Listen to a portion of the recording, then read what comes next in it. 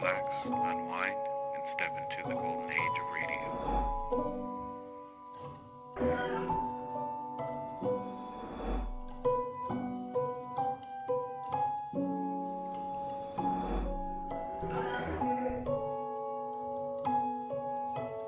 You're now listening to Golden Radio Hour. The Anchor Hocking Glass Corporation brings you Crime Photographer.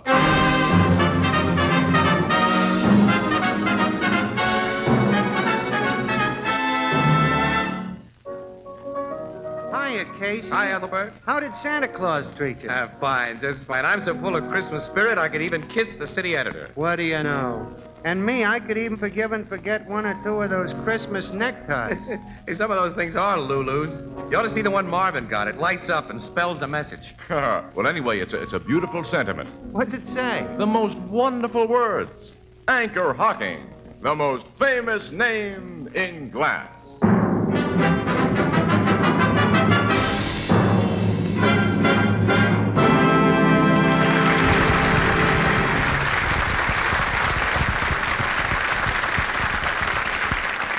Ladies and gentlemen, this is Tony Marvin. Every week at this time, the Anchor Hocking Glass Corporation of Lancaster, Ohio, and its more than 10,000 employees bring you another adventure of Casey, crime photographer, ace cameraman who covers the crime news of a great city. Written by Alonzo Dean Cole, our adventure for tonight, The Santa Claus of Bums Boulevard.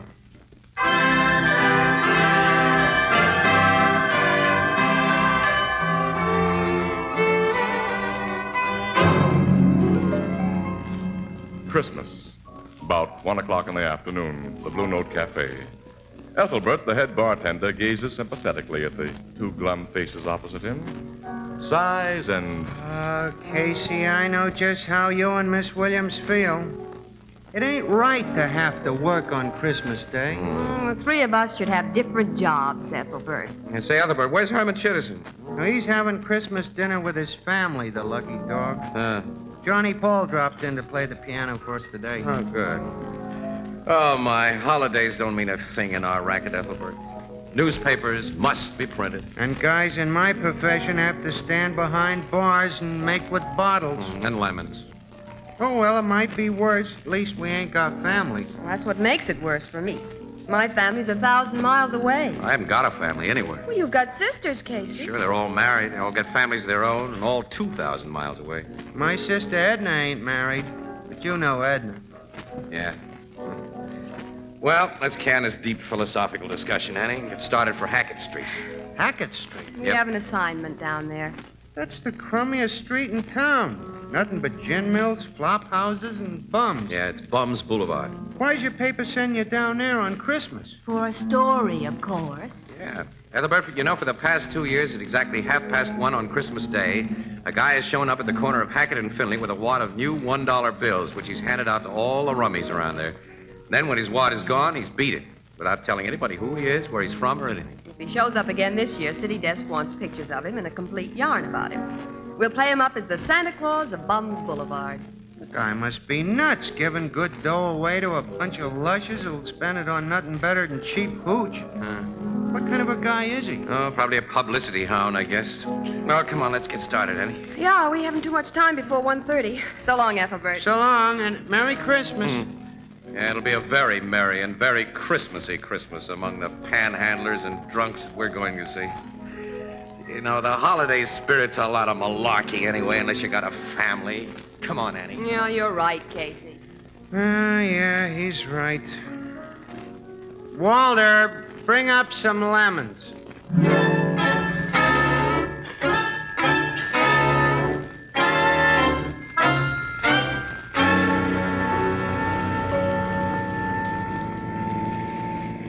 Casey, we're terribly late. That man will have given away his dollar bills and be gone by the time we get Annie, to... can I help it if we ran out of gas 4 blocks from the nearest open filling station? You I can't could have help had that. the tank filled before it went dry. Oh, couldn't sure, you? I'm wrong. I'm always wrong to hear you tell it. All you women do is nag. And a Merry Christmas to you.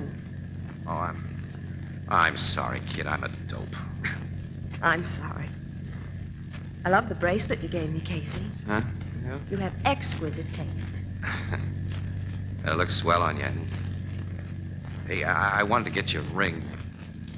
A ring? Yeah, with your birthstone. Amethyst. See, I know it. Oh, I didn't see any I liked. it's just as well. I don't care for amethysts and rings. No? No. Oh. Wish I could afford a family of my own, Annie. What makes you think you can't? My pay envelope and the cost of living. Well, maybe someday. But maybe when that someday comes, no woman will want you. You may have something there. I've been a bachelor so long, Annie, it's become a habit. You know, this morning when I woke up in my dinky little apartment, I felt, empty and lonely and useless. I haven't got a home. I felt the same way. I wonder, maybe, Annie, if the two of us...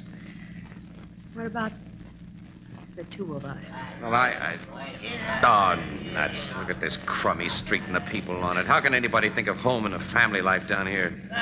How can anybody believe in anything or dream of anything? Every one of these bums, Annie, had big ideas once, and now look at him. The street is frightening, isn't it?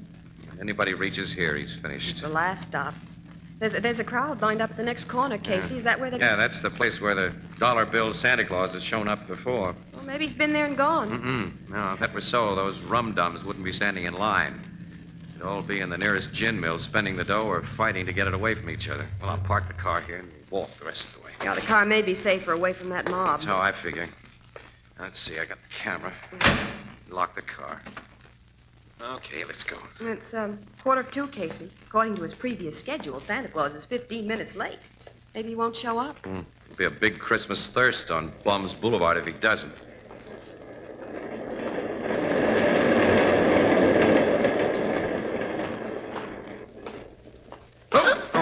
I'm sorry. Pardon, mister. I didn't see you. Okay, sister. Take it easy now. So I'm all right. Don't I know you? I don't think so. Holy. Miss Arnold. Oh, we're both mistaken. I don't know you, and you don't know me. Excuse me for bumping you. Goodbye. Casey, what? Annie. That dame is Julia Arnold. Julia Arnold? She was a big actress, a great star. Julia? She was a Broadway sensation when I was in college. Why, she was beautiful. Oh, Casey, that woman can't The way be she the- denied her identity proves she is, Annie. I heard that Julia Arnold hit the skids, but Oh, Casey. she was married to a nice guy who got killed in the war, and then her kid died, and she... It's not nice, is it? And spare dime, mister? Just a dime. I guess so, old-timer. Let me see. I ain't a drinking man, mister. I'll spend it for food, not liquor. You don't look like a rummy. I ain't. I'm just old. You can ask anybody around here about Smitty, that's me. They'll tell you Smitty don't drink, don't steal. The worst they'll tell you about Smitty is he's just too old. Look, I haven't got any small change, Smitty. Here's a buck. Oh, and here's another for me. $2? Oh, God bless you, boy. Forget it. Yeah. Goodbye. Merry Christmas to you. Merry Christmas. And Merry Christmas. You didn't look like a faker, Casey. No, just old. Christmas. There are plenty of fakers in that mob we're coming to, though. Oh, they look like a line of zombies. Yeah. Dead and won't lie down. Not that big guy over there, though, Annie. That big, heavy-set mug, the green lumberjack coat. Oh, he looks like a prize fighter. I know that guy. His name is Boots Driscoll. He's a yellow skunk. He's mean as a copperhead. You know, that louse would steal pennies from Kid, and he's the boss of Bums Boulevard. I gather you don't like him. I don't. Well, look who's here. Hello, Boots.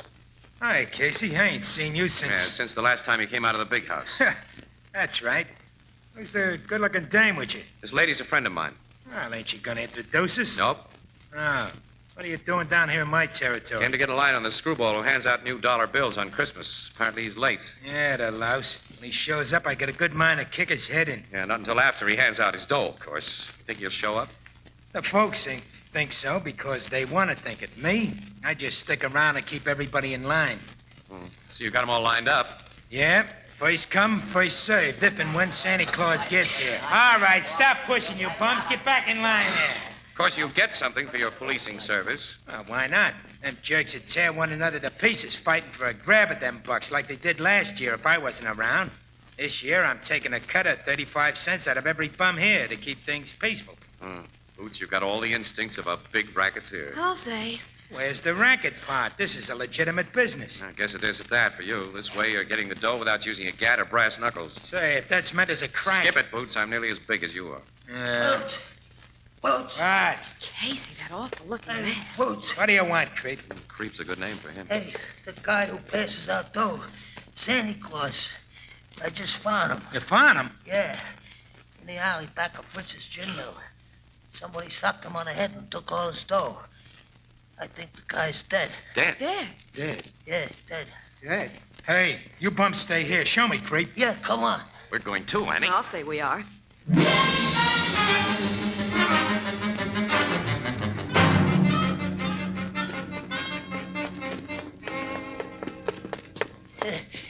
There he is, Boots. Lying behind them beer kegs. Yeah, I see him, Creep. Hey, his pockets have been turned out. He's been rolled. There ain't a dime left on him. You'd be sure of that. He's so still, Casey. Is he dead? No. His heart's good and strong, Annie. He's only been knocked out. He's such a little man. Such a mild, gentle-looking little man. Oh, who could have done I'll it? find out who took the dough he meant to give us. And when I do... Shut up, Boots. The guy just opened his eyes. He's coming to. Yeah. Who are you? Just a guy who wants to help you, mister. My head aches. Yeah. It'd be a miracle if it didn't. Been slugged hard. Yes. Something hit me. Did you see the rat who hit you? The rat who took your dough? My dough? Yeah, you've been rolled, fella. Your money's gone. Oh, the money. Who got it? I can't say. How much did you have on you? $300 in new $1 bills. $300. Maybe the cops can get it back. Annie, see if we can find a No, telephone. no. No, don't call the police. Why not? You've been assaulted and robbed. But my head doesn't hurt very much now. I haven't been really injured. And I'm sure the thief will return the money. Return? When he becomes aware that it belongs to his neighbors, to his comrades down here. You see, I meant to give it away. You think the thief will return it on that account? When he thinks about it, yes. This guy must be nuts. Thieves can be good people. Mister, you haven't been around much. You got as much chance of getting that dough back as I have of being elected a Supreme Court judge. If you had taken the money, wouldn't you return it under the circumstances? Me? Well, of course. I'm different. Well, you're different from the guy who got the 300, Boots. He has it and you haven't. But maybe I'm wrong. What do you mean? At what time do you think you were hit and robbed, mister? I entered the alley at about 20 minutes of 2. And I've been on that corner where you met me, Casey, ever since 1 o'clock. Every bum in that line will say so. You can't pin this on me. Okay, Boots, but you should understand my natural suspicion. Yeah. You, creep. Yes, sir. What were you doing in this alley when you found him? Well, I was just walking through, honest. I seen a foot sticking out from in back of them kegs, and... Well, when I looked closer, there this guy was. Well, I didn't take his dough, Boots. Don't look at me like that. I believe you, creep. Why shouldn't I? Well, I don't. Let go of my collar. Shut up, creep. Mr. Santa Claus, whether you like it or not, I'm going to find a cop and have this creep guy searched. Wait. You're not the wrong person. And I will make no complaint. What? There's nothing you can do, Casey, if that's how the little guy wants it. It is how I want it. You gotta let me go. Okay. If you insist on being a sap, mister, it's your hard luck, not mine. Well, come on, Annie. Let's get out of here. Well, I'd like to, Casey, but I've been assigned to interview this gentleman. Oh, that's so, yeah. Interview me? Yeah. To begin with, what's your name? Why, Shepherd. Shepherd? Yes. First name? No. Oh, Casey, catch him! I got him. Hey, the guy passed out. The crack on the head did more damage than he admitted. Look, there's a clinic up the street. We'll get him to a doc. I guess you can take care of him alone, huh, Casey? Yes, I won't need your help, Vicky. We parked our car near here, this alley, in case he's not Okay, Annie. Well, I'll be getting along myself, Boots. So long. Oh, no, creep. Hey, why you grabbing my arm? You're gonna give me that $300 you took.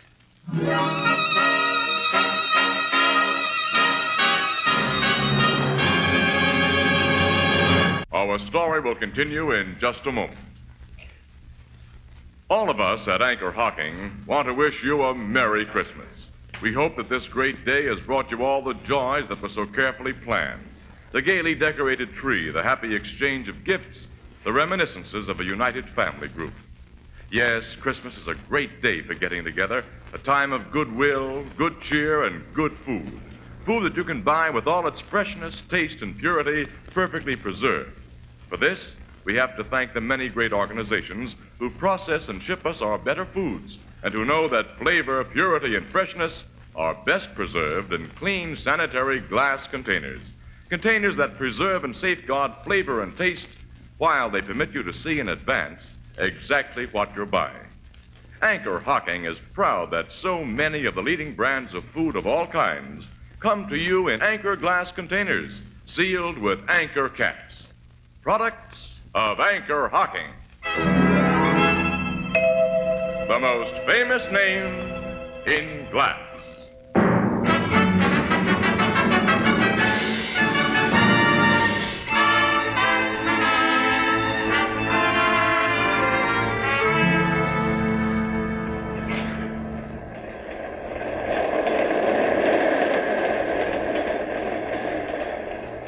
Are you sure you feel all right now, Mr. Shepard? Yes, Miss Williams. Doc said you got a really nasty crack on the head. I'll drive you home. He wants you to stay in bed for a few days. Thank you, but men are seldom as sick as their learned physicians say. I'm quite all right. Just the same, we're taking you to your home. Yeah. Where do you live? Very close by. What? You mean in this neighborhood? Yes, but I have some unfinished business to attend to before I lie down, Mr. Casey. That money hasn't been returned yet. If you get it back, Mr. Shepard, I'll believe in the faith that moves mountains. Mountains have been moved by steam shovels, Miss Williams. And man's faith in himself created the steam shovel. By that you mean you're going to do something to persuade the thief? I shall only remain near the thief so he can find me. I don't get you. Casey. Huh? Look. Holy. It's that creep guy. His face is terribly bruised. He must have crashed into a 10-ton truck. Yeah, he's dragging himself along. Hey, creep, what happened to you? How did... Hey, Boots beat me up. Boots? Yeah, in the alley after you left. Why? He thought I took that $300. He beat me up and then searched me. But he didn't find it because I didn't have it. Hey, buy me a drink, will you? I need a drink bad. Look, we're going to take you into the clinic and get you patched up. No. When the docs get the mitts on guys like me, they send us to the hospital where we can't get no liquor. So, just buy me a shot, mister, huh? That's all I need. I'm going to... We'll serve this man best by doing as he asks, Casey.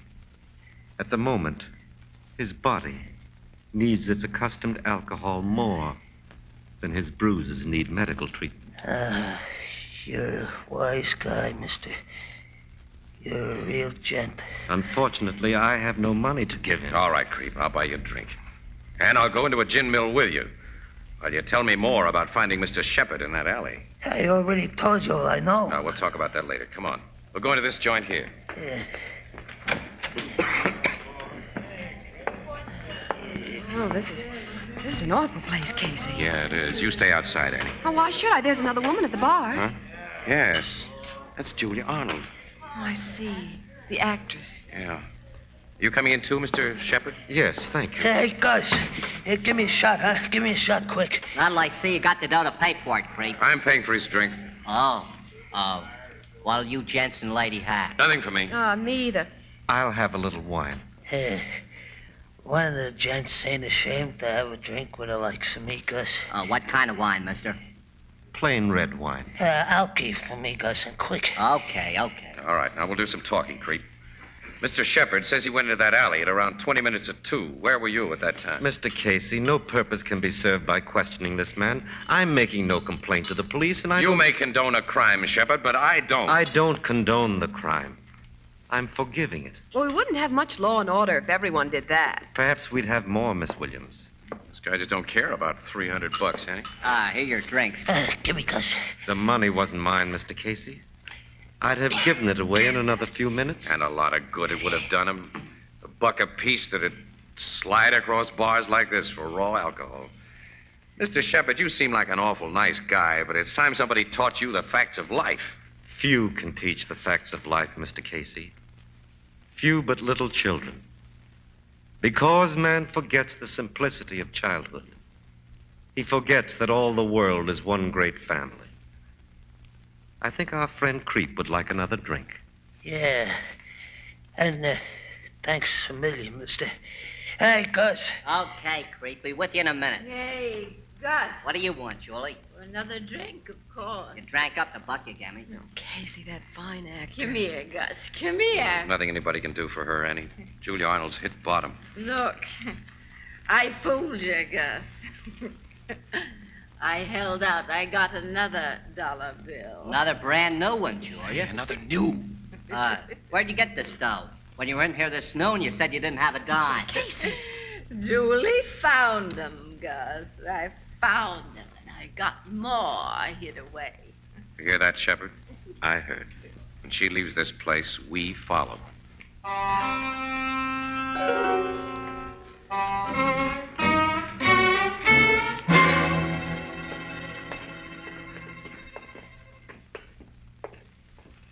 She's turned it into the same alley where you were robbed, Mr. Shepard. I see, Miss Williams. We saw her come out of that same alley just a little while before Creep found you. Poor woman. Yeah, it's a rotten shame. Julia Arnold was a fine person once. She can be a fine person again. Casey, why didn't you let Creep come here with us? Oh, because these bums all stick together. I know how they act. He might have tipped off Julia Arnold that we're trailing her. She's going down into that cellar, Casey. Come on, we don't want to lose her. Wait. That man.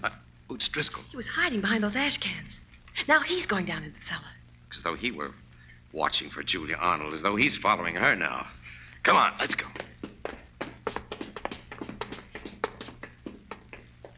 There are rooms down here. She probably lives in this cellar. Yeah, but which door? Get out of here. Her voice. That door, Casey. We're going in, all right. Let her go, Boots. I said let her go. They broke my arm. What's the big idea, Boots? I'll ask her. He came to rob me. He said he'd make me tell where my money was hid. And you're gonna tell me, all of you. Stick up your hands. Casey. The man has a gun. I see. Stick 'em up, I said. Okay, Boots.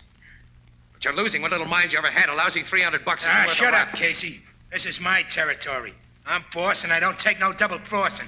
Hand it over, Julie, or... I haven't $300. I don't know what you're talking about. Hand it over. Don't shoot. I'll give you what I have. I found $6 bills in the alley today. Here are the 4 I have left. You're bluffing, but I ain't. Give me that 300. Keep back, Casey. You get it You're first. crazy, Boots. Listen. Shut up. This is your last chance, Julie. Give me that 300 or... Out, Boots. Huh?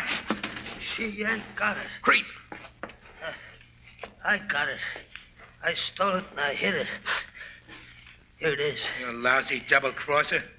Mr. Shepard, I'm sorry for what I did to you.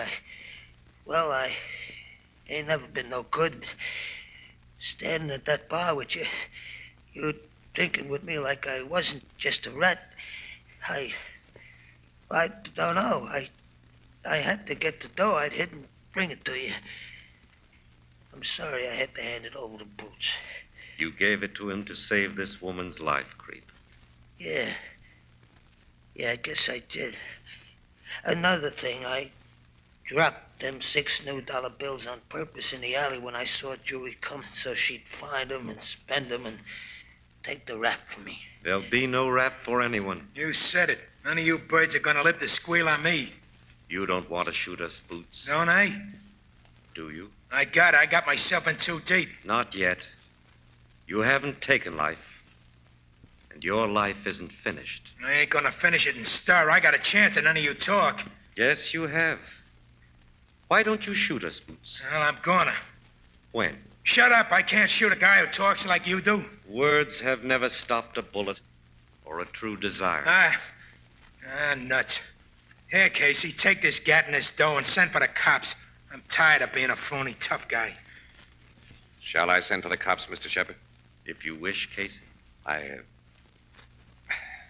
You're running this. We have $300.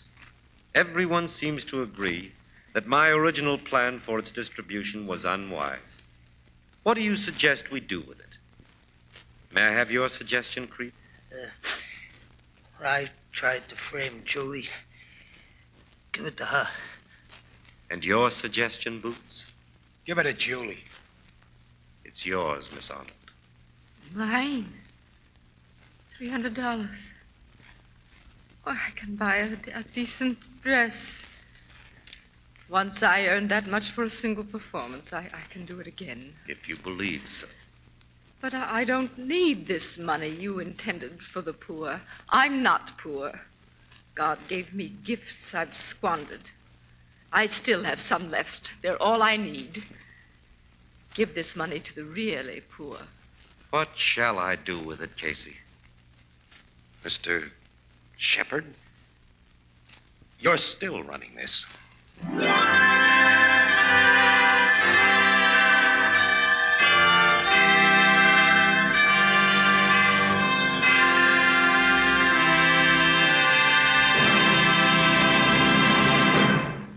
We'll join the crowd at the Blue Note in just a moment. Perhaps among your Christmas gifts, you received a beautiful set of jadeite dinnerware. Then you already know how attractive it will look on your table. And in the months to come, you'll learn that jadeite dinnerware is as sturdy and heat-proof as it is lovely to look at. You'll be proud of your jadeite dinnerware because of its beautiful texture, its color, its flawless design. And your guests will hardly believe that this jade green dinnerware costs so little. But incredible as it may seem, you can buy a 35-piece jadeite dinner service, including 6 cups, 6 saucers, 6 dessert plates, 6 salad plates, 6 dinner plates, 1 vegetable bowl, a platter, and a sugar and creamer set for less than $5.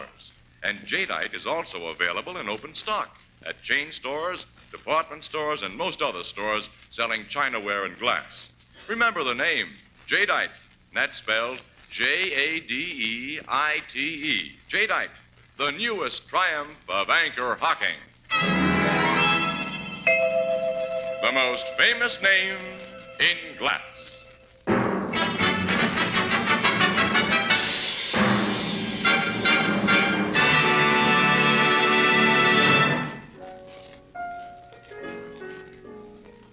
So Mr. Shepard gave the dough to that old man who panhandled you and Miss Williams, huh, Casey? Yeah. Smitty, who didn't drink and didn't steal. Was just old. What do you suppose Smitty did with it, Ethelbert? How should I know? He was so happy he had to make others feel the same way. He played Santa Claus. You mean? Yeah. He stood on a corner of Bums Boulevard and handed out those dollar bills.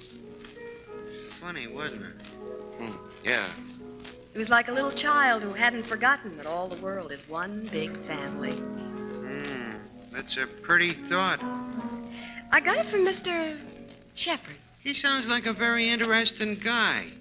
What'd you find out about him, Miss Williams? Him personal, I mean. Nothing. While we were watching old Smitty give his money away, Mr. Shepard wandered off and we lost him. Think you'll find him again? Well, I hope so. So do I. But you don't know his address or even what business he's in? No. But he told me he was once a carpenter.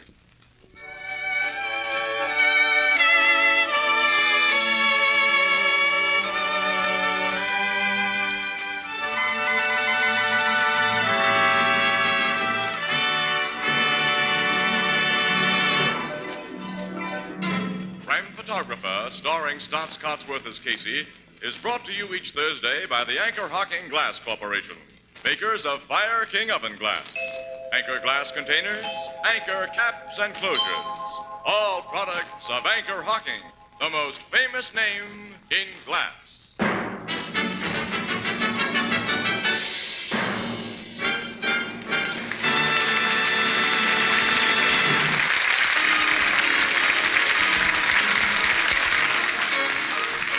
Crime Photographer is directed by John Deeks. The original music is by Archie Blyer, and the program features Miss Van Miner as Anne and John Gibson as Ethelbert.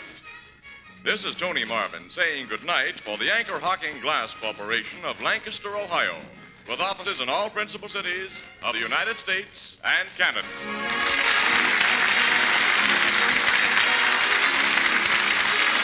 This is CBS, the Columbia Broadcasting System.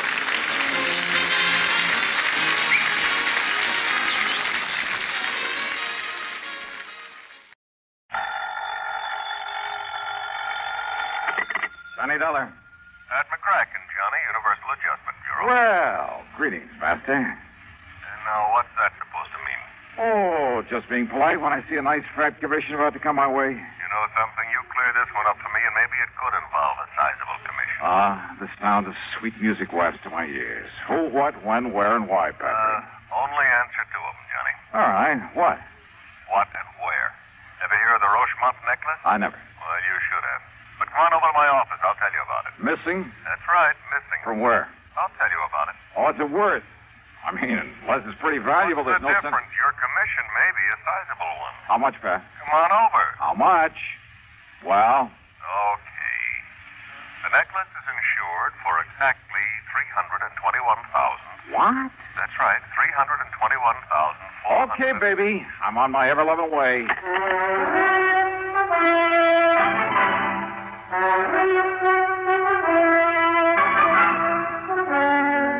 CBS Radio brings you Bob Bailey in the exciting adventures of the man with the action-packed expense account, America's fabulous freelance insurance investigator. Yours truly, Johnny Dollar.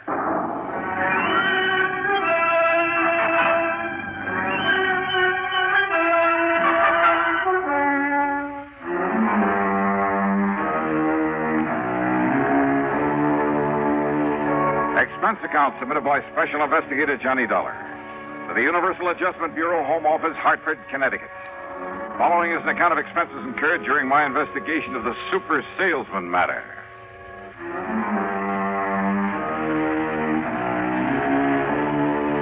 As always, the promise of a big commission did sound like sweet music to me. So, expense account item 1 is $1.25 for a cab to the office of Universal Adjustment in the Spear Building down on the square where Pat was waiting for me.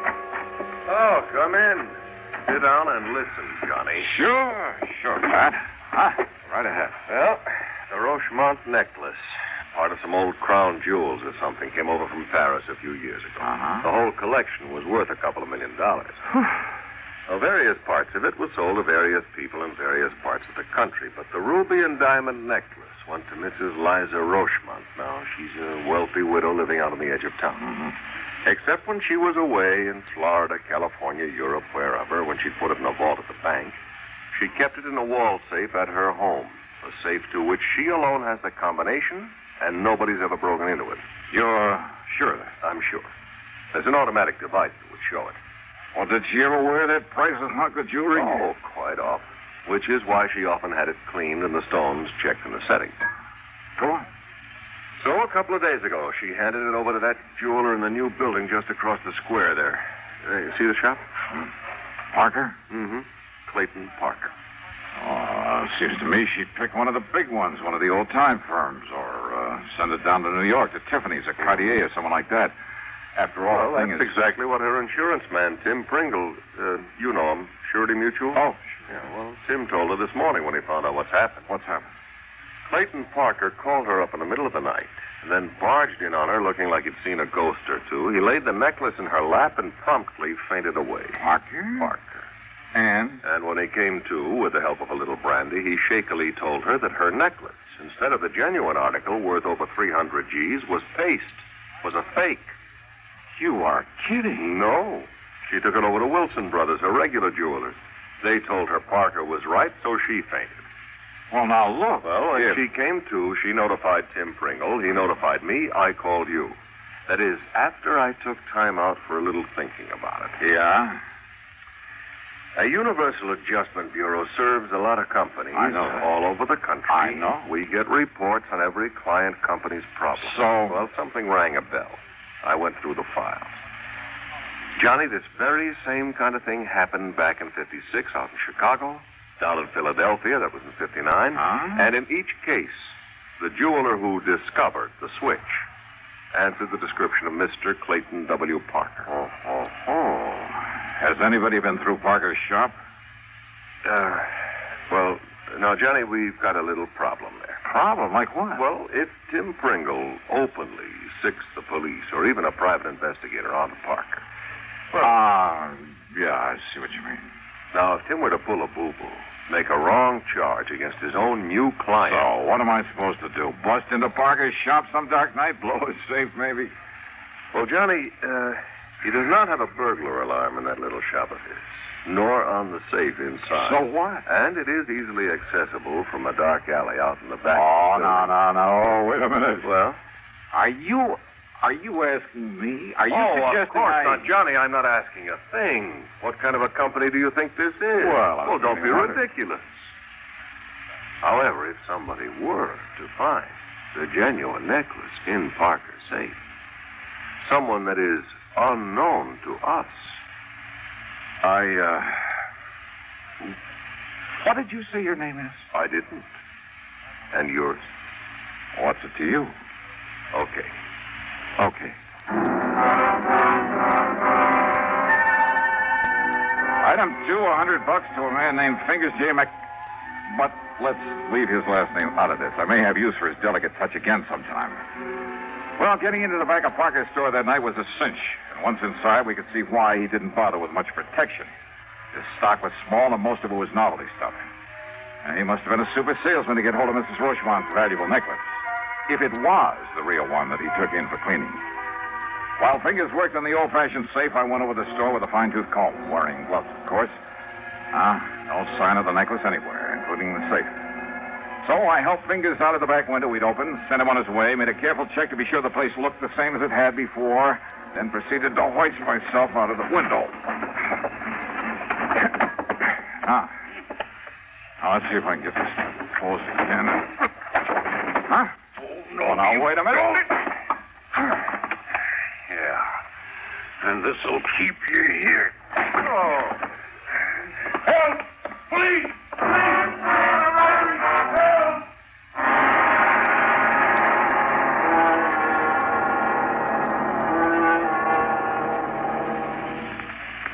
Listen carefully. Get the picture. Timber needed for thousands upon thousands of new houses is needlessly destroyed. Watersheds supplying vitally needed water for industry and life itself are laid waste. Wildlife is cruelly killed, their habitats ruined for many years to come. Sorely needed outdoor recreational areas are burned black. Homes are leveled to the ground and human lives destroyed. And what causes this terrible destruction, this tragic loss? It can be as tiny a thing as one paper match. 90% of our forest fires are caused by people. People who are careless for just one fatal instance with their cigarettes, matches, campfires. Every American, every one of us, man, woman, or child, is a potential firebug. It takes only a moment's carelessness or thoughtlessness to set fire loose in the forest. Let's all observe the simple common sense rules of forest fire protection. Remember, only you can prevent forest fires. And now, Act 2 of yours truly, Johnny Dollar.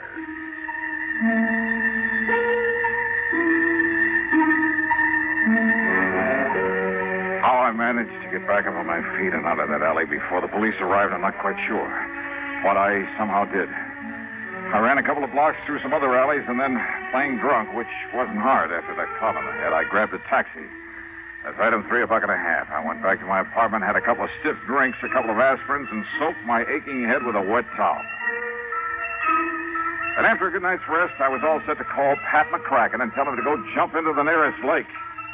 Until I remembered that officially he'd had nothing to do with all this. And then I did some thinking. If what Pat had told me was true, only 2 people could possibly have substituted a phony for the Rochemont necklace. The wealthy Mrs. Rochemont herself, of course. This new small-time jeweler, this Clayton Parker. But it wasn't in the store. Yeah. So maybe hidden around his home someplace. Well, I could try. In the meantime, hope he hadn't recognized me in that alley. No doubt he'd be in a shop this morning. And if he was married.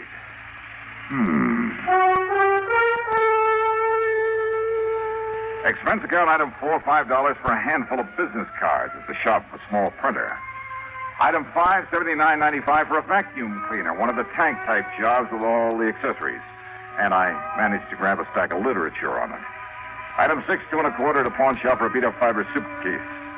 The business cards went into my pocket. The vacuum cleaner went into the back seat of my car, which luckily was badly in need of a wash job, but kind of poorly. The accessories and literature went into the suitcase, then into the back also. Then I crossed my fingers and took off.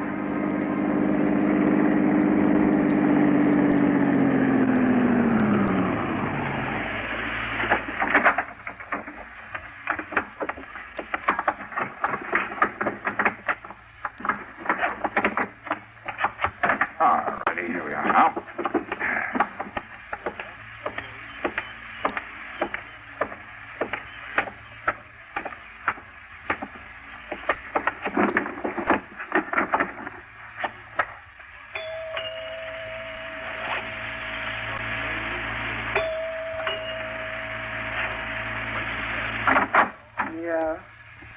Well. Mrs. Parker? Yeah, that's right. Only who... Now, wait a minute. Yes? Didn't you see that sign over the doorbell? No salesman, it's solicitor. Oh, well, of course. Well. But I came in answer to the coupon you mailed asking for more information in the free demonstration. Coupon? Oh, yeah. My name is, well, here's my card. Now, look. No obligation to buy, you know, none whatsoever. Yeah, ma'am. Look, is this some kind of... James Dakin, sales engineer, and a national vacuum cleaner service. Yes, ma'am. What the sales engineer? You really want to know? Uh-huh. Well, it's just a glorified name for an ordinary salesman. Well, you're a pretty glorified kind of guy to have to be going around pounding doorbells, Jimmy. Well, gotta make a living. Yes, you do all right, too. A beautiful, lonesome, long-suffering housewife. See a good-looking guy like you at the door and pop off to work somewhere. You probably do all right. Oh, now, wait a minute. You should see some of those lovely, lonely housewives you're talking about. No makeup, hair still up in curlers, a pair of dirty bedroom slippers chewed up by the family pet. What? Yeah, and all decked out in a sloppy house coat with an old apron full of soap suds from the breakfast dishes. Oh, what a picture. Yeah, and maybe even kind of hung over from the night before. You mean that's what you usually run into? Oh, run away from. Are you cute, Jimmy? And that's why it's such a relief to be met by somebody like you. I mean, well, that is. Well? I'm sorry. I mean, I brought the cleaner around to give you the demonstration you asked for when you sent in the coupon. Are you kidding, Jimmy? I didn't send in any coupon. Oh, but you must have. Whoa. Would you like me to go get my list out of the car? Oh, because if you hadn't sent in the coupon, and I wouldn't... hate to do you out of commission. And I sure don't need to buy another vacuum. I'm sorry. Good luck. But I wasn't going to send you one. What? Oh, no. No. They're sold only in the stores. I simply get paid for the free home demonstration. Oh? So just let me come in and show you how it works, huh? Then you can fill out the card saying you have had a demonstration and... Listen, Mrs. Parker. Yeah, my name's Gloria. Well, look, things have been kind of tough. And if I don't fill my quota this week, well, look, I'll do the whole house for you, and no obligation whatsoever. Well, Mrs. Parker? Oh, look, Jimmy, if my husband should ever know that he doesn't like people in here while he's out, well, come on in. And after all, if you have to work so hard, maybe you could use a little drink. Come on. Just to make the demonstration. Sure. Come on in.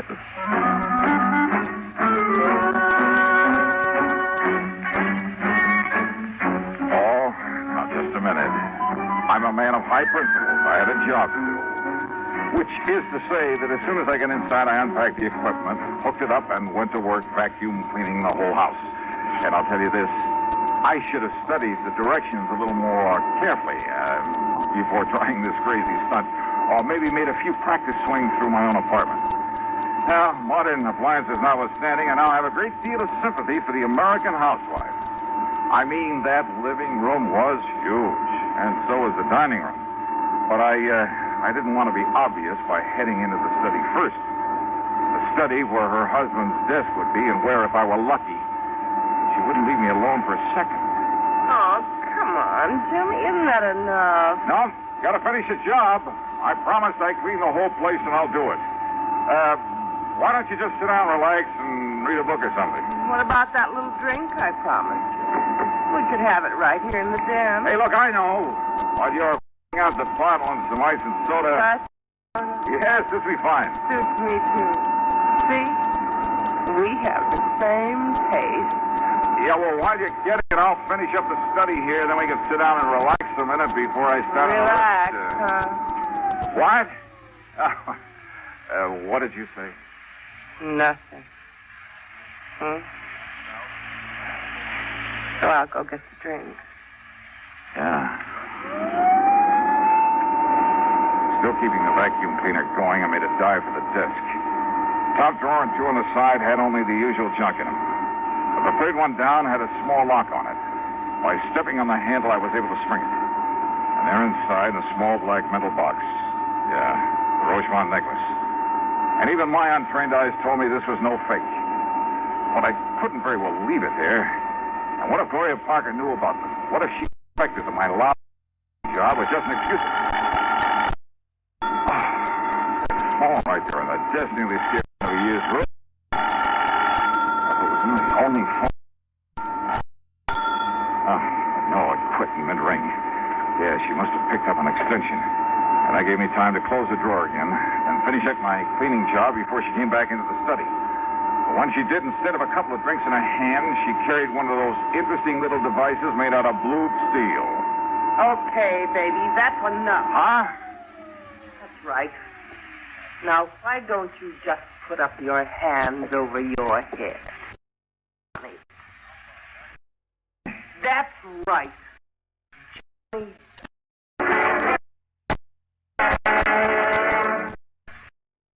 You're one of those people who just newsmen are on the move all the time, always in the direction of developments of the day. Schedule practical understanding of the value listeners put upon their services. They know you rely on them for accuracy at all times. And they have a first-hand appreciation of the importance of clarity and brevity as well. That all of these standards are kept in mind by our highly skilled, highly experienced men.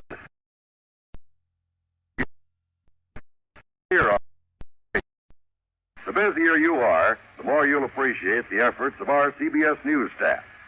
These men offer you a direct link with history day by day. But more than that, they do their job with full regard for your busy schedule. For accuracy, brevity, and clarity in news reports. For news at frequent intervals at the most time.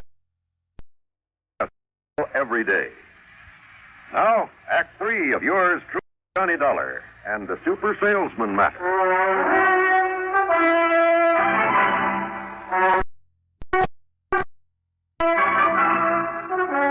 Pretty smart, huh?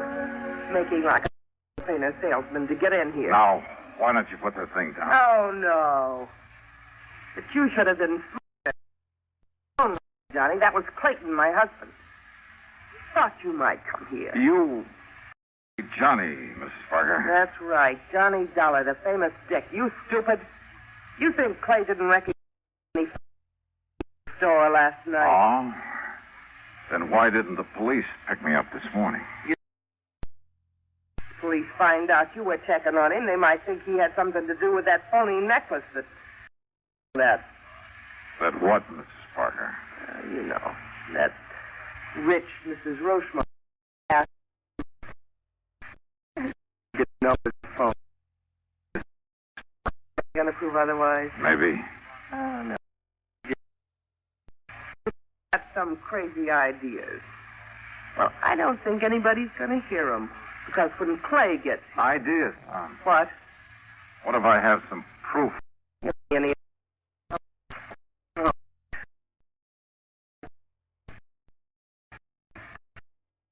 Oh, still lot. You got no proof of anything. All right, now listen. So, you got you my record. Gloria... Shut up!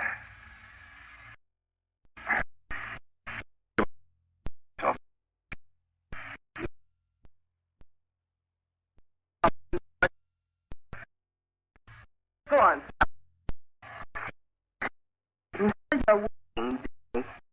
You'd better pray.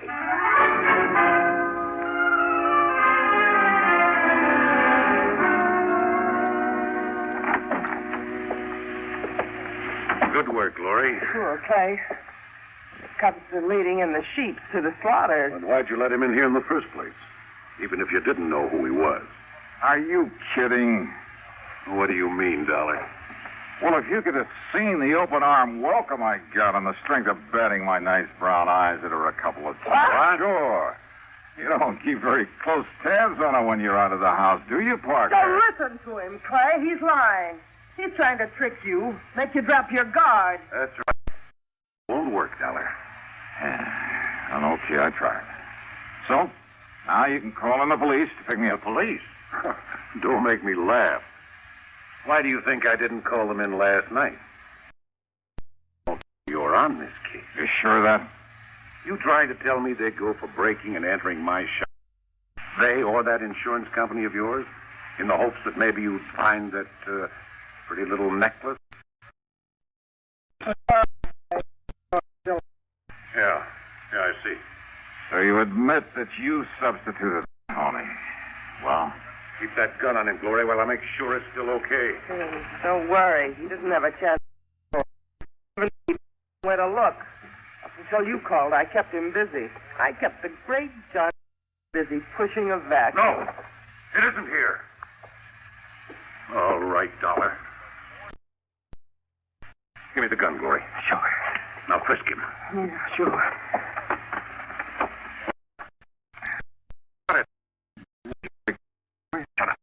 Perfectly willing. Shut up! Not on him. Is anybody else in this house? No, Clay. And I only left him alone in this room Here, for... then. And shoot him down if he makes one move. Worry. He turned the room upside down, looked in and around, even outside the windows. He made me strip to my shorts and went through every inch of my clothes.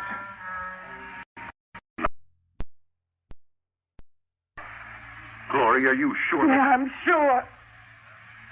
Well, then, if I'll leave you two to figure out what might have happened. Dollar, you don't leave this room alive.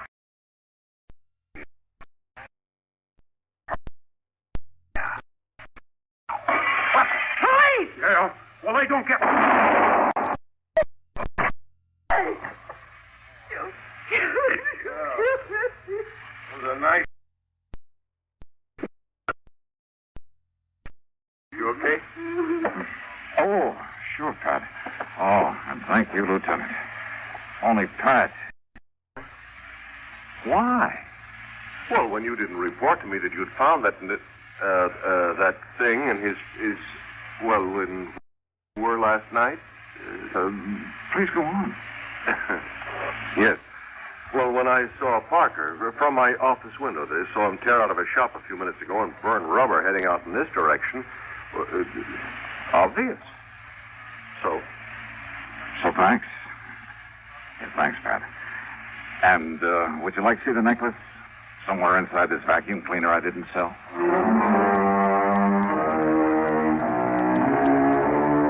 Parker is dead. His wife yammered all over the place in the hope of getting off easy. Optimist. So that's that. Expense account total $189.95. Oh, and by all means, don't forget my commission over $320,000. Yours truly, Sonny Dollar.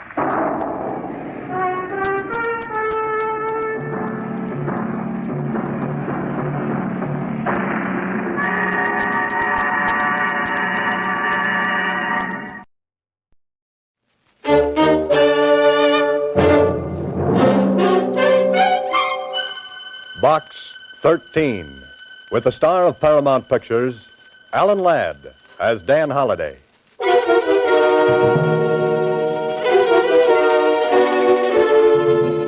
Box 13. Box 13. Box 13. Box 13. Box 13.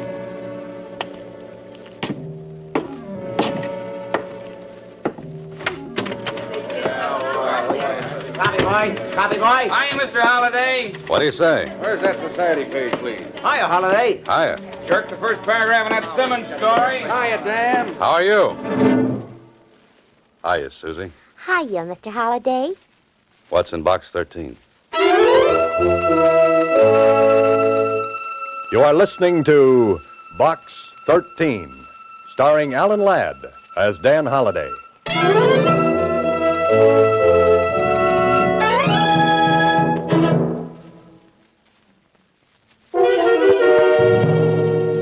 Now for Box 13, starring Alan Ladd as Dan Holliday.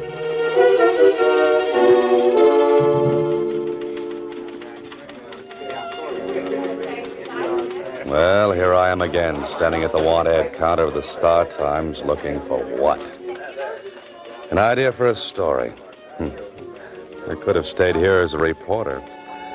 I could have been searching for facts. Instead, I'm fumbling for fiction. Instead of a blonde, I'm meeting a deadline. Instead of Chanel number 5, I'm heading for a sniff of printer's ink. Holliday, you're a dope. Mr. Holliday. What's that, Susie? I said there's a letter in box 13 for you. It's special. Special? Special delivery. It was mailed only a couple of hours ago. Something like that could be important. Could be. Could be adventure. Could be. Could be a girl. Could be. By the way, Susie, how come you're working so late this evening? Oh, my boss asked me to. He's paying me overtime. Time and 3/4. Time and 3/4? Mm-hmm. I held out for double time when he offered me time and a half. Well, what happened? Oh, we effected a compromise. Goodbye, Susie.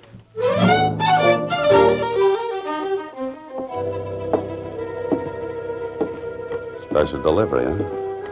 Well, this could be very important. Also, it couldn't. Well, come on, open it up, Holliday. You haven't got all night. I'm in terrible trouble. Please come to room 718 at the Bradford Hotel. Hurry. Signed, Agatha Marsh. That sounds urgent.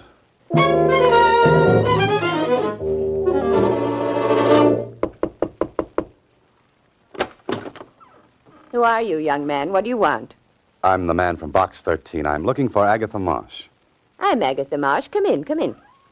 You're Agatha Marsh? But don't stand there with your mouth open. Never can tell who might be snooping around the hall.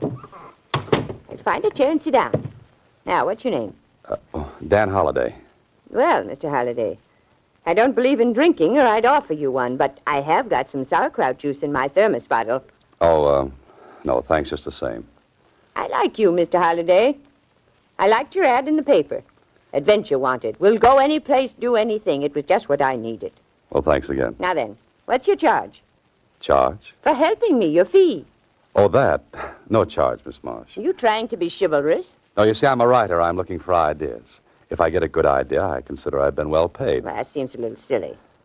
Might I ask just what your trouble is? Oh, you don't think a girl my age could get into trouble, do you? Well, you look like a very charming old...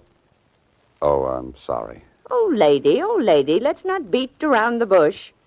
Now, no doubt you want to know a few things about me. Well, that would be very interesting. Yes, well, I live in Muncie, Indiana, alone. I've got a big house and an independent income. Every year I go someplace for a vacation, and this year I came here. Is that all? Isn't that enough? But the letter you wrote me, you said you were in terrible trouble. Well, I am. If anyone ever finds out about this, I don't know what'll happen. Finds out about what? Come over here to the closet. I want to show you something. Look. On the floor. Why, that's a dead man lying there.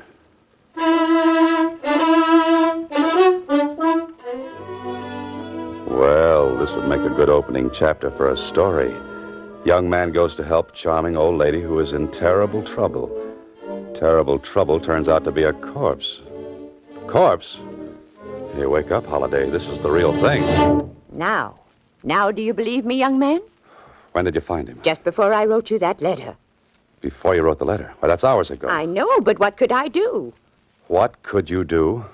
Miss Marsh, you could call the police. And get my name in the papers? Have all the folks back in Muncie know there was a dead man in my room? Oh, no. Miss Marsh, listen to me, please. There's a dead man in that closet. There's a law about dead men. We have to notify the police immediately. You can go to jail for hiding a body. Oh, fiddlesticks. But, Miss Marsh, look at this man. He's been shot at close range. There are powder burns on his coat. I know. I examined him before I wrote you. You see, I read all the current detective stories. Detective stories? This isn't a story. This is the real thing. I know. Why don't you try to prove that I did it? With what, a cap pistol? Now, you're a nice person, Miss Marsh, but this is going to be tough. Well, don't get so excited. A girl my age could kill a man if she wanted to. Rub him out, as they say in the murder mysteries. Please, Miss Marsh, be sensible. You've got a murdered man in your closet. Now pick up that phone and call the police right away. Mr. Halliday, in all seriousness, I can't do it. Think of what my lifelong friends would say. Yes, I know it doesn't look I good. can see the headlines now. Prominent Muncie pioneer woman found with dead body in hotel. Oh, please, Mr. Halliday, help me. Well, I don't know. This is a little out of my department. Just this once, Mr. Halliday. I've never asked for help before. I'm an old woman. Well, all right. What do you want me to do? I want you to help me get rid of the body. Get rid of the body? Now, look, Miss Marsh, you're not serious. You didn't mean that. Oh, you don't know me. I fully intend to get rid of that body. Okay, go right ahead. It's your corpse. And you're going to help me. No, I'm sorry. Try a bellhop. And have him snitch to the desk clerk. Besides, you advertised for adventure. But this isn't adventure. It's a nightmare. Come on, Miss Marsh. Let me notify the police. Now, there's a broom closet down the hall. That's very interesting. I just remember I'm meeting someone in the lobby. I'd take the body there myself, but I'm not strong enough. Goodbye, Miss Marsh. I'll scream. Go right ahead. The hotel detective will show up. Just a man I'd love to see. And I'll tell him you killed that man. Oh. Now, would you help me? Suppose we get caught. Then you'll help me. Now, wait a minute. You said we. Now, I'll open the door and watch the hole. Case the joint, as they say in the mysteries. And then you whisk the body into the closet. You're strong. You can do it. Oh, sure. I'm strong, all right. But not in the head.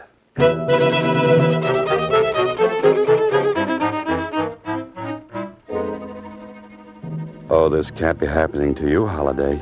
You can't be dragging a body down the hall of the Bradford Hotel. You know better. And as soon as you can get away from this charming but cracked old gal, you're going to talk to the police. Hurry. Now, I'll open the closet door. Put him in right there. Stick him in good. There we are. I must be crazy. Oh, good. Now back into my room before anybody sees us. There. Wasn't that easy? Easy, she says. Well, I must say you carried out your part very well. What's next in this little scheme of yours, Miss Marsh? Why, don't you know? We have to find out who killed that Michael O'Brien. You know who he is? Well, I do now. I went through his pockets. Frisked him, as they say in the stories. Well, that cuts it. You stay here. I'm going downstairs and... Who's that? Just keep cool. I'll handle everything. Oh, I can't believe this. It just can't happen. My name is Kling, Lieutenant, Homicide Bureau. Oh, come in, won't you? I intend to. Holiday, what are you doing here? Hello, Lieutenant. Oh, do you two know each other? Never mind the social chatter. I thought this was some kind of a gag. Now I'm sure of it. Holiday, just what are you trying to dream up? If I told you, Kling, you'd never believe me. Sit down, Lieutenant. Can I get you some sauerkraut juice? Well, I don't mind if... some what? Sauerkraut juice. No, thanks.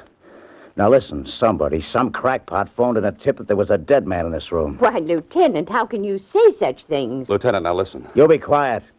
Miss Marsh, mind if I have a look around? Not at all, not at all. Here's the closet. Now then, you can see for yourself, Lieutenant, there's nobody there. I got your name from the desk clerk, Miss Marsh. Maybe you better tell me about yourself. I can tell you all about her now. I was talking to Miss Marsh. Are you Miss Marsh? Right now, I think I'm dead. You will be if you keep interrupting. Go ahead, Miss Marsh. Tell me about yourself. Certainly. I live in Muncie, Indiana. I arrived this morning for a 2-week vacation. I'm well known back there, and you can find out everything about me if you care to wire. How did you happen to meet Mr. Holliday here? Look, Lieutenant, if you'll permit me to tell you... I'm asking the lady. I went to school with his mother. That's what I did. Huh? See. Well, I guess it was the work of some would-be comic. But I had to investigate it just the same. Well, of course you do. Oh, but Kling, listen. Goodbye, Miss Marsh. So long, Holliday. But Kling, wait, I want to go with you. Why don't you two have a fast game of hearts? Mr. Holliday, wasn't that thrilling? Just like in the magazines. Miss Marsh, you're going to stay in this room until I get Kling back here. Oh, no. I want to solve this case myself. I wonder how Kling found out that... Miss Marsh, Yes. I'm not the suspicious type, you understand, but a little bird, a tiny little bird, has intimated that perhaps you might know who tipped off the lieutenant. Of course I know. It was I. What in the world are you doing? I made the call from the corner drugstore a little while ago. I wanted to throw the lieutenant off the trail, like they say. You know what I say? No, what? You're going down to police headquarters and tell the truth. Oh, just a second. Excuse me, please. Yes? Yes, this is Miss Marsh. Oh, you did? Yeah, I thought so. Yeah, should have had 817 instead of this room. Oh, no, don't bother. I like it here. I knew it all the time. What did you know? That was the room clerk. He got my reservation mixed up. I was supposed to get 817, and I got 718 instead. You mean the person who killed Michael O'Brien wanted to get back in here to remove the body? No, it doesn't sound reasonable. No, it doesn't. Well, guess who was supposed to get this room? Never mind, we're going to police headquarters. It was Tony Bascari. Tony Bascari. He's the biggest racketeer in town. He's dynamite. Miss Marsh, he's deadly. I know, Mr. Holliday, and I love it. Oh, no. You are listening to Box 13, starring Alan Ladd as Dan Holliday.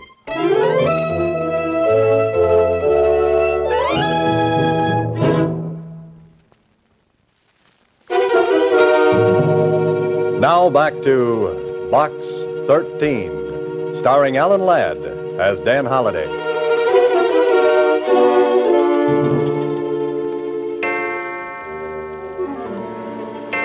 Two o'clock in the morning, and I can't go to sleep. Oh, that little old girl has me worried to death. She wouldn't go to the police headquarters, and when I went down and talked to Kling, he acted as though it were a big joke and sent me on my way. Hello. This is Agatha Marsh. Now what? Where are you? At the hotel. I went up to see Tony Bascari. You what?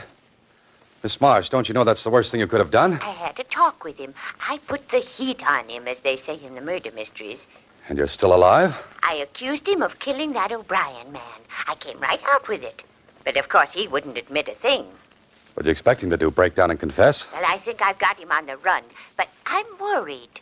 Oh, if I had Tony Bascari on the run, I'd be worried, too. Because when I came back, I discovered someone had searched my room.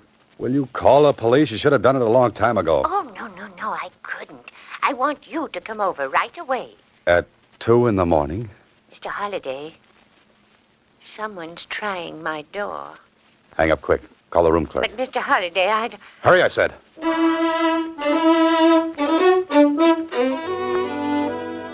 That dear little meddlesome old fool. Into your clothes, Holliday, because here we go again. And don't forget your Boy Scout badge. You'll make the Beaver Patrol tonight.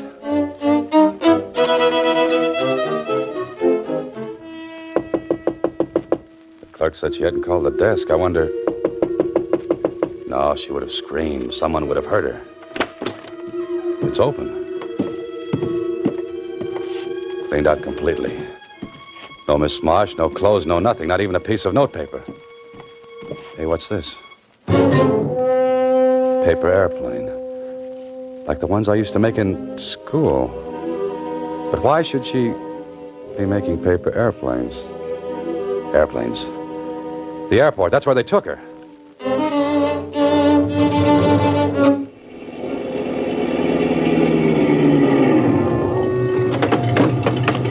Keep that motor running. I'll be right back.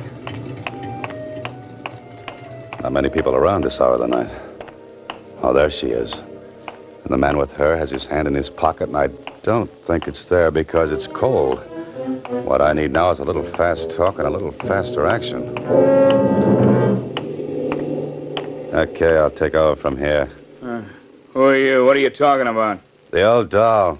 Bascari wants her back. Bascari told me to put her on a plane. I'm doing it. Yeah? He changed his mind. He wants her back. I don't think so. Besides, I never saw you before. I told you, if you don't turn her over, Bascari might get sore. Why'd he call me? It's only a half hour ago. I was still at the hotel. He could have called. And spilled everything over our phone. Yeah, nuts? This don't sound right. Forget it. Taking the old doll back with me. Wait a minute. Gonna call Tony first. Go ahead, stupid. Get your ears burned off. Who you calling stupid? Show me something that'll prove Tony sent you. Got a match? Stop stalling. This is a gun in my pocket. Let's talk to Tony. I've got some matches here. Thanks.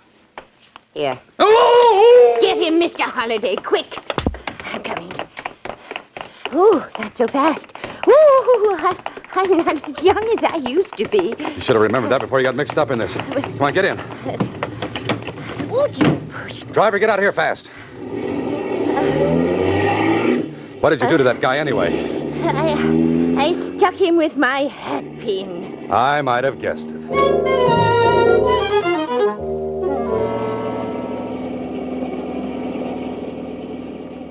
Now, Miss Marsh, what happened at the hotel? Well, I hung up when I heard him trying the door, but I was too late. The door was unlocked. So it was Tony Bascari, huh? He wanted you out of town fast. Oh, but they were very nice to me. You can thank your lucky stars for that.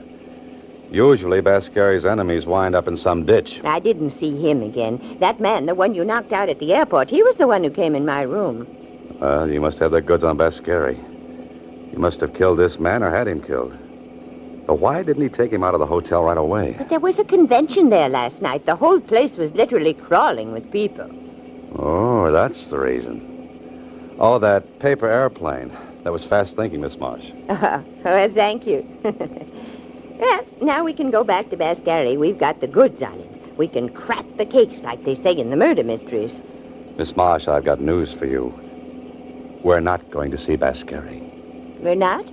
Well, where are we going? You'll hate me, I know, but it's the police station. Well, Holliday, what happens now? You've taken Miss Marsh to Kling's office. She looks at him. He nods her into his private office. And suddenly she comes out smiling. You try to leave, only Kling stops you. You stay here, Holliday. Kling, you can't let her walk the streets alone. Bascari will get her. Forget it. I got a man tailing her. Okay, but what happened in that office? What did she tell you? Plenty, my friend. She preferred charges against you. She preferred charges against me. Now, what are you talking about? Kidnapping. I kidnapped her? You took her off the plane by force, didn't you? Listen, Kling, that little old lady is a whodunit happy. She'll get herself killed. There really was a body in the hotel, you know. Look, Holliday, do you know what you're saying? Sure, I know what I'm saying. There really was a body in that hotel. Holliday, why didn't you tell me? I tried to, twice. Once in the room and the last time when I came in here. Now think, Holliday, carefully. Where is the body? In a broom closet down the hall. I put it there. You put it there? Yes, I put it there. Holliday, get out of here.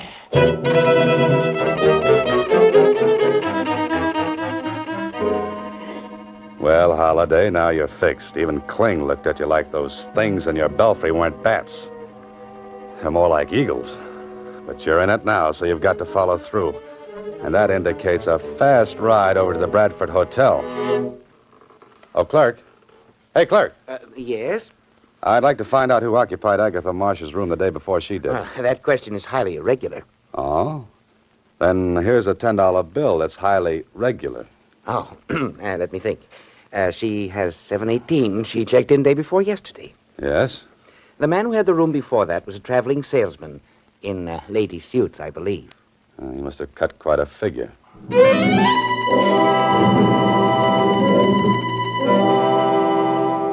She must be in this hotel someplace. Her room's empty, but she must be around. But where? What are you worrying about, Holliday? You couldn't wait to get rid of her. Now you can't wait to get her back. You're a character who belongs back in the Middle Ages with a tin union suit for cold nights. Yeah, she'll probably show up safely with that detective tailing her. The broom closet. Wonder if the dead man is still in there. He must be. Kling hasn't showed up yet. Oh, hello, Mr. Holliday. Miss Marsh, what happened? How'd you get in that closet? Isn't this thrilling? No, it isn't. There was a detective trailing me, but he was knocked unconscious. Sapped, as they say in the murder mysteries. And you were brought up here? By the same man who tried to put me on the plane. He hit the detective, put me in the car, and brought me here. Well, you two, what are we playing now? And where is the man I put on you, Miss Marsh? He was hit over the head, Lieutenant, but I'm sure he's all right now. This the closet where you said the body was? Was is right, Lieutenant. Here, let me take a look. You know what I think, Holliday? What? I think both of you crackpots are making this all up. I don't believe there ever was a body. Kling, you have my word for it. Your word doesn't mean as much as a Chinese dollar. Kling, listen.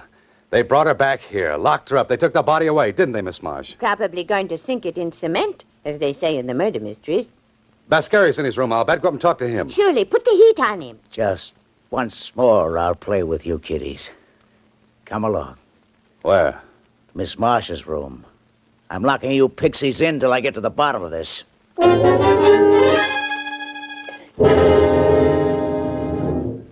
Kling's been gone 15 minutes. I wonder what's happening up there. Not much. I haven't heard any shooting.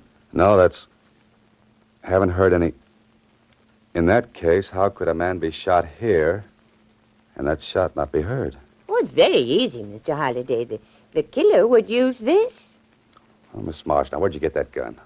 Just took it out of the drawer. It was here all the time. Well, put it down until Kling returns. But I just wanted to show you why the shot wouldn't be heard. What do you mean? Would you excuse me, please? You see this bath towel, Mr. Holliday? Yes, what about it? Well, a smart person would take the gun like this, wrap the bath towel around it like this. You know, Miss March, you found out a lot since you came here. Oh, yes, I've done all right since early this morning. Early this morning. But the clerk said... I talked to Tony Bascari, and he said... Kling, look out! Here, Miss March, give me that thing. You shouldn't have moved, Mr. Holliday. I was really shooting at you. What's this all about, Holliday? What was she doing with that gun in her hand? She was going to kill me, just like she killed Michael O'Brien. That little old lady killing somebody? Miss March, you did kill him, didn't you? Then you called me, and you got Kling to come up here and catch me dragging the body away. Only he came a little late, as usual. Now, wait a minute, Holliday. Then when you couldn't pin it on me, you tried to hang it on Tony Bascari. Now, what did you do with the body? Dragged it back to the closet in this room. Oh. And I suppose you sapped the detective who followed you, too. It was easy. I got him to turn around and hit him over the head with my purse. Why did you kill Michael O'Brien? Did you have something against him? No, I never saw him before. Then why kill a perfect stranger? I saw a play once. I liked those ladies in that play. They killed lots of people. I wanted to also. Only I should have done it like the ladies. You don't mean arsenic and old lace. Yes, and I should have worn the lace and given you the arsenic.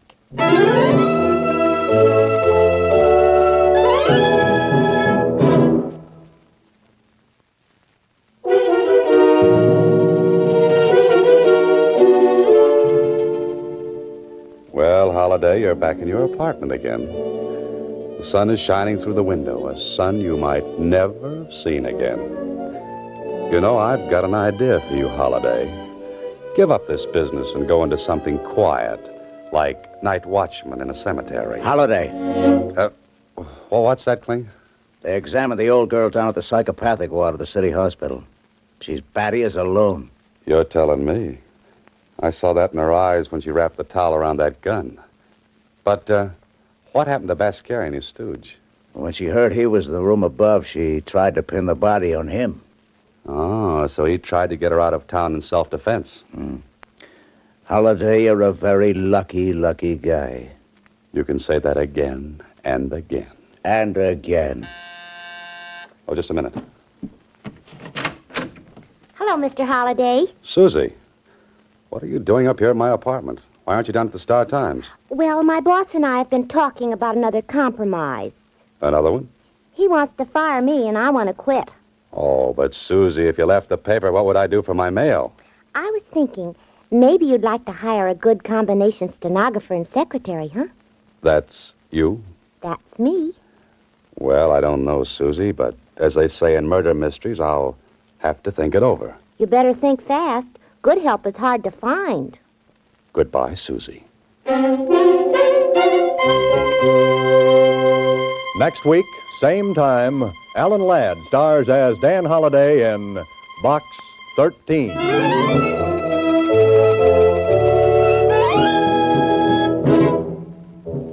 Alan Ladd appears through the courtesy of Paramount Pictures and may currently be seen in Wild Harvest. Box 13 is written and directed by Ted Hediger. Original music was composed and conducted by Rhodey Schrager. This is a Mayfair production.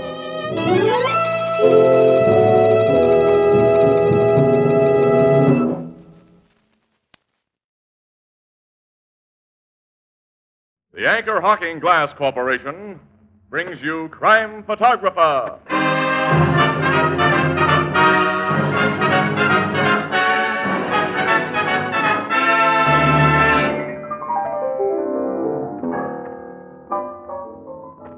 What do you know?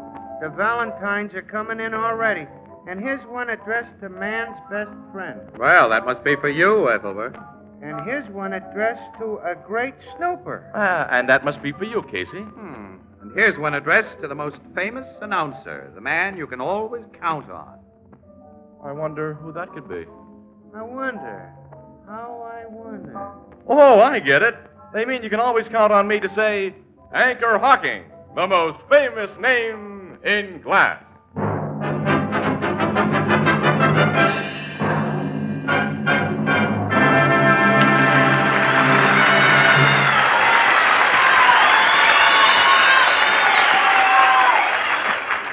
Good evening, ladies and gentlemen. This is Tony Marvin. Every week at this time, the Anchor Hocking Glass Corporation of Lancaster, Ohio, and its more than 10,000 employees bring you another adventure of Casey, crime photographer, ace cameraman who covers the crime news of a great city. Our adventure for tonight, Key Witness.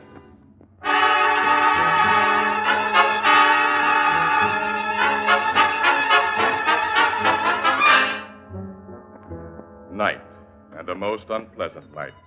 Dark, windy, damply cold. Snow is falling, the kind of snow that turns to wet gray slush as it strikes the ground, and then in spots turns to a treacherous film of ice.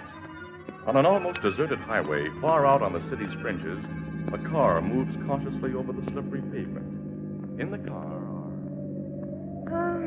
Had to be our luck to draw an out-of-town assignment on a day like this, Casey. Yeah, the day part of it wasn't so bad as just coming back at night. I'm not familiar enough with this road, and I can't see. Well, Casey, there's a big electric sign just ahead. I think it's on a roadhouse.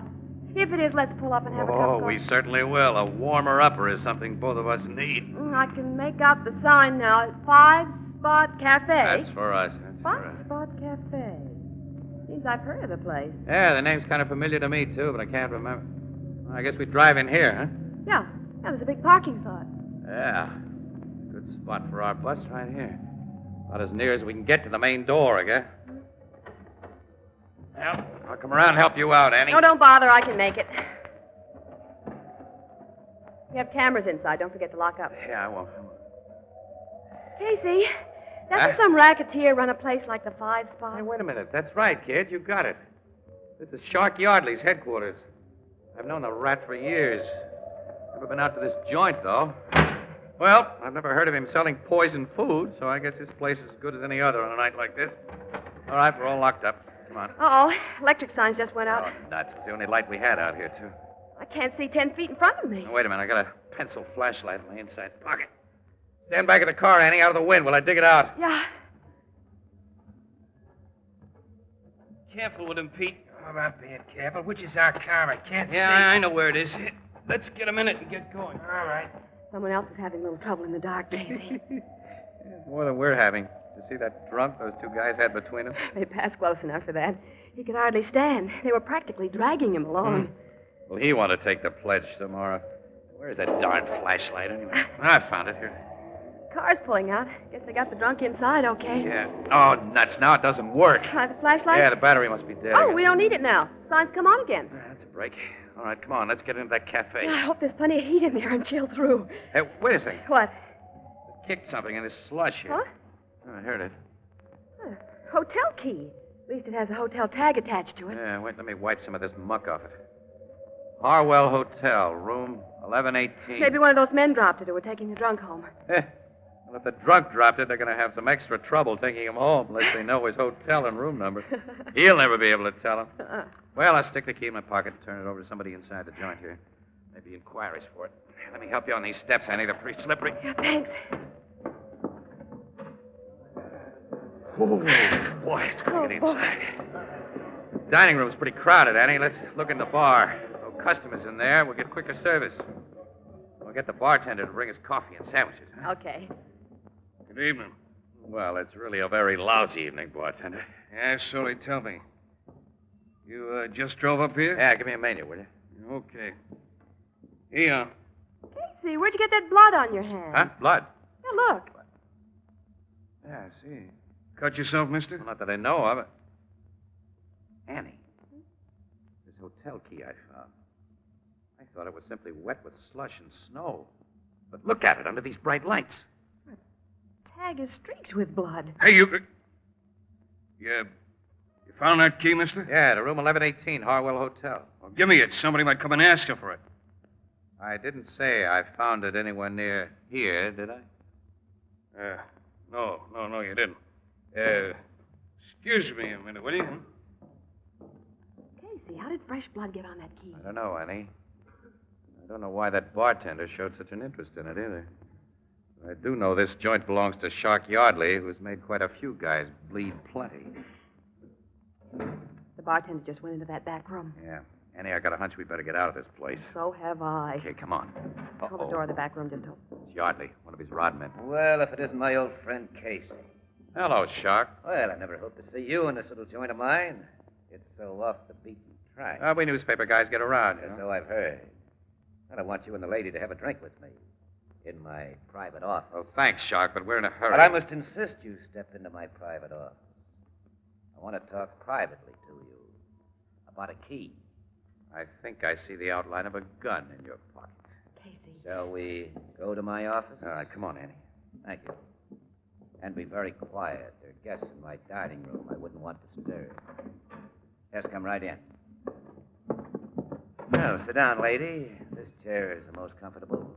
It looks comfortable. Before I ask my friend Casey to sit down, frisk him, Nick. Okay, boss. I don't carry a gat, Shark. Guns aren't part of my racket. Oh, I believe that, Casey, but I'd like to be sure. He's clean, boss. Here's the key that was in his pocket.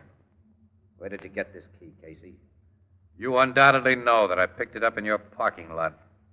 You mind telling me why it's so important to you? You no idea? No. I'm just a dumbbell. Because I don't believe you're a dumbbell, I'm keeping you here for a while.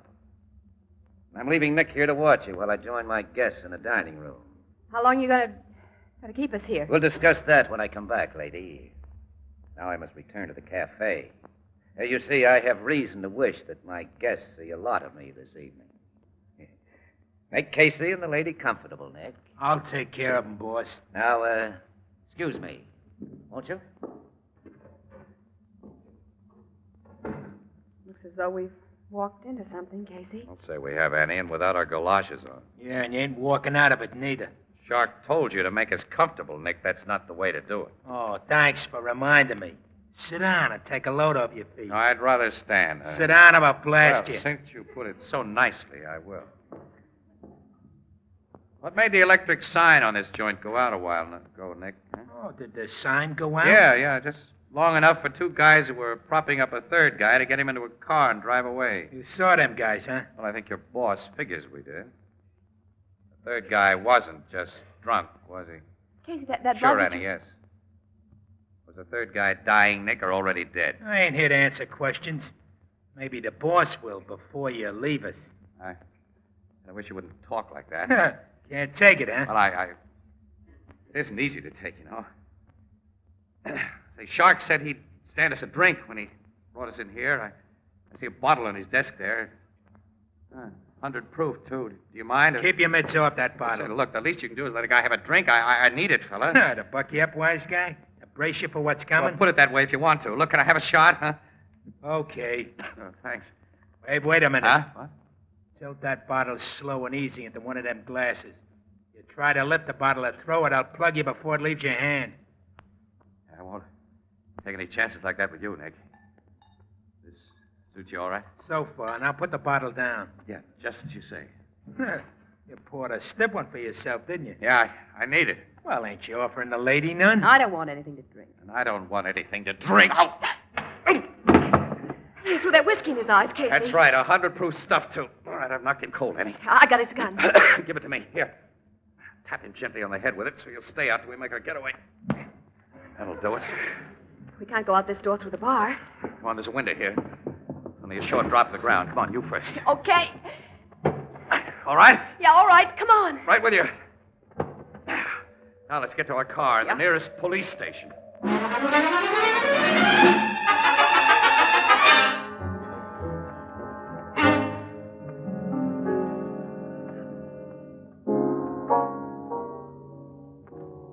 Did you have to throw a half tumbler of that good whiskey in the guy's eyes, Casey? Well, it was worth it, Ethelbert. I'll say. Well, what happened after you made your escape from that joint last night?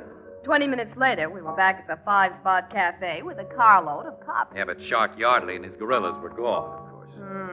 How you figure blood got on that key you found? The body of Chuck Trumbull was found in a vacant lot way over on the south side this morning. Chuck Trumbull?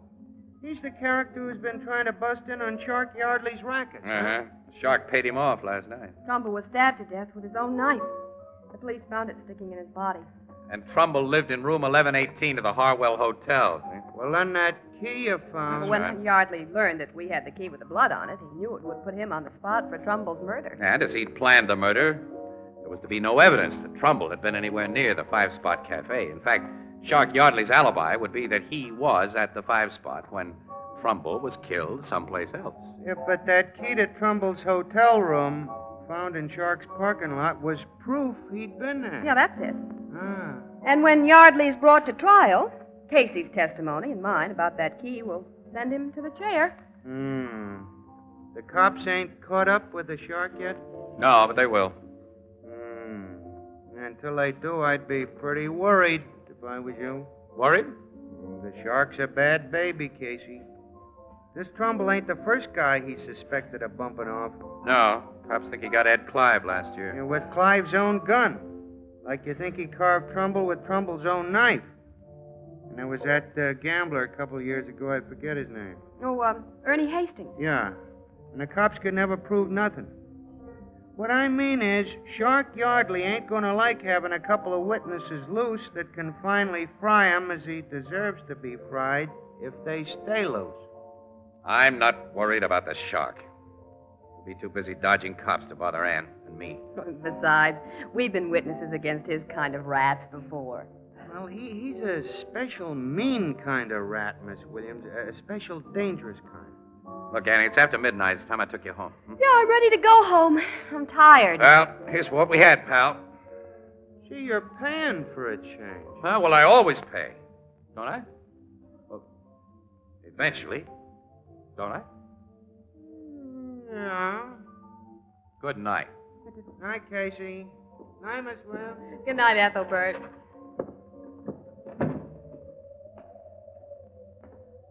Casey, Ethelbert may be right. Shark Yardley might try to put us out of the way. Oh, he and his mob have got to keep themselves under cover, Annie. Yeah, but look, tomorrow morning, I'm going to ask headquarters to put a guard on you for a while. How about you? Oh, I can take care of myself. All right. Well, so can I. Now, wait a minute. Women are different. Really? I wasn't sure you were aware of that. Huh? What do you mean? Nothing. Annie, are you getting one of your humors again? It's a woman's privilege to have humors. Oh. I don't like to discuss nothing but the latest crimes and the newspaper business with you all the time and sit around and be the same as Ethelbert and Captain Logan. Oh, you couldn't be the same as Ethelbert and Captain Logan. Not quite, because my hair is longer and I wear skirts. Well, okay. So your hair's longer and you wear skirts. And that's that. And that's got to be that. I'm not going to lose a pal. Meaning me. Meaning you. I'm beginning to hate that word pal. What's the matter with it? I like it. I like what it stands for, too. Come on, the car's across the street. Let's cross over right here. Huh? Okay. Now, look, getting back to Shark Yardley. Sure, there'll be no danger from him for a while, Annie, if ever. Heat's on him heavy, and he's got the lie. Casey, that car! Lenny! I only missed us by hair. If you hadn't pulled me out of the way, I Fool would... driver swerved way across the center line, as though he were trying to run us down. Then he kept right on going. Yeah, well, I think he did try to run us down, Casey. Huh? Yeah, I got to look at that driver. And I'm sure he was Shark Yardley.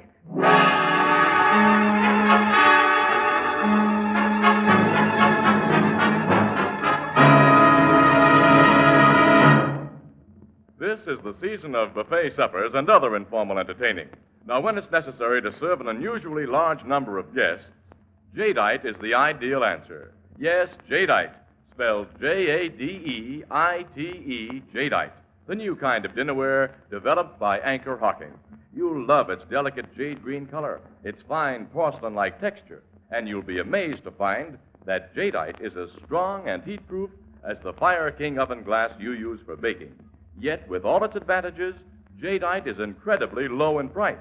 For example, a jadeite cup and saucer costs only 15 cents in open stock, and a complete 35-piece dinner service for 6, including cups, saucers, dessert dishes, salad plates, dinner plates, vegetable bowl, platter, and sugar and creamer set, is priced at less than $5. Ask for jadeite at chain stores, department stores, hardware stores, and other stores selling chinaware and glass. Jadeite is the newest triumph of Anchor Hocking. The most famous name in glass.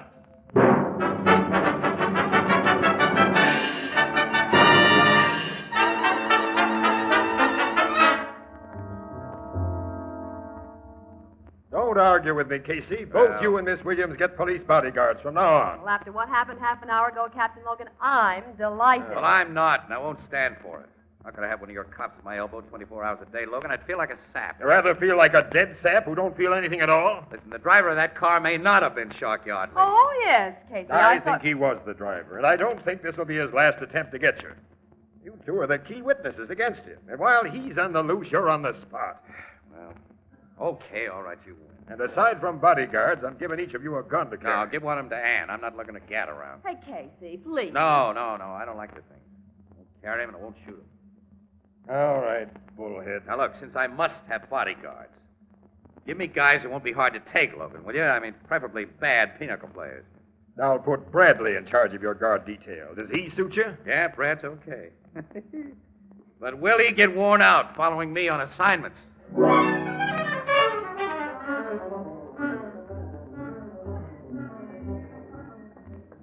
Come on, hurry up, Brad. City desk says there's a rest job. We left my car down the street here. Oh, where are we going now, Casey? City Hall. An appointment assignment to take pictures of the mayor's newly appointed park commissioner. Say, you get all the dirty work? Who takes all the pictures of those pin-up gals I see in the papers? Oh, the very old press photographers. Well, you've been my shadow for 5 days now, Brad. How do you like it? I'll be glad to get back to the straight detective business. Yeah, say, look, Logan's making saps out of both of us. Shark Yardley hasn't tried anything, and he won't try anything. They tried to make a hit-and-run morgue case out of you. Yeah. I think Miss Williams only imagined that Shark was in that car. And nothing's happened since. Logan's just wasting your time and the city's money, Brad, and that's a fact. Well, here's the old bus. Let's get in, get going. Okay. Casey, Huh? don't step on that starter. What? Don't touch the starter. When they left this car half an hour ago, its hood was covered with snow. Yeah? Most of the snow's fallen off. Maybe because somebody raised the hood. I'm going to see. Well, why would anybody raise the hood? Somebody did. And put this underneath. What is it, Brad? Look. It's attached to your starter. I think it's a little TNT. Bomb, huh? Uh-huh. The old gangster gag. When you started your car, Bluey. Bluey, yeah. Oh, thanks, Brad. Guess maybe Logan was right.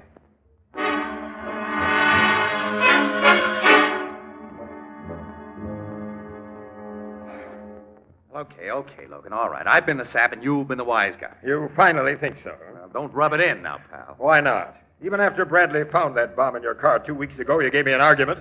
Since then, a 45 slug's gone through your head and a knife's been thrown at you. I know. But still, you argue. All right. Even with all the luck of the Irish you got, you should be dead by now. Well, my luck can't last forever, I guess. plenty jittery right now. Yeah, since this morning, after you learned Miss Williams had received a box of candy through the mails that turned out to be poison. Look, if she'd been sap enough to eat one of those candies, Logan... Fortunately, she wasn't. You'd probably have swallowed a couple. We gotta stop this, you know. We gotta nail this guy Yardley. How, exactly? You know we've turned this town inside out trying to find him. We've got to make him come to us. That's a beautiful idea. Just what method will you take? Wait a minute. I think I've figured a method. Yeah? Look, the Shark's got a big fat grudge against me, Logan. He's a guy who always settled his grudges in person when he could. Well, I want him to have an opportunity to get into my apartment at night unmolested. What do you mean? I want the guard who watches my fire escape to apparently sneak away from his post every night and do a little guzzling at a bar around the corner. I'd like him to make a special habit of doing it between 2 and 3 a.m. So Shark will be tipped off and pay you a call by way of the fire escape? Right. Now then what? I'm going to take that gun you offered me. Casey, I doubt if you'd shoot a guy even to save your own life. I'll kill Shark Yardley if I have to, but he ought to save me that trouble. You know, crooks and killers usually follow a set pattern. They stick to old habits. I don't get you. Well, I'll explain it later, but right now, you tell my fire escape guard to play hooky between 2 and 3 a.m., and do I get a gun? I'm always a sap for you, pal. All right, I'll instruct the guard, and I'll give you my best gun, a 38 positive and a 45 flame. No, I don't want a revolver. I want a rifle. Rifle? Yeah. A big calibered rifle with a silencer attached. Silencer? Yeah. And Logan, look, we'll have to let Bradley and the rest of my shadows in on this, of course, but don't let it go any further, especially don't tell Ann Williams about my plan. I'm not to tell Miss Williams. Suppose you tell me about your plan, and now.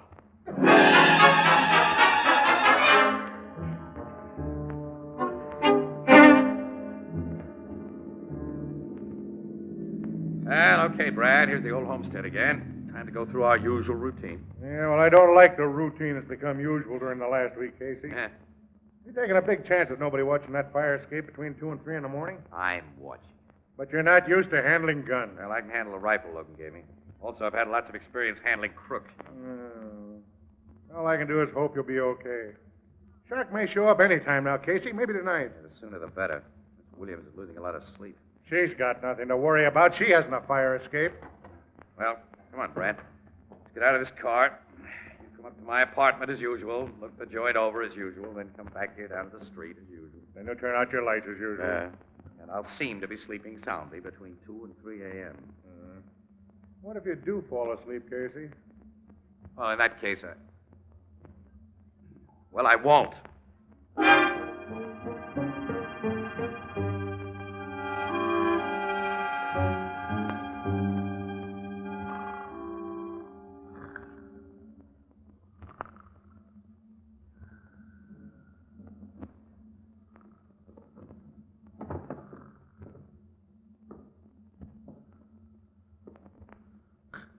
What? Who's there? Who's behind that flashlight? Only me, Casey. Shark. Don't reach for that gun beside your bed. Guess I won't. Don't. Turn that table lamp on so I can see you and that gun a little better. Okay. Thanks. Well, you look like just the same sap who butts into things he should keep away from. Oh, that gun of yours. Nice high-powered rifle that can make a big hole in a guy.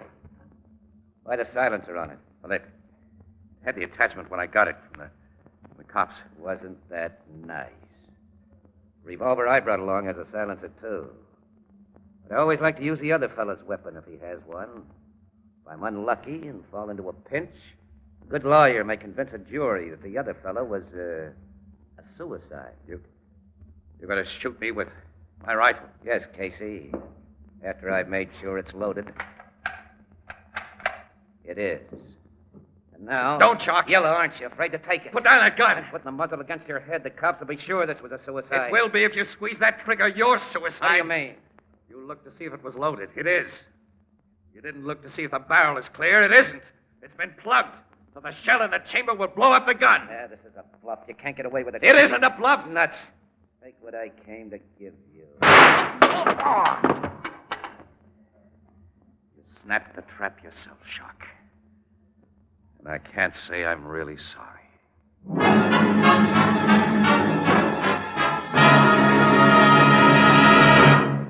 We'll join the crowd at the Blue Note in just a moment. The baby of today, your baby, has many advantages which most of us didn't enjoy when we were very young. And not the least of these are scientifically prepared baby foods. These baby foods make it easy to provide a nourishing, well-balanced diet. They save the young mother countless hours in the kitchen. But to take full advantage of the convenience of prepared baby food, be sure to insist on glass jars. For with a glass jar, you can heat and serve baby food and reseal it to store leftovers all in the original container, saving endless extra hours of work each week. And then, too, there's the matter of cleanliness. Glass jars are completely sterile. They protect baby food perfectly both before and after opening. Most of the better brands of prepared baby foods are packed in Anchor glass jars and sealed under vacuum with easy-to-open, easy-to-reseal Anchor caps. Both products of Anchor Hocking. The most famous name in glass.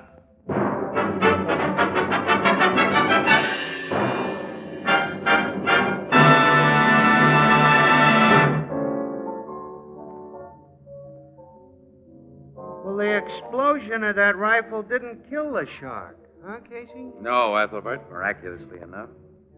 The docs will have him patched up for his trial on a Trumbull murder charge, and he'll be able to walk to the hot seat afterwards. But how could you be sure he'd try to shoot you with that rifle instead of his own gun, Casey?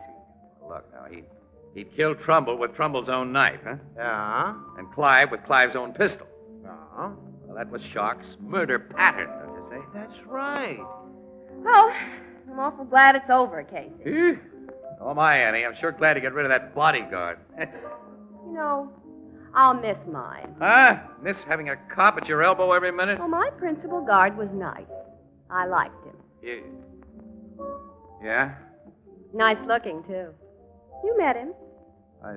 Oh, yeah, I met him, sure. Of course, I won't miss him too much. Oh?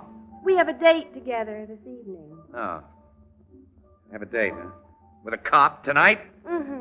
Yeah, but look, Annie, you and I usually go out together every evening. Oh, but you and I are just pals, Casey. Huh? I said we're just pals. Oh, yeah, that's right. Yeah. Oh, I must be running along to meet him now. So long, Ethelbert. Hey, so long, Miss Williams. Good night, pal. Good night. What are you laughing about? Pal. Nuts.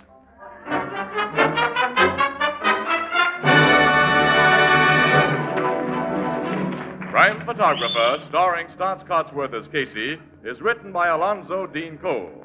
It is brought to you each Thursday by the Anchor Hocking Glass Corporation, makers of Fire King Oven Glass. Anchor glass containers, Anchor caps and closures. All products of Anchor Hocking, the most famous name in glass.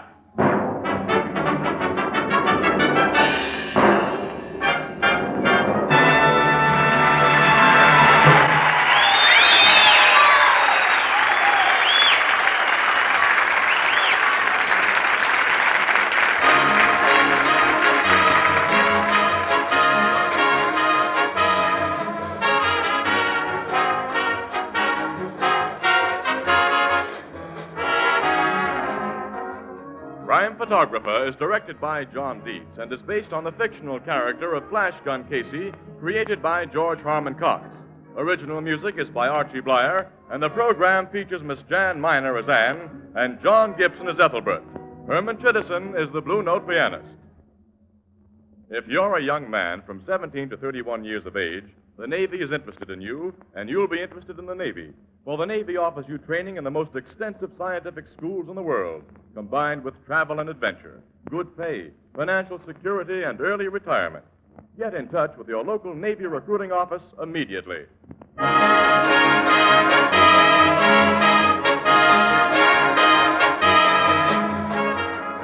This is Tony Marvin saying goodnight for the Anchor Hocking Glass Corporation of Lancaster, Ohio, with offices in all principal cities of the United States and Canada.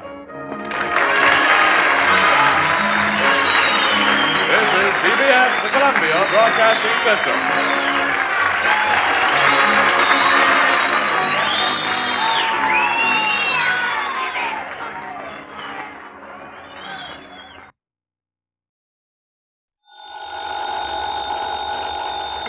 Johnny Dollar. Johnny, this is Jake Kessler. You know, Greater Southwest Insurance Company. Out there in Kingman, Arizona? That's right. Well, hiya, Jake. What's on your mind? One of my clients, Johnny, insured for $30,000, has a little cattle ranch. Name is Rafe Chisholm. Rafe Chisholm. That's right. Owns a Circle RC layout. Lays over between here and that Lake Mojave resort you're always going to. What's the trouble? He losing some of his cattle? Oh, losing plenty of them. They're being poisoned. Oh? Only it's not them steers I'm worried about. It's Rafe. What do you mean? Well, Johnny, I just found out that he just found out who's been contaminating them water troughs. Yeah, who, Jake? He won't say, but listen. Yeah? If he really does, well, I know Rafe Chisholm pretty good, Johnny. He's a bad character. I wished I'd never sold him insurance. Yeah? Well, if he does know, well, Johnny, this whole thing is going to end up in a killing. Either whoever's doing this or Rafe himself. The Circle RC. That's right. So, will you come out here and see what you can do about it right away? Sure. Okay, Jake, I'll be there.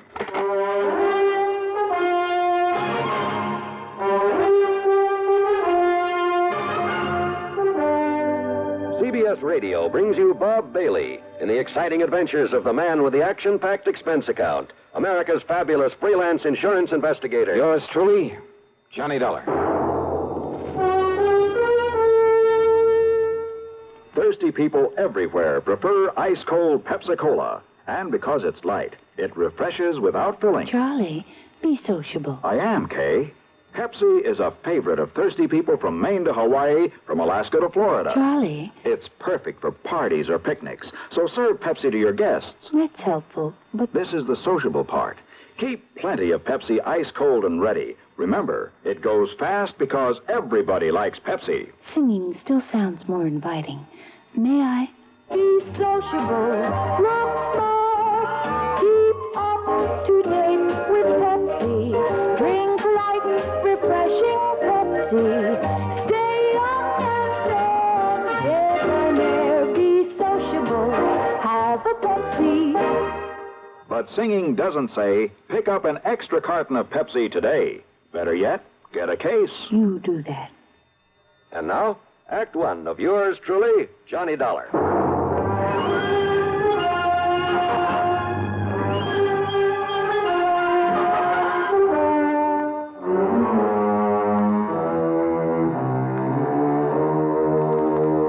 Expense account submitted by Special Investigator Johnny Dollar to the Greater Southwest Insurance Company, Kingman, Arizona office. The following is an account of expenses incurred during my investigation of the Sidewinder matter. Jake Kessler hadn't given me very much to go on, but if my old friend Buster Favor, if Buster knew about the Circle RC and its troubles, well, expense account item 1 is $350 for a phone call to Davis Dam 72, the Lake Mojave Resort. I sure do know about that water poisoning over at the Circle RC, Johnny.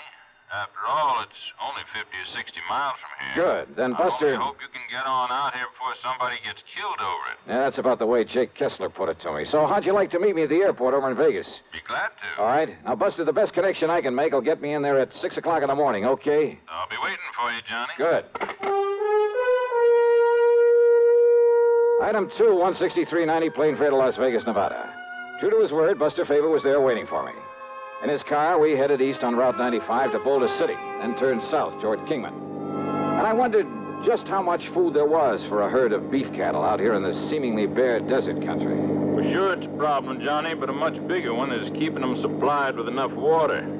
See those windmills here and there? Yeah, I've noticed them. Well, every one of them has a big water tank and a watering trough at the base of it. Without them, those Herefords would all die off. We turn here. All right. Jake Kessler said this Rafe Chisholm is a pretty bad character. You ask me, Johnny, Rafe just soon kill a man as he would talk to him. The Sidewinder, they call him. And good reason, too. He's just as mean as a Sidewinder. Ah? That's why nobody was very happy to see him politic himself into a lease on that good ranch land with all the water it's got on it. Doubt if a single one of his pumps ever goes dry. which is more than you can say for most of the wells out here, believe me. But now somebody's poisoning the water for him. That's right. Any idea who? No doubt about it. Who, Buster? His ex-partner in a gold mine. Another bad character. Name is Jerry McCoy. It was by cheating Mac out of his share of the mine that Chisholm got the money to lease the ranch. I see. And Mac swore if he ever caught up with Chisholm, he'd get even with him. Ask me, Johnny, Mac has caught up with him.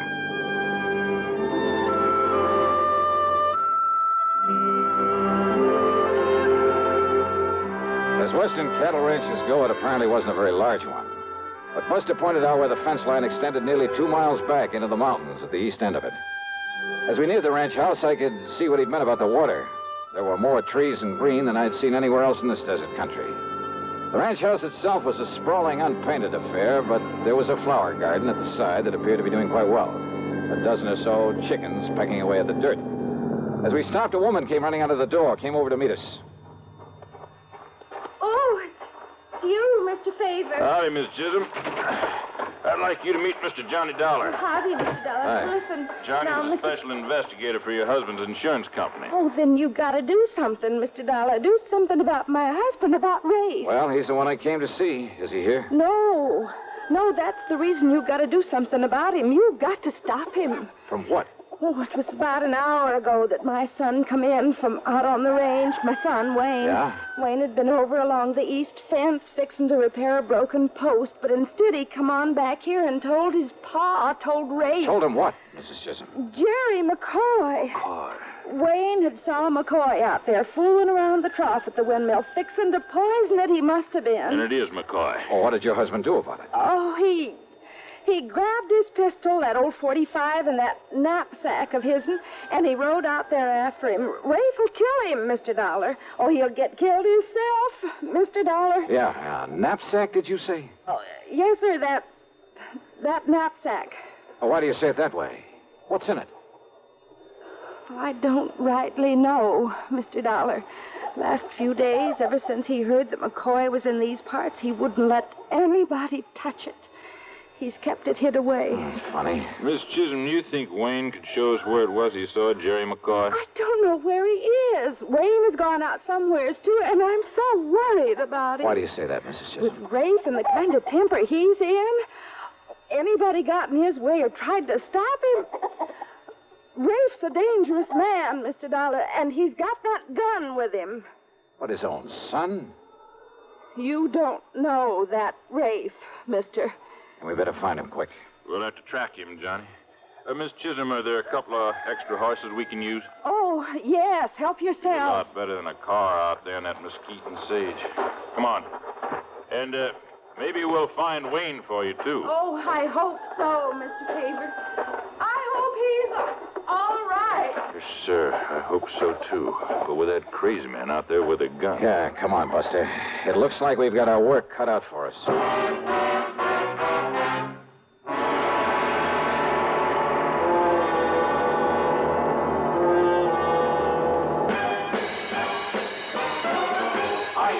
More now, but enjoying it less. Have a real cigarette, have a Camel. The best tobacco makes the very best smoke.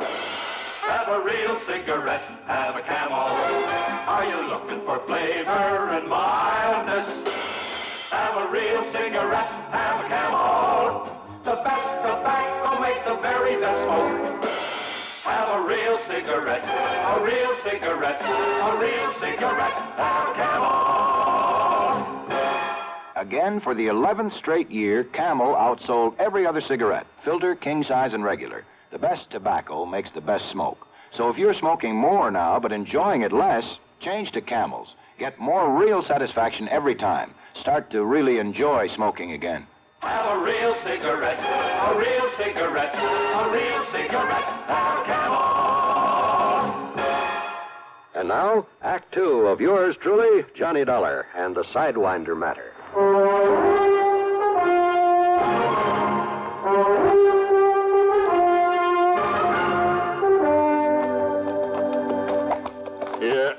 Yeah, Johnny, I was afraid of this. Afraid of what? Those tracks down there, those hoof prints. I still don't see how you spot them, Buster, among all the cattle tracks and the other hoof prints. They're real fresh, Johnny. and Rafe's mount turns out his left forefoot a little. See it there? Oh. The other tracks that follow his, that must be the boy's horse. If Wayne catches up with him or old Rafe sees he's being followed, you got a gun with you, haven't you? Yeah, right here. Good. But I sure hope you don't have... Oh, yeah, I heard that. Gunshot, huh? Pistol shot. Must have been that 45 Rafe's carrying. And it probably means that he's found McCoy. Or he's discovered that Wayne's trailing him. If only we had some way of knowing where that shot came from. If only I hadn't been so busy talking my fool head off. So, well, I guess the only thing we can do is to keep following those trails. Hey, wait. Oh, boy. Johnny, that shot came from over there at Black Canyon, way over there to the right. Rafe has a windmill and a water trough and an old feed shack, too. Then let's go. Yep. Oh, boy. Come on.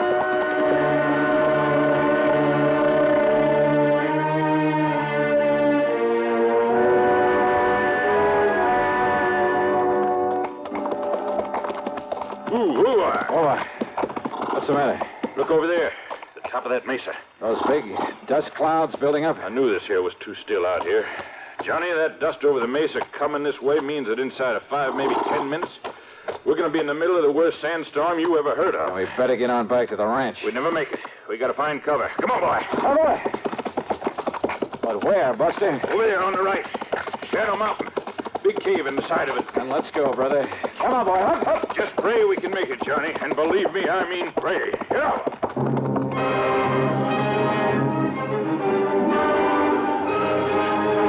It was less than a mile to the cave in the side of Shadow Mountain. But by the time we'd covered half the distance, the sandstorm came roaring in on us. The hot, dry wind pounded and pummeled us at 50 or 60 miles an hour, hurling clouds of blinding, cutting sand ahead of it. How the horses were able to take this, I'll never know. Bent low in the saddle, our hats pulled down with handkerchiefs over our faces. We not only couldn't see, we could hardly breathe. As the storm got worse, we were forced to dismount, to cover the heads of the horses with our coats, to lead them on foot.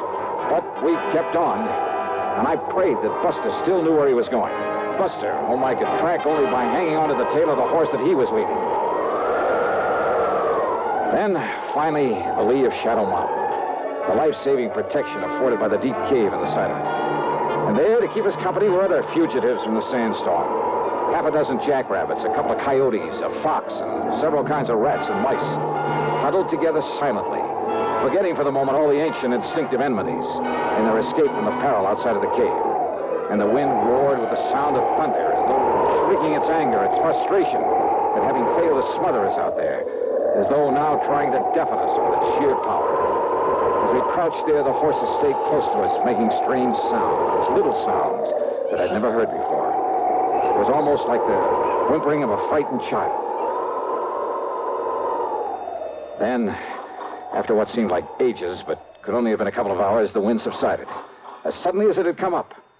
I started to rise, but Buster touched my arm and motioned me to wait. And then came the hail. A hailstorm of the kind you may hear about but never quite believe. Right here in the middle of the Mojave Desert. Hailstorms, some of them almost as big as golf balls, dashed against the rocks outside. And some of those hailstones rolled into the cave, then melted at our feet.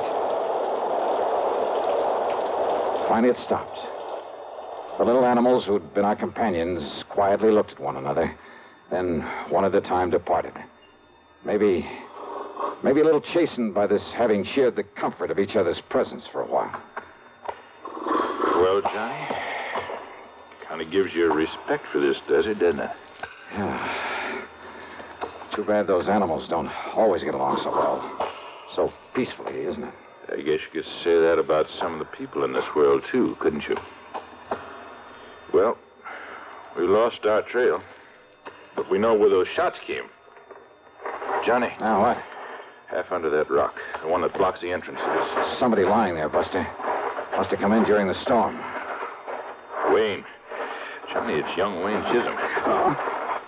Wayne. Wayne. Are you all right, boy? Hello, Mr. Favor.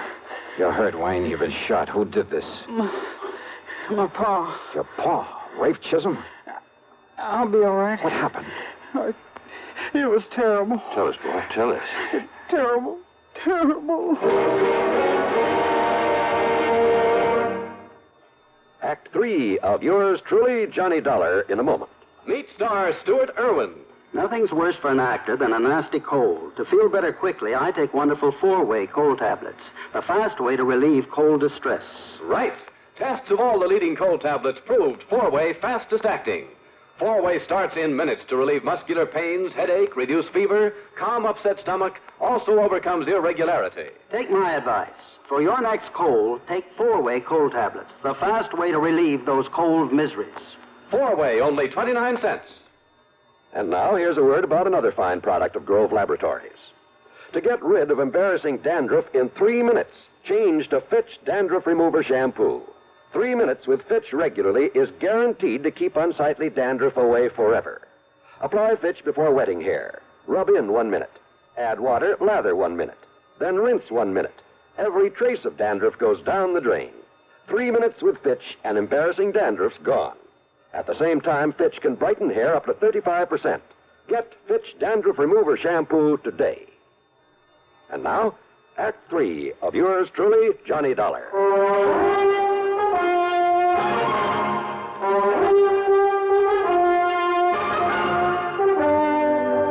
Wayne, boy, listen to me.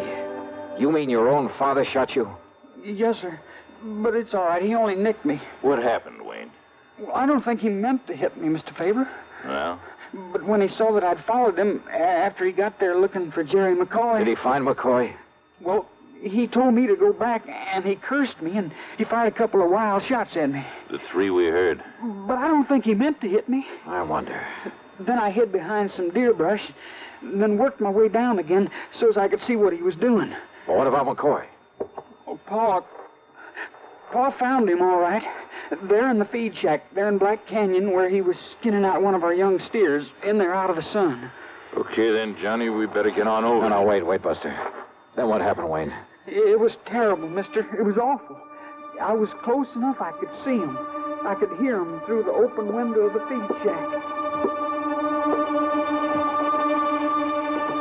You think I didn't know all the time it was you, McCoy, that was poisoning the water for my cattle? Yeah? Well, I told you I'd get even for what you'd done to me over in that gold mine, Rafe, and now I've got you just... No, put down that gun. Don't kill me, Rafe. Kill you? And get myself in real trouble? Then put it down, put it away. See, I got no gun on me. I ought to kill you, Mac. I've been thinking about this a long time, about what I'd do when I caught you. But what's the use? What's the use of killing you? Now, listen, Rafe, I'll make it up to you for the cattle I poisoned. Make it up? Yeah. The insurance takes care of that. So, Mac, I'm going to let you go. Yeah. Mean you ain't going to turn me over to the police? Only if you do exactly what I tell you to do. Yeah, Rafe, I'll do anything. Sure you will, because I got this gun on you. Now start cutting a lot of strips, a lot of thongs off of that steer hide. Yeah. You're going to tie me up? You're going to leave me out here to die? Do like I tell you. Go ahead. Or maybe I will pull this trigger. But you said you'd let me go, Rafe. Hurry up. You're going to need a lot of them. Me? What? I don't understand you. You think I'd want anybody to know I let you go? The man that was poisoning my cattle? Keep cutting them strips. I am, Rafe, I am. No, it's got to look like you got the best of me. Tied me up and left. What? You're going to tie me up to this post in here. Tie you up? Go ahead, do like I tell you. Go ahead, Mac. Unless you want a bullet in your head. Go ahead.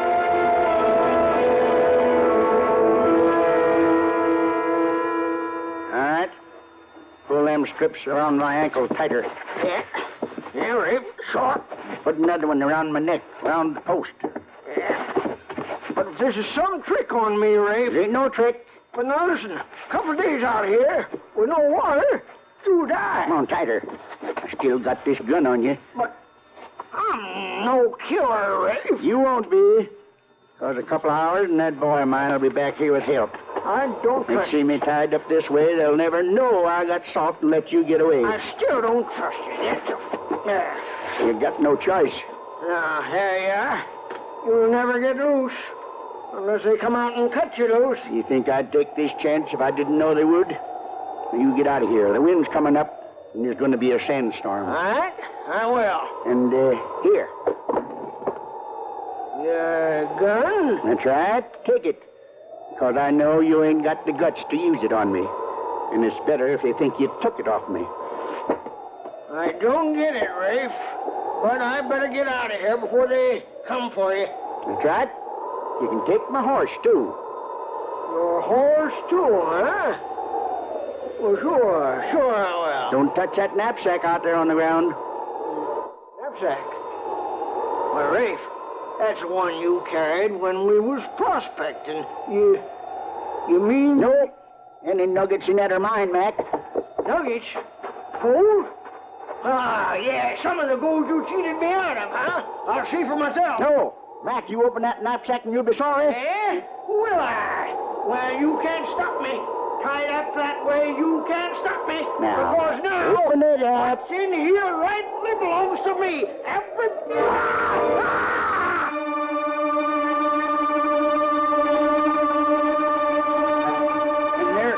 And there in that knapsack was 3 sidewinders. Sidewinders? Rattlesnakes? Good Lord. McCoy, he didn't have a chance. Good Lord. There was enough poison in them. Yeah. And not knowing that you'd seen all this, but knowing you'll come back with help, that we'll find him tied up there. Yeah, Johnny. Rafe's made it look like he has a perfect alibi. Not that McCoy didn't deserve to die, poisoning cattle. It's still murder, Buster. Wayne, do you think you can make it to the ranch? Yes, sir. Then come on, Buster. We'll go on to Black Canyon. We'll pick up our killer. Okay, Johnny. Ironic, isn't it? Yeah. All trussed up and waiting for us. By his own doing.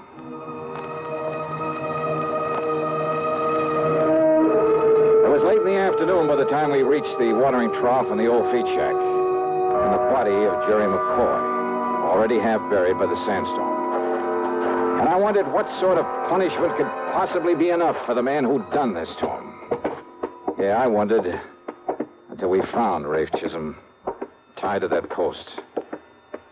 Wait a minute. Johnny.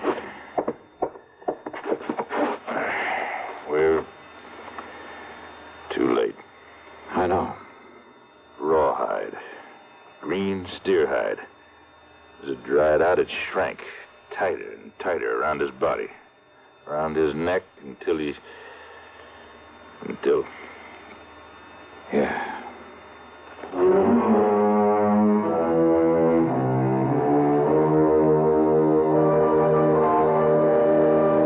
I don't know. And who's to question the ways of justice? Expense account total, including a couple of drinks for Buster and myself and the trip back to Hartford, $345.40. Yours truly, Johnny Dollar.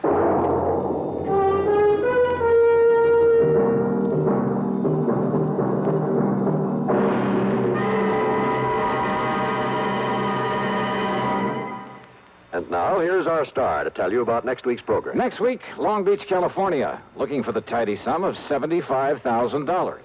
Join us, won't you? Yours truly, Johnny Dollar.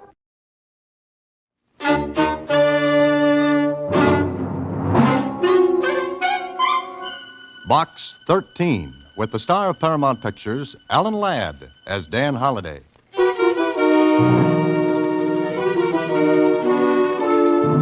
Box 13, care of Star Times. Please meet me at 2 o'clock tomorrow afternoon in front of the Mercantile Building. You can do me a tremendous favor, perhaps change the whole course of my life. I shall be wearing a brown gabardine suit, and I'll be carrying a forest green suede hat. I'll be carrying a forest green suede handbag. That was all. No name, no initials. Just the letter. Well, it didn't sound like much of an adventure. Brother, but how I could have used a crystal ball in good working order.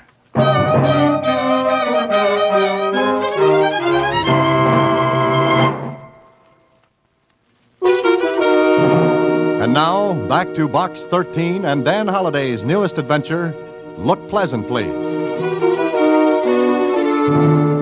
Gee, Mr. Holliday, doesn't look particularly thrilling, but I guess it's like the oldage. Huh? The what?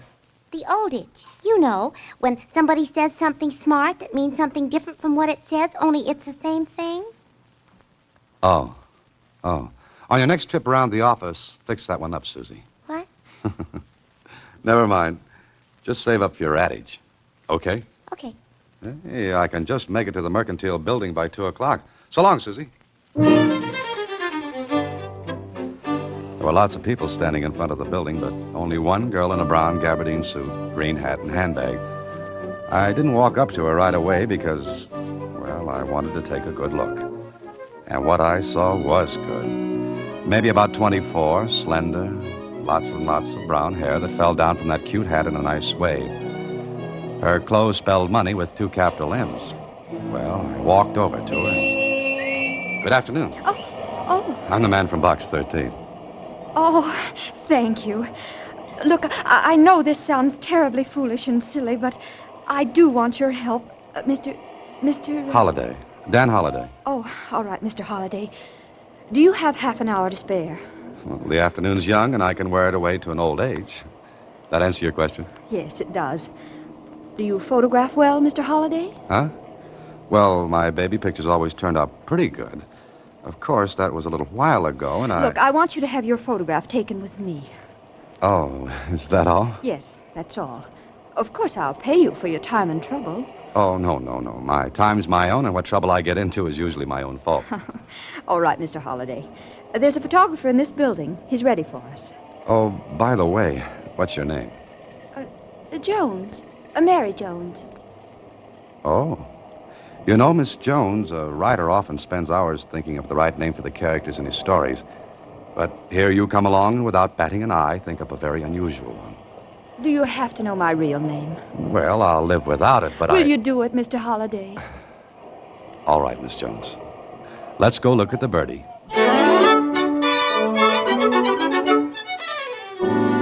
photographer was ready, and it didn't take long for him to run off 3 shots. Miss Jones paid him, and the 2 of us went back downstairs. Out on the pavement, I turned to her, and I guess she read the look on my face. Please don't ask me why, Mr. Holliday. Goodbye, and thanks very much. Well, before I could move my feet, she was into a cab and gone. If this was it, I'd just chalked up the shortest adventure on record. There was nothing to do but go home and mark it off to experience. Yeah, that's where it should have stopped.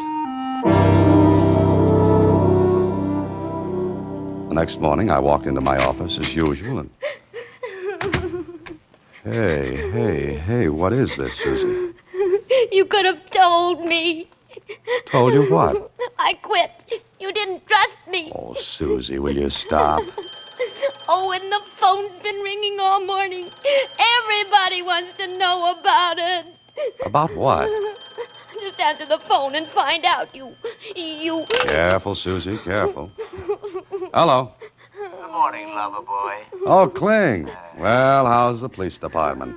It's bright and early. It's not good to hear your voice. I called for information. Yeah, what kind? What about? Well, shall I wear my organdy hat and crepe de chine badge? What are you talking about? What is the matter with everyone? Well, nothing, Angel Face. All's well with the world. And about $15 million. Everybody's crazy. Yeah, everybody but you. Oh, nice going, Holiday, nice going. Am I invited, or don't you want cops? It might make the thing look bad, you know. In 2 seconds, Kling, I'm going to hang up on you. What goes? Don't you ever read the papers? Or don't you know what's going on in your life? Now, listen, Oh, go arrest somebody. Now, look, Susie, what's this all about? Look at the morning paper. All right, I'm looking at... Holy mackerel.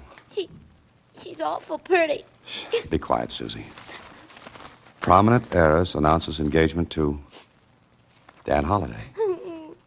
Dan Holliday, that's me. That's my picture with her. Sure it is. I've been framed. Oh, but you wouldn't frame a newspaper picture, would you? Shh. Marcia Jameson, beautiful heiress to Jameson Lumber Fortune announces engagement. You're just a demijohn. Don Juan. Oh, one of the two. But you could have told me. I could have told myself. Susie, if that phone rings anymore, don't answer it until I get this thing cleared up. One way or another. Goodbye. I got Marcia Jameson's address from the society editor at the Star-Times, and a half hour later, I was ushered into the big library at the Jameson home. Sitting behind the desk was a youngish-looking man. He rose to meet me as I walked into the room. Ah, Mr. Holliday. I'm very happy to know you. Yeah, I wish I could say the same. I beg your pardon? Where's Miss Jameson? I've asked her to come down. Good. I suppose I'd better introduce myself. I'm Roger Jameson, Marcia's uncle and guardian. Well, she needs one. I don't understand.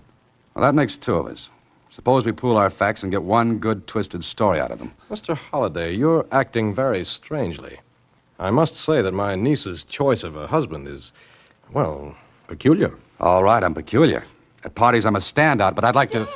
Dan, darling, how nice of you to come this morning. What did you expect? You, of course.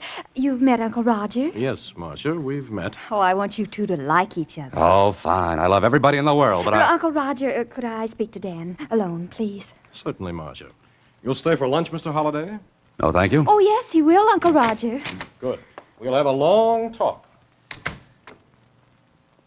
Now, Miss Jameson. Why did you come here? Maybe you haven't seen the morning paper. Mr. Holliday, Dan, help me. I did. And I've got engaged. Look, Miss Jameson, Marcia. I don't know you that well. We just became engaged this morning. Dan, it's imperative that you act as my fiancé until after the 16th of this month. Well, what happens then? Oh, Dan, if you'll just do what I ask until the 16th. On that day, yes, come in. Lunch is ready any time. You are staying, Mr. Holliday. Yes, he'll stay, Uncle Roger.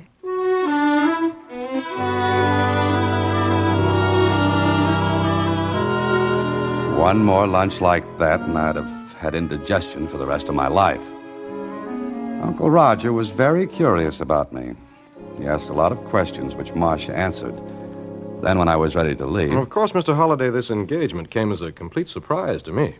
I had no idea you and Marcia even knew each other.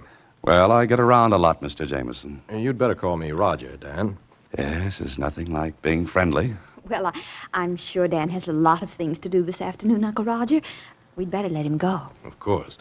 We'll have plenty of time to talk about things, Dan. Goodbye. Goodbye, Mr. Roger. Oh, thank you, Dan. You were wonderful. Superb, considering I didn't know where the ball was half the time. Oh, we'll wait until the 16th, won't you? It's 5 days from now. Meanwhile, what do I tell my friends? And where do I stack the wedding presents? You can always say we broke up. Uh-huh. And I'll tell you something else, Dan. Can there be anything else?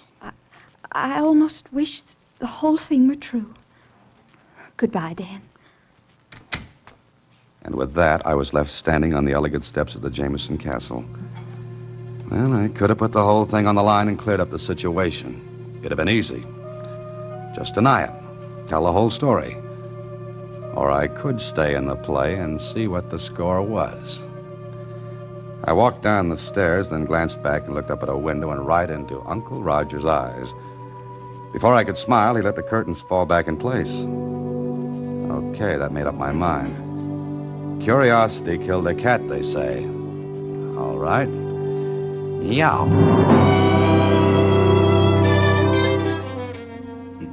Well, Danny, welcome to the Star Times. And what brings you into the morgue? Jonesy, I want to do some research.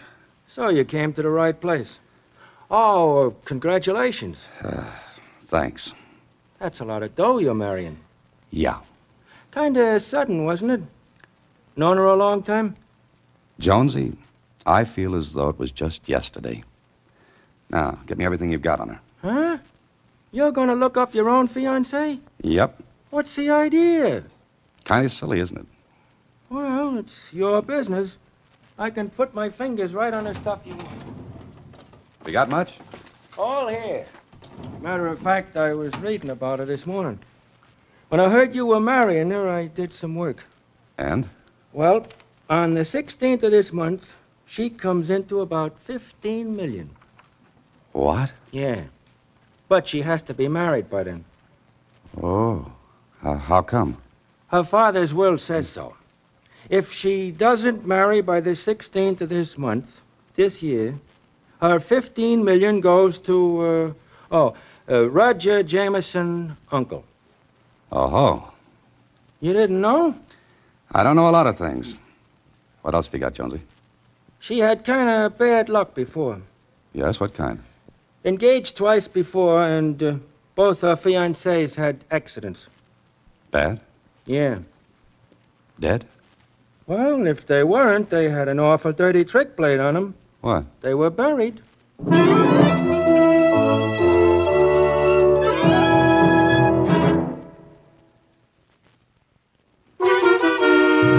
And now, back to Look Pleasant, Please.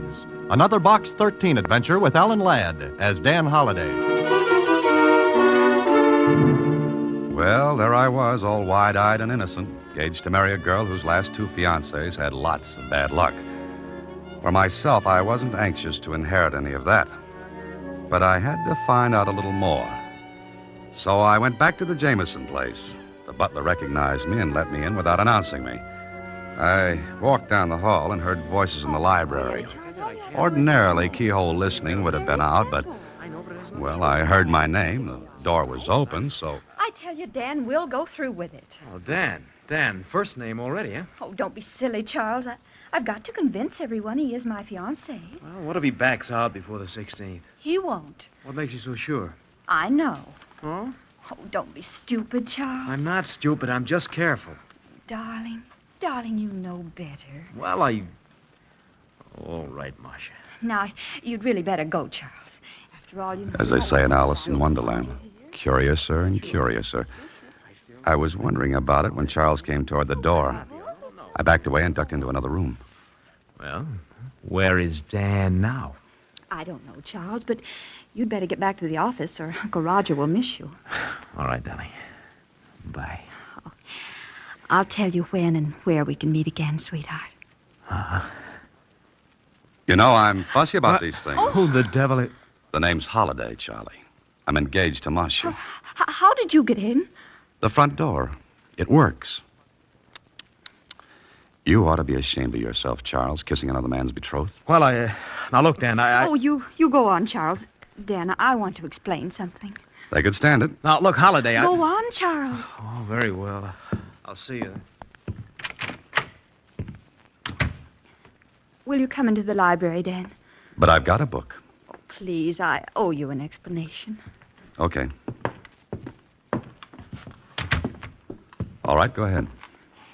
Well, Charles is... Charles is the man you love. That the line you're hunting for? Yes. All right, that's the first olive out of the bottle. The rest should be easy. But it isn't. You see, Dan, your life's in danger. Yes, I gathered that from the things I read a while ago. You read? Yes, the newspaper files. Oh, Dan, if you want to, you can back out. Uh-huh, I know. But maybe I'm more than a little curious. But you know about my two fiancés. Extinct. Uncle Roger killed them, or had them killed. And Uncle Roger knows nothing about Charles? No. The aforementioned uncle thinks I'm fiancé number 3 in order of appearance. Uncle tries to put a block on me while Charles goes for a touchdown, right? Oh, you make it sound so brutal, heartless. Got any other words for it? You and Charles live happily ever after. I don't. All right, you can do as you please. I was going to ask you to go through with it, but I can't. So, before I left, I promised Marcia I'd stick it out another day. Okay, I'm a sucker. But if Uncle Roger was going to toss a curve, I'd at least be waiting for it. But before I went any further, I called on Lieutenant Kling, told him what was up. He was very sympathetic. Oh, what a story. Ha, ha, ha, ha. Strikes you funny, huh? Yeah. All I want to know is, was there anything that might have tied the uncle in with the deaths of Marcia's fiancés? No. You're sure? Sure I am. When I read about your engagement, I remembered her name. And?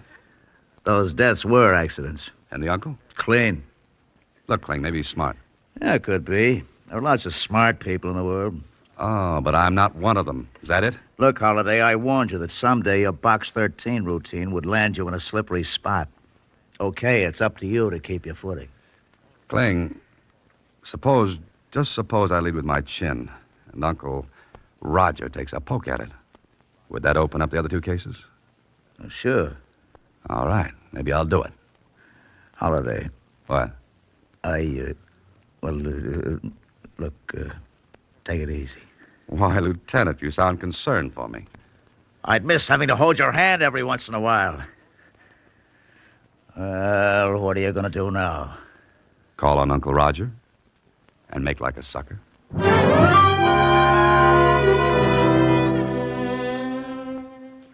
Well, Dan, sit down, won't you? Thanks, Roger. You know, it's going to be quite a treat seeing Marcia married. Yes, after 2 unhappy beginnings before. Oh, you know about those? Marcia told you, I suppose? In a way, yes. Mm-hmm. You wanted to see me about something, Dan? Oh, just a social call. If you're busy, I can... Oh, no, not at all. I was about to leave anyway. You know, Roger, it's very strange. Strange? What is? You haven't asked me anything about myself. I don't have to, Dan. Meaning? I've been very busy since this morning. You see, I have quite a bit of influence. Connection, so to speak. And they told you what? Who you are, where you live, what you do for a living. Dan, how much do you love Marcia? I'm going to marry her. You have quite a good income, so it's not the money you're after. Obviously. Dan, I'd give anything in the world to see Marcia happy. We practically grew up together. There's only 10 years difference in our ages. You see, my brother was 20 when I was born. Oh, I see. Marcia is my only living relative. Oh. Then I understand your concern for her. I'm glad you do. I want to show you something. Miss Claridge, bring in the Jameson estate papers, will you? Thank you. What's that for? Dan, you write mysteries, among other things. Consequently, I think you have a suspicious mind. What do you mean by that? Well, I'm Marcia's uncle, trustee of her fortune until she gets married, which must be by the 16th of this month. Now, surely in one of your stories you must have written about a guardian who misappropriates funds, embezzles. No, I never have. Well, it doesn't really matter. You see, The estate papers, Mr. Jameson. I thought I asked Miss Claridge to bring them in. Oh, well, she was busy, and I was on my way past anyway. All right, Charles. Thank you. Oh, Charles, this is Dan Holliday, Marcia's fiancé. Dan, this is Charles Crane. How are you? Fine. Congratulations. Thanks. Is that all, Mr. Jameson? Yes, that's all. Thank you. All right. Here are the papers. I think you'll find every penny accounted for. Everything in order, Dan? It looks like it. We're going to get along, Dan. Get along beautifully. I wonder for how long. If Uncle Roger was planning on making me number 3 on his hit parade, he was playing it smart. Oh, he was smooth. Mm-hmm. So smooth that I stayed at a hotel that night. If Uncle Roger knew where I lived, I might have visitors. And, of course, I didn't sleep much. There was a lot of thinking to do. And it added up to something funny.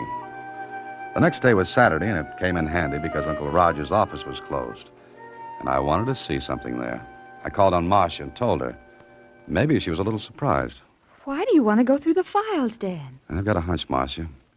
Maybe Uncle Roger didn't show me the right papers. For the estate? Yeah, that's it. Have you got a key to the office? I can get one, and one to the files. Get them for me, will you? Say, where's Uncle Roger today? Oh, on the yacht, anchored outside the harbor. You're to go there tomorrow night. Why? He's arranged an engagement party. Dan, if you don't want to go, if you want to back out now... Nothing doing. I'm beginning to like this. All right, Marcia, give me the keys.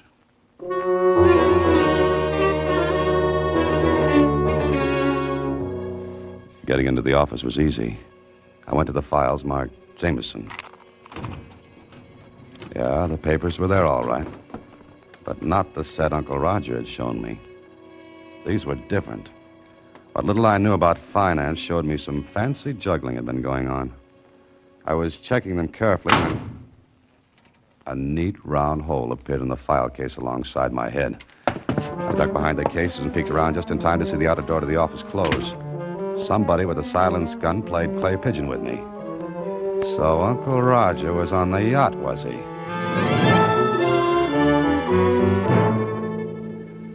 When I got back out on the street, a storm had kicked up.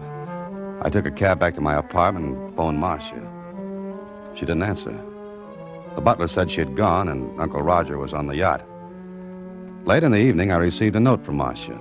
Dan, I'm terribly frightened. Uncle Roger insisted that I come to the yacht tonight.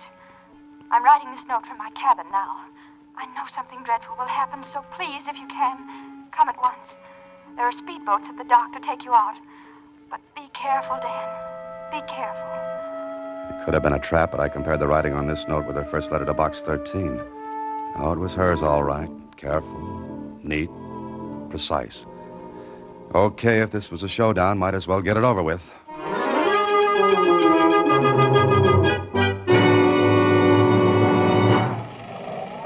When I got there, the yacht was pitching and rolling like a bad bronc with a burr under his saddle.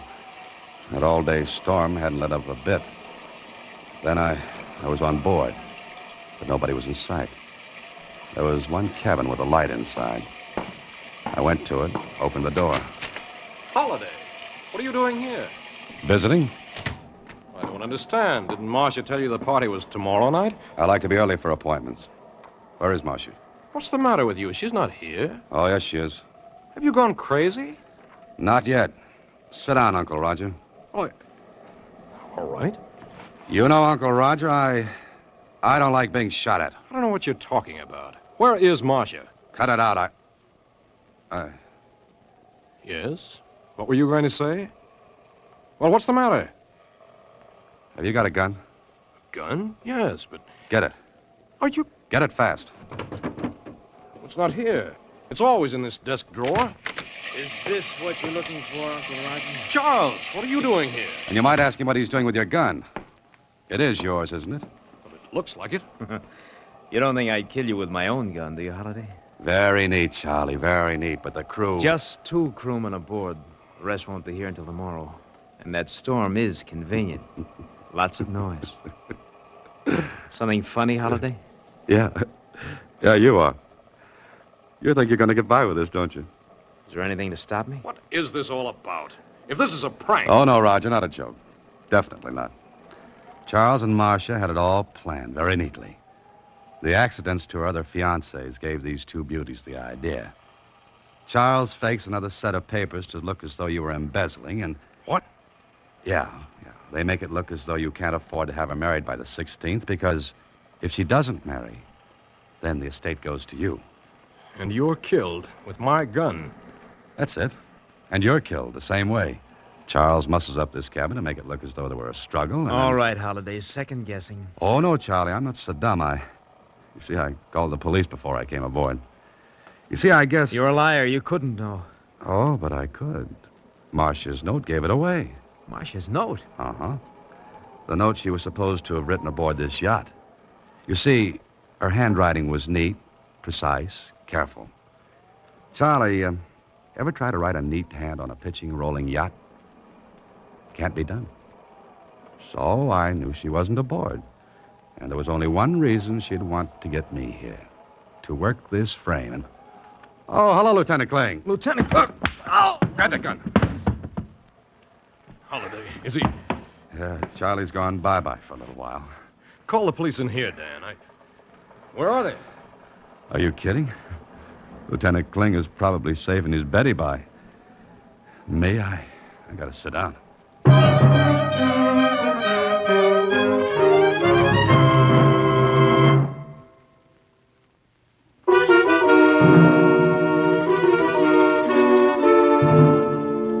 You see, Susie, they weren't satisfied with $15 million. They wanted Uncle Roger's money, too. Which they would have had if that frame had worked. Uh-huh. Hey, what are you doing? What do you got there? A new camera. It's got a wonderful gadget on it that lets me get in the picture. All I do is press this button and... Oh, here, I'll show you. We'll both down the light, see, like this. And then... Oh, no. Not again. Good night, Susie. Next week, same time, Alan Ladd stars as Dan Holiday in Box 13.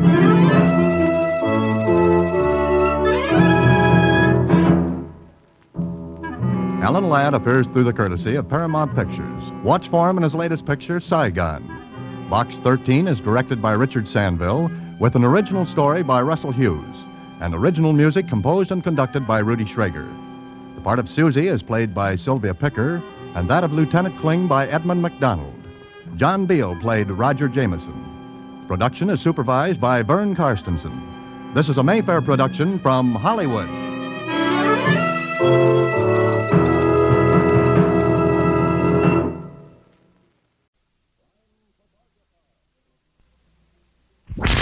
Crime Photographer.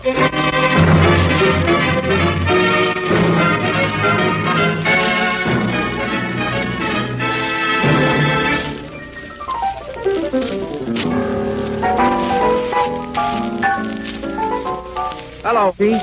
But say, you know, I was asking a guy in here the other night to name me one of the oldest industries in America beginning with the letter G. I can see what you were leading up to. Yeah, but you know, he's been listening to our program, and he says right away, glass making. Right, Ethelbert, it is glass making. And one of the oldest institutions in the industry is Anchor Hawking, the world's largest makers of household glass.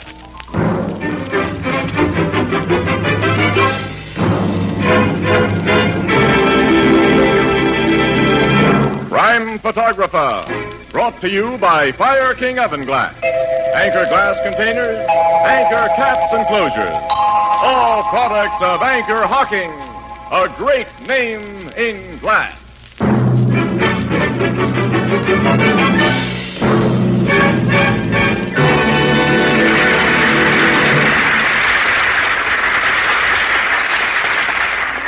Good evening, ladies and gentlemen. This is Tony Marvin. Every week at this time, the Anchor Hawking Glass Corporation brings you another adventure of Casey, crime photographer, ace cameraman who covers the crime news of a great city. Written by Alonzo Dean Cole, our adventure for tonight, The Duke of Skid Row.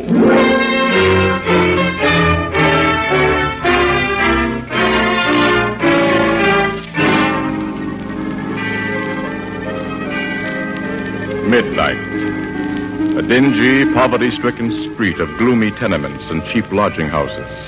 Above the uninviting door of one of these latter places swings a dimly lighted sign that identifies the Davis Hotel, $1 per night.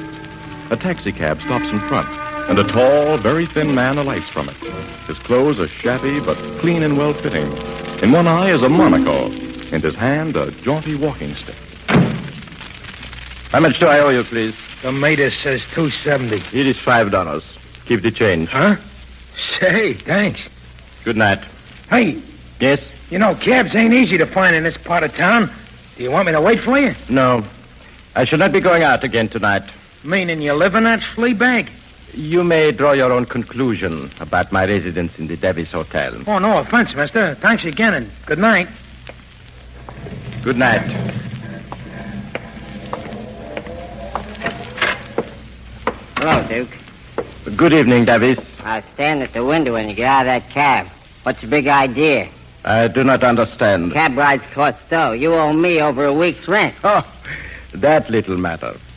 The sum of my indebtedness to you is how much? $5 for last week, and you're 2 days into this one. Here is $20. Hey, where'd you get that kind, though? You may keep the change. Huh? I'm leaving this place tomorrow morning. Leaving? For good. Give me the key to my room, please. Ah, sure, Duke. Where are you going from here? My name is not Duke. It is Smythe. Mr. Smythe. I am going to live like a gentleman again. Good night. Night, Mr. Smythe. Mr. Davis. Yeah? I do not wish to be disturbed tonight. Again, good night. Huh. $20 he gives me. It's more than he asked me for the lend of a nickel. I can't figure that guy out. Hello, gents. What can I do for you? A man came into this place just now. A man who wore a monocle and carried a walking stick. What about it? We saw him go upstairs. So you must be a guest of this hotel. Who are you guys? We will ask the questions and give the answers. Hey, what's the idea? We will not harm you if you do as you are told. You will take us to the room of that man with the monocle. Okay. And be very quiet. His room's on the next floor, up them stairs. You first. Just ahead of us. Sure. What you two gents want with the Duke? The Duke? Is that what he calls himself? That's what we call him around here. It's just a gag. I don't know nothing about him, gents. He ain't no pal of mine. I don't know nothing about the dough he had tonight, neither. Dough? What do you mean by that? Well, that's what you hear about, ain't it? You're after the money he got someplace. This man you call Duke had money tonight? I only saw $20 of it, but he gave me the idea. Never mind. Take us to his room and get him to open the door. He must think you are alone. If you wish to live, my friend, do not let him know that anyone is with you. I hear. There's his door. Knock. Who is there? It's Davis, Duke. What do you want? I got to talk to you, man. I told you I do not want to be disturbed. It's about a personal matter, Duke. Open the door. Oh, very well. We get Anton. Oh, no be specters. You. Enfin. Please, You are going with us, son. No, I beg. And you will go quietly. Don't. You slugged him with that gun. Quiet, innkeeper. It was necessary. Now, for you, innkeeper, here is $100. That C note for me? Put it in your pocket. Oh, thanks. It is in payment for your services and for what we are now compelled to do. Well, what do you mean by that? This.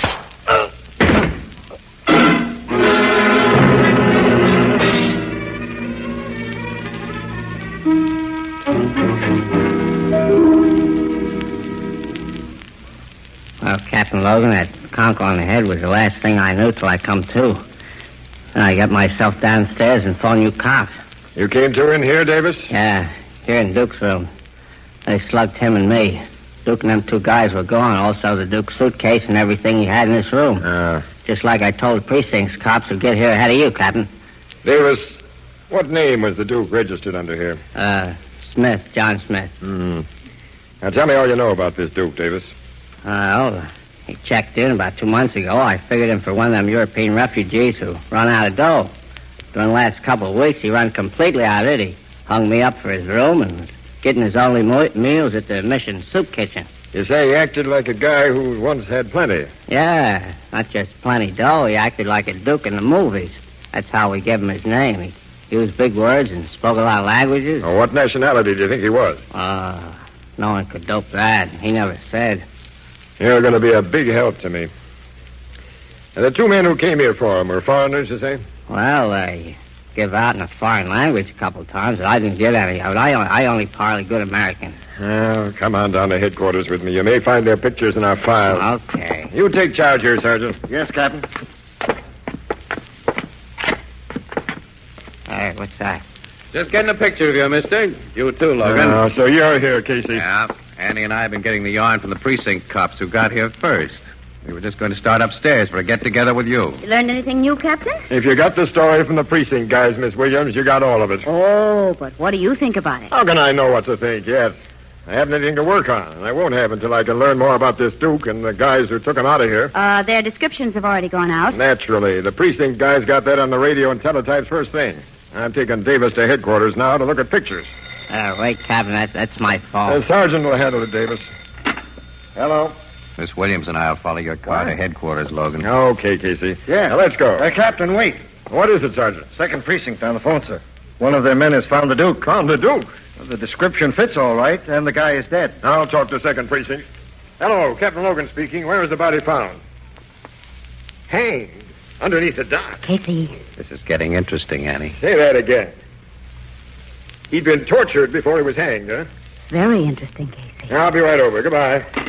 Seems you've just learned more about the Duke and the guys who snatched him, Logan. Yeah.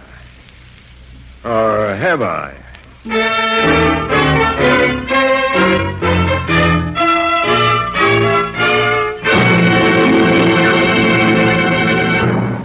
Fire King Oven Glass makes housework so much easier. Cuts dishwashing time, for example, by a full 2/3, and makes successful cooking practically a certainty.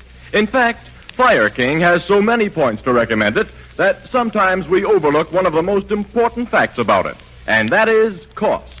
Fire King casseroles and baking dishes, Fire King oven glass pie plates and mixing bowls, and all the other Fire King oven glass dishes you will find at your favorite chain, variety, hardware, and department store are almost unbelievably low in cost. And each piece is guaranteed for a full 2 years against oven breakage. Ask for Fire King oven glass by name. It's a product of Anchor Hawking. A great name in glass.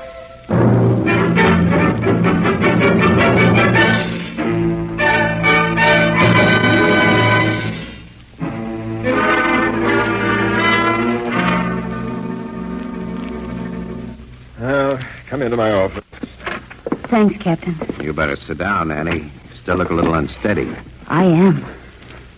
What that poor guy must have gone through before they strung him up. A sweet pair of killers did that job.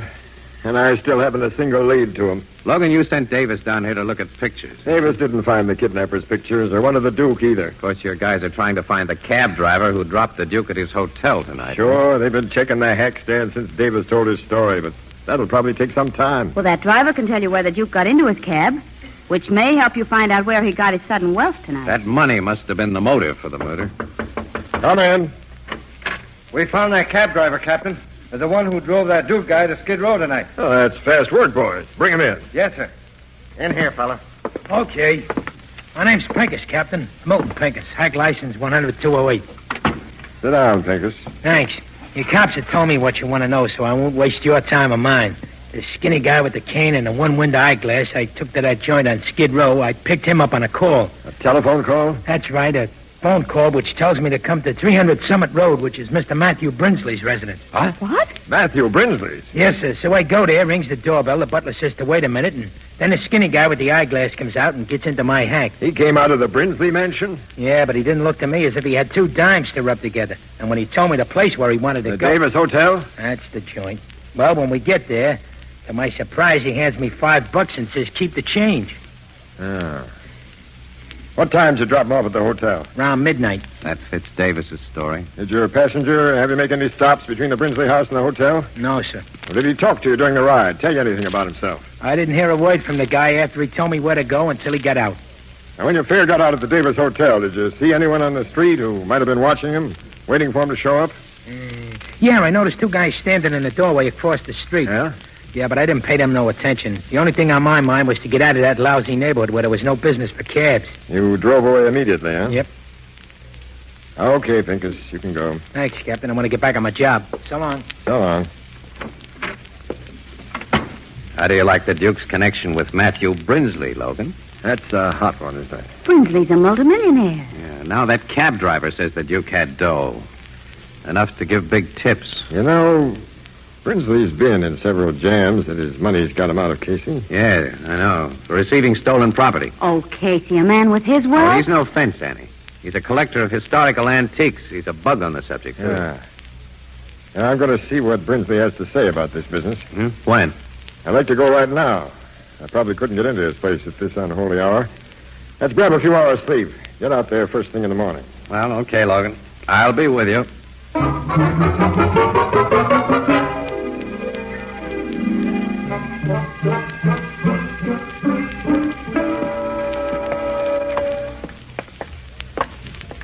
Quite a joint, this Brinsley mansion, Casey. Yeah, I'll say. Probably interrupt the old guy's breakfast, but here goes his doorbell. Hey, hold it, Logan. Someone's opening the door. Huh? What is it? Good morning. We'd like to see Mr. Brinsley. I'm Brinsley, but I can't talk to anybody now. I'm on my way to the bank. I'm a policeman, Mr. Brinsley. Huh? Here's my shield and identification. I'm Captain Logan of the Homicide Bureau. Homicide? Very well. Come inside. Thanks. Howard? Yes, sir? Tell the chauffeur to wait. I'll be slightly delayed. Yes, Mr. Brinsley. Sit down, Captain, and... My name is Casey. What are you gentlemen here for? I haven't committed any homicide. Mr. Brinsley, you had a visitor last night. A tall, thin, shabbily dressed man who wore a monocle. What about him? I want you to tell me all you know about him. Why? He was murdered after he left your house.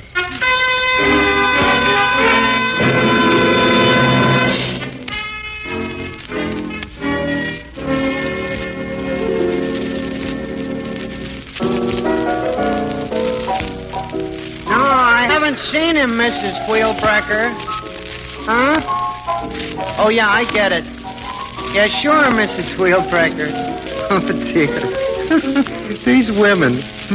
Here's your drinks, Casey, Miss Williams. Thanks, Ethelbert. I was hoping you'd show up pretty soon. So it was just a heart attack that killed the old guy, Casey. He wasn't murdered. No, Brinsley's death was a perfectly natural one, Ethelbert. Oh, not altogether, Casey. From what you told me, the shock of hearing about the Duke brought on the attack. Yeah. At first, I figured that Duke sold something to Brinsley. Some antique he'd stolen, maybe. Yes, but Logan hasn't been able to find anything that Brinsley might have bought from the Duke. And as Brinsley wasn't out of his house after the Duke left it last night... There wasn't nothing in that leather bag Brinsley took into his study? No, nothing but some very legitimate bonds. That's what he was taking to the bank, Yeah, huh? apparently. Mm-hmm. The way that old guy hung onto his bag, even after his heart began to kick up. And he insisted on going into his study alone, and he closed the door. He was in there long enough to have taken something out of the bag and hidden it away. Logan searched, you say? Oh, sure. Desk drawers and places like that.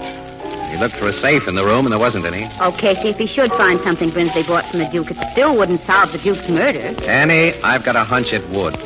Well, now, I don't see how. I think those two well-dressed foreigners who went to the hotel for the Duke were looking for the thing he sold to Brinsley. And I think if they believed that they could still get their mitts on it, they just might... Hey, Annie. What?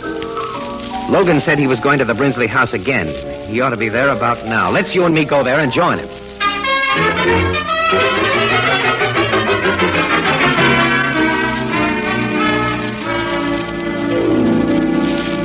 I got the same idea you got, Casey, so my men are giving that study in there a real going over right now. That's swell, Logan. Well, what do you know about that?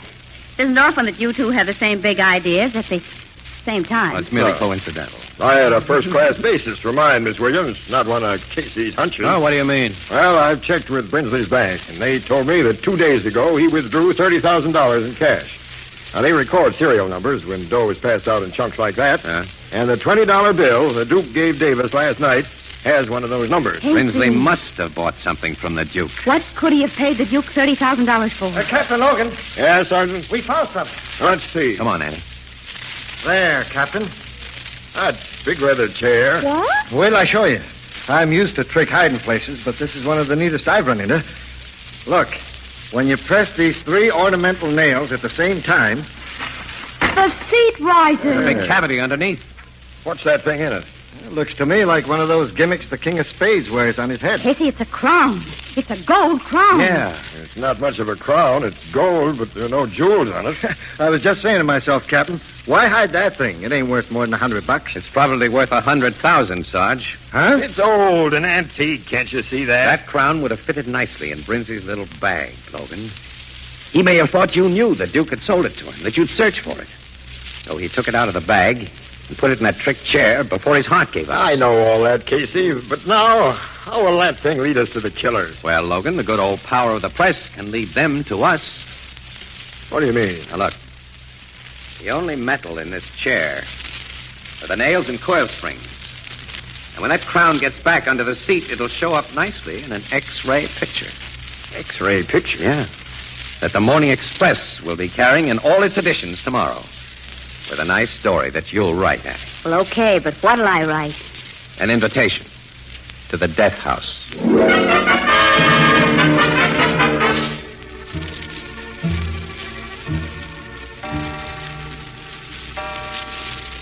Oh, 2 o'clock in the morning. And we've been sitting here in the dark for almost 6 hours. Well, they couldn't have a more comfortable place to sit in the dark.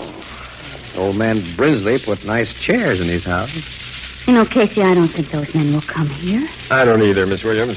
Only chumps would fall for that stuff in the Express this morning. Well, aren't murderers chumps? Your come-on was too broad, Casey. That X-ray picture showing the crown and that leather chair and Miss Williams' story. That was a darn good story, Logan. Thank you very much. I gave a reasonable explanation for that picture.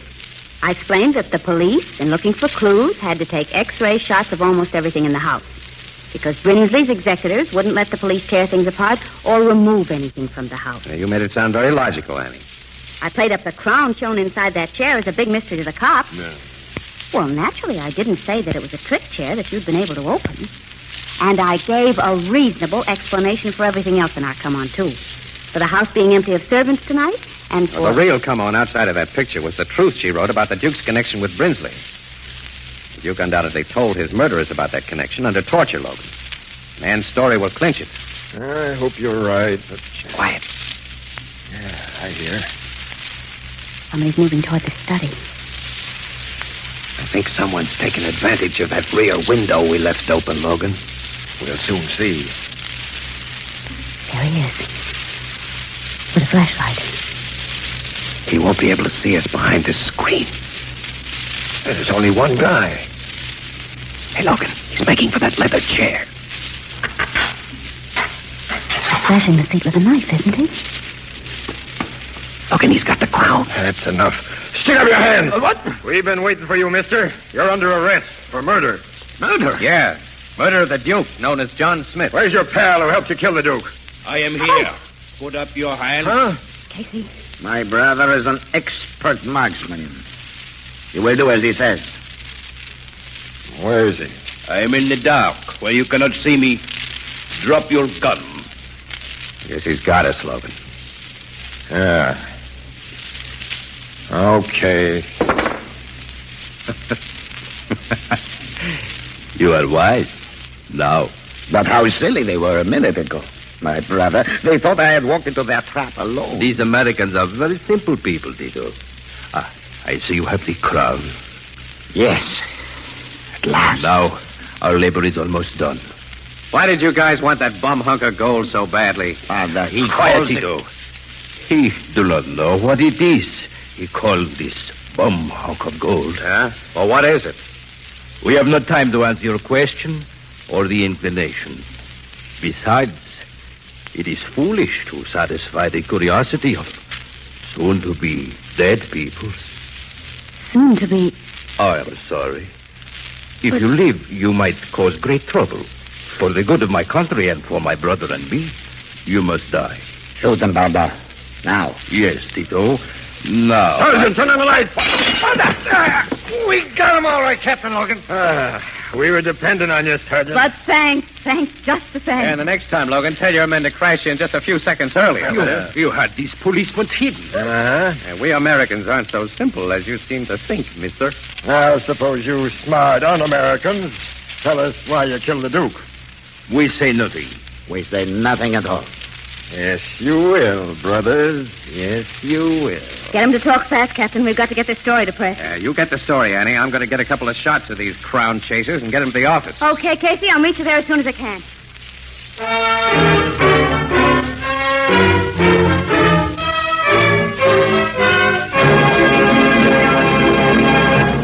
The traditional harvest moon is more than a month away, but already throughout America, most of the golden harvest of fruits and vegetables has been garnered, packed away for your use in the months to come.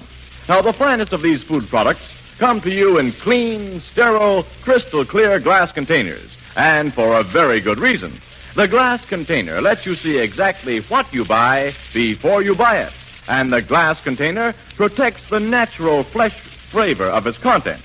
A very large number of these finer products of field and orchard, of range and sea, come to you in crystal clear anchor glass containers sealed with tamper-proof anchor caps. Products of Anchor Hawking. A great name in glass.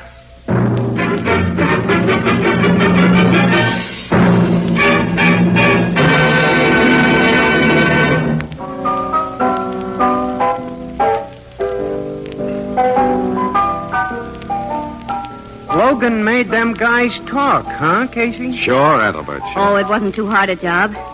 After Davis positively identified them as the men who came to his hotel for the Duke. Tell me what they said. Well, to begin with, pal, they told us the Duke wasn't really a Duke. Oh, I knew that all along. He was only a count. Huh? He was an honest-to-gosh count, too, Ethelbert. From one of those little European principalities that went out of business after the First World War. Yeah, and the Duke, the Count, was a relative of the king who'd lost his job. And he was also custodian of the royal crown, Ethelbert. And he scrammed the United States with all that dough that he could lay his mitts on and the sacred crown. Only the money gave out after a while, and he had only the crown left. So he finally sold the crown to Brinsley. But the guys who killed him? They were stubborn royalists, Ethelbert. Fanatics about restoring their king, who had to have his traditional crown if and when he was restored. They went after the Duke and finally caught up with him. They forced him to tell what he'd done with the crown, and then they killed him. See, they considered the guy a traitor, Ethelbert, so they gave him the traditional punishment for traitors, hanging. They even tied a real hangman's knot. They thought were a legal execution. Well, in their screwy minds, it was a legal execution. Some people are certainly funny. Yeah. But as my sister Edna says, quote, if all folks was like you and me, wouldn't the world be dull? Unquote. And you know Edna.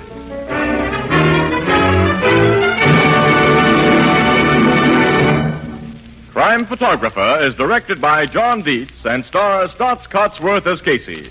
It is written by Alonzo Dean Cole and is based on the fictional character of Casey created by George Harmon Cox. If you're inconvenienced by returning beer and ale bottles, here's good news. Anchor Hocking has pioneered a new kind of bottle, so inexpensive that it requires no deposit. It will shortly be released for civilian use. Watch for it. The more convenient Anchor Glass one-way, no-deposit bottle. A product of Anchor Hocking.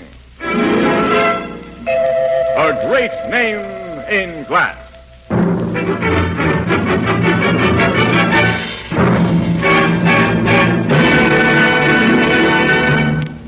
Our cast features Miss Leslie Woods as Anne and John Gibson as Ethelbert, with Herman Chittison at the Blue Note piano. The original music is by Archie Blyer. Crime Photographer is brought to you each Thursday at this time by the Anchor Hocking Glass Corporation of Lancaster, Ohio, and its more than 10,000 employees. Anchor Hocking.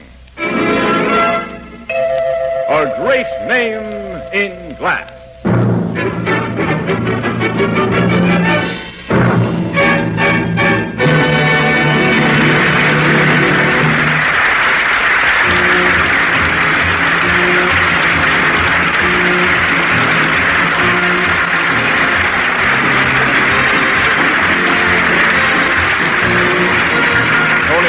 Speaking, this is CBS, the Columbia Broadcasting System.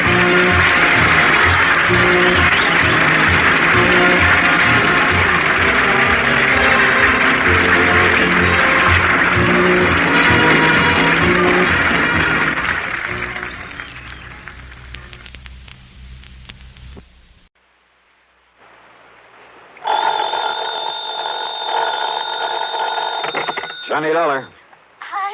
Johnny, this is Helen Daner. Helen Daner? That's right. I live out here in Morro Bay, California. I see. Insurance with one of the companies you represent, the Greater Southwest Insurance Company. Oh, yeah, I do a lot of work for them. But also, Johnny, do you mind if I call you Johnny? Well, no, not at all, Miss Daner. Or is it Mrs.? It's Miss. Or better still, just Helen. As I started to say, I not only have that insurance, but, Johnny, I never miss that radio program of yours where you tell all about those exciting cases you solve. Sometimes I just don't see how you do it. Well, I hope you never find out about the ones I miss out on. But now, Miss Daner... I don't think I've missed a single one of your programs. Good. I'm your most loyal listener, and I think you're wonderful. Well, thanks. And that's why I'm calling you instead of the police about this. Well, look, Miss Daner, Oh? Yes. Calling about what? Johnny, if the police weren't able to nab them, isn't that what you say, nab them? Yeah, sure, but go on. Well, Johnny, these terrible people might suspect that I'm the one who told the police about them. What people, Miss Daner? And if that happened, well, I guess you can just imagine what they might do to me. Well, who are these people you're talking about, and just what is it they're up to? All right, Johnny. Now listen carefully. Yeah. Yes? Miss Daner? Hello? Hello? Hello?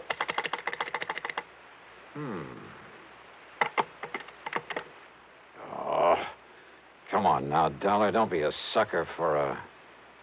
And yet... I wonder...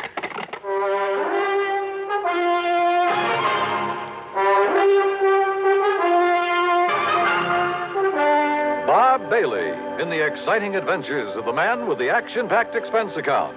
America's fabulous freelance insurance investigator. Yours truly, Johnny Dollar.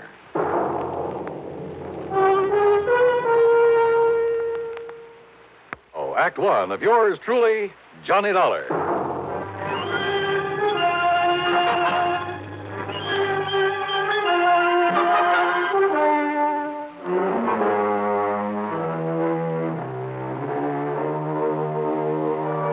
Expense account submitted by Special Investigator Johnny Dollar to the Greater Southwest Insurance Company, Home Office, Los Angeles, California. Following is an account of expenses incurred during my investigation of the Big H matter. Expense account item 1, 275, long-distance telephone call to Hollywood 82124. That is to say, the office of Royal J. Harkins, contact man at Greater Southwest Insurance in Los Angeles. It was late in the day, but luckily he was still in his office. Nice to hear from you again, Johnny. What can I do for you? Roy, I'm putting this call on expense account. Oh? But that ain't all. If I could make connections down to New York, well, let's see. There's a plane leaving for the West Coast a little after midnight, so I'd arrive in L.A. early in the morning. You coming out here? Unless somebody's been pulling my leg. Roy, do you have a policyholder named Helen Daner? Yes, somewhere up we certainly do. Well, now, what's that mean? She's an elderly woman, a spinster, who lives up in the little town of Morro Bay. That's about 200 miles north of here. Johnny, she called this office early this afternoon. She demanded your phone number there in Hartford. And? Well, I didn't give it to her. Why not? Because she wouldn't say why she wanted to get in touch with you. Oh, fine. And knowing how busy you always are, well... But then, just a few minutes ago, I began to wonder about it. Yes? Well, after all, if she wanted to contact you about some insurance matter... Yeah. What? Well, did you call her back? Yes, since we handle all her insurance. That is, I tried to, but I got no answer. Then, Roy, I'm going to grab that plane I was talking about. Well, now, wait. Did she get to you? Did you talk to her? Yes. And it has something to do with her insurance? Plenty. So I'm flying out there, Roy, at your company's expense. Now, just a minute, Unless, Johnny. of course, you'd rather pay off her insurance to some beneficiary. Johnny. Then just be sure to have a rental car waiting for me when I pull into the airport. Item 2, 162.85 plane fare. The big mainlander took off from New York's International Airport promptly at 12:30 a.m. At 6:30 Pacific time, I stepped off the plane at L.A. International. Dollar, this way. Oh, hi, Roy. I didn't exactly expect you to be here in person this early in the morning. Well, I am. I've got a rental car ready and waiting for you out at the curb. Good, good. But listen, you still haven't told me what this is all about. Because I'm not too sure myself. But you sounded over the phone as though something's happened to the old lady. Miss Helen Daner, I mean. That's exactly the way I meant it to sound. And since I still haven't been able to get her on the telephone... Well, what's happened to her? I don't know. This my car? That's right. Oh, start making some sense, will you? I wish I could. Well, do you actually know that something's happened to Miss Daner? Nope. But if it hasn't, I've got to do everything I can to prevent it. Johnny, prevent what? Royal, I only wish I knew. Johnny! Johnny! Thanks to an excellent highway and light traffic, I made good time through Santa Monica, then Santa Barbara, even past the famous Pismo Beach. It was just afternoon when I pulled into Morro Bay. When I stopped for gas, that's item 3, 420, I looked up Miss Helen Daner's address in the local phone book. It turned out to be a modest little frame house about half a mile south of Morro Rock on the landward side of the bay. It had some nice, well-kept flower beds in front, and at the back I could see a small, rather decrepit dock that stuck out into the bay. A brand-new, expensive automobile was parked in the street in front of the place. Hardly the kind of car you'd expect a sweet old lady to be driving along. Well, there was only one way to find out.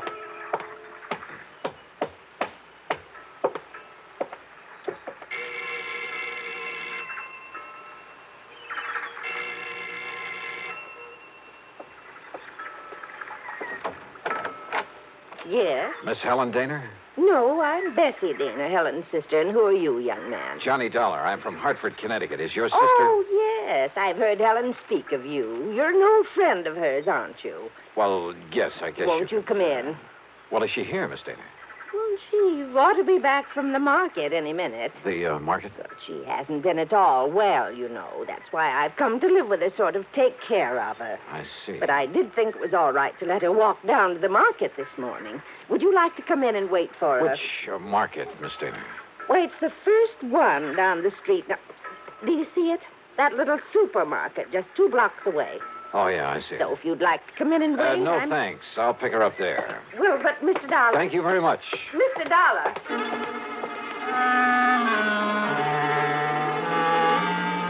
There was something very funny here, but I wasn't sure just what. Or maybe I'd just fallen for some gag on the part of a fan on my radio program who wanted to see her favorite hero in person. In any event, there was one sure way to find out, from Miss Helen Daner herself. And if she was still at the market. But as it turned out, I got that well-known kick in the face. Why, of course I know Miss Eleanor well, sir. Then will you please point her out to me? Miss Helen Daner? That's right. Oh, but she isn't here, sir. Oh. Then perhaps she went to some other store. Most certainly not, sir. What? We deliver everything that she orders to her little house up the street. Well, that still doesn't prove well, anything. You see, Miss Helen hasn't been out of that house for weeks, hasn't budged. You're sure of that? Why, of course I'm... Why, what's the matter, sir?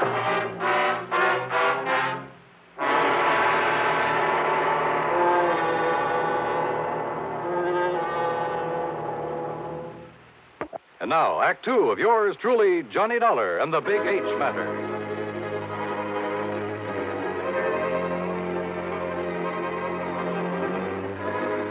If old Miss Helen Daner, who telephoned me in Hartford, asked me to come out here to Morro Bay in California, if Miss Daner hadn't budged from her little house in weeks, why had her sister told me she was at the market?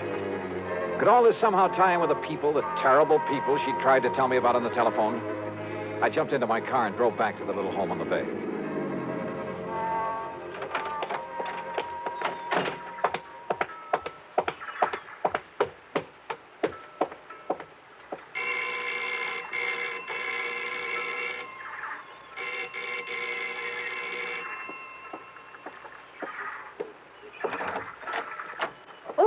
Mr. Dollar. That's right. Now, where is Helen Daner? Oh, Sister came back while you were gone. Came back?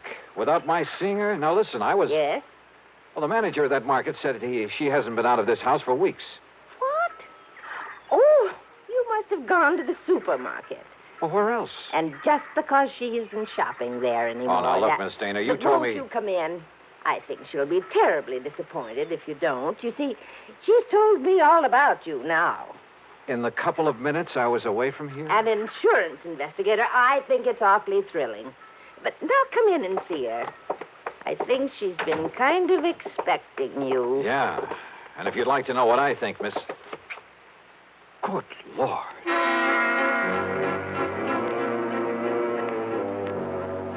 In the middle of the tiny living room was a heavy oaken armchair. Sitting in it, tied down to it, was a sweet-looking gray-haired lady of maybe 70 or 75. A handkerchief was lashed tightly across her mouth, and the eyes behind her old-fashioned steel-rimmed glasses were filled with tears and a look of utter despair. I swung around to her so-called sister and was struck by two things. She seemed to have suddenly lost about 20 years. Her face wore an unpleasant smirk, and in her right hand was a .38 aimed at me. Don't move, Mr. Dollar. This gun is not only loaded, but cocked, and it has a hair trigger. Stand perfectly still, because it'll be right in the middle of your back. So, while I take away your gun... All right. Now, sit over there in that chair against the wall. You'd better do as I say, Mr. Dollar.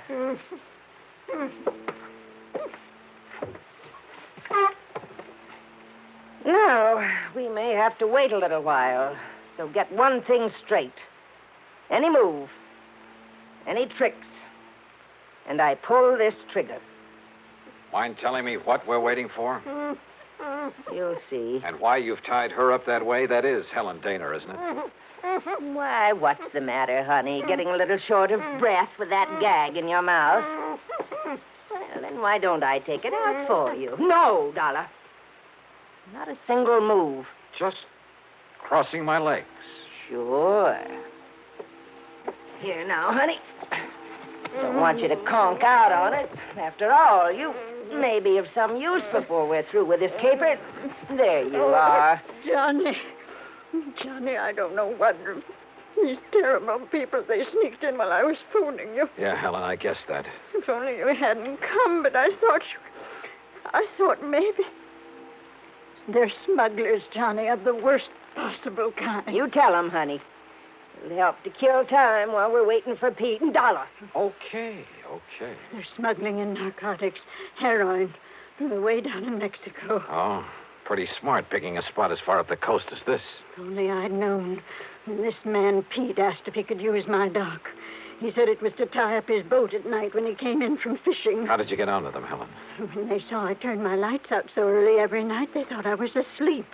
That I wouldn't notice he wasn't taking fish off his boat, but little cans of heroin. Heroin?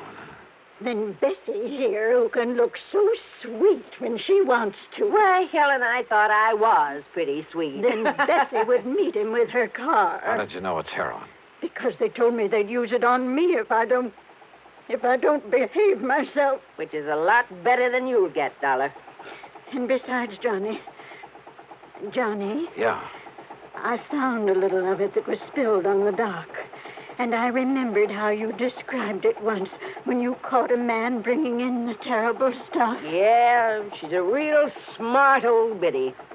Except when she phoned to you, Dollar, and we caught her at it. We can handle her all right. With a little H in her veins, we can even let the neighbors see her now and then. And with me acting as her sister, taking care of her. Oh, listen, here he comes now from the dock. Just relax, Dollar.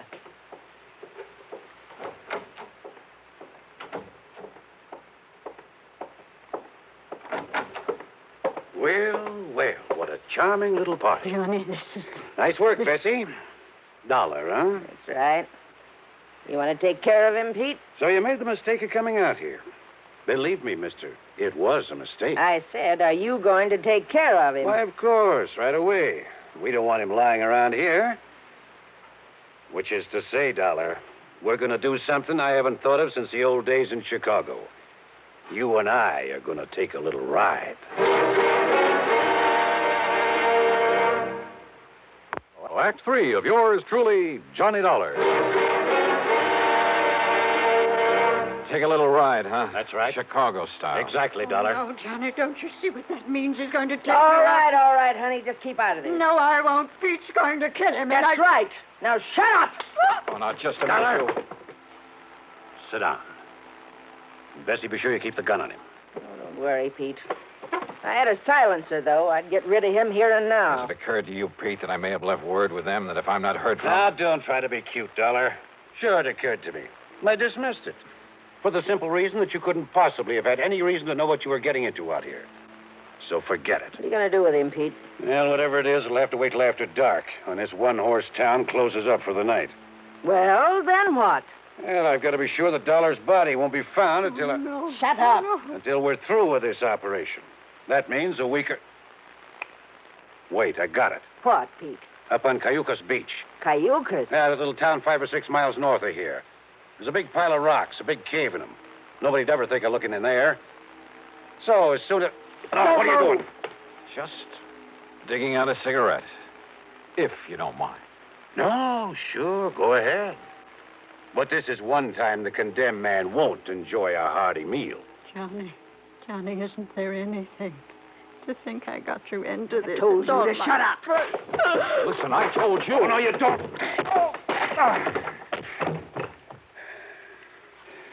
Finish him off, Pete. No. No, we'll wait for dark and do it right.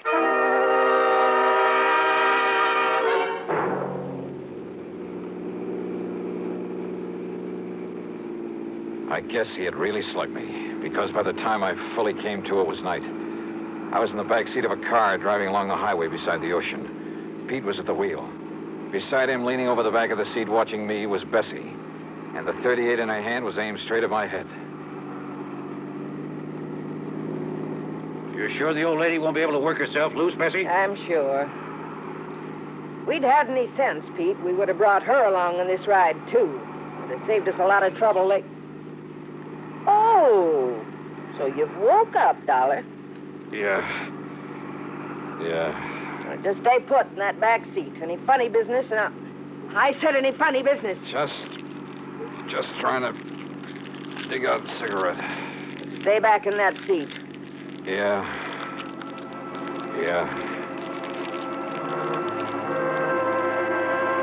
She didn't take her eyes off me for a second, or the gun either. As clumsily as possible, I struggled with a pack of cigarettes, rolling and squeezing it, and hoping the tobacco was plenty dry.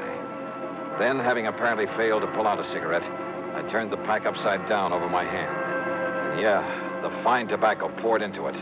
I took a deep breath. What's the matter, Dollar? You need some help with that. Oh, no, my eyes! Hey! My eyes! Oh! Instinctively, she dropped the gun, put her hands to her eyes, now filled with tobacco dust. With what little strength I had, I picked up the gun and slammed it against the side of Pete's head. Oh!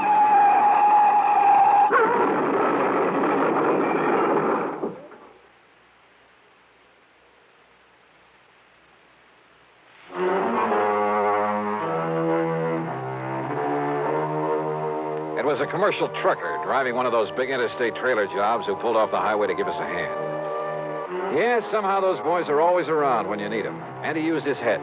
When he found my credentials in my pocket, he saw the whole picture in a flash. So he hailed down the first police car that came along and turned both Pete and Bessie over to them. Miss Helen Daner, bless her heart, this spunky little old character was tickled pink to be involved in the whole thing. Yeah, she just can't wait to go to court and testify against those two. Expense account total, including the trip back to Hartford, $447.45. Yours truly, Johnny Dollar.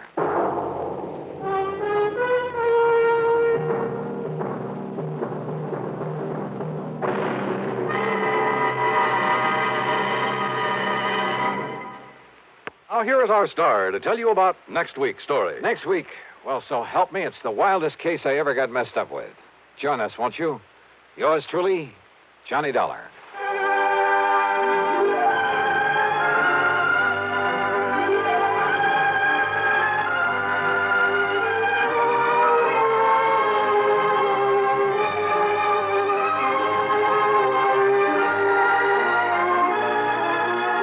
Yours truly, Johnny Dollar, starring Bob Bailey, originates in Hollywood and is written, produced, and directed by Jack Johnstone. Heard in our cast were Peggy Weber, Virginia Gregg, Bartlett Robinson, Joseph Kearns, and Russell Thorson. Be sure to join us next week, same time and station, for another exciting story of yours truly, Johnny Dollar.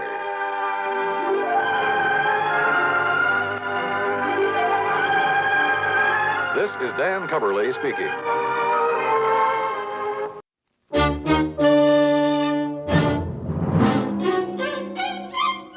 Box 13, with the star of Paramount Pictures, Alan Ladd, as Dan Holliday.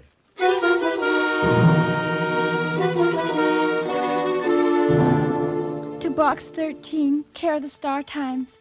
I am desperately in danger, I'm sure. I'm afraid to go to the police right now. So if you'll really go anyplace and do anything like your ad says.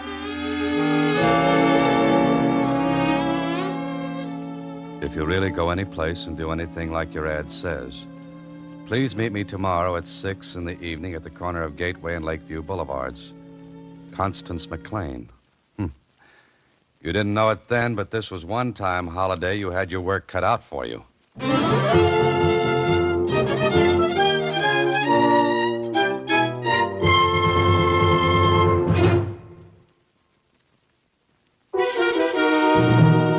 And now, back to Box 13 and Dan Holliday's newest adventure. I guess I was asking for it when I put that ad in the Star Times. But I wasn't asking for what happened this time, and I don't want it again. You see, it was, well, might as well start from the beginning, and Susie saying... Constance McLean. That's a pretty name, Mr. Holliday. But what do you make of the letter, Susie? Make of it? Well, what do you mean? Well, take this line. I'm desperately in danger, I'm sure. Well, what about it? No, it sounds like something from an old melodrama. But it's thrilling. Maybe she is desperately in danger, Mr. Holliday. Why don't you find out? You think I should, huh? Sure. You'll be just like one of the old knight irritants. Knights errant, Susie. What's the difference? They both hunted for trouble, didn't they? Well, what's good enough for a knight errant is good enough for me. I'm sorry I can't oblige you by dashing off on a white charger and wearing a tin suit. But so long anyway, Susie.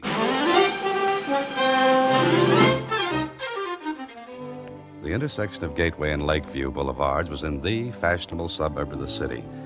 The kind of a neighborhood where money is the root of the most important family trees. I looked at my watch. It was 6 exactly. Then I heard someone coming. I waited. It was about dark. The shadows of the trees kept me from seeing who it was whispering. But a couple of seconds later... Hello. Oh, good evening. You're, Constance McLean? Oh, no. No, my name's Barbara Rodney. Constance is over there. Oh, I see. Well, I'm box 13. Uh-huh. Well, what's the matter? You're different. From what? From what we thought. You mean to tell me you got me all the way out here to see what I look like? Oh, no, not at all, Mr. 13. I mean, well, what is your name? Dan Holliday. Oh, that's nice. Wait a minute. Come on, honey. What do you like? Kind of scared. Oh, come on. He's right up here. Mr. Holliday, this is Constance. Connie? How do you do? How are you? She stared at me, and I stared back. She was about 17. Not pretty, but kind of a hungry face and eyes. I smiled at her, and she smiled back. It's awfully nice of you to come, Mr. Holliday. Well, not at all. I think anyone would come on the strength of your letter, Connie. Can we go someplace and talk? I mean, we can't stand here on the corner, can we? We could, but sitting would be better. What do you suggest? How about Smudgy Mary's? I beg your pardon? Well, Connie means Smudgy Mary's place. Oh, I thought for a moment you said Smudgy Mary's. We can sit down there. They have tables, and we can talk. I've got to talk to you, Mr. Holliday. Just a minute, Connie. What kind of a place is this Smudgy Mary's? It's nice. They serve ice cream and sundaes and malts. Oh, well, swell. Let's go. Is it within walking distance, or do we go in my car? Well, we can walk, can't we, Connie? Well, if you think it's safe for me. Safe? What's the matter? We'll go in your car, Mr. Holliday. On the way to Smudgy Mary's, I tried to draw Connie out, but she was determined to wait until we got to that paradise of ice cream and malts. The two kids chattered away, and I gathered they both went to a fashionable and ultra finishing school in the neighborhood. Then I found myself in Smudgy Mary's. Kids were all over. Nice-looking kids. And the usual jukebox. Connie and Barbara guided me to a table in the back, and we sat down. What'll you have, Mr. Holliday? What's the specialty of Smudgy Mary's? You want one? If you do, Connie. No, don't think so. Just a lemonade. Barbara? A double malt with chocolate ice cream and whipped cream on top. I'll go over and tell Mary. We call her Smudgy because she's always got a smudge on her nose. I'll be right back. All right, Connie. Want to talk now? Here, you read this. She took a crumpled piece of paper from her handbag, shoved it across the table to me. I opened it. There was a message that read, "If you don't get $1,000 from your parents, they'll never see you again." The letters were cut from magazine and newspaper print. I read it twice, then asked, "How did you get this, Connie?" It came to the school for me. When? Yesterday, just before I wrote the letter to you, Mr. Holliday. Who knows about this? Just Barbara. She's my best friend. Now you. All right, Connie. As soon as we leave here, we're going to the police. Oh, no, please. Please, Mr. Holliday, we mustn't. Why not? Oh, if I did, well, Mother would have to know. Don't you think she should? No, she mustn't. Why not? Well, she isn't well, Mr. Holliday. With something like this, it'd make her worse. But this is very serious, Connie. Then you help me. Now, look, Connie. You're not helping other girls who may be in your position someday. Let the person who wrote this get away with it this time, and he'll try it again. Mr. Holliday, if you go to the police, I'll kill myself. I stared hard at her. Her face was more hungry than ever, and her eyes were scared. Then Barbara came back with the orders. Well, here we are. I brought you a specialty, Mr. Holliday. Thanks, Barbara. Babs, Mr. Holliday wants to go to the police. Sit down, Barbara. Yes, sir. Now, Connie, have you anything else to tell me? Today someone called me on the phone. It was a man's voice. He said, I should have the money by the day after tomorrow or I'd be sorry. That's right, Mr. Holliday. I was there when the man called. Did you recognize his voice, Connie? No, I never heard it before, I'm sure. It had kind of an accent. Do you know anyone that speaks like that? No, I said I didn't recognize him. Where are your father and mother? They're away. Where? In Michigan. For how long? They'll be gone about 2 months. I see. This man said you'd have to get the money by the day after tomorrow, is that right? Yes. Oh, Mr. Holliday, I'm scared. Why are you afraid to go to the police, Connie? I'm afraid what will happen if I do. To you? Yes, to me. Yes, she was scared, all right. She didn't touch her lemonade, and I couldn't touch the specialty of the house. You see, I wanted to be alive the next day. A little while later, we left Smudgy Mary's. We didn't say much. Connie, because she was scared. Barbara, because she was scared. And I, because, well, I had an idea.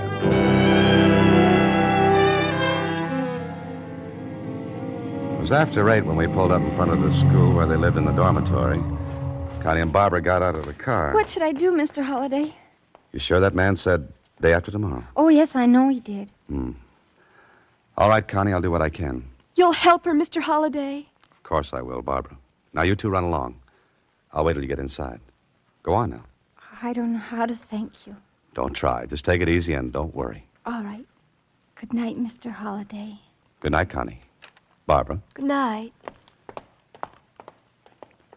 I watched them until they went in. I was about to close the car door and drive away when... Holliday! Oh, Mr. Holliday! That was Connie. It didn't take long to cover the distance to the dormitory entrance. Connie! Barbara! Mr. Holliday, look, it was under my door. This. Another letter. Give it to me quick. Oh, here comes Miss Ogleby. She's headmistress. Oh, Please, Mr. Holliday, don't show her that letter. Please, don't tell. I don't know why I stuck that letter in my pocket. Maybe it was Connie's face. Absolute terror on it. But I rammed the letter in my pocket just as... And what does this mean? Please, Miss Ogleby. And, sir, who are you? She looked at me, and I remembered my 5th grade school teacher. The one who didn't like me. I looked at Connie. There was a desperate, please don't tell look on her face. Barbara was as white as a sheet. I decided to be hung for a sheep as well as a lamb, Miss Ogleby repeated. Well, sir, if you please. Girls, into your rooms. Yes, ma'am. I'm waiting, sir. I'm in the wrong house. Really? And for which house were you looking? The Smiths. Really? Where do they live? Not here, I guess. I hope you have an explanation.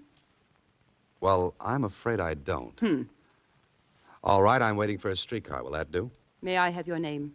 If you'll just forget all about this, I'll go quietly home and lie down for a while. I'm afraid I shall have to ask you to stay. That's very kind of you, Miss Ogleby, but I have a previous engagement. If you try to leave, I shall ring the alarm, and the caretakers will stop you.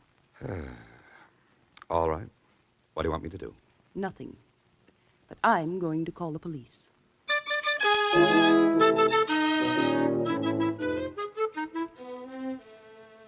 All right, Holliday. All right. You were in the wrong house. Why? I told you, Kling, I made a mistake. Couldn't you tell a girls' school from a private home? Besides, there's no one in the neighborhood named Smith. How do you like that? 3,000 Smiths in that phone directory, and I picked the wrong neighborhood. You should have worn a ribbon in your hair, and nobody would have noticed you. Thanks, dear. You're pretty, too. Listen, Miss Ogleby preferred charges, trespassing, and a dozen other counts. She can make them stick. Kling, what if I said I had a good reason for being there, but I couldn't tell what it was? What would you say? The same thing I said 2 hours ago. Why? I can't tell you. I promised. All right, you'll spend the night in the jug. Unless I put up bail, which I'll do.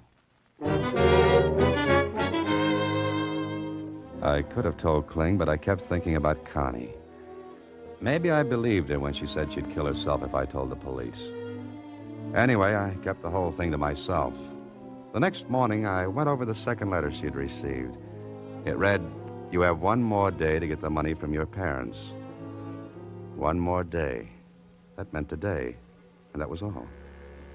I did a lot of thinking, and it added up to something very, very strange. I was thinking about it when the phone rang, and Susie answered it. Hello? just a minute. Mr. Holliday, Lieutenant Kling wants to talk to you. Oh? Okay, Susie, thanks. Hello? Yeah? What? When did you hear that? Okay, I'll be right over. Mr. Holliday, what's the matter? You look scared. I am, Susie. Maybe I've made a mistake. Connie McLean's disappeared.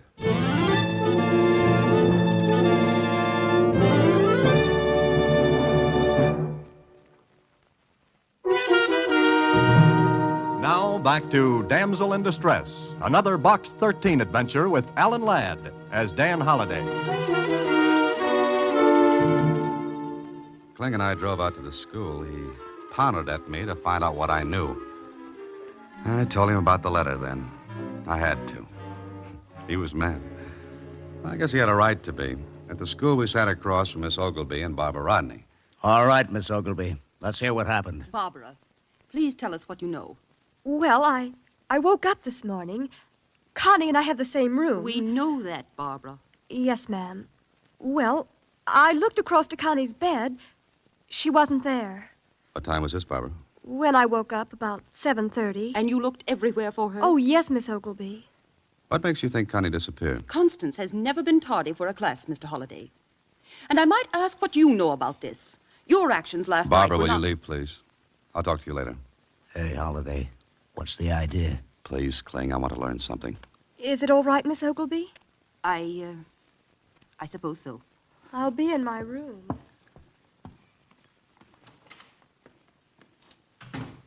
Now, Mr. Holliday? Shh. Kling, tiptoe to the door.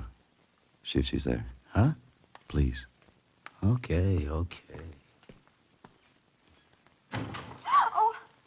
I'm going. I'll be in my room. Well, that's strange. I never suspected Barbara would do a thing like that. What's on your so-called mind, Holliday? Some questions? Miss Ogleby, do you know if Connie had many dates? Dates? Yes. Parties, dances. No, she didn't. Why? How about Barbara? Yes. They're very close to each other, aren't they? Inseparable. But what is this leading to? I don't know yet. Now about Connie's mother and father. Yes? Do they come to see her often? Not very. They do a great deal of traveling. Uh-huh. Thanks, Miss Ogleby. Now, Holliday, you through playing games? No, not yet. Miss Ogleby, isn't there some sort of dance coming up soon? I think I saw a notice on the bulletin board as I came through. Yes, next week. But really, I don't see how questions like these are going to find Constance. Oh, Kling. Yeah? What now? You going to ask me to the dance?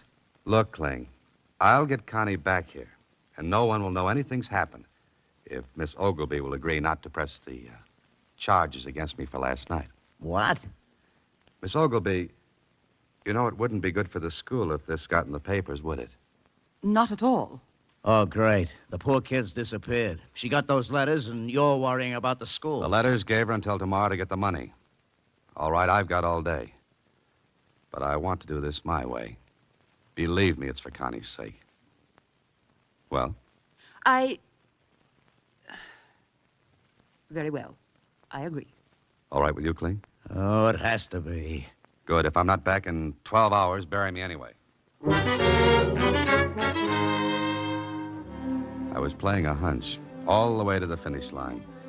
If it worked, okay. If it didn't, then Dan Holliday was cooked like a hot dog at a barbecue.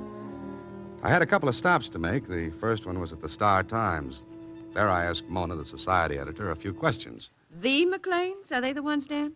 Uh-huh. They got a daughter, Constance. That's right. And 100 million or so. Where are they now? I can't tell offhand, but wait a minute. Back file should tell. The Riviera, not here. Nice, not here. Monte Carlo, not here. Mona, please drop the opera glasses and get to the McLeans. All right, Danny boy. Let's see. Here we are. Mr. and Mrs. Randolph McLean have left for an extended vacation in Florida. Florida? You sure that's not Michigan? Well, if it is, the Florida Chamber of Commerce is going to be awful mad. Did they return yet? No. You sure? Of course I'm sure. That's my job here, remember? Okay, Mona, thanks. I'll remember you at Christmas. Once a year is all I ask. So long. There was another stop to make. And strange as it may seem, it was to see a psychiatrist. Well, what he told me checked, but good. Then I made one more visit, this time to a telegraph office. I sent a wire to Connie's parents to charter a plane and come home at once. When that was done, I was all set except for one more little item. A long talk with Barbara. I got Miss Ogilvy's permission to take Barbara for a drive in my car. But, Mr. Holliday, why do you want to talk to me? Oh, maybe I just like to, Barbara. Where are we going? Is Smudgy Mary's open in the afternoon now? Yes. Okay. Let's you and I drop in for a lemonade or a malt. How about it? Well, I've really got to get back to school. Miss Ogilvy said it was all right for you to come with me. Oh. You didn't hear Connie leave the room this morning, did you? No, I didn't. And you're sure you looked all over for her? Oh, yes, everywhere. Uh-huh. Well, here's Smudgy Mary's. You know, Barbara, a diet like this will ruin my health. But come on. All right. Well, practically deserted. Is that Smudgy Mary? Yes, that's she. Mm-hmm. 2 specials, Mary, please. Oh, really, Mr. Holliday, I don't think I can eat Let's any... try the jukebox. Any particular number you'd like? No. Anyone's all right. Okay.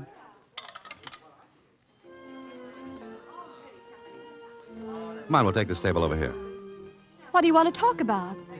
Connie, What about her? come on, Barbara. Why don't you tell me where she is? Well, because I don't know. I'll bet she's been kidnapped. Those awful letters. They said that if Those she... letters wouldn't have fooled a baby, Barbara. No kidnapper's going to ask for $1,000, not when the parents are worth millions. Well, maybe he was scared. Could be. But that second letter under the door last night, the kidnapper put it there? Well, he must have. Mm-hmm. Well, how did he get in? Well, I guess he sneaked in. Barbara, no kidnapper goes around in brightly lighted halls shoving threatening letters under doors. I don't know where she is. Barbara, please tell me. You won't tell anyone, will you, Mr. Holliday, please? I'm afraid I'll have to, Barbara. But maybe everything will come out all right. Now we'll save those Smudgy Mary specials until later. Right now, we're going to pick up Connie. How about it? All right, Mr. Holliday.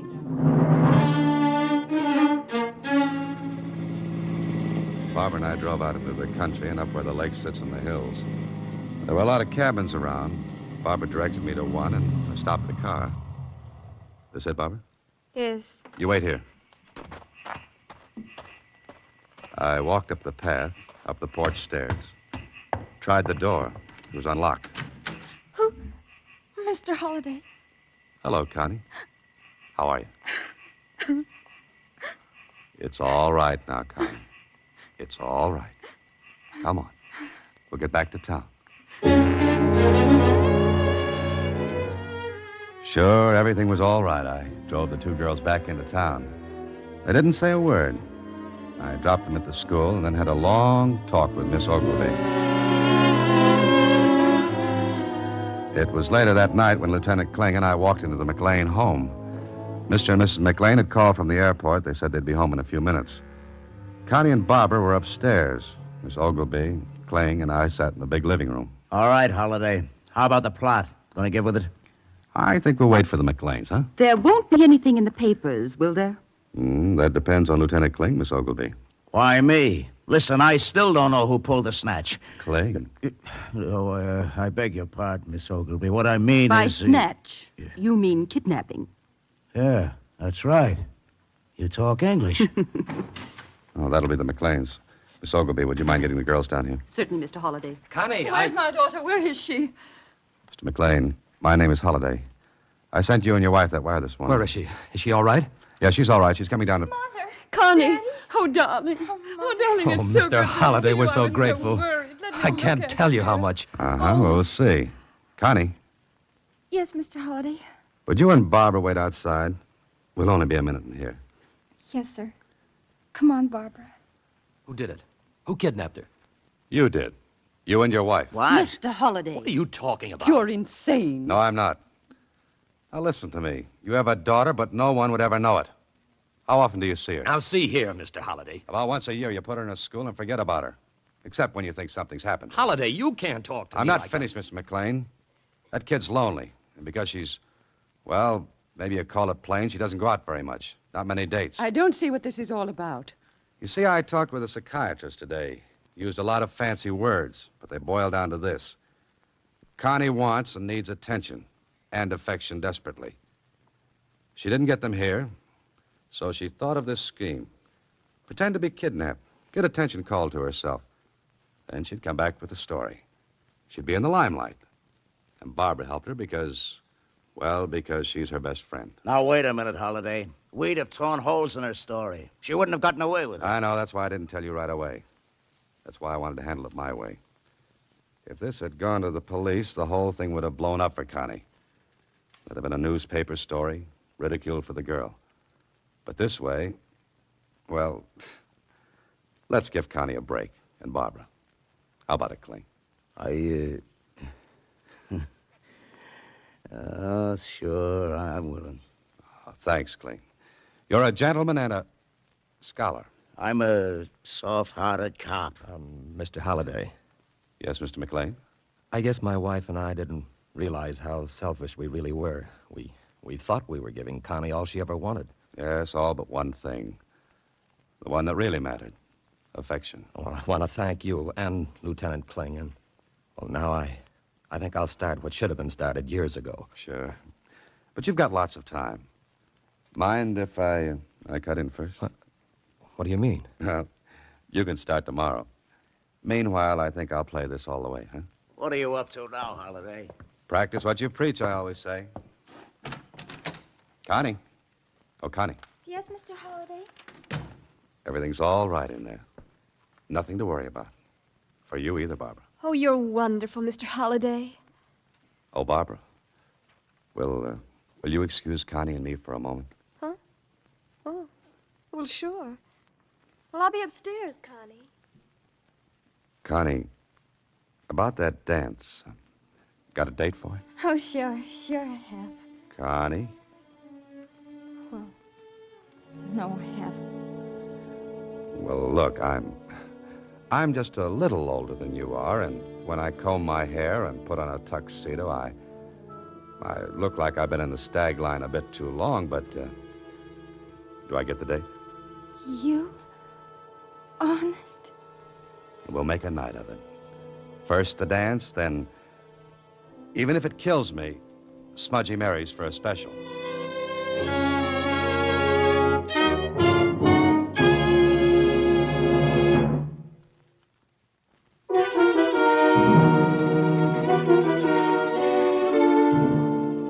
Did you have a good time at the dance, Mr. Holliday?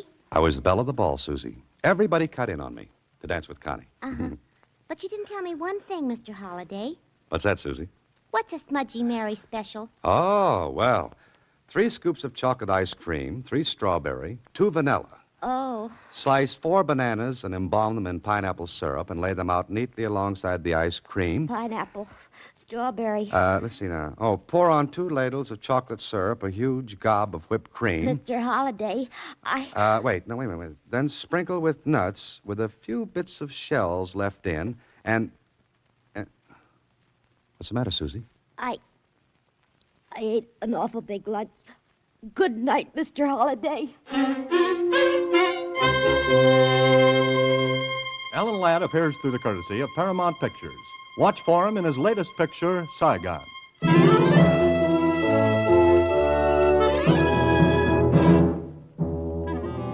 Box 13 is directed by Richard Sandville, with original story by Russell Hughes and original music composed and conducted by Rudy Schrager. The part of Susie is played by Sylvia Picker, and that of Lieutenant Kling by Edmund McDonald. Production is supervised by Vern Karstensen. This is a Mayfair production from Hollywood.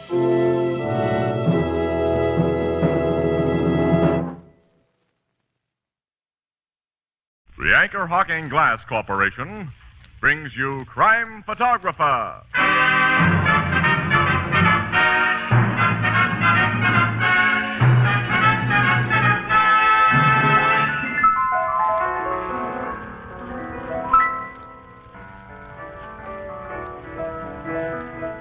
Ethelbert, did you hear about the latest crime wave? What crime wave, Casey? It's a series of crimes that occur regularly every week. What's so unusual about that? Well, for one thing, every one of these crimes is solved in exactly half an hour. Gosh, do they have any idea who's responsible? Why, sure. It's Crime Photographer, brought to you each week by Anchor Hocking, the most famous name in glass.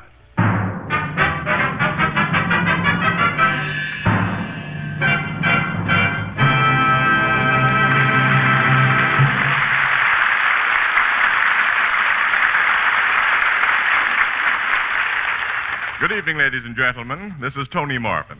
Every week at this time, the Anchor Hocking Glass Corporation of Lancaster, Ohio, and its more than 10,000 employees bring you another adventure of Casey, crime photographer, ace cameraman who covers the crime news of a great city. Written by Alonzo Dean Cole, our adventure for tonight, Acquitted.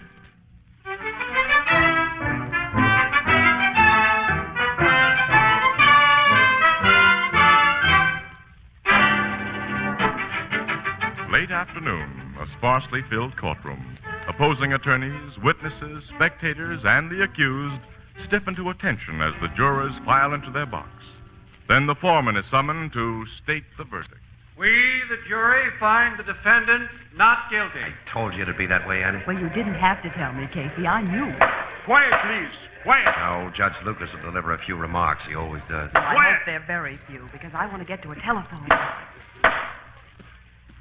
Ladies and gentlemen of the jury, this court thanks you for bringing in a verdict that is altogether in accord with the evidence that was presented to you. And similar thanks is accorded to the defendant's attorney, Mr. Freeman, for his presentation of his case. Thank you, Your Honor. Nuts. Freeman's a louse. You can say that again. But for the police officer who has figured so prominently in this case, the court has nothing but censure. Now it comes, Annie. Mm-hmm. Detective Ryan, evidence has shown that you deliberately and with malicious intent committed an unprovoked assault upon the defendant for the purpose of obtaining the confession that he here repudiated. That isn't so, Your Honor. That dirty crook Waldo told you nothing but lies. Quiet! How can a man be quiet when he's blamed for doing his duty? That guy tried to escape and I put him under arrest. He fought me and I had to subdue him. Bailiff, preserve order in this court. Mike Rand was sure to blow his top under that one, Annie. And okay, I I'll don't be quiet. blame him. And I beg the court's pardon. Detective Ryan, it is in the power of the court to impose a penalty upon you for your disgraceful outburst. But in view of your apology, I refrain. I shall, however, recommend to your superiors that you be called to answer for your conduct in all phases of this case. Prisoner at the bar, Leonard Waldo, you stand acquitted and are hereby discharged from custody. Thanks, Judge. Ladies and gentlemen of the jury, you are discharged. Court adjourned. Well, now I get to a phone and give the city desk the story. Yeah, I'll stay here, Annie, get some pictures. Okay, I'll meet you in the car. Okay, honey. Mr. Allison. Yes? Thanks. Just wanted you to turn around so I could get a shot of it. I got it all right, thank you. What did you want a picture of me? You were the complaining witness in this case. Your property was stolen. And since this man's been acquitted, I never expect to see that property again. You failed to identify him as a thief. I couldn't be positive he was the man I surprised in front of my safe that night. And one must be positive. But you originally identified him as the guy... I said then he strongly resembled the burglar, as I said it again today. I never said more than that. I see. Excuse me, I want to say a word to the assistant district attorney, Mr. Yes, sure. Hey, Freeman. Hello, Casey. Would you and your lucky client look happy for the camera? Okay. Watch the birdie, Lenny. Yeah, sure. Thanks, I got you. But, what did you mean by lucky client? This lad was innocent as a newborn babe. Yeah, you just heard the jury and the judge agree on that, Casey. Sure, Lenny, I heard. I still say you're quite a lawyer, Freeman. Say, look ahead. Newspaper guys are naturally cynical, Lenny, in case he's right about you having a good lawyer. Yeah, you're a good one, all right. Huh? Oh, Officer Ryan. Yeah. Hello, Mike. Hello, Casey. I hope there's no hard feelings, Mike. You know there's nothing personal. What I did to you on the witness stand, that was all part of the game. Sure. You lawyers can make an honest witness look like a fool and a liar. Take it easy, Mike. I am taking it easy, Casey. I'm not going to blow my top again. I'm just telling this slick mouthpiece I think he's a crooked louse. Look here, Shut Ryan. up, Freeman. As for you, Waldo, you know I didn't beat you up to get a confession out of you. You started to play rough and I took care of you. I should let you have it right now, but, well, I won't. That's all. So long, Casey. So long, Mike. You gonna let him get away with that, Freeman? No. Hey, Ryan. Say, you two guys aren't Keep gonna... out of this, Casey. Hey, Flatfoot. What?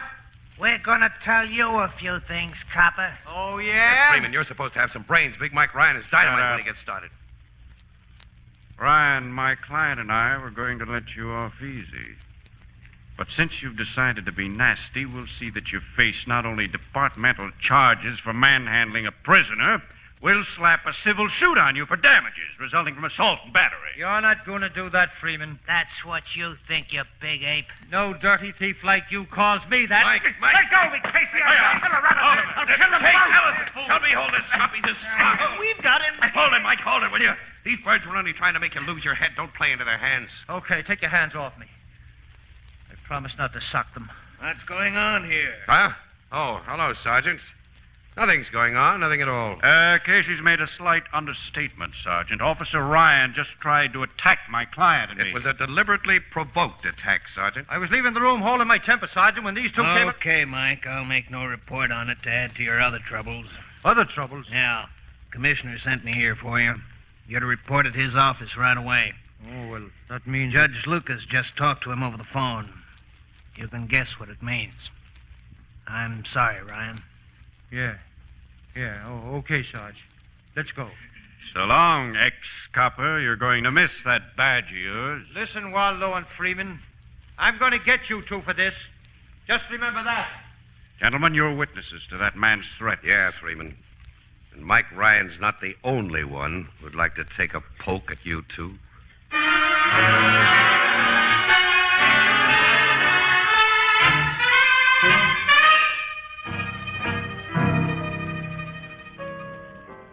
Hey, Walter, serve 2 more bottles of beer to these gentlemen. And bring up some more lemons. Well, this is the lemon season again. Now, to get back to what you and Casey was relating to me, Miss Williams, what did the commissioner do to Big Mike Ryan? Suspended him. Yeah? Yeah, and it's lousy. Mike's a swell cop, and he's got his swell record, too. You don't think he beat up that Lenny Waldo in order to get a confession, huh, Casey? Definitely not. In my book, the whole thing happened just like Mike said it did. I forgot the beginning of this case. It happened over 6 months ago, didn't it? Mm-hmm. Shortly after Christmas, Ethelbert. This Robert Alliston, who's a wholesale diamond merchant, went to his office after hours with a friend and walked in on a safe cracker. Well, the burglar blackjacked him and made a getaway with around $100,000 worth of precious stones. Alliston's friend got socked before he had a good look at the guy, but Alliston himself described him to the cops, and the description fit Lenny Waldo, who, of course, has a long record for safe cracking. Mike Ryan was one of the dicks assigned to look for Waldo. He found him. Waldo tried to make a break, and there was quite a fight. Waldo came off second best. When Waldo yelled uncle, he spotted a confession along with it. Oh, which he later affirmed in writing. Yeah, but before the trial, Dan Freeman, his lawyer, smuggled a camera into the jail and got some pictures of Waldo's bruises, showed the pictures in court. And then Waldo repudiated his confession, saying that he'd been beaten into it by Officer Ryan. Well, Alliston, who was the only person who could definitely place Waldo at the scene of the burglary, wouldn't make a positive identification. He's one of those ultra-careful people. Anyway, the whole case against Waldo blew up when Freeman got Mike Ryan's goat during cross-examination. And Ryan looked like the criminal instead of Waldo. And as there was no direct evidence, none of the stolen gems had been found in the man's possession. Now the insurance companies are holding the bag. And if they try to renege, it won't hurt Alliston much. He inherited a couple of million about a month after the robbery. He did? Yeah. A rich uncle of his died. Gee, I've always wished for a rich uncle in bad health. So have we all. Well, now the only one with any trouble on his hands is poor Mike Ryan, Casey, Freeman and Waldo threatened to press charges against Ryan and to institute civil action for damages. Oh, that was just bluff, Eddie. Well, they were pretty sore at him from what you've told me. And he was pretty sore at them. I'm not sure that... All right, excuse me, there's a bar phone. Annie, look, I'll bet you Cafe, that Mike will be speaking. back on duty in a week. And that Yeah. Waldo and Freeman It's for you, will Casey, go... your city desk. Huh? Oh, see, give it to me. Hmm. Hello, Burke. Yes, I'm here again. Yeah. What? Gleiber's Cafe? Yeah, sure, I know where the place is. What? Wait a minute. Say that again, Bert.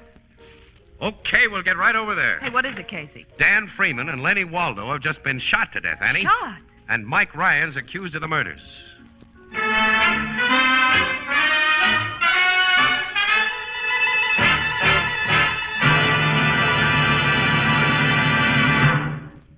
Tomorrow, all over America, cool, frosty drinks will be poured from radiant Sunburst crystal pitchers into sparkling Sunburst crystal tumblers.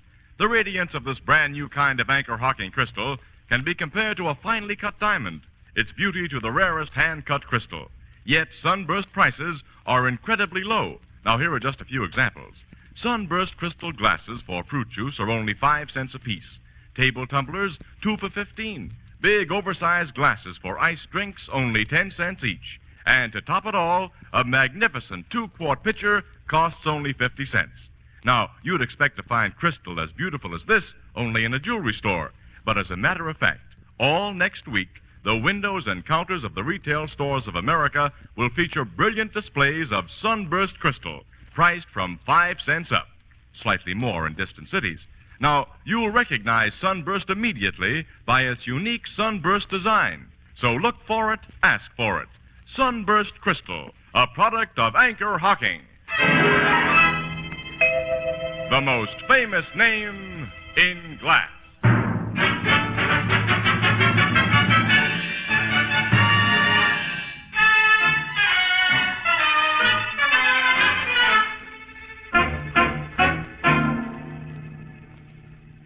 Casey, it isn't pleasant for me to tag another cop for murder, but now this job spells Mike Ryan all the way. What have we got on him, Logan? Yeah, tell us what happened, Captain. Well, Gleiber's Cafe here was a regular hangout for Freeman, Miss Williams. After he won a case, he usually brought his client here for a celebration. Yeah, I know that. So did Ryan know it, Casey. It was a cinch he'd find Freeman and Waldo together here tonight at Freeman's regular table, which is in line with that window there. You mean the two men were shot from that window? Yeah. Opens in a dark alley. Ryan took 2 quick shots apiece at Freeman and Waldo, scored clean hits, and then made his getaway through the alley. Did anyone see Ryan do the shooting? No, but he left convincing proof that he was the killer. Proof? Look at this. Oh, gold fountain pen. With his name engraved on it. Inspector Mulcahy gave it to Ryan a couple of years ago for being a top-notch cop. Where did you find it, Logan? In the alley. A few yards from that window, where it had fallen from Ryan's pocket. Someone may have lifted the thing from Mike and planted it there, you know. I'd like to believe that, Casey, but... Well, Ryan was seen in this neighborhood tonight. He was? Only a few blocks from here, Miss Williams. The guy lives on the other side of town, and he was under suspension, so no duty could have brought him here. Well, it's hard to picture Mike sneaking through a dark alley like a rat and shooting 2 guys in cold blood. He was awful sore, Casey, and he has a rotten temper. Well, it's an open, quick temper. It gets red hot in a few seconds and cools off almost as fast. Look, you or I or nobody knows how fast a temper cools off. Your guys found him yet? No, but they'll be bringing him in pretty soon. I'm going back to headquarters and wait till they do. You mind if I stick along with you? Come on. Thanks. Annie, take these exposed films back to the office for me, will you, honey? Mm-hmm. Yes, Casey. I'll meet you there later. Now I want to hear what Mike Ryan has to say.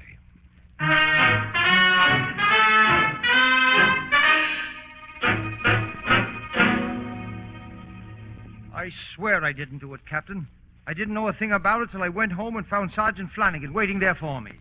What were you doing near Gleiber's Cafe just before the shooting, Ryan? I explained that to the sergeant, sir. I want to hear it. Well, okay. I got a phone call at my home tonight from a guy who wouldn't give his name. He said he'd give me a tip on the Weinstein robbery last week if I'd meet him on Elder Street between Lexington and Grove at 10:30. Now, you've gotten that kind of calls from crooks yourself, Captain. And so have you, Casey. You know that's so, Logan? Keep out of this, Casey. Okay, sorry. So you were in the neighborhood, Ryan, only because you received this mysterious summons to be there, huh? Yes, and that's God's truth. Of course, your man showed up. Well, no, he didn't. I waited a while and then started back home. By way of the alley behind Gleiber's Cafe. I didn't go near Gleiber's. I walked in the other direction. You walked home, huh? Yes, a good part of the way because I wanted to think. Think up the story you've just told me. Well, what do you got to say about this fountain pen we found? Well, I lost it somewhere today. I don't know where. Captain, I've been framed for this job. You've heard that excuse from plenty of crooks yourself, haven't you? Yes, and sometimes it was true. One time in 1,000. Oh, yes, I know that. Captain, the boys gave me the dermal nitrate test right after they brought me in. It proved I haven't fired a gun for days. You know all the tricks, Ryan. You could beat the nitrate test. Well, yes, that's so. Well, where do we go from here, sir? I'm not going to confess to something I didn't do. And you know I won't let my men beat a confession out of you as you beat one out of Waldo. What's that? You heard me. I think Waldo told the truth in court. I think your story about his attempted escape was phony. And you're a cockeyed fool. I think you're a liar, Ryan, and a cold-blooded murderer. No man talks to me like that. Let me go, boys. I'll kill him. I'll kill him. You want to kill again, don't you? Kill, just as you did tonight. When something starts that temporary ears boiling, all you can think of is murder, isn't it? I get it. And I fell for your act, Captain. I know I've got a temper, but I'm not a murderer. Take him away, boys. Let him sit in a cell a while and think. Maybe he'll get wise to himself and tell the truth. Come on, Ryan. All right. Casey, Yeah, Mike? you're not a cop with a cop's way of thinking. Do you believe me? I think I do, Mike. Thanks. Let's go to that cell, boys. You really believe his story, Casey? Yeah. I think you do too, Logan. You were just putting on an act. I want to believe it, because he's another cop, which makes me unreliable. Mike's been a tough cop, and a lot of crooks hate his insides. The quarrel in that courtroom today was pretty public, and news travels fast. Yeah. Mike's threats did provide a swell setup for a frame. A perfect one for anyone who wanted Freeman and Waldo out of the way. Plenty of guys had it in for those two rats. Yeah? Yeah. Well, it's nearly midnight, Logan. I gotta get back to the office and check out and take Annie home. Yeah, after an hour of the Blue Note. Sure, that usually finishes up our day for us. Say, the only time you ever get a bright idea is when you're leaning against that bar. Will you stay there for a couple of hours tonight? Mike Ryan needs a break. Logan, if he's on the level as we're trying to believe, he'll get his break. Right guys do. In books written for children. Anyone ever tell you you had a grown-up brain? Well, I had sense enough not to become a lousy press photographer. So you became a lousy cop. Get out of here. I want to think. What with? Nuts to you. So long, Mug. So long, Sap. And nuts to you.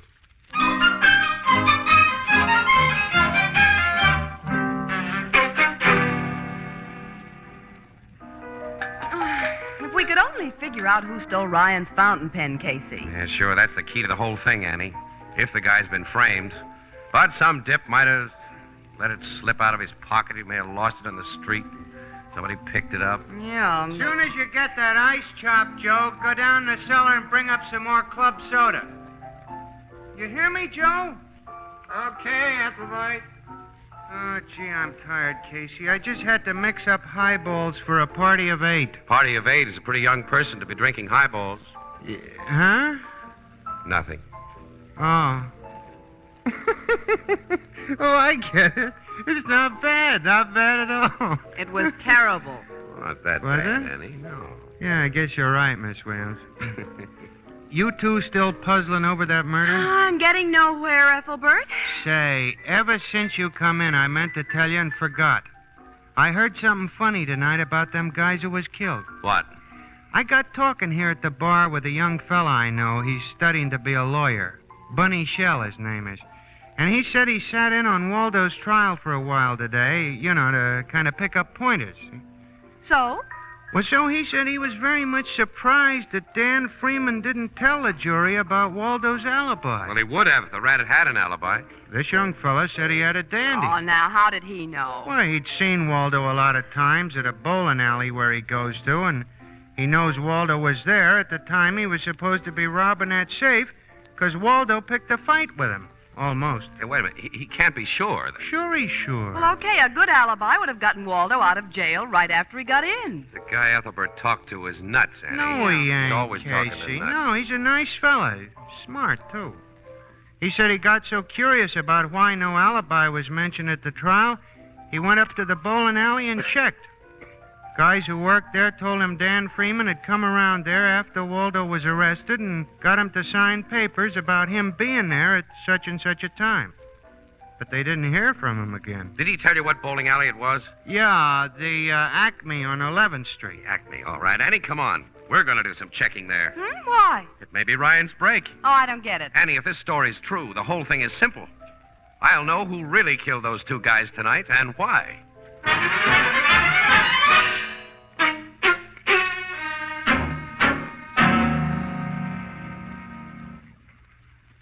Sit down, Mr. Casey. Thanks, Mr. Alliston. To what am I indebted for this visit at this hour in the morning? Are we alone here? My servants are all in bed, if that's what you mean. Why do you ask? I think you'd prefer to hear what I have to say alone. I have no idea of your meaning. The meaning is money. Money? Mm-hmm. Yours. A lot of it. Talk straight, Mr. Casey. Okay. I know that you killed Freeman and Waldo tonight and framed Mike Ryan for the job. You're mad. Am I?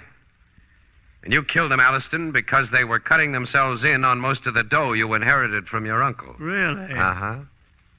You're beginning to interest me. Go on. Around last Christmas time, you didn't have your uncle's millions. You needed dough. And you figured that a good way to get it was to steal from your own business.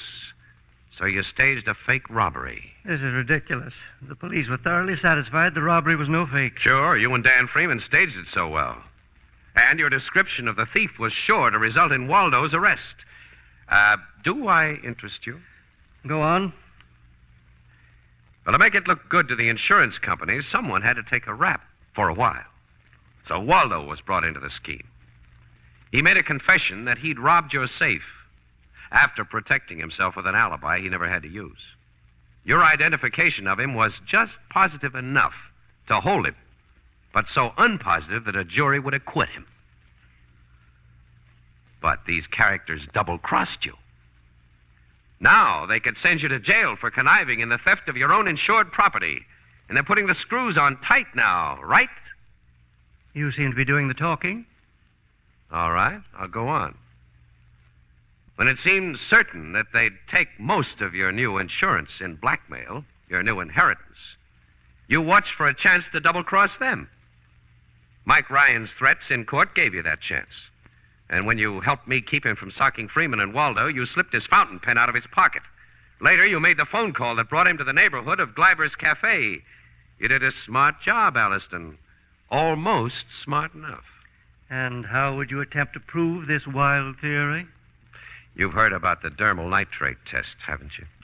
Dermal nitrate test? Yeah, that establishes whether a man has fired a gun recently. Oh, of course. Freeman and Waldo were shot less than 4 hours ago. The tests applied to the man who shot them would be conclusive. Shall I call the cops and ask them to test you? You said you came here for money. You're a blackmailer.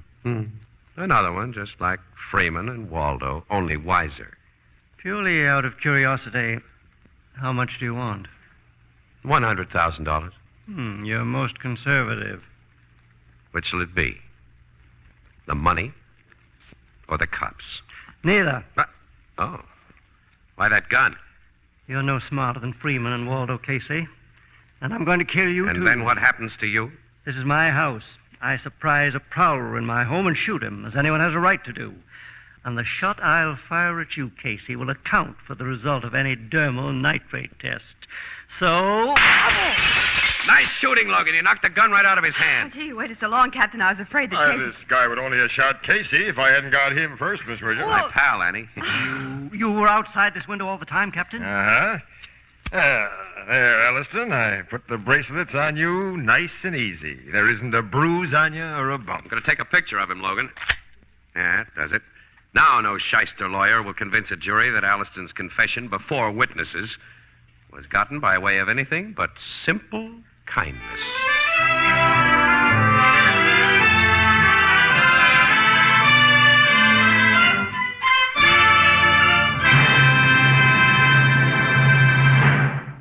We'll join the crowd at the Blue Note in just a moment.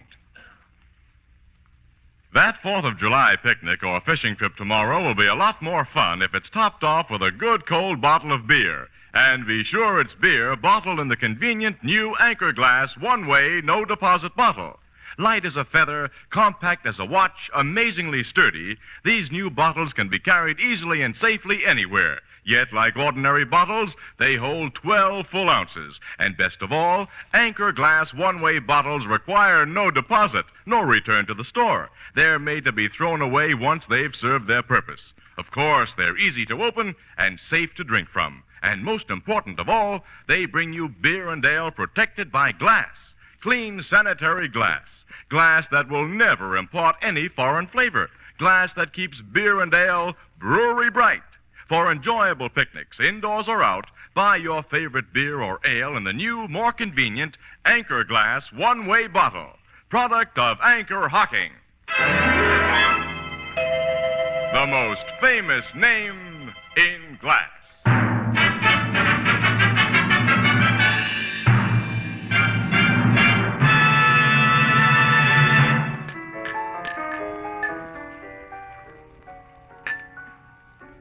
Mike Ryan's back on the force, huh, Casey? Naturally, Ethelbert. Sure. Mm-hmm. And reinstated, with apologies from the commissioner and Judge Lucas. There's a couple of things I still don't understand. Why did me telling you about Waldo's alibi give you the big idea that... Ethelbert, when a crook gets into a jam, the first thing he pulls is an alibi. If he has one, that is. Well, Waldo had one, yet neither he nor his lawyer ever even mentioned it. No, there had to be a reason. Sure. The only reason must be that he wanted to be thought guilty of that robbery. Oh, which was covered by insurance. So they were trying to fool the insurance companies. That's right. And they'd have no point in doing that unless the insured person, Alliston, was in on the deal. And then, knowing Alliston had inherited big dough, it was a cinch to figure the blackmail angle. Oh, sure, the whole thing was perfectly simple. Yeah? Simplicity itself. Casey, there's a couple of things I still don't understand. Would you mind explaining that again? Come on, Annie. This is where we came in. Good night, Ethelbert. Good night. Huh?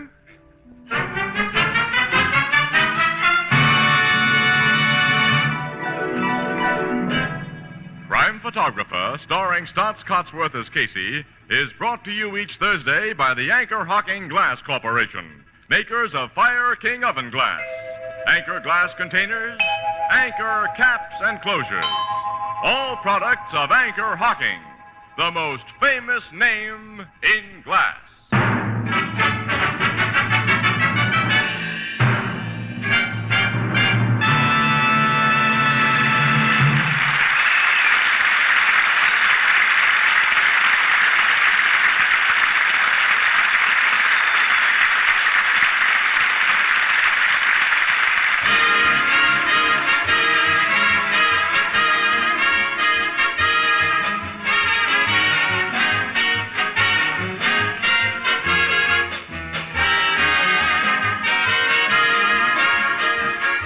Photographer is directed by John Dietz. The original music is by Archie Blyer, and the program features Miss Jan Miner as Anne and John Gibson as Ethelbert. This is Tony Marvin saying goodnight for the Anchor Hocking Glass Corporation of Lancaster, Ohio, with offices in all principal cities of the United States and Canada.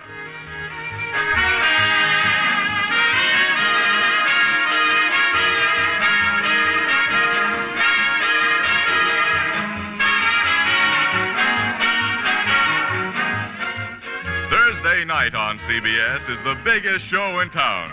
So stay tuned for exciting dramatizations on Reader's Digest Radio Edition, which follows immediately over most of these stations.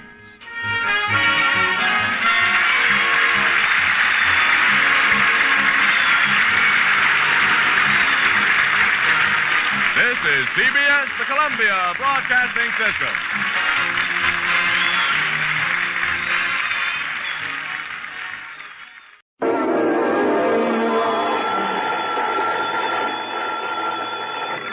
Johnny Dollar. Les Walters, Johnny, at Worldwide Mutual. Well, hi, Les. Say, I heard your report on that man who disappeared up in Eugene, Oregon a couple of weeks ago. Jonathan Doe? Yeah. The man who never really existed? That's right. That was a pretty rough one, Les. I can believe that.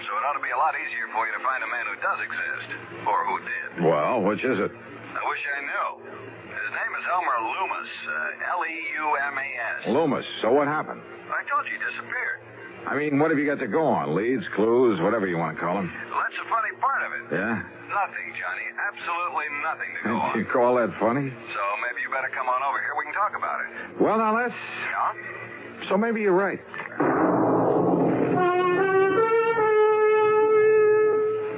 And now, Act One of yours truly, Johnny Dollar.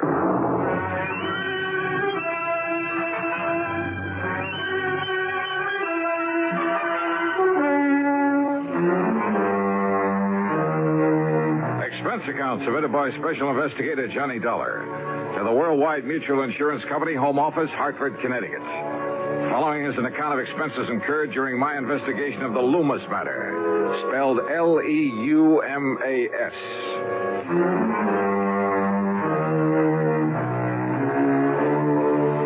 No leads at all, huh? Well, at least it gives me a clean, uncluttered start. So, expense account item 1, $1.10 for a taxi to the office of Worldwide Mutual in the Sperling Building down on the square. Hi, Johnny. I suppose I could have saved time by telling you over the phone just to pack your bags and head on down to Vineland, but sit down. Thanks. Vineland, New Jersey? That's right. About halfway between Philadelphia and Atlantic City. Yeah, Les, I know the place. I handled a couple of... Hey, wait a minute. You said Leumas? That's right, Elmer Leumas, the man who disappeared. Isn't there a Leumas glass company in Vineland? One of the biggest. Up till a few years ago when he retired, Elmer Leumas was the sole owner of it. And he must be plenty wealthy, huh? Millions. Which offers a lot of possible reasons for his disappearance. That's right. Okay, then, Lester, tell me all. I thought I made myself clear, Johnny, when I said I should have sent you right on down there to Vineland, because all I know about him is that he's wealthy, retired, sportsman, yachtsman, that sort of thing, and he suddenly vanished. How old a man is he? Well, according to this copy of the policy, he's 59. Straight life? Straight life. And who stands to benefit if his body just happens to turn up somewhere dead? His wife, Lena. How old is she? Let's see, she was 30 last June. Aw. That's right. And incidentally, I understand she's quite a beauty. At least according to Harry Ware, who sold the policy. Incidentally, huh? What do you mean by that? Oh, use your head, Les. Young, attractive woman, wealthy husband, nearly twice her age. Here we go again. Now, don't go jumping to conclusions, Johnny. Oh, no, of course not. Of course not. But just how soon do you suppose I can make connections to Vineland, New Jersey?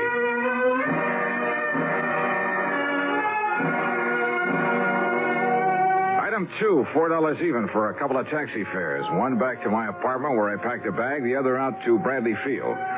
Item 3, $12.55 for a plane to Philadelphia. Item 4, there in the city of brotherly love, $50 deposit on a rental car. After a late and hasty lunch, that's item 5, $2 1/4, I drove across the Delaware River Bridge and picked up Route 47.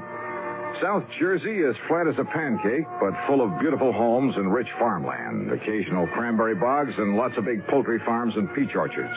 So the drive was a pleasant one. Then, in Vineland, the so-called heart of sunny southern Jersey, I went straight to police headquarters, a block off Landis Avenue, the main drag.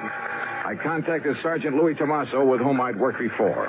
As usual, he was right on the ball. Kind of had a hunch you might be dragged in on this. How are you, Johnny? Well, pretty good, Louis. Or rather, I'm not so sure. You have any real leads on this case? Johnny? Yeah? Let me hand you a thought for the day. Okay, shoot. Don't be surprised when you find that Lena Leumas isn't at all broken up over this loss of her husband, because she isn't.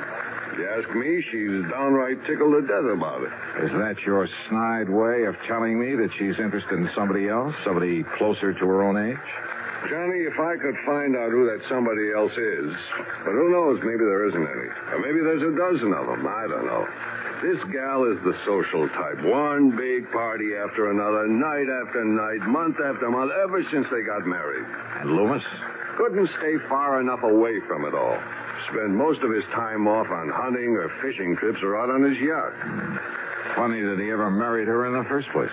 Well, when a gorgeous young charmer starts cooing at a poor, lonely widower, nearly 60, well, what do you expect? Apparently all she cared about was getting her hooks on his money. What else? When did he go? 10 days ago. Got up, had breakfast, announced he was going to spend the day in Philadelphia. Walked out the front door, and that was the last anybody ever saw. And what about enemies, Lou? Not a one that anybody knows. I mean, any reason to think he might have been hauled off and murdered? The only reason to think he wasn't is the fact he took some luggage, some clothing with him. Well, that doesn't prove anything. You've questioned his wife, of course. Yeah. When you get through talking to her, you'll know just as much or as little as I do. Well, how about his favorite hunting and fishing spots? Check them all, favorite and otherwise. Nothing. You say that he owns a yacht. Owned. Huh? A sailboat, a big one. Kept it down in the little town of Tuckahoe on the Tuckahoe River. So? He just happened to have sold that yacht 2 days before he disappeared. Johnny, we haven't a single solitary thing to go on. You sure about that, Lou? What do you mean? Not even his wife?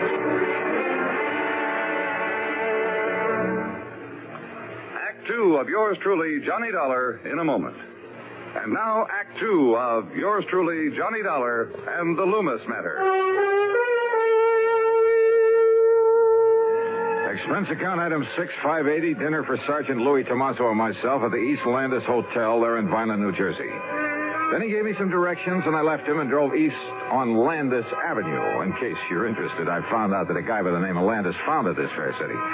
The Leumas home was a massive red brick affair set in the middle of, well, it must have been nearly an acre of huge lawns and trees and flower beds. 25 or 30 rooms, I'd guess, really a mansion. And the long, broad driveway was lined with maple trees. In other words, there was money here, plenty. As for Lena Leumas, wowee. If she was 30, believe me, she didn't look it. And, brother, she had everything. She was tall, lithe, and brunette, with just enough makeup to enhance her soft and gently tanned complexion. She wore a pair of sleek blue velvet capris and a light silk blouse. A subtle touch of arpege that, well, at the risk of sounding repetitious. Wowie. Well, come in, Johnny. Yeah. How an old codger, wealthy or not, could ever rate something like this.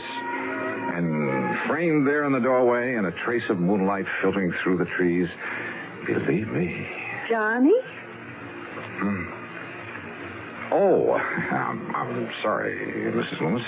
Mrs. Loomis? And with that look in your eye? It's Lena, and you know it, and come in. Yeah, sure, thanks. Oh, darn it, you would come the one night when I'm not having a party. In here, Johnny. Yeah. The place is dead as a doornail. Then I suppose I have to give the servants some time off. Sit down, huh? Like a drink? Yeah, I think I could use it. No, thanks. Not even to keep me company? Scotch and soda? A light one. Now, I just knew that was you I saw down on Landis. What? What'd you say? I say I just knew you'd be coming down here to investigate Elmer's disappearance. So when you rang the doorbell just now, I wasn't the least bit surprised. Oh, that's so? Elmer was always a great fan of yours. Your radio program, I mean. Where you tell about all those cases you solved. That's why I knew you the second I saw you. I see. Well, now, Lena. Johnny, I'm so fed up with answering questions about him. That Louis Tomaso from the police department has just about driven me crazy with him. He is kind of a cute guy, though, isn't he? Do you know him? Well, as a matter of fact, I talked with him just before. Here's your drink. Oh, thanks. Bottoms up. Huh?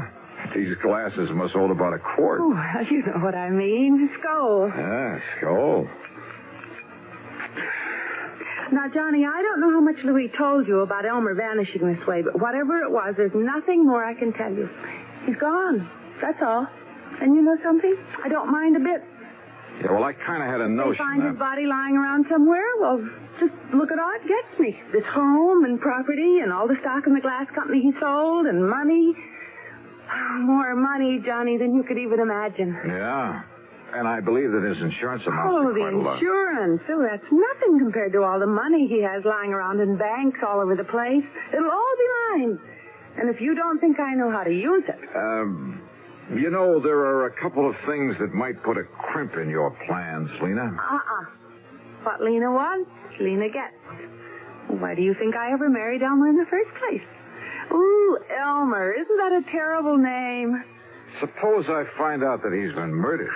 Now, who would ever want to murder poor, sweet old Elmer, and why? Oh, maybe to get hold of all this money you've been talking about. Of course not. I told you I get everything. That's exactly what I If was... he just doesn't show up after 7 years, well, you know, the statute of limitations. Oh, yeah, I know. And what if he does come back? You know, suffering from amnesia, or maybe he was in an accident somewhere, you know.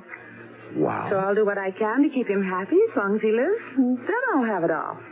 I don't love him, Johnny, not a bit. But I do try to keep him happy. It's the least I can do. Lena. And then when he dies, well, like I said... Lena, listen to me. He's a handsome old dog. I'll say that for him. You see? There in that picture on the table beside you. Yeah, I see. But now listen. Tall and wiry with that big shock of hair. Yes, I see it. But why he kept that mustache and Van Dyke? Well, they made him look even older than he was. I mean, than he is. What did you mean, was?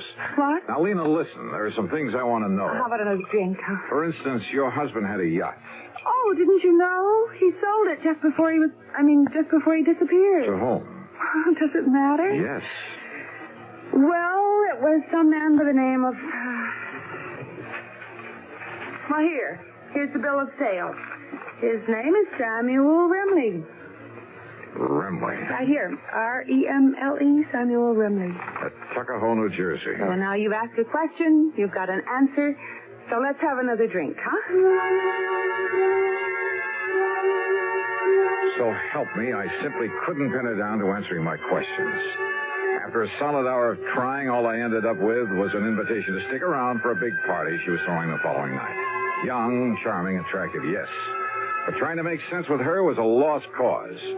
Finally, standing out at the front door ready to leave, I decided to switch my tactics. You can't mean that. That is exactly what I mean, because from what you've told me, what little you've told me, there's only one conclusion I can draw. John. And you've somehow contrived to have your husband done away with, to get your hands on all that money you've been yapping about. Don't you see I get it all anyway, sooner or later? Why wait, huh? Even if I have to wait out the 7 years for that statute of limitations. Now listen, Johnny. Yeah? I don't like this. I don't like the way you're accusing me. You're threatening me. That's right. I gave you all the chance I could to cooperate, but you wouldn't take... Now, you just get out. You get out of here. Sure, for the time being. No. You stay away from me. Don't you ever come back You here. better play it my way, Lena. No. Get out. Oh, well.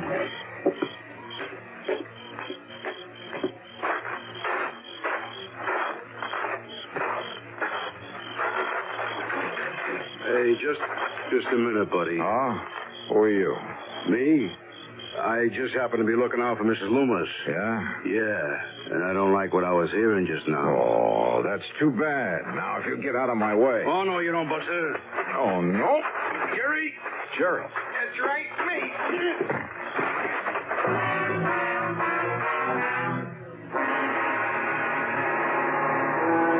Of yours truly, Johnny Dollar.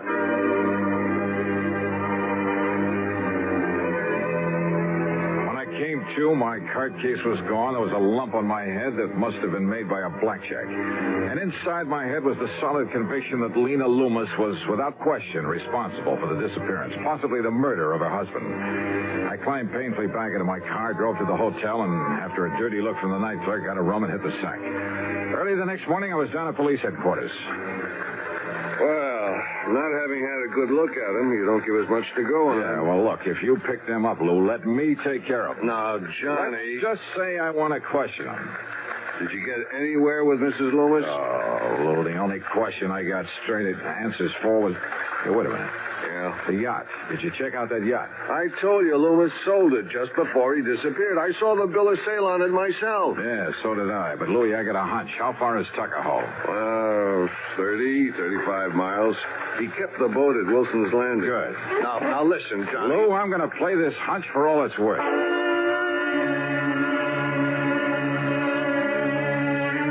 It was more than a hunch, because it had to do with a rather strange and interesting combination of names.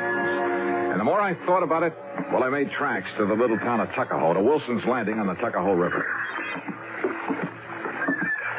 Here you are, Mr. Dollar. Right here is where the Lena was tied up. But the owner, this Mr. Remley, he took it out last night? Yes, sir. Did you know the previous owner? No, I'm kind of new here. But the boss must have. Captain Wilson. Where is he? Been down to Atlantic City the past week. All right. What does this Samuel Remley look like? Well, Mr. Remley's an old man, about 60. Yeah? Tall, slim, kind of wiry. Full head of hair, a mustache, and a little Van Dyke beard? Oh, no, sir. Mr. Remley's clean shaved and wears a butch. Well, now listen. Yes, sir? Do you know where he headed for when he took off last night? No, I don't, sir. Then show me the nearest telephone.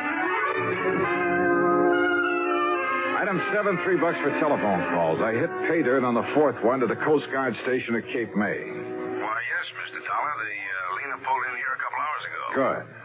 She's tied up at the clubhouse dock. I can see her from here. Then, Captain, I'll be right down there.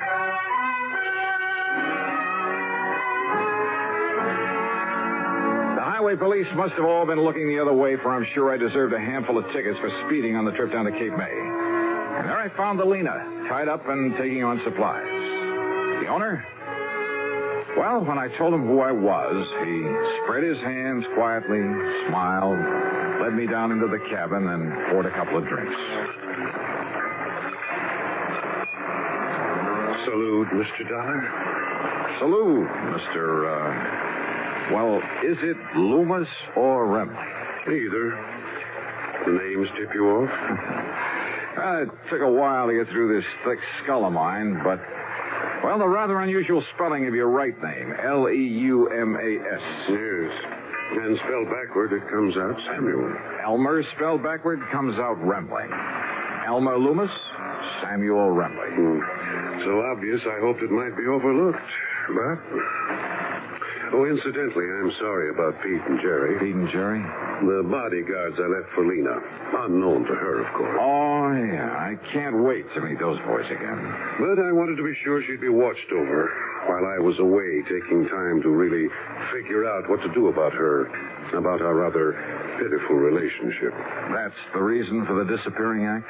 Yes. I knew that if I suggested just going away alone, she wouldn't hear of it. So... And you were staying right here in Tuckahoe? Old Cap Wilson at the landing knew who I was, of course. But nobody else did after I cut my hair and beard. Nobody else had really known me there anyway. So then last night you took off? When the boys came down and told me... Oh, here, by the way, you'd better have your credentials back. Oh, thanks. Where were you going? I don't know. Most anywhere. I might have realized I wouldn't get away from you, though. I'm a great admirer of yours, Dollar. Well, thanks. So, what now? You've, had time to make up your mind? About your wife, I mean? No. Yes, I suppose so. Well, I don't know of any formal charges I ought to make against you. Of course, the Vineland police.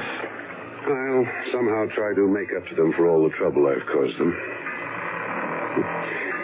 Would you like to sail back to Tuckahoe? No, thanks. I've got my car. And who knows? Maybe you'd like a little more time to think. Alone.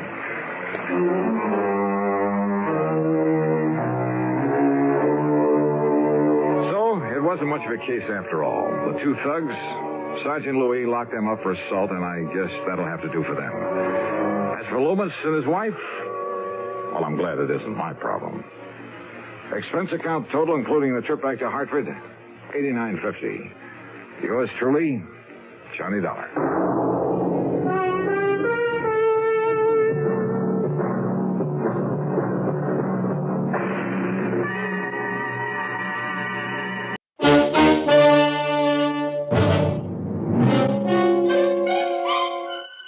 Box 13, with the star of Paramount Pictures, Alan Ladd as Dan Holliday.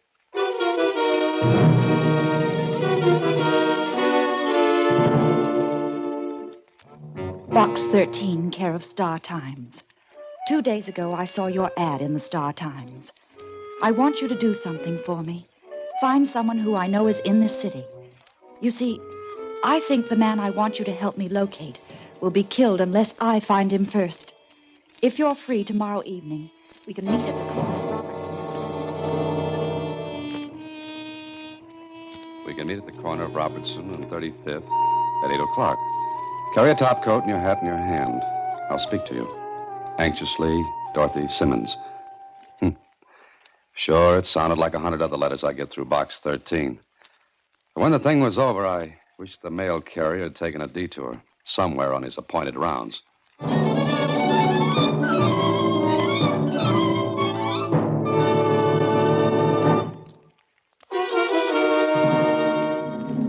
And now, back to Box 13 and Dan Holliday's newest adventure, 113.5. Susie. Susie. Hey, Susie. Huh? Oh, hello. Hello. Susie, I've been here for an hour. My name is Holliday. Oh, I'm sorry, Mr. Holliday. I guess I was wool gathering. Yes, I guess you were. Why are you staring so hard at that letter? I'm studying it. Why? Well, I'm reading a book. So? The book says you can tell character from handwriting. Oh. And what do you get from that letter from Dorothy Simmons? Nothing. Yeah, it must be a great book you're reading. Oh, I don't understand it at all, but it's fun. I'll come back later when we can clear this up. But I've got a great idea, Susie. What? You forget about the book until I get back. Then I'll tell you all about Dorothy Simmons. At 8 o'clock, I arrived at Robertson and 35th. At 8:03, a young woman, maybe 25 or 6, spoke to me. And at 8:15, we were sitting across from each other in a booth at a coffee shop. She was good-looking, smartly dressed, and talked smoothly and well. But underneath that calm exterior, something was happening. I know he's somewhere in this city, Mr. Holliday. I've got to find him before someone else does. Maybe you'd better tell me who this is we've got to find. My brother. Oh? Well, how do you know he's here? I've traced him this far. Heard from him at all? No. He's running away from something. Or someone. How do you know that? Well, the last time I saw him, 3 months ago, he was frightened. He wouldn't tell me what was wrong. And then he disappeared. Your letter said he might be killed. He said that. Well, any reason for saying it? No. At least none that he told me. Look, Miss Simmons, the city has a perfectly good missing persons bureau. An efficient setup to help people in your spot. Why not go to the police? I can't. All right, you can't. Reason? I don't know what my brother's done. Oh, I see. I'm not sure he's done anything wrong, but... Well, he might have, And if we find him? What do you mean? Well, if he's been a bad boy, it'll be out of my hands. You'd turn him over to the police? Well, of course. You won't help me except under that condition. Well, that's about it. All right. I agree. Fair enough. Now, where do we start looking? I don't know. Well, what's his name? Dave. Dave Simmons. Have you got a picture of him? No. That's great. I can describe him. Well, go ahead. He's about 5'7". He has Dorothy dark described hair her brother to me, and as she talked, a man who'd been sitting a couple of booths away got up and came near us. At first, I didn't pay any attention to him. Then it struck me as funny that he should be taking such a long time tying a shoelace. Wait a minute. What's the matter? Hold it. Having trouble? Huh? Talking to me? Yeah, I think so. I got a knot in the lace. Convenient place to get it. Huh? Oh, nothing. Are you finished now? What's the idea? I can't stop to tie my shoelace? I've no objections. And what's the beef? None, I guess. What are you, wise guy? Sorry. Yeah, wise guy, that's what. Was he listening? If he'd have had his ear any closer, it would have been in my coffee. Did you ever see him before? No. No, I'm sure I haven't. Come on, let's get out of here. Look, he's looking in the window. Maybe he just likes us. He must have heard me describe my brother. Yeah, he couldn't miss. Okay, come on.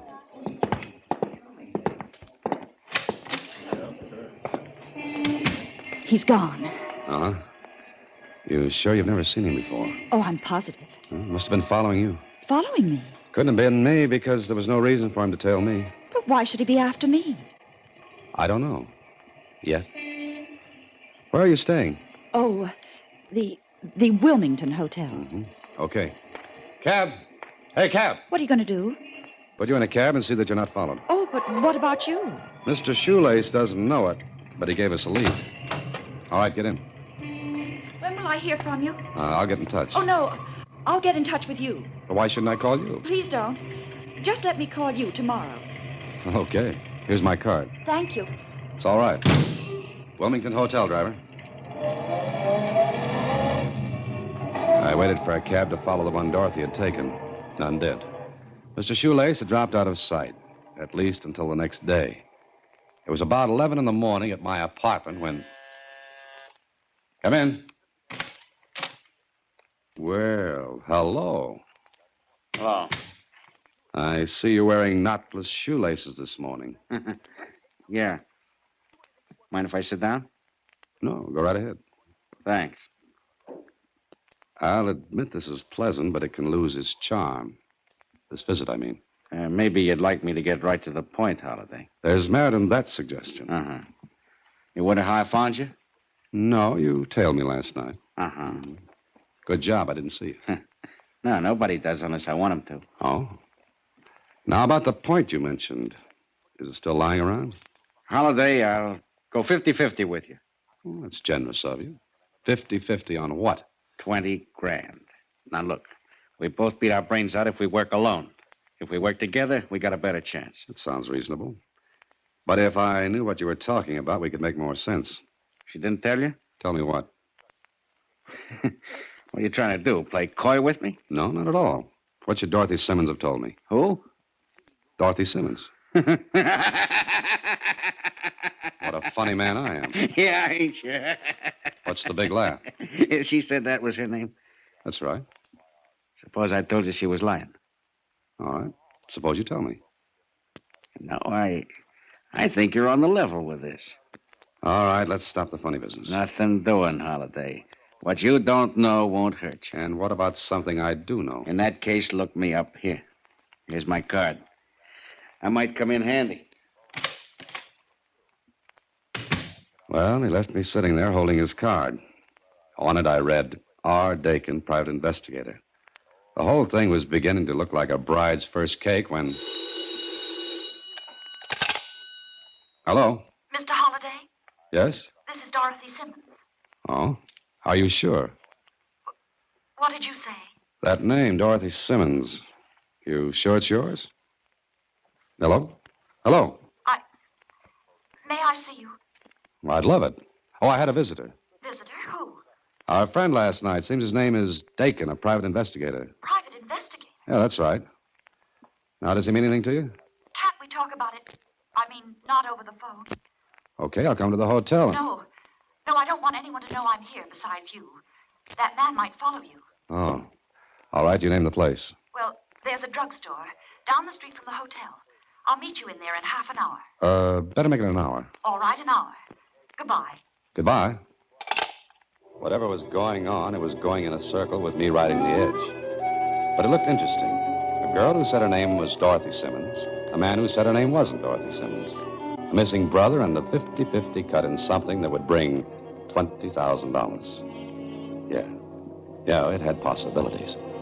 But before I went to meet Miss Simmons, I found out about Dakin from Lieutenant Kling. Dakin was a shady operator. He'd come within an ace of having his license taken away from him on more than one occasion. But he'd always managed to slip the noose and stay in business.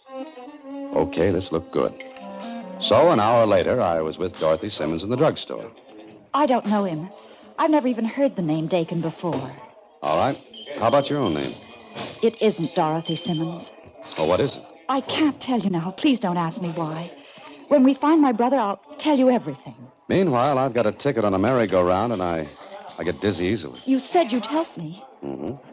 But I can't fight a mist or hunt for someone in a city that's... Dakin must know something about my brother, or he wouldn't have followed me.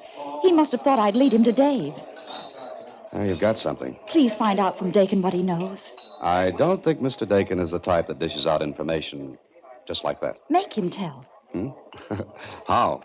Use thumb screws or the Iron Maiden? I've got to know why he's after my brother. I'd like to know that myself. And why you won't tell me your real name. Oh, there are a lot of things I'd like to know. Let's go to see Dakin. And if he tells us anything, I'll tell you anything you want to know. All right. That's a deal. Come on.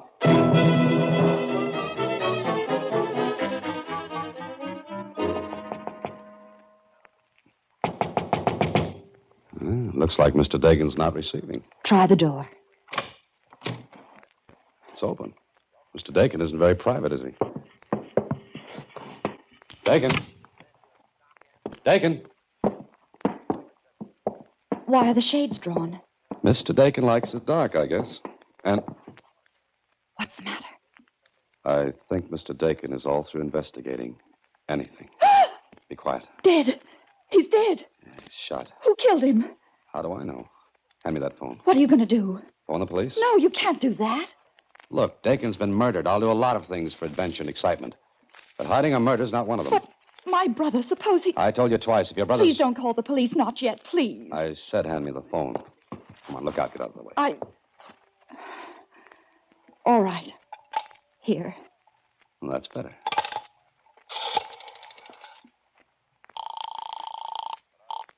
Operator. Operator, get me the police. I want to report. Operator, never mind. The call was a mistake.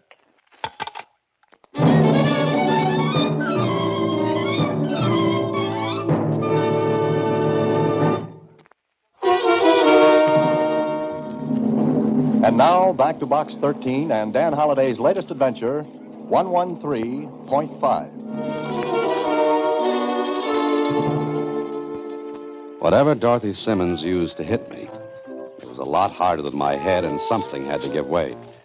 So I did. When I opened my eyes, Lieutenant Kling was bending over me.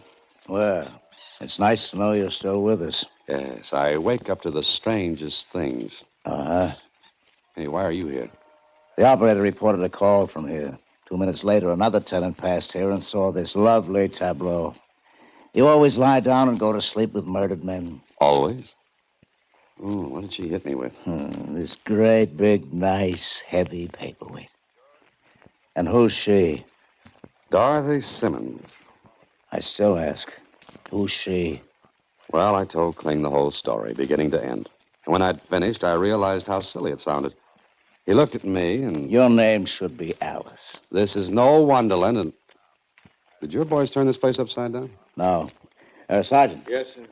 Check on Dorothy Simmons at the Wilmington Hotel. You heard her description. Now, Holiday. She hit you and ransacked this room, looking for something. What? You know as much as I do. That gives me a whole lot to go on. As much as I had. Oh. Brilliant. Brilliant observation. Yeah, and you're in a good spot to notice it, I don't think. Look, why don't you go to Tibet? Can I go now? Home, Tibet? Oh. Yeah, get. Thanks. And when you find out about Dorothy Simmons, give me a ring, will you? Yeah, sure. Now, beat it. I left the room and walked downstairs into the street. My head was still buzzing like a party line in a crowded neighborhood. But it was clear enough to let me see a big limousine that was parked just across and down the street from Dakin's office building. It hadn't been standing there when Dorothy and I went in to see Dakin. Besides, a face looked out at me from the rear window. Then the face vanished and the car drove away. Well, this was getting better. A limousine, complete with chauffeur. I caught the license number, jotted it down in my head in between a couple of aches, and went back home. Later at my office, I had Susie check on that license number. I've got it for you, Mr. Holliday. The car belongs to Mr. Josiah Kettering. Huh? Are you sure? Sure. Why? I don't get it. Kettering's one of the richest men in the state, a recluse. Now, what connection does he have with Dorothy Simmons, Dakin, and... Hello? Susie, is Dan there? Oh, sure. It's Lieutenant Kling, Mr. Holliday. Yeah, hello? Your head still on? Barely. Why? Then get this through it. There's no Miss Dorothy Simmons registered at the Wilmington. Well, I told you that might not be her real name. Look, I'm not finished. Nobody of that description is registered there. And before you ask me if I checked all the way through, the answer is yes. Your dream girl simply doesn't live there anymore. Or ever. Holiday, are you there? I'm not much of any place right now. Better stay where we can put a finger on you. Mind if I go out on an errand meanwhile? Where? Have one of your boys follow me. Maybe I'll need a little company. So long. Hey, there's no... I can go on an errand for you, Mr. Holliday. Oh, not this one, Susie. I'm going to see what Mr. Josiah Kettering has to offer.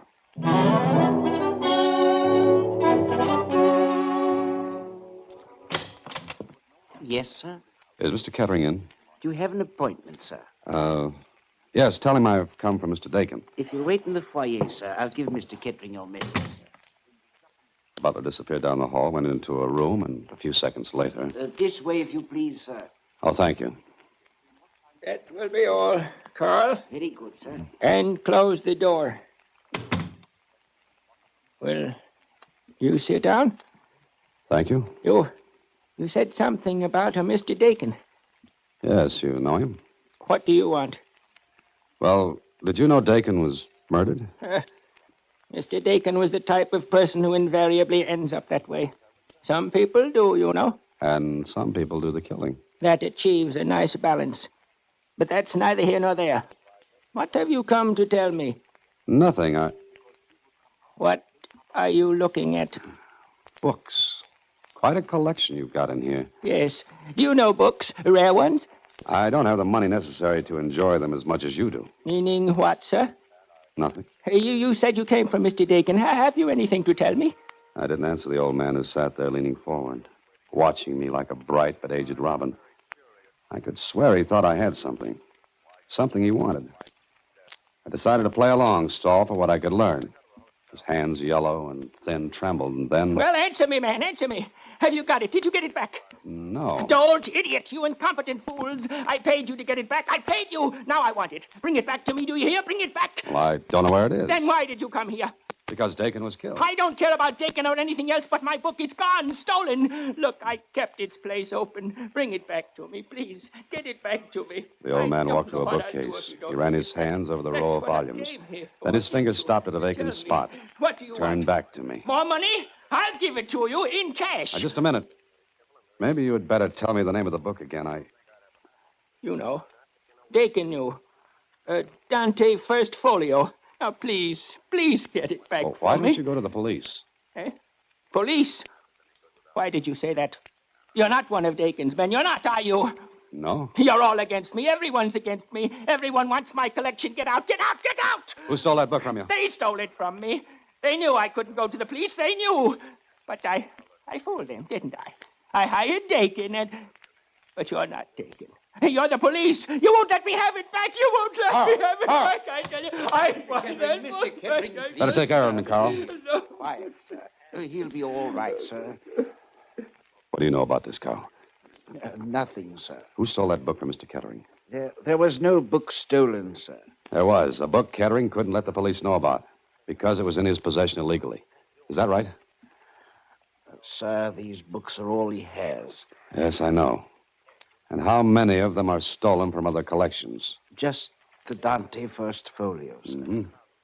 The only one he couldn't go to the police about, so you hired Dakin to trace it. Please, sir. This won't mean prison for him, will it? It mustn't, sir. I don't know. Now, look, Carl, who stole it? Well, there was a couple here. Mr. Kettering's secretary. Girl? Yes, sir. What did she look like? She was about 25 or 6, rather pretty. Knew a great deal about books, sir. Mr. Kettering had placed an ad for someone to do cataloging. She answered. And she saw the Dante First Folio. She must have at one time or another. Mr. Kettering kept this room locked, but of course... That's enough. You said a couple. Was the other one a man? Yes, a chauffeur. He and the girl were friendly. Mm-hmm. Okay, you'd better take care of Mr. Kettering. You won't go to the police, sir. It would kill him. I can't answer that. Just take care of him. I've got something else to do.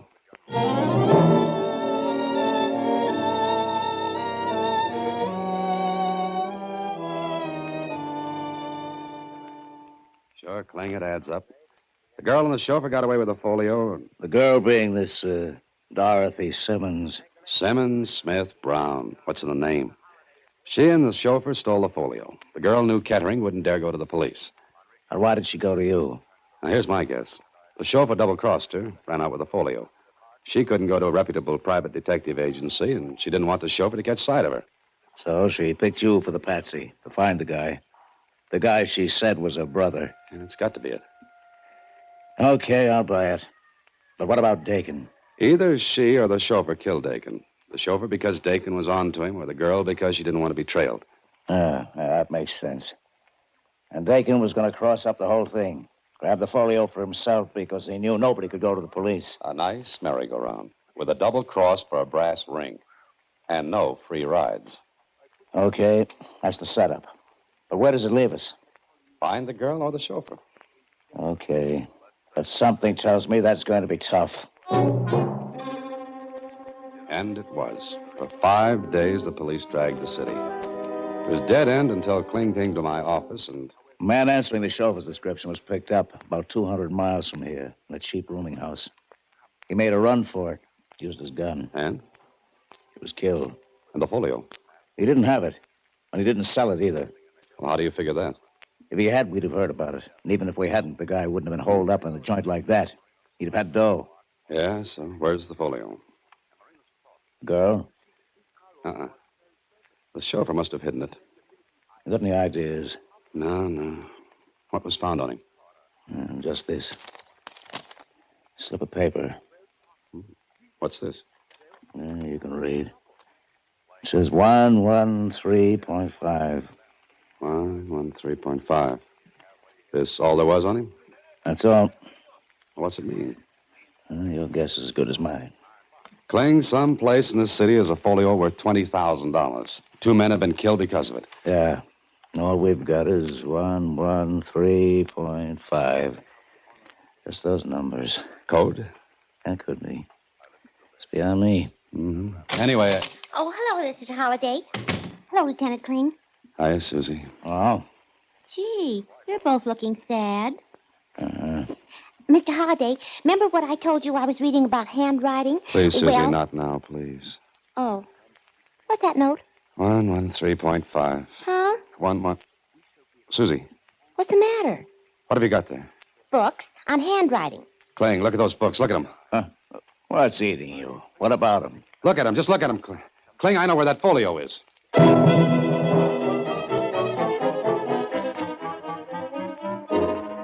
I was sure I was right, but I wanted to go it alone. Kling wanted both the folio and the girl, so I had to be alone just in case. And my destination? The public library. What better place to hide a book than there? I climbed the iron stairs to the stacks that towered over the main reading room. I read the index numbers on them. 111, 112, 113, decimal point. I reached out my hand for a little volume that stood between books that probably hadn't been taken out since the library was built. Thank you, Mr. Holliday. Oh, Miss Simmons, I believe. I hoped you'd lead me to it. May I have it? Good hiding place, isn't it? Way up here in the stacks, hidden between books that nobody had asked for. But let's talk about you, Miss Simmons. You've changed.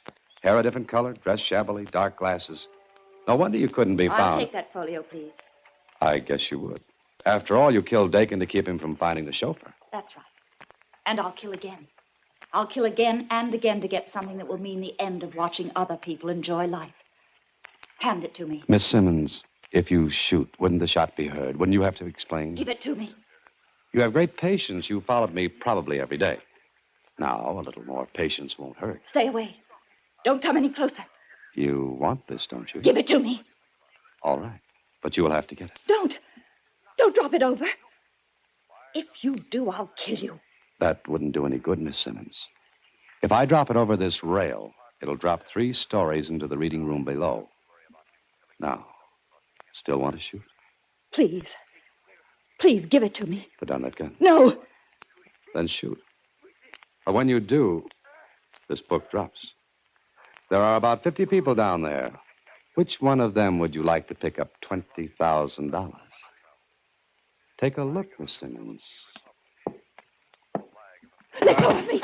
Let go.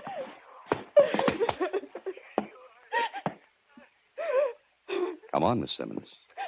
And you'd better walk ahead of me. Somehow I wouldn't want you at my back on those steep, narrow stairs.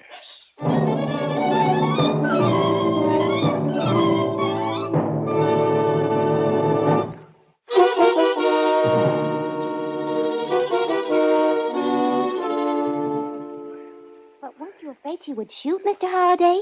Oh, yes, Susie. But she knew if she did, I'd drop the book. And that gave me time to grab her. Gee. And to think you discovered where the folio was because I brought library books here to the office. Mm-hmm. See what reading will do for you, Susie? Uh-huh. But I've given up those books on handwriting, Mr. Holliday. Oh? Why? Because I analyzed one sample of handwriting, and it said the person was loyal, kind, unselfish, generous. And who is this paragon of virtue? Miss Simmons.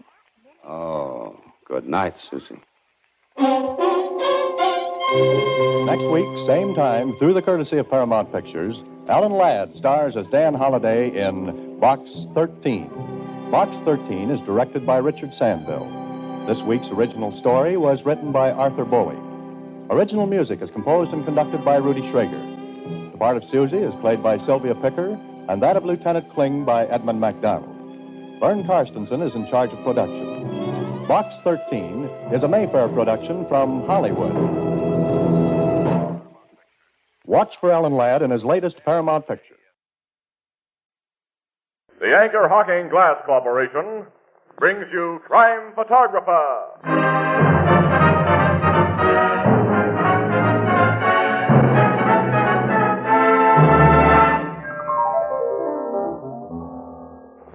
Happy New Year, Casey. Happy New Year, Ethelbert. Same to you, Marvin. Hey, you know this 1948 is going to be a great year. Why so? Why, don't you know? It's leap year. And just what can leap year mean to you? Why, I'm surprised at you, Ethelbert. Don't you know that means an extra Thursday? So what? So what? That extra Thursday gives me an extra chance to say that Anchor Hocking is the most famous name in glass.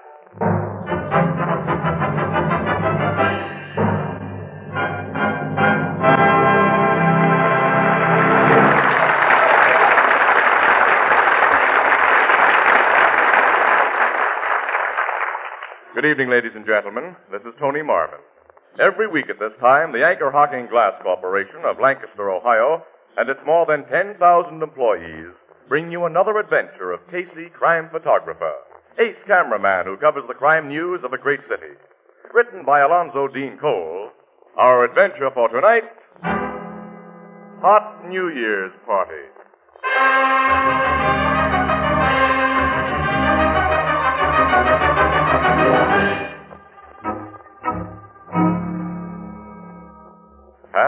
Nine on the morning of New Year's Day. And to some people, that hour on that day can be very bleak and dismal. Ethelbert, the head bartender of the Blue Note Cafe, is obviously not one of those unfortunates, for we find him in the morning. Oh, what a beautiful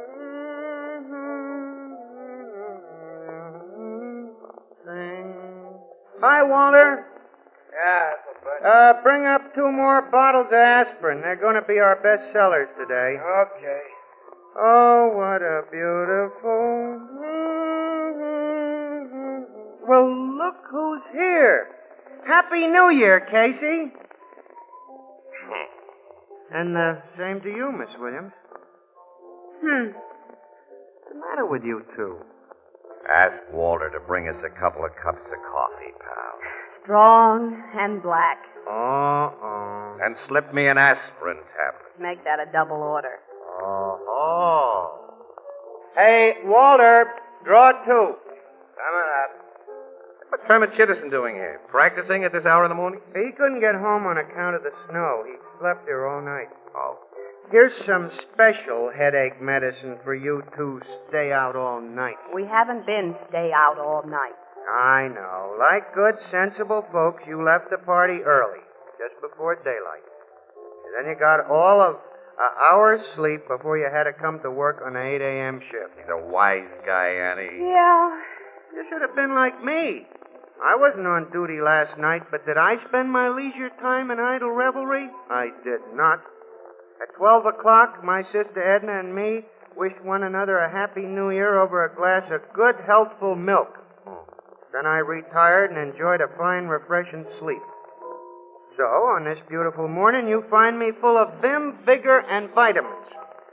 Have another aspirin on the house. Shall I kill this guy quickly, Annie? Listen, vim, vigor, and vitamins. The reason Miss Williams and I feel beat up is that ever since a few minutes after we reported for work this morning, we've been inhaling smoke. Smoke? There was another warehouse fire this morning near Chatham Circle. That's the only New Year's party we've attended, and it was a red-hot one, too. Bad fire, huh? Yeah, plenty bad. Oh, here's Walter with our coffee. Oh, thanks, Walter. Happy New Year. Boys, and welcome, too. Thanks, Walter. Okay.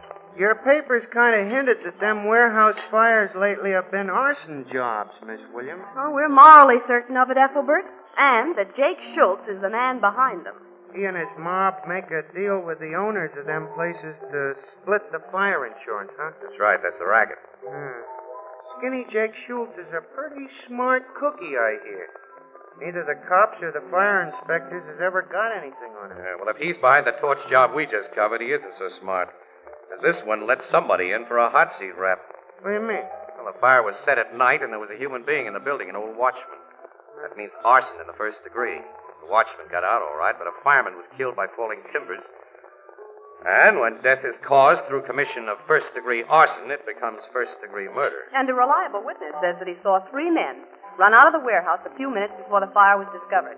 He's given the police a first-class description of them. Was one of them Schultz? No, of course not. Dick doesn't do any firebug stuff himself. If one of those 3 guys is caught and sings, it's going to be too bad for his boss man. Annie, how about some more coffee? No, we don't have time, Casey. That's We've right. got to get out to Barstow College. Well, there's no hurry about that. Yes, there is. City desk wants the dope on Professor Wendell right away. Well, who's Professor Wendell and what's he done? Oh, he's a teacher at Barstow College. He went for a walk last night, and he hasn't come back. Now, the professor who shares an apartment with Wendell's just reported his disappearance to the Missing Persons Bureau. Oh, he thinks the guy has met with foul play? That's right. Yep. Well, if we must, Annie. Come on, let's get started at Professor Gerber's place. But this Professor Gerber's the one who reported the mysterious vanishing of this Professor Wendell. That's right. After we waste our time with him, Wendell will undoubtedly show up with a perfectly good reason for staying out all night. Well, I'm perfectly willing to waste time on such cases today. I'd like to start the new year safely and sanely. Me too, Annie, me too. To establish a precedent for 1948, no jams and no trouble, nothing but peace, sweetness, and light. Instead of just a hope, why don't you two make that a New Year's resolution? Well, that's a good idea, pal. Excellent. We here highly resolve. That for the coming year, And starting now. no jams, No trouble. nothing but peace, sweetness, and light.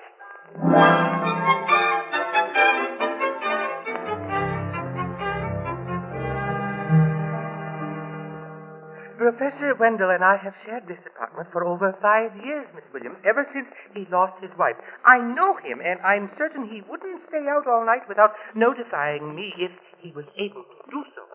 Oh, when did you see him last, Professor Gerber? He attended a New Year's party at the Teachers' Club, a most decorous affair, I assure you. Shortly after toasting the arrival of the New Year with a glass of sherry, he left saying he was going to take a bus to Chatham Circle. Chatham Circle? He liked to wander around there. That's a tough neighborhood. I know it, Mr. Casey, and I have repeatedly warned Professor Wendell to keep out of such neighborhoods, especially after dark. But to him, they were most interesting because of the criminal element he found there. He was interested in the criminal element? Very much so. Frankly, instead of the brilliant authority on ancient civilizations which Professor Wendell has been for many years, I am certain that he would rather have been a private detective. An amateur Sherlock Holmes. He more particularly admired a fictional character called Dr. Thorndyke. Casey, if he was snooping around Chatham Circle early this morning, he may have seen something he wasn't supposed to see. Yeah, that warehouse fire was started early this morning, Annie. A warehouse fire? Look, will you give us a description of your friend, Professor Gerber? Clarence Wendell is a small man, about 5 feet 3, I should say, Yeah. and he weighed not more than 130 pounds. He had light blue eyes, thin gray hair, and wears gold-rimmed spectacles. Last night he wore a dark blue overcoat, black felt hat. Casey. Professor, did you give that description to the cops when you reported him missing? Oh, of course. I gave them a photograph of Clarence. And it didn't mean anything to them? Mean anything? Well, it exactly fits a witness description of one of 3 men who ran out of the Chatham Circle warehouse early this morning, just before it caught on fire. I don't understand. Well, the Missing Persons Bureau men who talked to Professor Gerber wouldn't necessarily know about that arson business, Annie. Oh, no, that's right. It's being handled by the homicide squad. Will you please explain? Now, there's more important things to do first, Professor, if you don't mind. Where's your phone? I want to call Captain Logan of Homicide and get him to check with missing persons right away. That's all you're going to do, Casey. Just phone. Remember our New Year's resolution.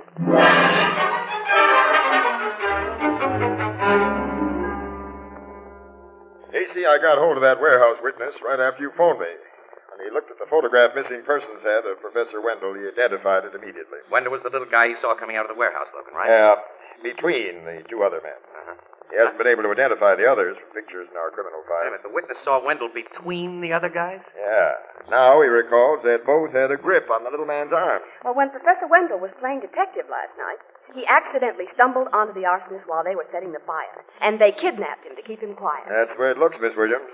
Which doesn't help us find Wendell or the firebug. Well, like the fire inspectors, you think that Jake Schultz mob is behind it? Sure, but suspicion and proof are very different things. We haven't a single lead to work on. Professor Wendell's a definitely... He's a definite complication. Huh? If two of Schultz's torches put the snatch on him this morning because he caught him setting a fire, they probably bumped him off by now. Oh. Logan, I don't think Professor Wendell has been bumped off. Why? Casey, the gang won't dare let him live if he saw what we think he did. Oh, they'll give him the works eventually, Annie. But Jake Schultz is going to do a whole lot of thinking before he okays a murder that would hit the front pages and stay there. Logan, Jake's in the fire business, but he does his best to avoid strong heat. Yeah.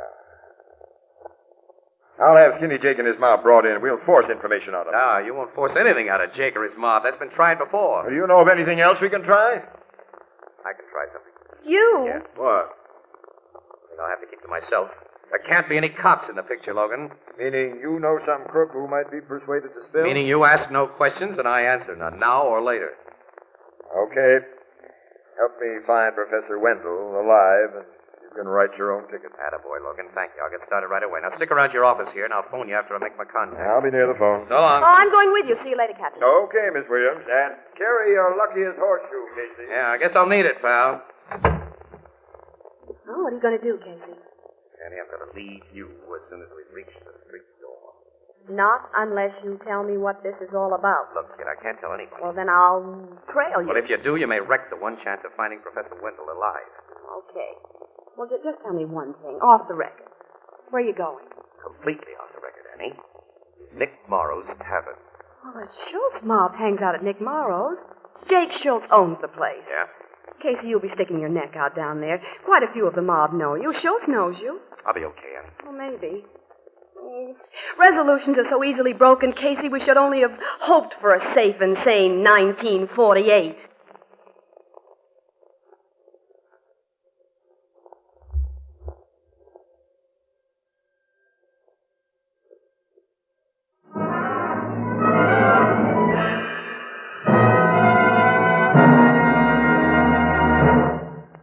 Today, a lot of you probably met jadeite dinnerware for the first time, because jadeite is the perfect solution to the problem raised by an unusually large number of guests.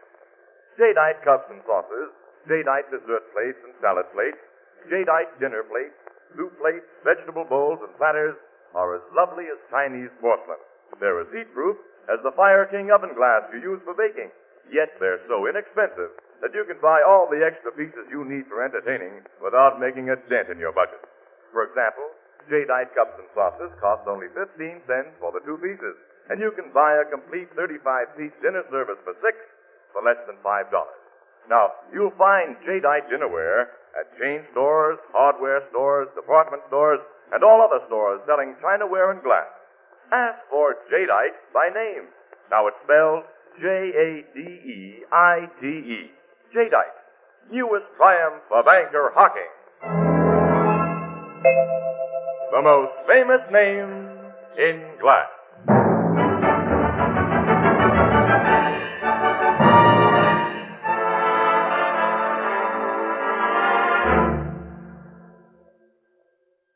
No, Red Monahan ain't in the back room, Casey. He ain't been in the joint at all today. Well, I'll stick around, Nick. You'll probably be in later. Give me a beer, will you? Okay.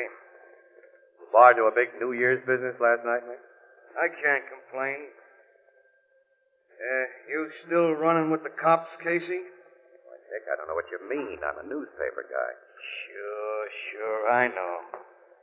Here's your beer. Thanks, Nick. What do you want to see Red Monahan about? If it's any of your business, Nick, I want to thank him for the Christmas card he sent me.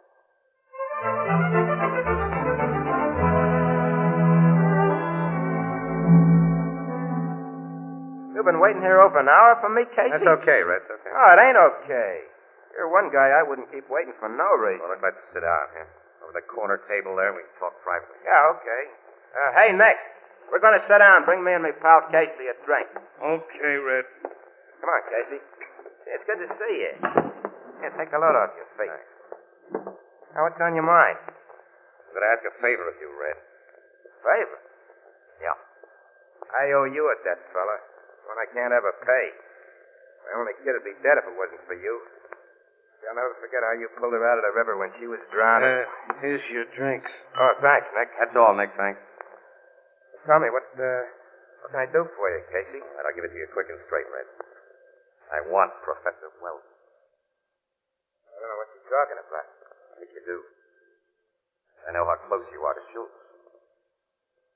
Nick, I give him a word. That the cops don't know and won't know that I'm talking to you. All I want is that little professor, and I want him alive. I ain't got the slightest idea what you're driving at, pal. I swear I ain't. Say you owe me a debt, Red. Under ordinary circumstances, that's a debt that only a heel would try to collect. But under these circumstances, I ask Wendell's life in exchange for your kid. I can't give it to you. Because he's been killed? No, he ain't been killed. I tell you, I don't know anything about him. You can't lie to me, Red. Look, you're a crook, but you're not a murderer. If you don't tell me where to find Professor Wendell, you'll be committing murder right now, just as surely as though you held a gun to the guy's head. I ain't even seen the guy, Casey. I won't see him. You know what I mean. Keep your nose clean, fella. I ain't no squeal. I don't rat. You're ratting on a debt. You owe me a life. Okay, Casey, you come and clean with you. But I had no part in anything that happened this morning. Where is the professor? He's being kept in an old house out in Bristol Road, while Schultz makes up his mind when and how to bump him off. Where on Bristol Road? East of Old Turnpike. Third farmhouse on the right-hand side. Third farmhouse on the right, Yeah, now get out of here, Casey. It's curtain for me if the mob finds out that I told... Nobody will ever find it out from me, Red. Thanks a million and so on. So, What's the matter? So, Jake just came out of the back room with two guys of the mob. Hello, Red. Hi, Jake. Hi, Maury. How's Vic, Sam? Yeah. Hi. Casey. I haven't seen you for a long time. Well, I haven't been around your way, Schultz. Nick phoned me a while ago that you were waiting here for our pal Red. Knowing how he feels about you on account of his kid, I decided to come over. You, been the back way? Uh-huh. I've been sitting in the back room, listening through the wall. Listening? You hurt? Yeah, plenty. Walk into that back room, both of you. Your hands in sight. Get going. Okay. Yeah.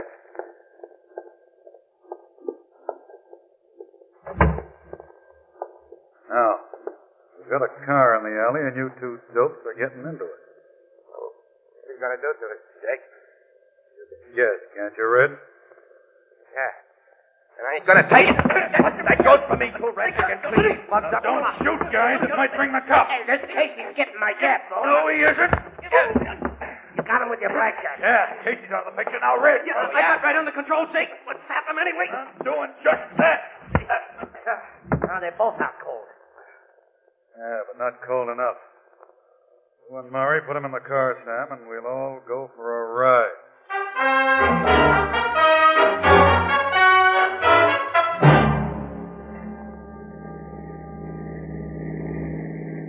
There's a good spot, Sam. Stop the car. Okay, boss. Well, Red, this is the end of the ride for you and Casey. Hey, they can't hear you, Jake. Huh? When you socked them back in Nick's joint, you done an A1 job. Still out, eh? And how? All right, pull him out of the car and roll him into the ditch here. Yeah, give me a hand, Sam. Hey, Maury. Come on. All right, what? Got him? Yeah, I got him here. Pull him back. Yeah. All right. All right, now get back in the driver's seat, Sam. You, Murray, give him each a slug through the head. Me? Yes, you heard me. Hey, you're afraid of killing, ain't you, Jake? Oh, I'm not afraid of it. I've just been smart enough to keep myself and you guys clear of it. Now we've got no choice. But you want someone else to do it. Well, do it if you haven't got the guts. Get back in the car. Yeah, that suits me fine. Hey, where you getting into? I'll shoot from here. Sam, be ready to step on the gas when I do. This is the private road. I'll be ready. I got the bus in gear and my foot on the clutch. Let them guys in the ditch have it, Jake. All right, I'm letting them have it. Hey, a car's coming, boss. From behind us. I see it. Get away, Sam. I'm getting... Hey, you only shot one guy, Jake. I can't do any more shooting now. Get away from that car behind us, Sam. Get away!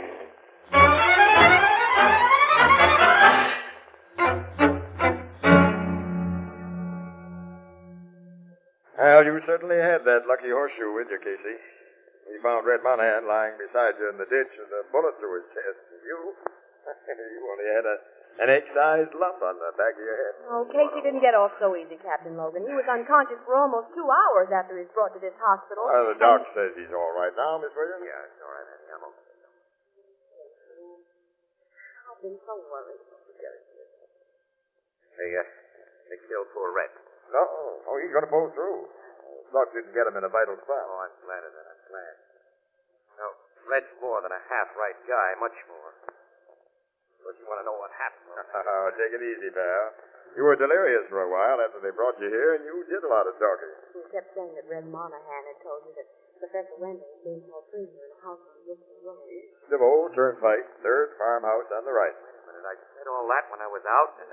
Over and over. Well, then you went to Bristol Road and found the professor. And my guys went there, pal, but too late. Schultz and the men with him evidently knew they hadn't killed the case. They lost no time in taking Professor Wendell away. We found the house empty. Haven't any idea where they've taken him. Well, you found a possible lead in that Bristol Road farmhouse, Captain. Go ahead, showcase it. Lead? That thing's no lead, Miss Williams. It merely proves that Professor Wendell was in the house. What'd you find, Logan? He found a belt. A belt? With Professor Wendell's initials on the buckle. Now, take a look, pal. Miss Williams insists that these cuts in the edges of the belt mean something. Well, they're fresh cuts, Casey. See? Yeah. When we found the belt in a room where Wendell was probably held prisoner, we figured that those cuts might be some sort of a tip-off about where he'd been taken from there. And it hasn't worked out that way. Funny cuts, aren't they? Some straight, some slanting, and irregularly spaced. Yeah, Wendell knew that an ordinary written message wouldn't help it. The men guarding him would have found it and destroyed it. I'm sure these cuts are a message in code. Our cipher expert at headquarters didn't recognize it as any code. Well, your chief cipher experts were taking New Year's Day off, Captain. The men on duty are apprentices. Yeah. Does that mean anything to you, Casey? No, not a thing. It makes it unanimous. They're Greek as far as all of us are concerned. Greek? Annie, wait a minute. Professor Goebel told us that Wendell was an authority on ancient civilizations. Have you shown this belt to Gerber, or whatever his name is, Logan? No, but I phoned him. All right, we're going to show it to him right now. Casey! Casey, you can't get out of bed. I'm out. Beat it, Annie. Come on, let me get dressed. I want to hear what Professor Gerber says when he sees this cut-up belt. All right, I'm going.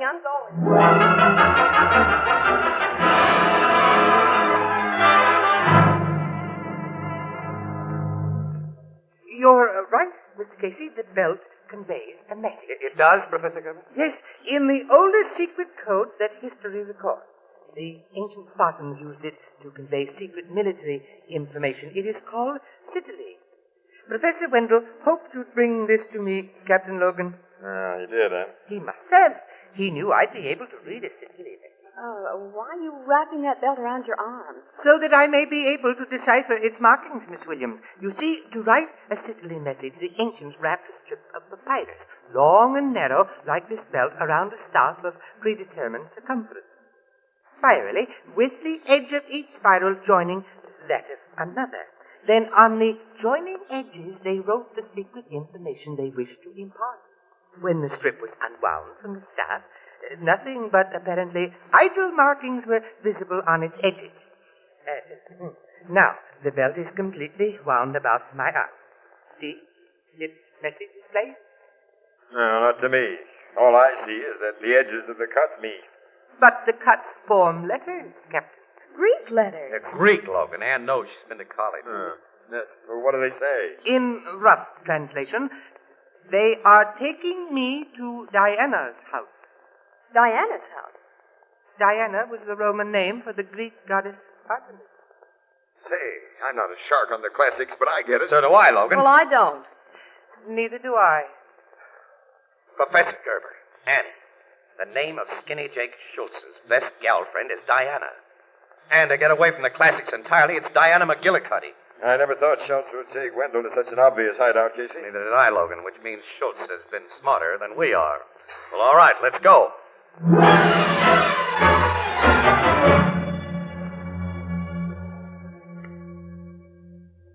All set, Captain Logan. We have the joint surrounded. Men are ready to break in from all sides, Sergeant? As soon as they hear your whistle, sir.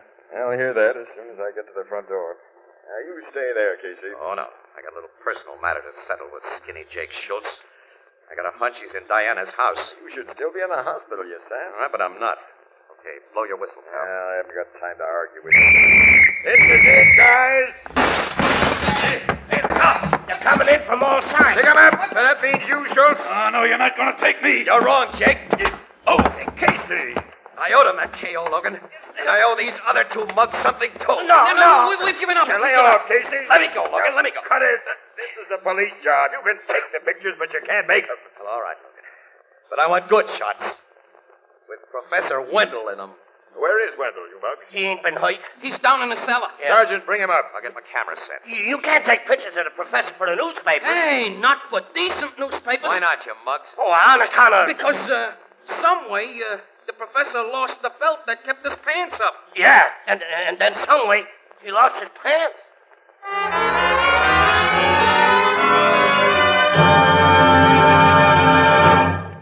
We'll join the crowd at the Blue Note in just a moment. You know, tonight we're nearing the end of the holiday season, and to those of you who are exhausted, here's a suggestion.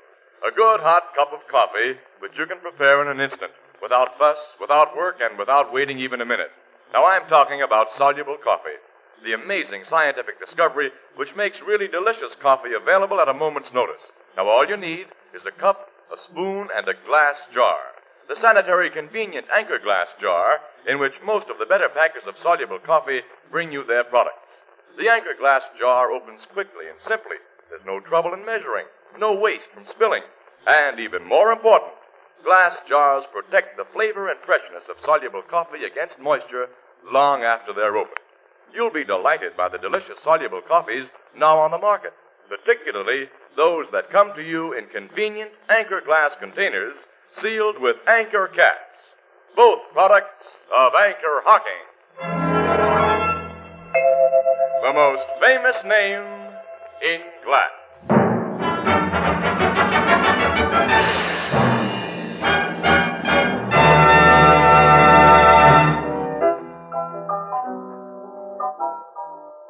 Them pictures you took of Professor Wendell after he was rescued was very different, Casey.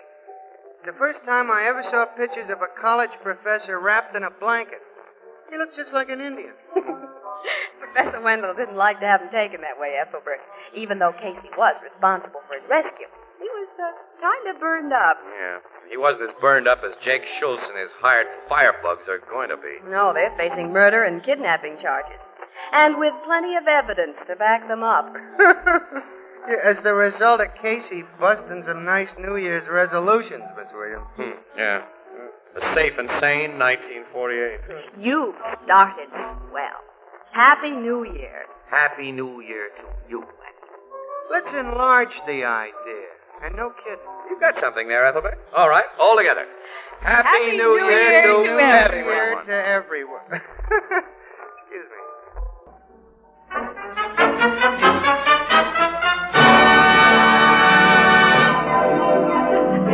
Crime Photographer, starring Stotts Cotsworth as Casey, is brought to you each Thursday by the Anchor Hocking Glass Corporation, makers of Fire King Oven Glass, Anchor Glass Containers, Anchor Caps and Closures, all products of Anchor Hocking, the most famous name in glass.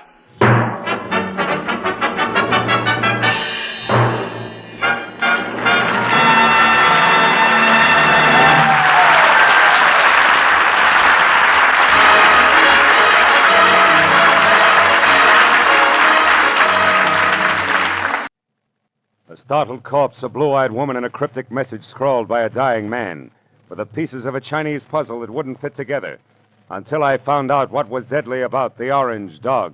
From the pen of Raymond Chandler, outstanding author of crime fiction, comes his most famous character as CBS presents The Adventures of Philip Marlowe.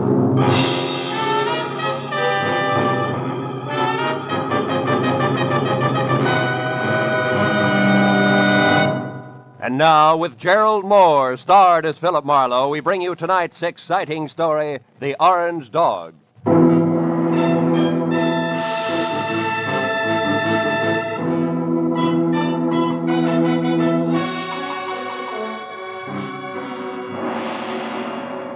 By By 6 in the evening of a very slow day, I'd resigned myself to the business of no business.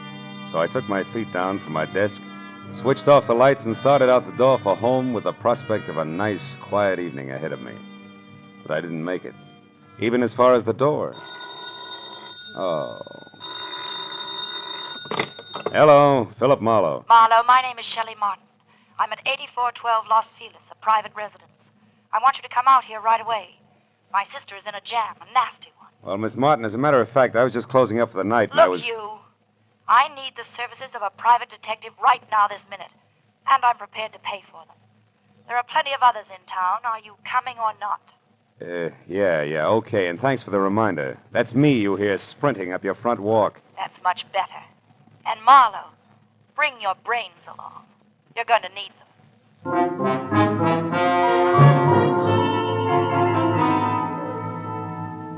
And that was the end of my quiet evening.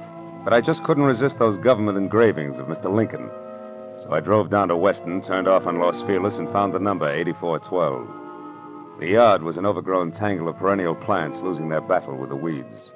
It was like a girl in a strapless evening gown with her hair up in curlers. However, I could see a light through the Venetian blinds, and the doorbell worked with a resonant two-tone chime that caused the door to open just far enough to allow a pair of eyes so blue they were almost purple to peek out at me. Yes, what is it? I'm delivering that private detective you ordered. Oh, Marlowe. Come in. Thanks. Sit down, won't you? Thanks again. All right, what's the next move? It's about my kid sister. Mm-hmm. She's involved with a man named Lou Horner, a San Francisco broker. She's quite deeply involved, I'm afraid. Oh? You see, some very strange things are going on, Marlowe, and my sister is a naive kid caught right in the middle of them. Yeah, I see. What sort of strange things, Miss Martin? Shelley. Sweet. Well, to begin with, when I arrived from San Francisco today, my sister called me and asked me to meet her here in this house. When I got here, the lights were on, the radio was playing, and the front door was open. But the place was deserted. Whose house is it, Horner's? No, I think she said it belongs to a friend of his who's in Europe now. This Horner person uses it when he's in Los Angeles. Well, couldn't they have stepped out for a while? Mm-mm. You know, you don't look the type, Shelley, but maybe you're just panicky, huh? No, I'm not being panicky. All right. Where's the nasty jam? Right behind the couch. Take a look. Okay. But you know, I see what you mean. Who is he, Shelley? How'd he get here? Maybe it's Horner, I don't know. I tried to search him, but I couldn't. Mm-hmm. Well, it wouldn't have helped anyway. Whoever shot him cleaned him out. No wallet, no papers, nothing. I found this magazine lying under his hand. Look here. Mm-hmm. He must have written this just before he died. Where's that? Here. Oh. It says, call Marion tonight about the orange dog of foe. Orange dog of foe. Foe what? That's why I called you, Phil. Marion is my sister. And whatever the orange dog of foe is, it must be awfully important. We've got to find out what it means, Phil, for Marion's sake. So far it means murder, honey, and that's for the cops. No. Well, all right, call them. But keep Marion's name out of it. A thing like this could destroy her. But look, maybe she pulled the trigger on our friend here. Maybe, but I don't think so. She's a sweet kid, Phil. Give her a break. If I'm wrong, I swear I'll help you bring her in myself. Is that fair enough? Okay, Shelley, it's a deal. It makes just as much sense as the orange dog of foe, but no more.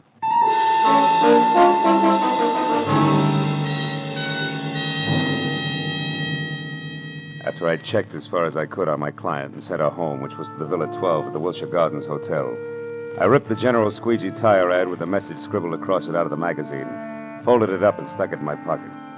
Next, I called Lieutenant Ibarra at Homicide and told him where I'd found a body, probably named Lou Horner, leaving out all the details about Shelley, Marion, and the orange dog. And then I started out the door, but ducked back as a shadow slid across the walk. I caught a glimpse of a large, ugly head of long, dirty hair set on a small, ugly body that was moving fast. By the time I got out on the walk, Longhair was already putting mileage on a green coupe with a broken taillight. It winked mockingly as it went out of sight. So I got in my car and headed for New Chinatown. It was the logical place to get some information regarding a Chinese dog. I saw a light filtering through a dingy window, illuminating the words James Tang, dealer in Oriental curios. Inside the musty shop, a little man, dressed in a black kimono, drifted forward, softly. Yes? I think perhaps you can help me, huh? I am honored. To be able to help will bring fragrance of plum blossoms to my nostrils, carpet of rose petals to my humble floor, and 1,000 blessings upon my head. Oh, that's very pretty. Tell me, what is the dog of foe? The dog of foe? Why, this fantastic creature here is called the dog of foe. His fierce eyes and snarling mouth are to frighten away evil spirits from temples of Buddha. Why do you say called the dog of foe? Amateur collectors and auctioneers have named him that. It sounds exotic to cash customers. Actually, he is a lion. The lion of Korea. I see. Tang, would you happen to have an orange dog of foe? Very strange that you should ask that, my friend. Strange? Why? Reason number one. There is no authentic orange dog of foe. That's a good reason. Why not? Because to Buddhists, orange is color of sorrow. The piece you speak of could not possibly be authentic. What's reason number two? You are second person to inquire after this non-existent orange dog of foe within the last few minutes. Was it an ugly little man with long hair? Quite contrary. It was a very pretty girl with short hair. Was her name Marion? She made point of not leaving her name. Now that proves something. However, my friend, old Chinese proverb, loosely translated, says a little knowledge is the instrument of a fool.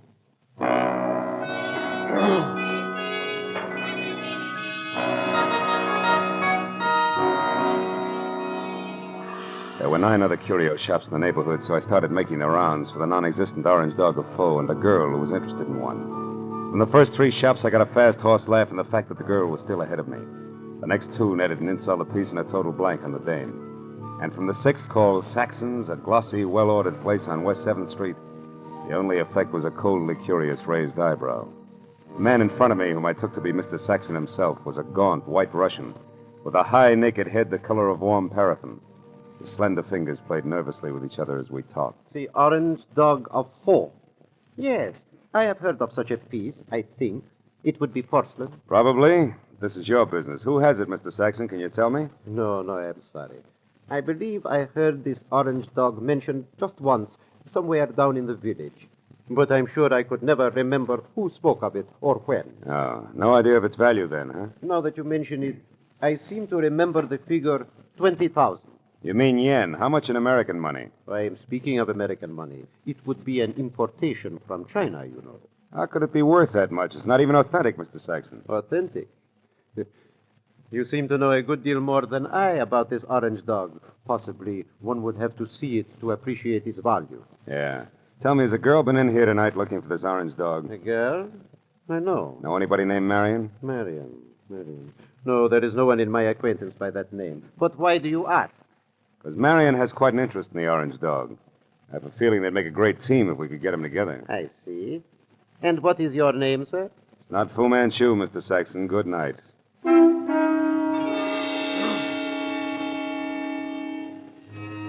Saxon's expression didn't change.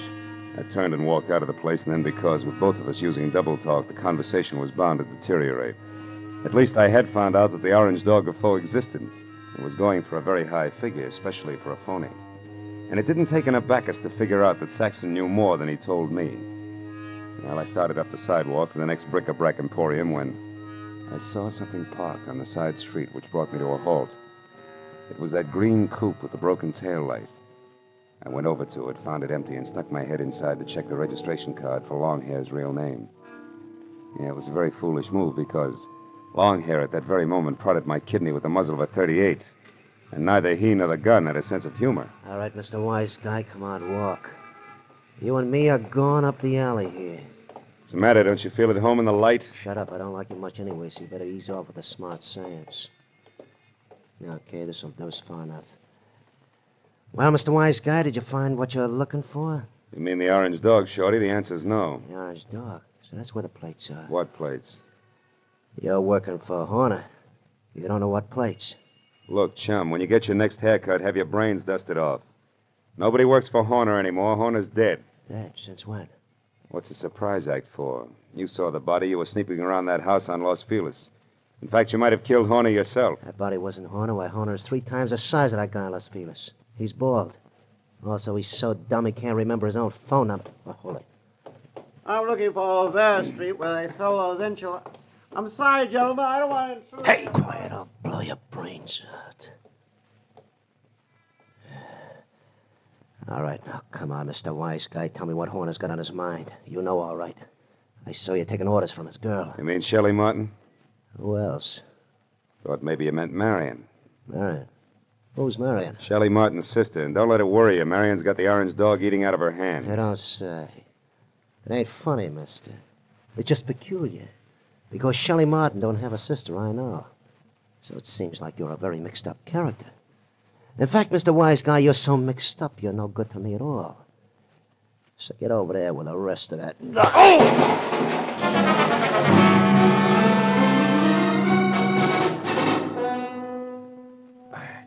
I took my time getting up. The dirty, long-haired little man was gone, and my head ached from the rap he'd given me with the pistol barrel. And I was disgusted with myself. Dry, dirty, disgusted like a drunk at sunrise because a nasty little jerk with an oversized head and a blue-eyed dynamo with auburn hair had me jumping through hoops like a trained ape. I stood in the alley and swore at myself until the futility of that routine dawned on me. Then I decided to go hunting. But I made one stop first at a telephone to at least get Ibarra off my conscience.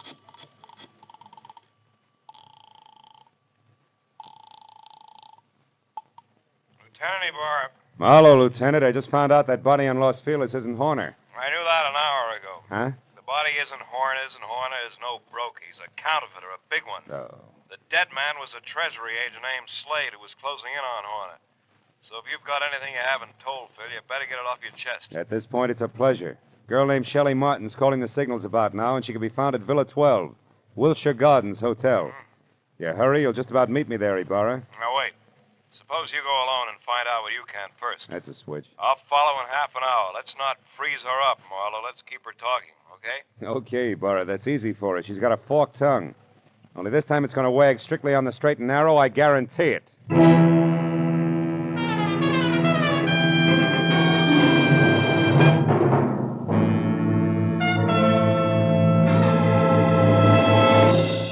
In just a moment, we will return to the second act of the Adventures of Philip Marlowe. But first, it's no mystery that hunger and cold confront many families abroad this winter.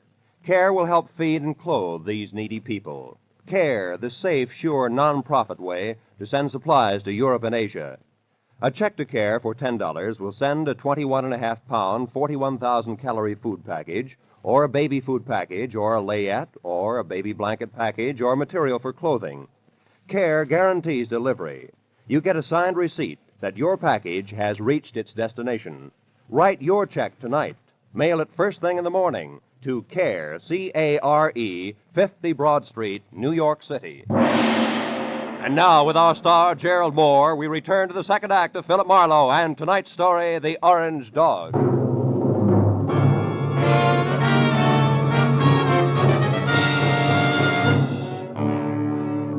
I pointed my car toward the Wilshire Gardens, and a beautiful liar named Shelley Martin, I was sure of two things.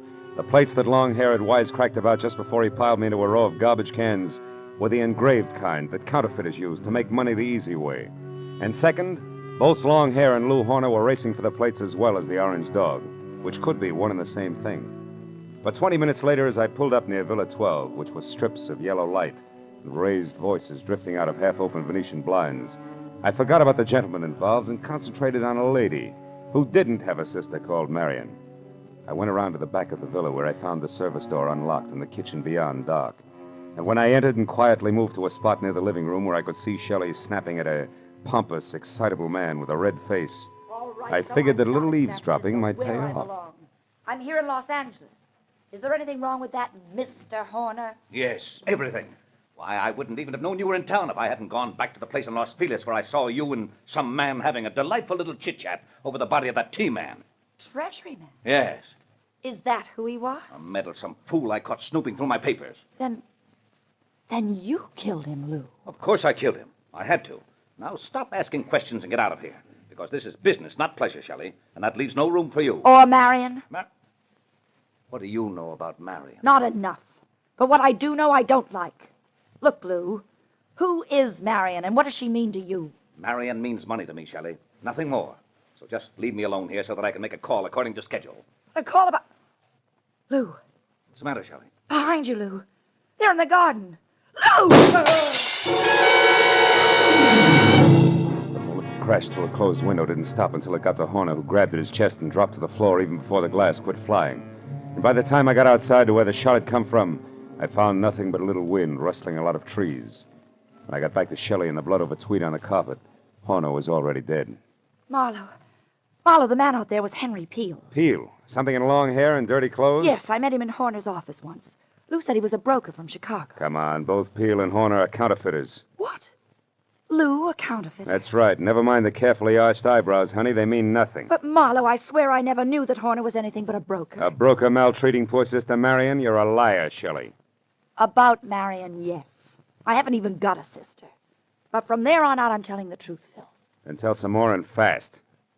All right, here it is. Lou Horner's been my boyfriend. And, checkbook? For the past year and a half. But about a month ago, he suddenly stopped being very attentive. And I couldn't figure out why. So you decided to keep your big blue eyes wide open, huh? Exactly. And it paid off. Because I found out that, 1, he had taken better than $20,000 out of his bank account. 2, that he was coming down here to Los Angeles. And 3, that an item named Marion might be beating your time. Yes. And that part of it upset me plenty. Until 10 minutes ago.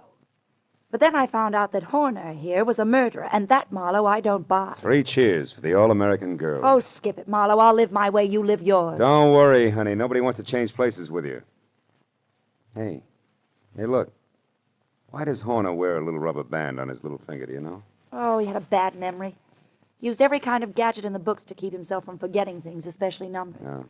Oh, for example, that rubber band might mean 10 o'clock. How do you figure? Like 5 and 5. The fingers on each hand, reading from left to right. He used things like that. Oh. Wait a minute. Hmm? Horner was going to make a call to Marion just now, and the message the T-Man left was... Call Marion tonight about the orange dog of foe. Shelley, baby, where's your phone? Fast. Come on, it's 10:15 already. Well, it's out there in the hall, Marlowe. Oh. Well, what are you talking about? A line, honey, a line on your ex-sister, Marion.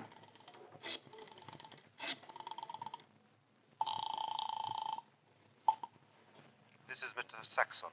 Ah. Lou Horner, Mr. Saxon. I know I'm some 15 minutes late with this call, but I'd still like to see you about the orange dog of foe. Certainly, Mr. Horner. The orange dog is here, waiting for you. Good. I'll be right over. Marlowe, who is Mr. Saxon? A man very close to a lot of trouble, Shelley.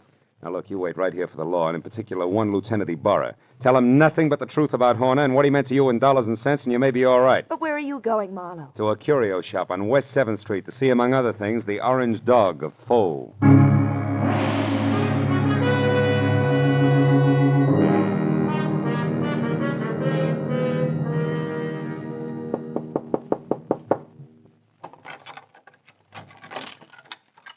You are the Mr. Horner who called? Yeah. Also the one who was here this afternoon, you remember? Oh, yes. Yeah, well, I'm sorry I didn't call you at 10, Mr. Saxon, according to schedule. I hope it hasn't inconvenienced you. No, that's quite all right, Mr. Horner. One moment, sir. Ah.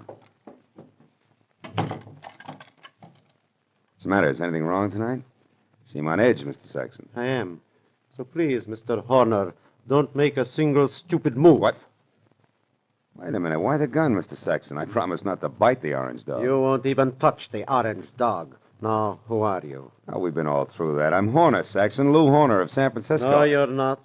Horner would have had no reason to wander around curio shops as you did this afternoon, asking any and everybody about the orange dog. Now, once more, who are you, and where is the real Lou Horner? All right, we'll take them in that order. I'm a private detective named Philip Marlowe, and Lou Horner's a corpse.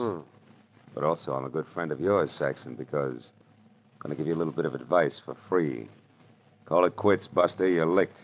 What are you talking about, Marlowe? A T for Treasury man named Slade. Before he died, Saxon, he talked. I see. Yeah, and believe me, he said enough to put you away till orange dogs are as popular as lifesavers. And what do you say, Saxon? Do we play it smart? Very well, Marlowe. We will play it smart. My kind of smart. Now, turn around. and walk through that curtain there. I want to show you something. Orange dog, maybe? Yes, the orange dog of Foe. I want you to see it for yourself before you die. Saxon said die like it already happened. And after he relieved me of the comforting bulge of the gun in my pocket and marched me to a large, windowless room that was a little darker than the lining of an 8-ball, he told me to stand very still. Then he turned on a single lamp that rested on a large, scarred table, and next to it an ordinary shipping crate and cushioned on all sides by white wrapping paper. I finally saw the orange dog of Foe. It was a porcelain lion, pop-eyed and majestic in a crazy way. And also it was colored orange, bright and clear. But now that I'd seen it, I knew that the next move was Saxon's. I turned to face him. It was then that I noticed the black curtain behind him moved slightly, and Longhair quietly stepped into the room. This Mr. Saxon did not know about. Well, Marlowe, now that you have seen the orange dog for your first and last time, what do you think of it? He thinks it's just jim-dandy, mister. Now drop your gun before I blow the top of your head off. Go on, drop it. It's better. Now sit down there and stay put. You, Marlowe, get across the room. Okay. Thanks for showing up, Peel, before Saxon here ran out of small jokes. Don't kid yourself, Marlowe. I didn't just show up. I've been right behind you all the way. That's how I work. So what do you want, Peel? A couple of very fine engraved plates that I've been after for 6 months now. Plates which could be in the orange dog of Foe? No place else but. Or do you think that maybe the late Mr. Horner wanted as an ornament? But that's all it is. There are no plates in the orange dog. It is only a collector's item. And you're a liar, Saxon. And I know the best way to prove that. Marlowe, pick that thing up and toss it against the wall. No, don't. I tell you, there's nothing in it. Toss it, Marlowe. Go on. Okay, Peel.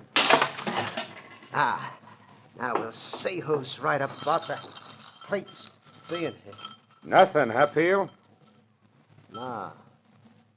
Nothing. All right, Saxon, get up. I want to know what the plates are, so I'm going to count to 3.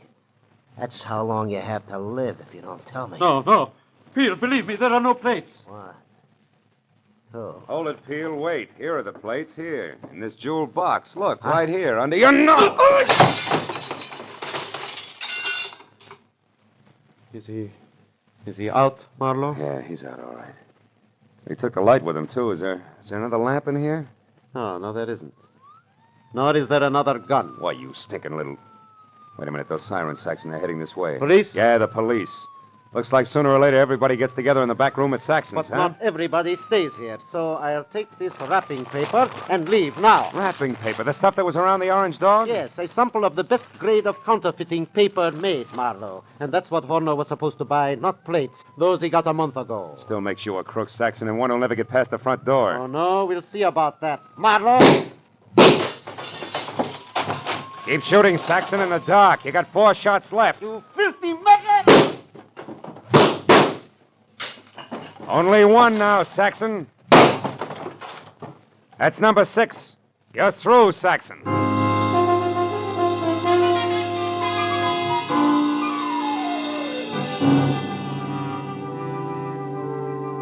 By the time Ibarra and his boys, plus a half a dozen very anxious team men, got into the room, Saxon was already coming apart at the seams. After a half hour of steady questioning, he split wide open and led us all to a basement hideout where the team men went wild over a few thousand sheets of A1 counterfeiting paper. But an hour later, after Peel, who admitted murdering Lou Horner, and Saxon, who was ready for the nearest straitjacket, were both in the lockup, there was still the problem of the glib lass from San Francisco. Finally, when Shelley, Lieutenant Ibarra, and I stood under the green light of the globe in front of police headquarters, I knew that the girl who technically was only guilty of withholding information from the police was not going to spend any time in the pokey. Because, after all, I was more or less guilty of the same thing. Besides, Lieutenant Ibarra was still interested in the others. Well, Marlowe, it looks like the whole business actually boils down to a single transaction between Clay Saxon, who had the counterfeiting paper, and Lou Horner, who was supposed to buy it. That's right, Ibarra. But Horner, who must have made his contact with Saxon via some middleman in San Francisco, only had a telephone number and the password, the Orange Dog of Foe, to work on here in L.A. But how'd you get hold of that number, Phil? From the message the T-Man left before he died. You mean you actually called someone named Marion? No, honey, I just dialed Marion. M.A., Madison. R-I-O-N, 7466. Madison 7466. You get it? Yeah. Another one of Horner's screwy memory tricks, like the rubber band on his 10th finger. Hey, that's pretty good, Phil. Ah, it's an old gimmick, really. I read it in a dozen detective stories. What do you know? Maybe I ought to read some of those. Well, good night, Philip. Look for you tomorrow. Good night, Lieutenant.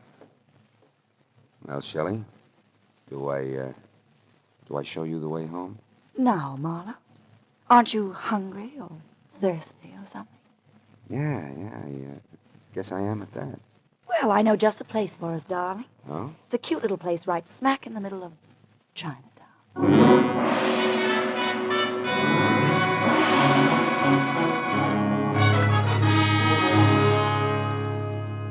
Well, we got through a small Chinese dinner without seeing or hearing from a single orange dog. And when it came time to leave, I was thinking that Shelley wasn't really too bad a kid at that. So when she left the table to powder her nose, I started to make plans. But when she got back, I forgot about them because in the meantime, she'd run into an old friend. Yeah, a rich old friend who was all alone in the big city. I said I didn't mind taking a rain check when she explained that he was from Kansas City and a broker at that. He certainly was overweight. Too much steak and potatoes. Steak and potatoes. Wonder if Lindy's is still open.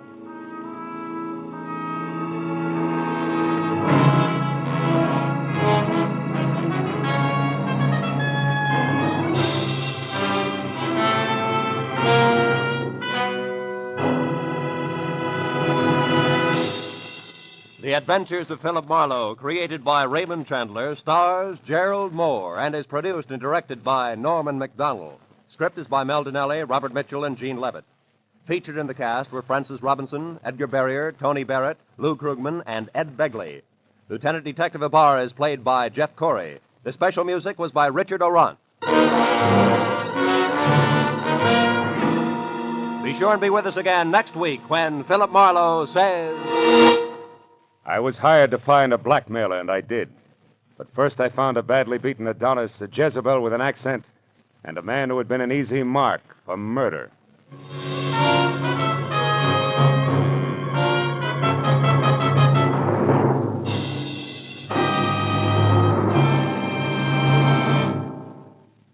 "90 minutes of unsurpassed comedy comes to you every Sunday night when CBS brings you the Spike Jones Show, the Jack Benny Show, and Amos and Andy in succession. Tomorrow night, pianist Alec Templeton and songstress Peggy Mann are Spike Jones' special guests.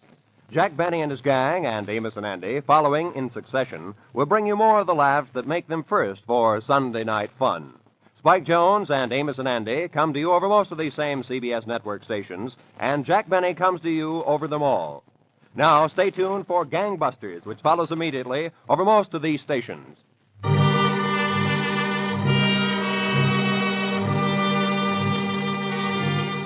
This is Roy Rowan speaking for CBS, the Columbia Broadcasting System.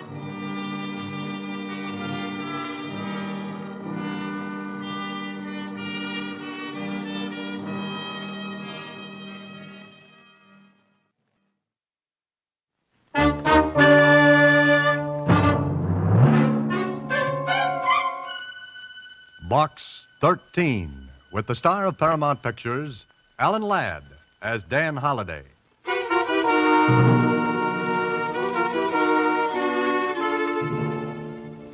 Box 13, care of Star Times. I know my life is in danger. I think you can help me. I'm desperate and don't dare go to the police. Please, if you want to help, call at the Tivoli Theater box office for the ticket left there. Our handbill will tell you more. Our handbill will tell you more.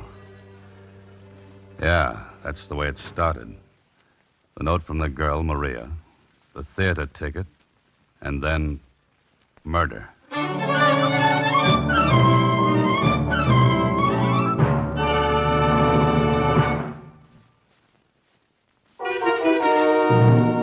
And now, back to Box 13. It was Thursday when I received a letter from Maria through Box 13. Some of the letters I get are from cranks. Some from people who are just curious about a reporter turned fiction writer who advertises adventure wanted, will go any place, do anything. But with this one, it was just like Susie said. Gee, Mr. Holliday, it doesn't look like one of those crank letters or somebody that's just curious, thinks you're crazy or something. How can you tell, Susie? Oh, I don't know. Maybe it's just female ignition. There's a dictionary over there, Susie. Look up ignition. Don't you know what it means, Mr. Holliday? It's when a woman... Skip it, Susie, skip it. Oh, okay. I'm supposed to pick up a ticket for tonight's show at the Tivoli. Take a look at this handbill. Torino. The Great Torino. Like his look, Susie? Well, I don't know. That's what I thought. Okay, Susie, close up shop for the day. You're going to follow it up, huh? That's the general idea, yes. I want to see what Maria has on her mind and why she's afraid.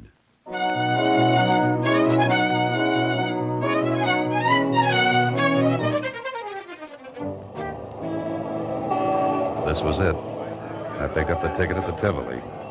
A big poster told me this was a charity affair with the acts doing a two-night stand. Tickets, $10 a throw. I circled around the lobby, looked at the acts advertised, singers, dancers, a dog act, and then there it was. A big life-size cutout of the Great Torino, complete with mustache and goatee. Nice-looking guy, maybe too smooth-looking, but it was what he was doing that made me take a better look. He held a rifle to his shoulder and was aiming it across the lobby at another cutout. And this one was a girl. Pretty? Mm-hmm. Big eyes, maybe a little scared-looking, and looking straight across at the Great Torino, and right into the barrel of that rifle pointed at her head. Well, if this was Maria, she had a right to have something on her mind. Anybody who stands up and lets a rifle be fired at her is earning a living the hard way. I was thinking about it when the call buzzer zizzed in my ear. I drifted in with the crowd during the overture and took my seat, first row right on the aisle, easy to get at. An usherette shoved a program in my hands. The Great Torino was scheduled next to closing. Okay, that meant I'd have to sit through the rest of the acts.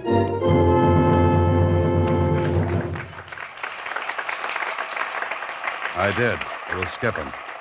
But the Great Torino was something different. He had two assistants, a girl and a good-looking young guy. It was a magic act with class, and Torino was clever with his hands. He did a trunk effect that was really great, and the girl who helped was the same girl whose cutout was in the lobby.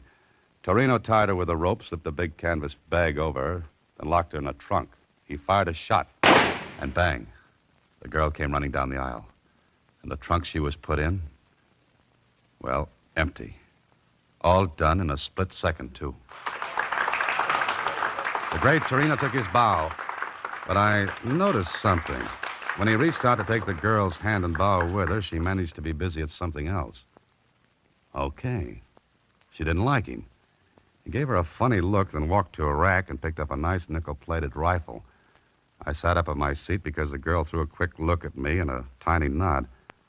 No one would have noticed it but me. I looked back at Torino, who was speaking. Ladies and gentlemen, I wish to call your attention to my final effect. A most dangerous one. So dangerous that few illusionists will attempt it. The history of the magician's art has recorded several deaths during the feat. My assistant will go into the audience now and select a committee of volunteers who will please come upon the stage. Maria, if you please.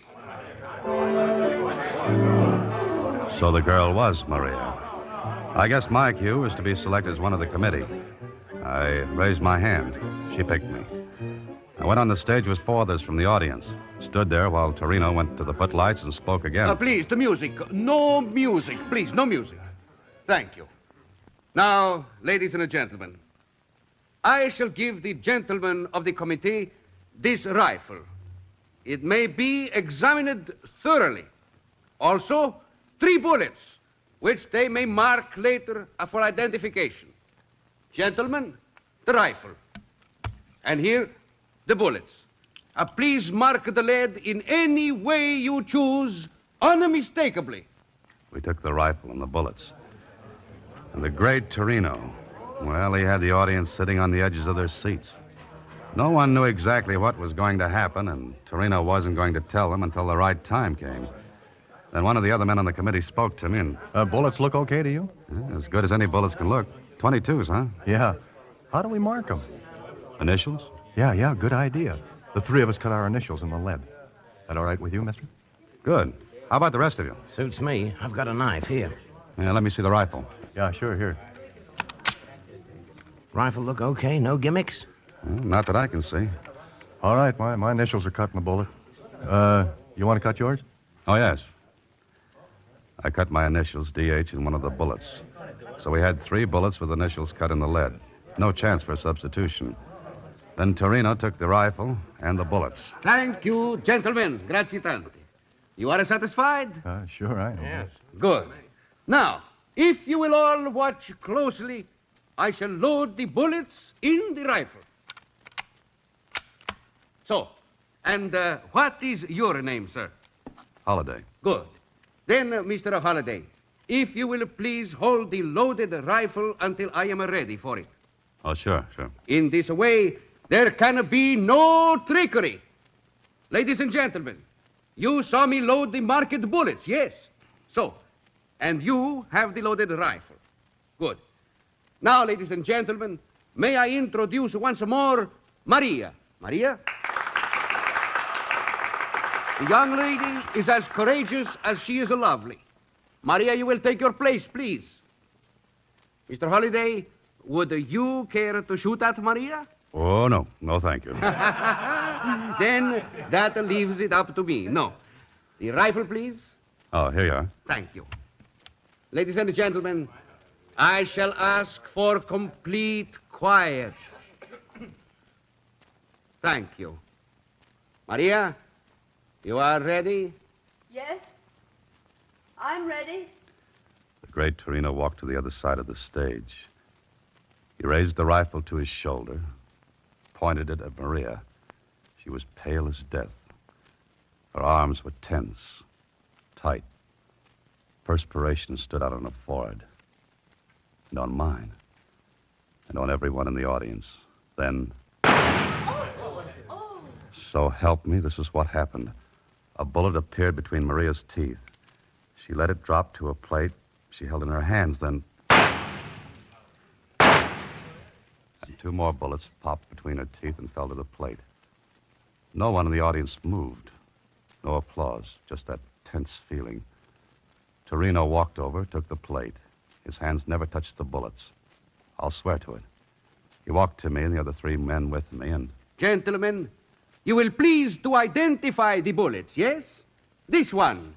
Initials T.G. That's me. Yeah, that's mine, all right. Thank you. And this one. K.R. Mine. Thank you. And the third, D.H. That's mine.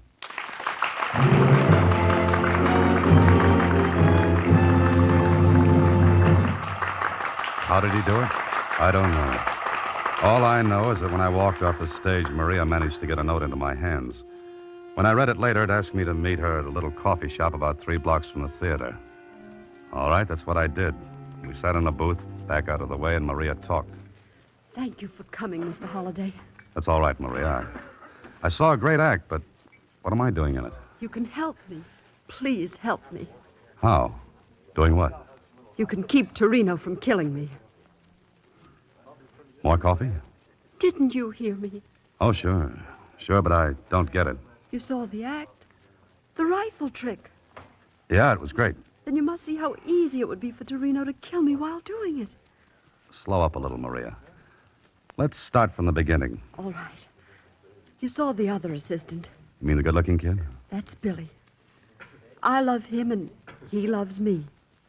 Then what's your problem? Torino. He hates Billy, and he hates me for loving Billy. Jealous? Insanely.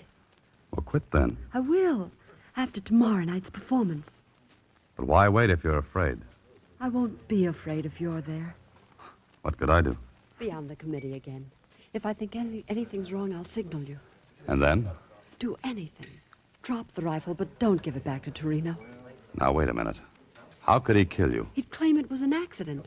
3 magicians or their assistants have been killed accidentally doing the trick. The mechanism of the gun goes wrong. Giving away secrets, Maria? I have to. There's a mechanism in the breech of the gun. It drops the real bullets down into Torino's hand when he closes the breech. Oh, then I get an unloaded gun. There are blanks in it. The mechanism substitutes them for the real bullets. That's good. And he slips the real bullets to you. Yes, when he takes my hand to introduce me, And you slip them into your mouth. while the audience is watching Torino and the rifle. I see. Maria, Yes, why don't you go to the police? Torino would know. He'd know. How? He watches me. Then aren't you afraid he's watching now? No, not tonight. I slipped away. I don't think I could manage it again. Don't you see, Mr. Holliday, you're my only chance. I saw your ad in the paper, box 13. You mean the police would ask him questions, and he'd lay low until he got the chance to... Yes.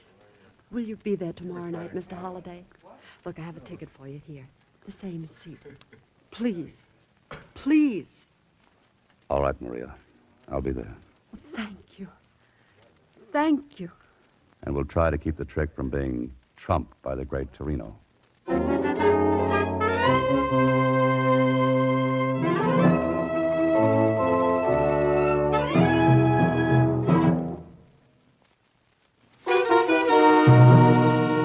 And now, back to Box 13 with Alan Ladd as Dan Holliday.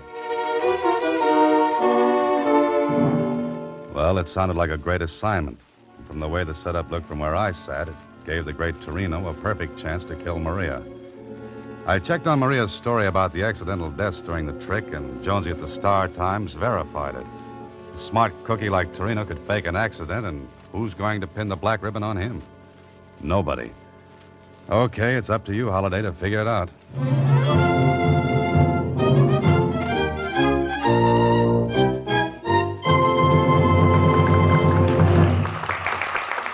The next night, I sat in the same seat and watched Torino go through his act. The trunk thing, still great, knocked the audience off their seats. Me, too. Couldn't figure it. But the big stuff was still to come, the rifle trick. I went on the stage, kept my eyes on Maria. I marked one of the bullets again. Oddly enough, Torino didn't seem to recognize me. That was all right with me. And now, ladies Torino went through his same spiel, word for word. I kept my eyes on Maria. But it was as though she'd never seen me before in her life. She looked, well, it sounds silly, but she looked hypnotized. Then I heard Torino saying to me, Mr. Holliday, would you care to shoot at Maria? "No, thank you." Torino looked at me hard. My name and my face together might have tipped him. There was a funny look in his eyes. I stared at Maria. Not a sign from her. Maria, you are ready? Yes, I'm ready. I relaxed a little. She hadn't given me a sign.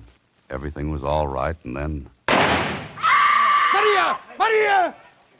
she dropped. Maria dropped. And right between her eyes was a little round hole.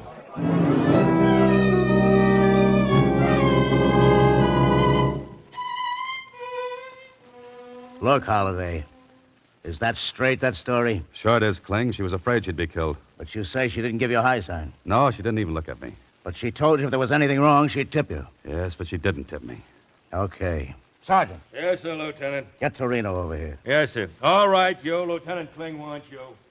Got any ideas, Holliday? I'm dry. Bone dry, Kling. What about this guy, Billy, she told you about? I told you. Okay. It was accident. Something she was go wrong. Please. Quiet. Now It is look. accident. She's wrong accident that happened. You son, I am an artist. You tell me I do something wrong. No. It is wrong. Holy accident. mackerel. I've seen Sergeant. it a million times. Sergeant. I have Yes, done sir. this trick Put this guy in his dressing Europe, room and every keep him place there I till go, he it blows never off that anything head of she's steam. wrong, you know. But Now, watch his please door. listen to me. And I the do window not from talk outside. to Yes, sir. nothing Come about on, it. Houdini. Come on. Get going. It's funny, Kling. I'm hysterical, I don't think. What's funny? The girl, Maria, I don't think she knew me tonight. She looked right at me. Didn't give me a tumble. Yeah? So? She told me she'd signal me if anything was wrong. I don't get it. But it looks as though she... She what? She deliberately let Torino fire a gun she knew was set to kill her. That makes great sense. I know, no sense at all. And besides that, Maria they're... get away with it. You're going to let him tell you it's all an accident. Well, don't believe it. He killed her. That's Billy. Kling, What? let me ask him a couple of things. Now, look, Holliday, I'm in charge of this case. You're in on a rain check. Okay, but I'm in, huh? Yeah, for the one reason that Maria told you about it, and He I... killed her. It wasn't an accident. Oh, I better go help the sergeant. Any objections if I mosey along with you? None. Just keep your mouth closed, that's all. Sure. All right. So I listened while Kling asked questions. But there was something knocking at the back of my head, asking to be let in. Something I'd seen, heard, remembered. I didn't know. But what bothered me was Maria not giving me a signal. When she said she'd know if Torino was up to something. Billy answered Kling's questions. No. All I know is that Torino bluffed Maria. He said he'd kill her if he saw me hanging around her. Who loads the rifle with blanks? Maria. Maria. Does she do it tonight? She always does it. Well, I don't believe it. Maria loaded the rifle herself. She did. Before the performance. So I got an idea. I left the stage where the investigation was going on, and I walked backstage toward the dressing rooms. I wanted to talk to Torino, but there was a large blue cop sitting at the door. He looked at me and... Well, Holliday. Oh, hi, Murph. I feel lousy. No, that's too bad. Say, think I could talk to Torino? No. Oh, now, look, you can watch and listen, tell Kling everything that goes on. Playing detective, Holliday? Nope, playing a hunch. What about? Why not listen and find out? And if you learn anything, tell Kling. And you might learn something good. You mean something that might break the case? Yeah, might. Oh, well, What's the matter, Murph? Can't you use a couple of stripes? Aye, sure. Oh, okay. But I'm standing right here, understand? Sure. Right. Hey, you, get up and... Oh, brother. Look. Ain't nobody gonna ask him no questions. No, I don't think he's in any shape to answer. A promotion, you say? A promotion? I'll be lucky if I ain't fouled up for good. This guy's been knifed right under my nose. That's right. Somebody stabbed Torino. He was as dead as Maria. And nobody saw anybody go in or out of the dressing room. There was one window. It was open. But the officer outside swore he had his eye on it. Nobody in or out. And nobody in the room but Torino. Well, the knife was in his back, so suicide was out. Kling and his boys turned the room upside down. Torino's apparatus and trunks were shoved around. Still nobody. And it turned out nobody had a motive for killing Torino except Billy. Me? Me? Are you crazy? I never left the stage. I was talking to you. I was answering questions. I can't be in two places at once, can I? He was so right. Kling was tearing his hair. Then more questions. The rest of the acts were strangers to Torino. Knew nothing about him. I was thinking about it when something hit me. Something Billy had said.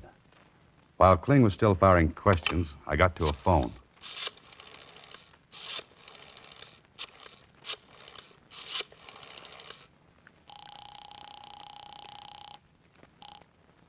Hello? Oh, hiya, Kenny. Still running that private eye? Swell. Do something for me, will you? Okay. Put a man on the Tivoli Theater right now and get him to tail a guy named Billy. Huh? Here's what he looks like. About 5'9", stocky, light complexion, wearing gray suit.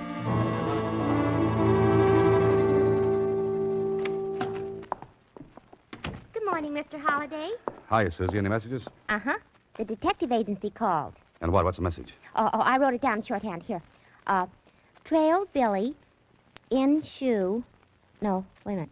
Ooh, terrible ink. I got it. To insurance company this morning. He placed claim for double indemnity policy for his wife, Maria Baker. Hey, wait a minute, Mr. Holliday. That's not all. That's enough. I'll see you later, Susie.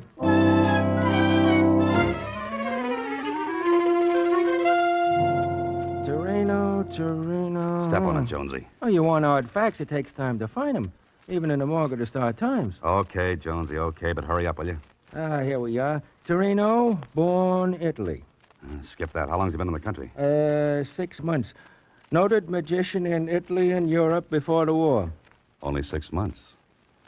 Now, Jonesy, if you were a magician, you wanted assistants. How would you get them? Advertise in a billboard, magazine for show folks. What else? Where can I see the last 6 months' copies of the billboard? I got a local office in town. All the copies you want. Hey, where you going? Thanks, Jonesy. Be seeing you. I've got a lot of reading to do. 6 months' copies of the billboard. I looked through every one of them, and when my eyes were falling out of my head, I saw it. An advertisement. The one I wanted. And the one that tied up with something Billy said. And something I saw during Torino's act. I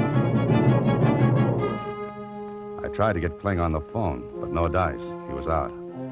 I left word for him to meet me at the Tivoli, and I went there myself. There was nobody there but the watchman.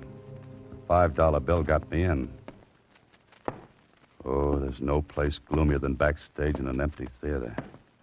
I headed for Torino's dressing room because I had a good idea how someone got in and stabbed Torino, then disappeared. I opened the door, stepped inside. It was dark. The shade on the window must have been down.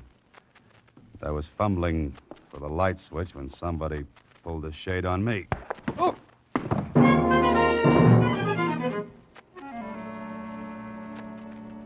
Got any idea who slugged you, Holiday? Yeah, Kling, I have.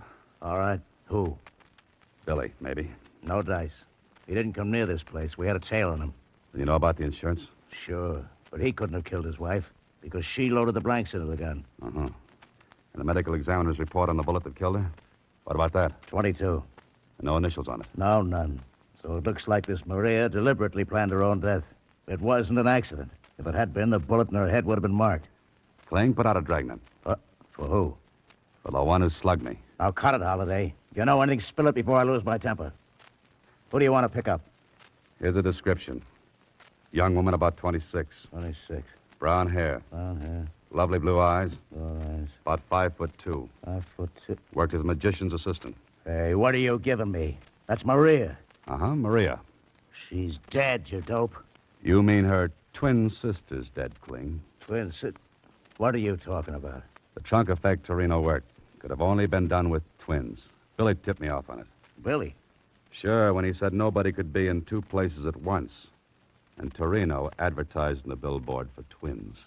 You aren't dreaming this. Put out a dragnet for Maria. Who stabbed Torino? Maria.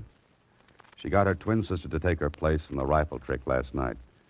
That's why I didn't get a signal from her. The sister didn't know me from Adam. Now, look, Holiday, we searched this dressing room. There was nobody in it when Torino was stabbed. Maria was here. Look.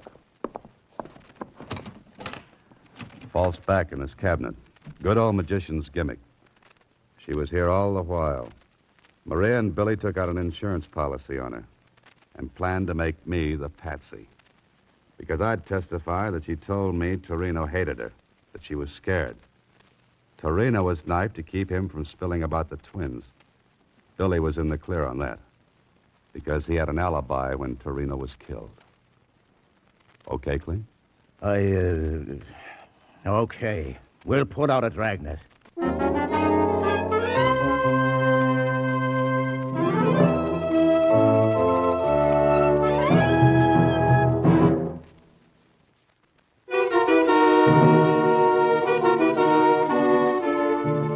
And they got her, Mr. Holliday? Yeah, Susie. They got her. Gee, sounds just like a story. Uh-huh. Only nobody will believe it. Look, I've got a knot on my forehead to prove it. Oh, does that make you hysterical? No, but I was just thinking. Don't be reckless, Susie. What about? I was just thinking, with that bump, you'll have to wear off-the-face hats for a while. You're a great help. Good night, Susie. Next week, same time, Alan Ladd stars as Dan Holliday in Box 13.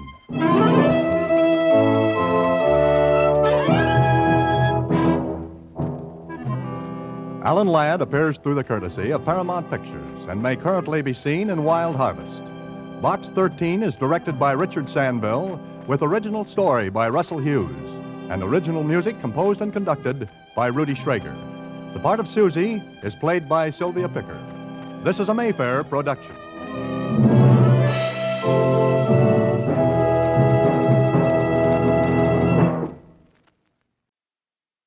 The Anchor Hocking Glass Corporation brings you Crime Photographer.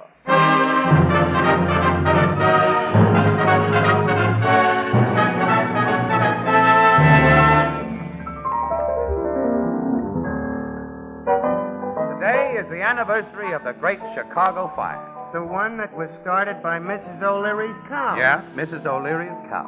See, everybody knows her name, but who knows the cow's name?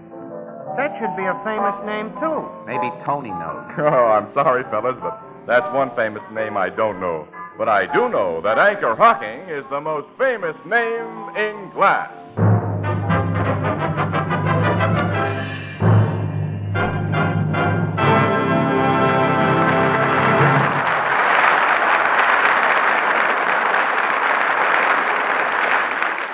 Good evening, ladies and gentlemen. This is Tony Marvin. Every week at this time, the Anchor Hocking Glass Corporation of Lancaster, Ohio, and its more than 10,000 employees bring you another adventure of Casey, crime photographer, ace cameraman who covers the crime news of a great city. Written by Alonzo Dean Cole, our adventure for tonight, Wedding Breakfast.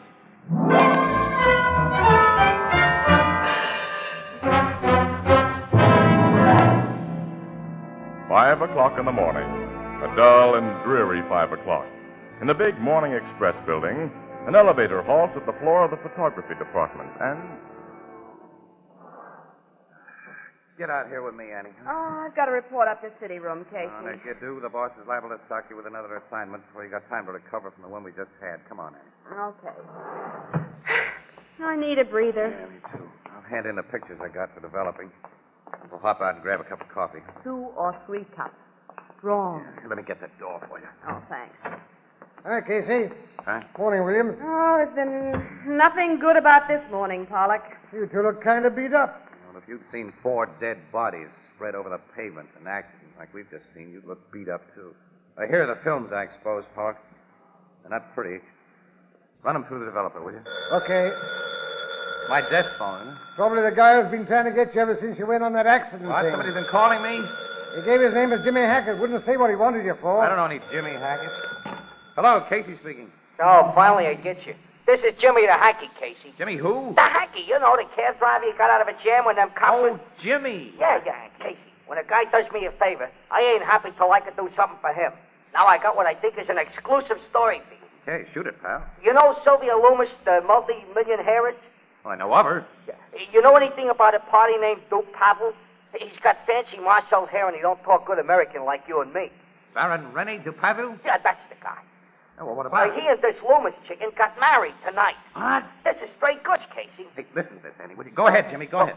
About 3 this a.m., I pick up 3 couples outside the club Casbah. Yeah? They told me to drive to Fieldston, just over the state line. They get a justice and a piece out of bed, and one of the couples gets married. What do you Well, know? from talk I heard, it seems they got a license last week sometime, but the girl had started to welch on the ball and chain idea. This Duke Pavel and his friends fed her quite a few drinks at the Casbah tonight and talked her into going through with it. Well, it was only during the drive back to the guy's apartment that I get wise to who the newlyweds was. Sylvia Loomis and Baron Rene Dupavu. Huh? That's right.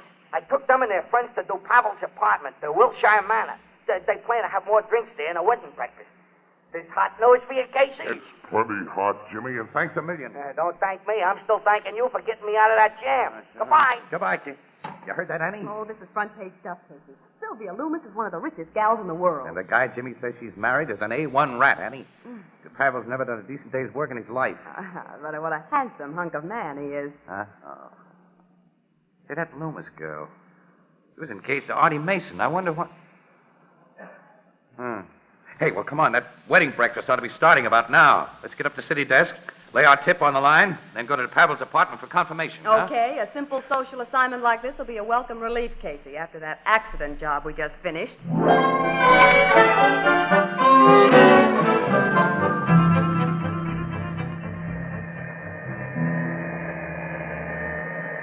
got a lucky break, Casey. If that elevator man hadn't been enjoying a nap, we'd never have gotten up here to do Pavel's apartment unannounced. Not in a swanky joint like this.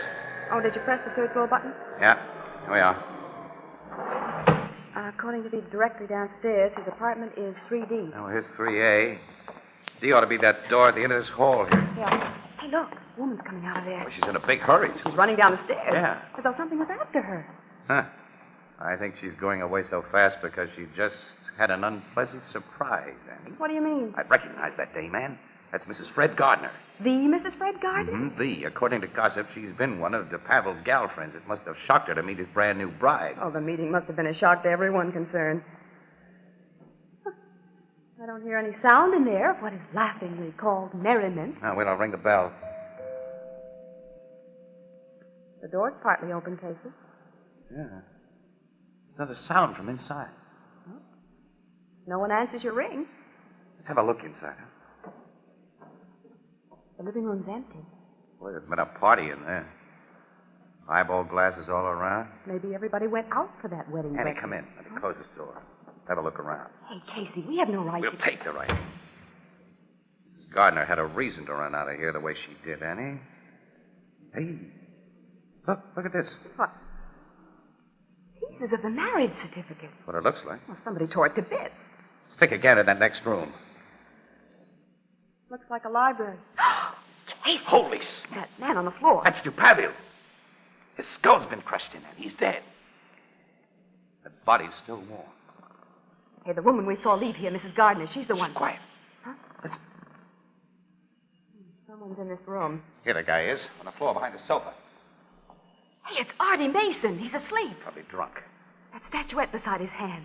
There's blood on it, Casey. Fresh blood, Annie. This bronze statuette is what killed Pavel. Then Mason must have done it.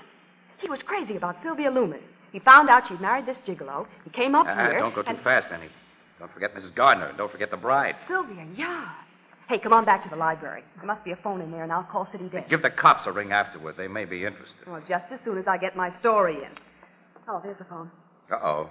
We won't call on that. Oh, the wire's been yanked Find out. a telephone outside, Annie. Oh, will you? right. I'll take the car and find a phone and come back here with a cop. Right. While you're doing that, I'll make with a camera here. Okay, I'm on my way. All right, I'll lock the door behind you. Nobody else can walk in like we did. Well, I'll come back as soon as I can and ring the bell. All right, so long. What a beautiful front page picture this is going to make.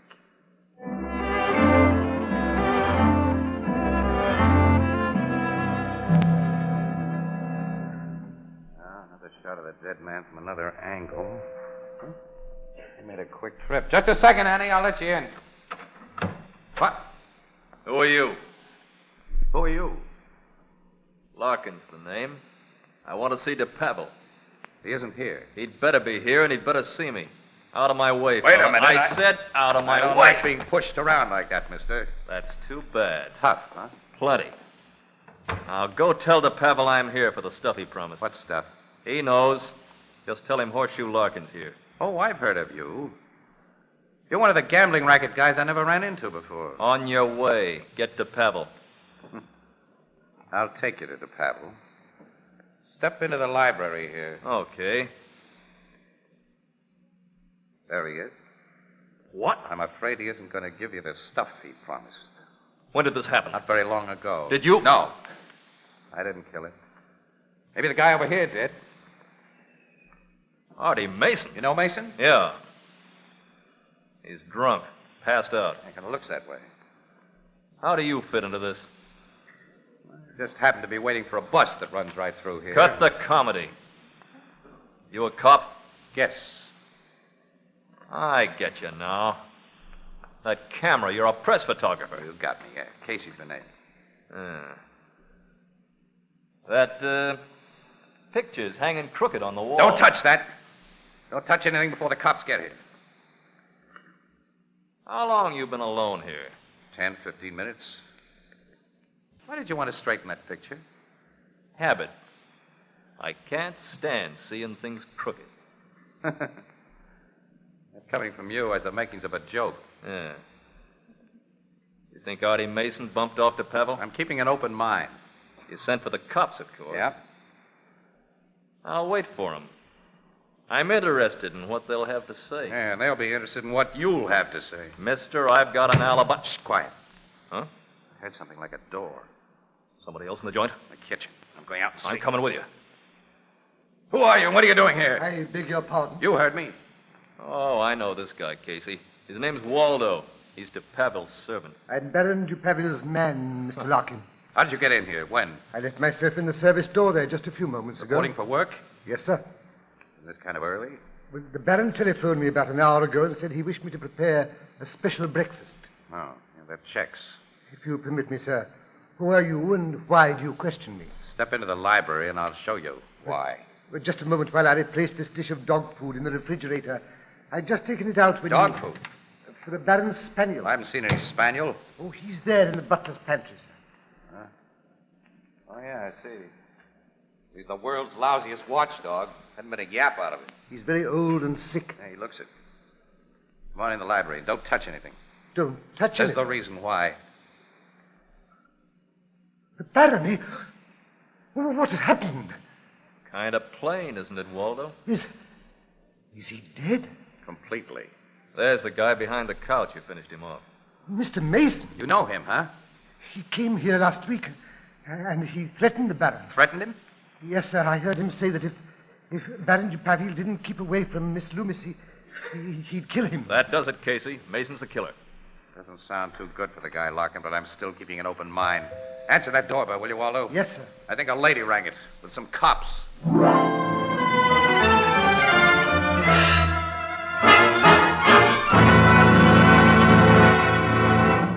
Our story will continue in just a moment.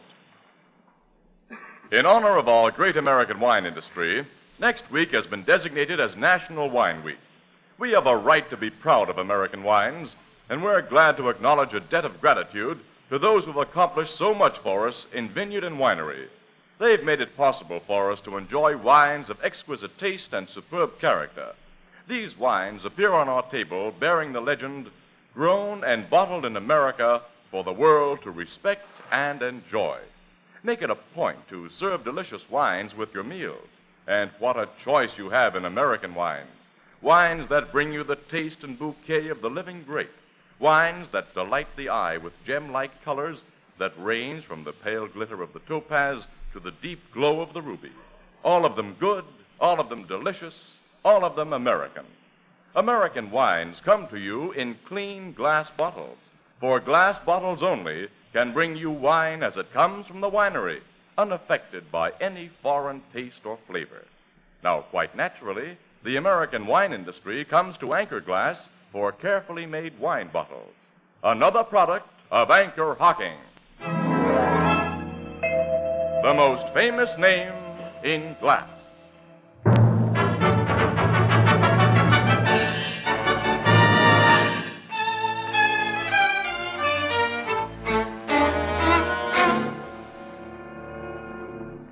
Captain Logan, how long will it take to sober Mason up? Well, the doc says it'll be hours before he can tell a coherent story, Miss Williams. The guy really had a skinful of it. I'll say. Well, he probably didn't know what he was doing when he killed Dupaville. He knew what he was doing a week ago when he threatened to kill him.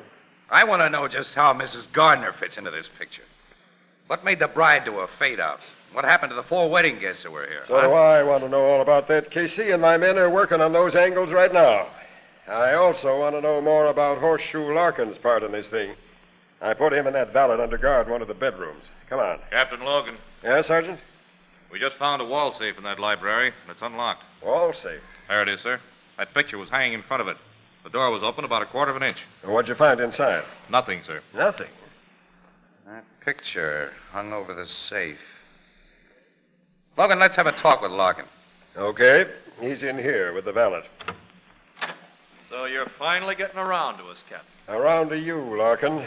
Waldo, go into the living room with this officer. Please, Captain, may I go to the kitchen? I haven't fed the Baron's poor dog yet. The old fellow's very weak. Okay, feed the pooch. Thank you, sir. Well, what do you want from me, Captain? The straight story of why you came here, Larkin. And tell the truth, because I'll check every word you say. Okay. DePavel dropped 50 grand to me in a stud game. Here's his IOUs to prove it. I let him stall long enough. So I told him I wanted my dough right away, Or else? Or else meaning he'd be beaten up or bumped off. Why, Captain, how you talk. I simply told the guy he'd lose my friendship. Yeah. Go on. He called me up yesterday and asked would I accept a pearl necklace as a pledge until he could redeem it for cash. A pearl necklace? Yeah, he said it was worth 75 G's. I said it was a deal and I'd be here for it this morning. I came here and you know the rest. Did he tell you where he was getting that pearl necklace? I don't ask guys personal questions like that. And he said he had the necklace. Captain, have you cops come across it? There's no pearl necklace here. Of course, you took a look in his wall safe. You know he had a wall safe? Sure, I saw him get dough out of it to pay all the debts he owed me. You wanted to straighten that picture a while ago because you were interested in the safe behind it. Huh? That's right, Casey. But I guess the Pavel was lying to me about having them. And I lose 50 grand. I can't collect from him now. You've told a fairly smart story, Larkin. It makes you seem to have had an interest in keeping Pavel alive. And we'll check plenty on you just the same, Larkin. Sergeant? Yes, Captain? I want you to search this man thoroughly. And give that valet Waldo the same kind of going over. I want their home searched, too. There's a possibility that a pearl necklace may have been taken from that safe. Come on, Miss Williams, Casey. Captain, just a minute. What is it, Sergeant? The boys have located both Sylvia Leumas and Mrs. Gardner. Where are they? The Loomis girl is in St. Anne's Hospital. She swallowed poison. Poison? Yeah, but the doc's got her in time to save her. Has she been able to talk? No, sir, and won't be able for a while. That's just swell. First Mason and now... Is Mrs. Gardner in the hospital, too? No, sir, she's been taken to headquarters. At least I'll have a chance to question one suspect besides Larkin. Now, if you and Miss Williams want to hear what the lady has to say, Casey, come on.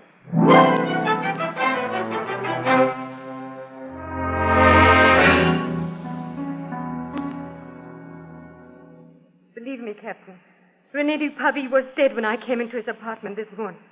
I swear he was. All right, now just take it easy, Mrs. Gardner, and start from the beginning. You've been seen a lot with Pavel. You were infatuated with him, weren't you? Yes. Is that all? I've been keeping René supplied with money. Ah. Several days ago, he told me he owed a gambling debt to a man who might kill him if the debt wasn't paid. Did the debt amount to $50,000? Yes. I didn't have that much cash, but I had a valuable pearl necklace. I gave it to René yesterday. A pearl necklace worth $75,000, say? Yes. But last night I learned that René and Sylvia Lewis were going to be married. You went to Pavel's apartment to have a showdown with the gentleman. Yes. You were pretty sore at him, huh? I had a right to be, Mr. Casey. He made a fool out of me. Only a few hours before, he'd made love to me. I'd given him my necklace. You found him apparently alone in his apartment. You picked up that bronze statuette and you hit him over the head. No. He was dead when I got Huh? there. And who let you in his place? Yeah, tell me that, Mrs. Gardner. I had a key to his apartment. Here it is.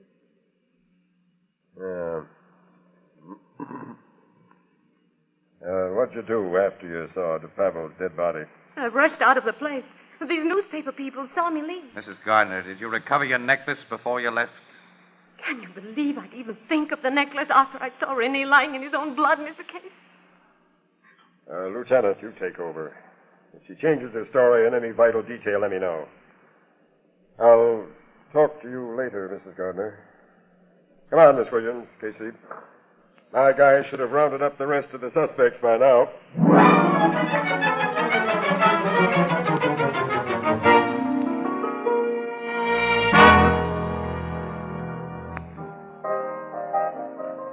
Here's your beers, folks. Thanks. Say, you two sure look tired. Yeah. Miss Williams and I feel all beat up, pal. Oh, I'll say we do. It's almost midnight, Ethelbert, and we started on this case at 5 this morning. Anything new on it? Mason finally talked. So did Sylvia Loomis. And the wedding guests told their story. What'd they say? Well, it boils down to this, Ethelbert. Huh? By the time the wedding party reached Pavel's place, they'd all sobered up a bit and they were all tired. After Pavel telephoned this guy Waldo to come in and whip up a breakfast. The guests all reneged on the whole idea and decided to go home, which they did. And according to Sylvia, she and DePavel were only alone about 10 minutes when Mason appeared. Lit to the eyes, too. Someone had tipped him off about the marriage, and he spilled DePavel's setup with Mrs. Gardner to Sylvia, the new bride. And when she learned that her new husband had been palsy-walsy with Mrs. Gardner only a few hours before the wedding, she blew up and tore up her marriage certificate and, well, this is her story, ran out of the place, went home, and swallowed poison. She left Mason alone with DuPaville? Yeah. So she says. She also says Mason had passed out cold by that time. Sylvia may have done it while Mason was blacked out.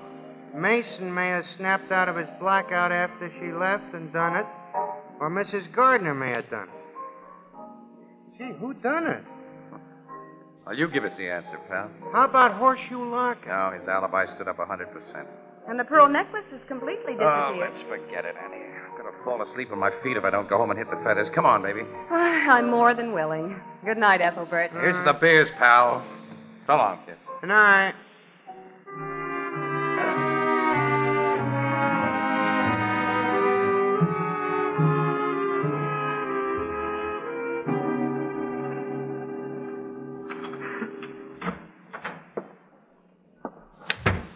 Oh, am I glad to be home. Hello, Casey. What? Lock it. I've been waiting for you quite a while. You ought to have a better lock on your door. It was a cinch to slip it. What's the big idea? I want the pearl necklace, and you've got it. Nuts. Hand it over, fella, and you won't have to worry about this gun in my mitt. I may even slip you $1,000 or two. Guess I'm dumb, Larkin. I don't get it. To save argument, I'll tell you how I got the goods on you. Yeah, that I'd like to hear. Well, you see, I happened to have phoned to Pavel between the time the Leumas chick left and the Gardner dame blew in and out. And he answered the phone. He was alive, then? Yeah. Which means Mason killed him. But Mason didn't take the necklace. He was searched, I was searched, Waldo was searched. But you weren't searched, Casey. I see. I want those pearls, Casey. Gimme. You said something about slipping me a few grand, Larkin. I meant it. I'm not a hog. Whatever they bring over 50, I'll split with you. It's a fair offer. Live and let live, I always say. When it's possible to let live. What? Make sure it's possible. I'll take that gun, you dirty double-crosser. I came home to get some rest. Police headquarters. Give me Captain Logan if he's still around, will you?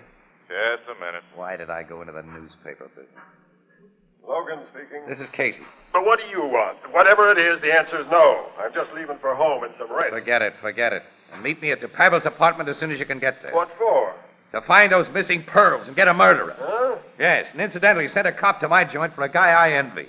What are you talking about? Larkin is asleep on my living room floor, pal. Sleeping.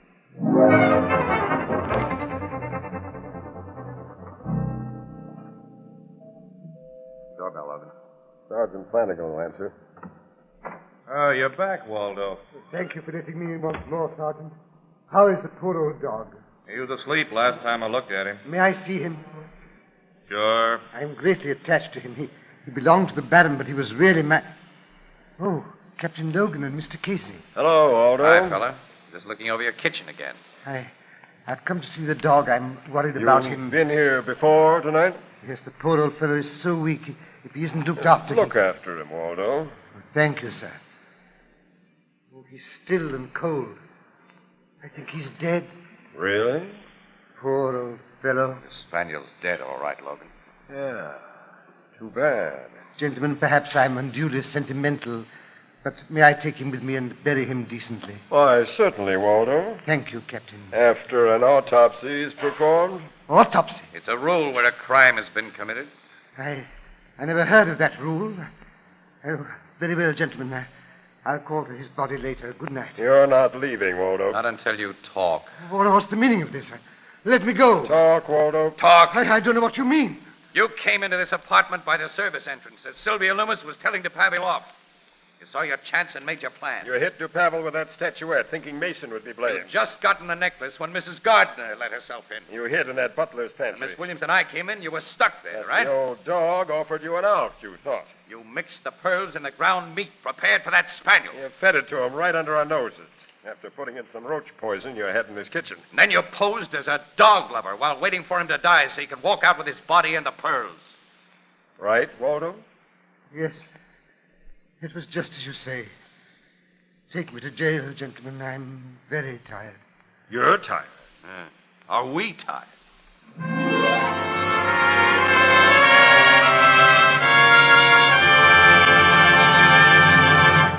We'll join the crowd at the Blue Note in just a moment. Of the many special features which make Fire King oven glass different, housewives most frequently talk about how easy Fire King is to clean. Yes, Fire King oven glass is amazingly easy to clean. And if you use old-fashioned cooking utensils, you're in for a pleasant surprise as soon as you change to Fire King oven glass. You see, Fire King oven glass has a special non-porous surface that's literally mirror smooth. This surface is the result of a carefully controlled scientific process exclusive with Fire King. And that's one more reason why it pays to insist on Fire King oven glass by name. There is only one real and genuine Fire King oven glass. You'll find a wide variety of Fire King casseroles, pie plates, and general utility dishes in all sizes wherever household glass is sold, all at amazingly low prices. And you'll be charmed by the gleaming pale blue beauty of Fire King oven glass, a product of Anchor Hocking, the most famous name in glass.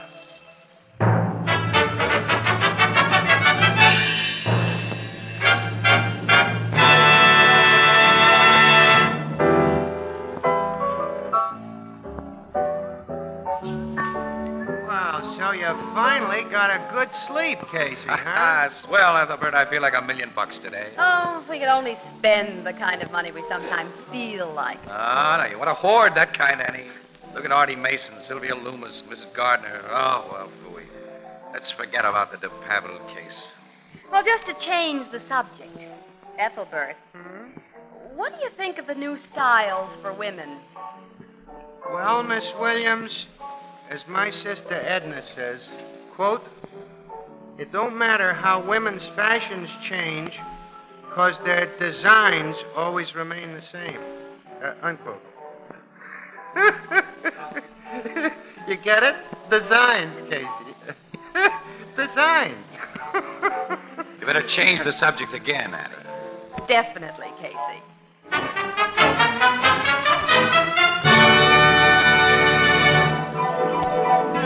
Crime Photographer, starring Stotts Cotsworth as Casey, is brought to you each Thursday by the Anchor Hocking Glass Corporation, makers of Fire King oven glass, Anchor glass containers, Anchor caps and closures, all products of Anchor Hocking, the most famous name in glass.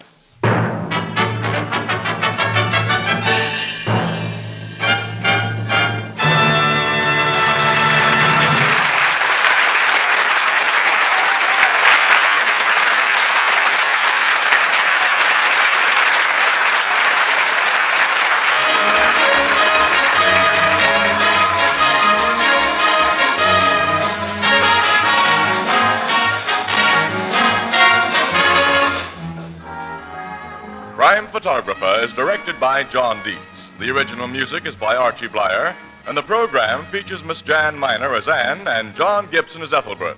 Herman Chittison is the Blue Note pianist. This is Fire Prevention Week. Even now, during this program, fires are breaking out in the United States at the rate of 1 every 38 seconds, with fearful penalties and loss of life, painful injury, property destruction. Do your part by observing the simple but all-important rules of fire prevention. Make every week a Fire Prevention Week.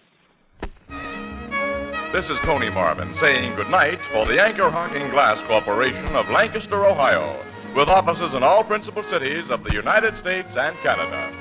Thursday night on CBS is the biggest show in town, so stay tuned for exciting dramatizations on Reader's Digest Radio Edition, which follows immediately over most of these stations. This is CBS, the Columbia Broadcasting System.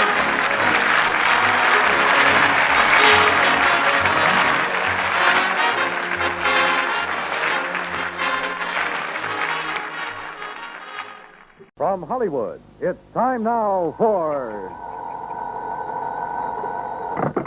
Johnny Dollar. Pat McCracken, Johnny, Universal Adjustment Bureau. Well, hi, Pat. What's new? I've got a problem. This is new? Pat, every time you call me up, you've got a problem. What is it this time? Johnny, did you ever have any trouble getting rid of money? Getting rid of... Look, Pat, this is the thing I do best. Well, not so here. What do you mean?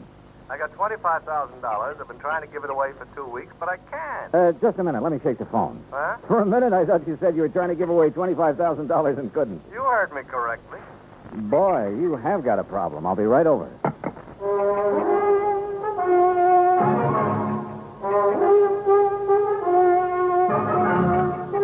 Bob Bailey in the exciting adventures of the man with the action-packed expense account. America's fabulous freelance insurance investigator. Yours truly, Johnny Dollar. And now, Act One of yours truly, Johnny Dollar.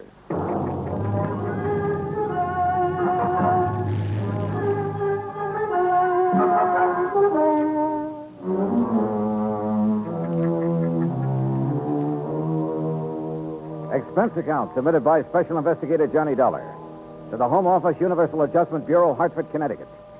Following is an account of expenses incurred during my investigation of the shy beneficiary matter.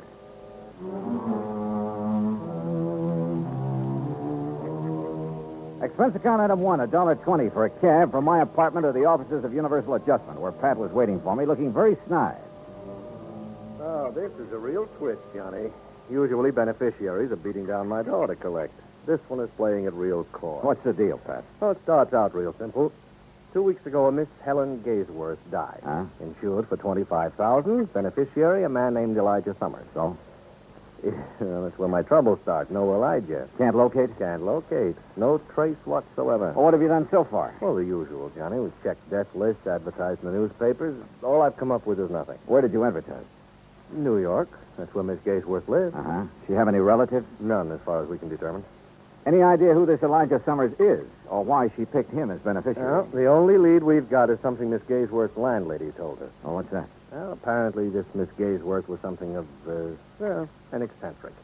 Lived alone in a dingy apartment, felt that the world was pretty much against her. Oh? All except Elijah Summers. Landlady heard her mention him once or twice. It seems he's been nice to her sometime in the past. How? That I don't know. Neither does the landlady. She have any idea where he could be? What he's doing? If he's even alive? No. But if he is, he's entitled to $25,000, so we got to find him. Hey, you don't have much to go on, Pat. Correction, Johnny? You mean you don't have anything to go on? Expense account item two, $36 even. Transportation and incidentals to New York City. I saw the landlady. Miss Gaysworth had moved in 6 months ago from somewhere a few blocks away. 3 hours later, I'd located the somewhere a few blocks away. There, I learned only that she'd, moved in from somewhere else a few blocks away. Gradually, however, a picture arose before my mind of a sweet little old lady drifting from place to place alone, and, well, I felt sorry for her. I also felt sorry for me because nobody along the line had ever heard of Elijah Summers. Finally, I turned up her first landlady in New York. She remembered Miss Gaysworth mentioning something about having come from San Francisco. She thought. Item 3, $167.20 plain fare and incidentals to San Francisco. Item 4, $9.50 newspaper ads in the San Francisco papers. Frankly, I wasn't very optimistic, but that's where I was wrong, because the very first day I got results.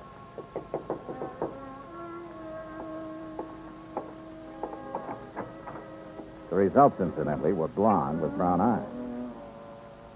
Mr. Dollar? Yeah. I'm Janet Blake. May I come in? Oh, sure. Thank you. What can I do for you, Miss Blake? You're the one who ran the ad about Elijah Summers. Yeah, that's right. Has he answered it? Not yet. Do you have any idea where he is? No, none at all. That's why I advertised. Look, are you related to Mr. Summers? No. I'm a friend of his. Well, have you any idea where he might be, Miss Blake? Have you ever heard of a little town called South Fork, California? No. It's on the Yuba River, up in the Sierras, in what used to be some of the gold rush country. You think Elijah Summers might be up there? Maybe. What makes you think so? Just call it a hunch, Mr. Dollar. Just a hunch.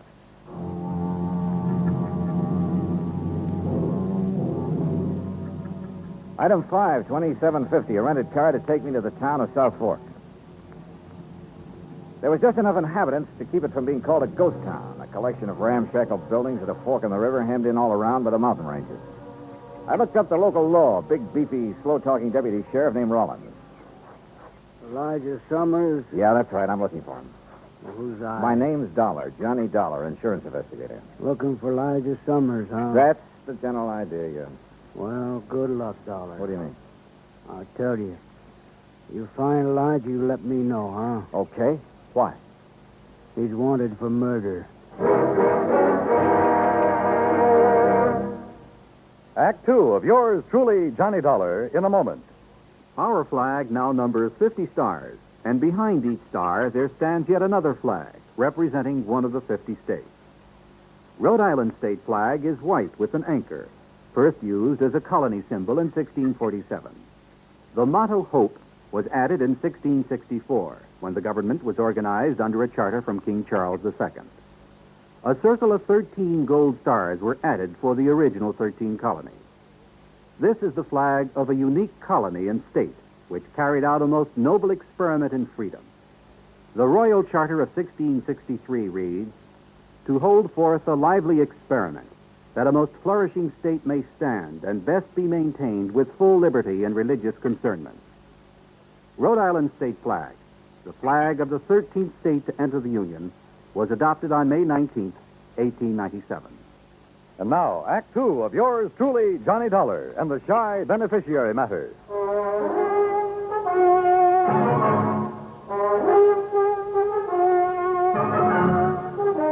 Now I knew why Elijah Summers was so hard to locate. After all, a man who's wanted for murder isn't exactly going to make himself conspicuous. How come you want to find Elijah, Dollar? He's a beneficiary of a life insurance policy, Sheriff, $25,000. I'm afraid the dough's not going to do him much good. Maybe not. Oh, sure, he's got to be brought in, tried, and convicted, but I figure that's largely a question of time. When did this killing take place, Sheriff? Last year. Here in South Fork? A ranch about 3-4 miles east of here. At Jess Tyler's place. Is Tyler the one who was killed? Yeah. Well, what happened? Well, Sir Elijah always was a funny old duck. Jess Tyler kept him around the place a couple years, sort of a hired hand. I see. Now, from what we could piece together, Elijah and Jess got in an argument about some work Elijah wasn't doing very good. Elijah went plumb crazy, shot Jess, and took off in the hills. I see. Jess's widow took it pretty hard for the better part of a year. I guess it was Ben Watts finally pulled her out of it. They was married just a month ago. Oh? She and Ben are living on the ranch. Straight out of town to the east, up on a rise. Okay. Can't miss it. Figure on going out there. Yeah, I thought I might. You any idea where Elijah might have gone? Matter of fact, I got a pretty good idea. Yeah? Over the next range of mountains is a place called Tough Luck Canyon. A couple of hermits in there panning gold. Gold? Only get maybe $3-4 worth a day. Enough to live on. Now, I got me a hunch Elijah'd hold up somewhere in there. Have you been up there after him? 2-3 times. Well? Well, someone's got to be careful. That Elijah's a mean shot with a .30-30. Jess Tyler found that out. Besides, there's lots of places up in there for men to hide. Uh-huh. So you've given up on him? Dollar, I don't give up on no man. Elijah stays up there long enough, he's going to get careless. One of these times I go up there, I'll get him. I got into my car and drove out to the Tyler Ranch where his widow Clara and her new husband Ben Watts were living. They were expecting me. Sheriff Rollins phoned us you were coming, Mr. Dollar. I doubt if there's much we can add to what he's already told you about Elijah and the killing. Well, I'm sure you don't enjoy talking about it, Mrs. Watts, but I don't mind any more, Mr. Dollar. Time has a way of taking care of most things. Of course, I still can't help feeling sort of bitter about Elijah. But I also can't help feeling sorry for him. Yeah, sure, I understand. I gather that Mr. Tyler always treated Elijah pretty well. Yes, he did. I kept him around here when it really didn't pay to. Uh-huh. Then how could Elijah turn on him that way? Well, Elijah was always pretty unpredictable, I guess. No one really knows what the argument was about. Mr. Watts, how would I get to Tough Luck Canyon? You? You mean you're going after Eliza? I'd like to try. I don't think that's a very good idea, Mr. Dollar. Probably not. But why not? Could be dangerous for you. Maybe. And why do it? My job. I've been thinking about Elijah a lot lately. An old man like that somewhere up in that canyon out in the open, in the cold. It just isn't right. Yeah, well, anyway, how do I get there? As the road takes off a mile or so from here, you'll see it marked. Winds up through the mountains to about 3 hours' hike from Tough Luck Canyon. Okay, thanks. Just one thing, Mr. Dollar. This Elijah, he's a good shot. I know. Yeah, so do I. Put a 30-30 slug in my shoulder once. When was that? Night of the killing. I was living on the next ranch over at the time. I was one of them that took off after him. He winged me from 200 yards. Oh? I tell you for a fact, Mr. Dollar, he can shoot fast, he can shoot straight. With those cheerful words from Ben Watts ringing in my ear, I drove back to town. Item 6, $35.40 for some camping equipment. I figured I'd be spending a couple of nights out in the open. I found the so-called road they told me about. Finally, it just sort of petered out among the trees and rocks up near the timberline. I started hoofing it. 3 hours later, I was over the ridge and working my way down the western slope of Tough Luck Canyon. Suddenly, I stopped. Yeah, somebody was trailing me.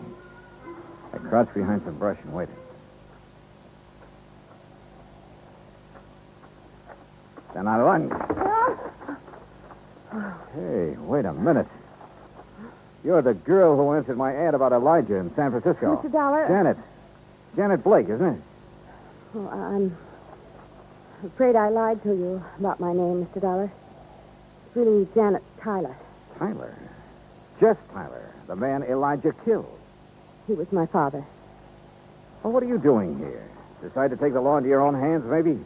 You don't understand.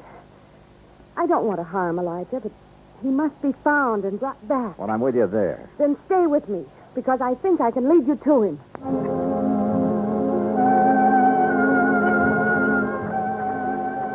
Look, Janet, we're nearly at the upper end of this canyon.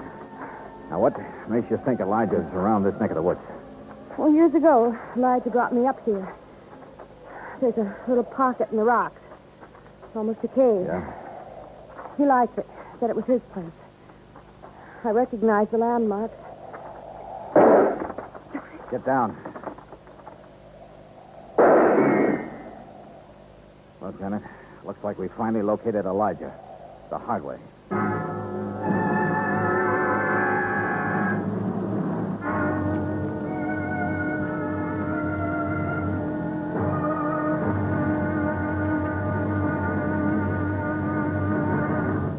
Act 3 of yours truly, Johnny Dollar, in a moment. It is a very well-known fact that symbols are important to men everywhere. Whether they be symbols of country, religion, or honor, they're a cherished part of the culture and tradition of all peoples. As in almost all countries of the world, the people of Spain are very religious. And in the Spanish town of Vendrell, the people were having difficulty with a symbol. A 300-pound angel sitting on top of a 150-foot church steeple.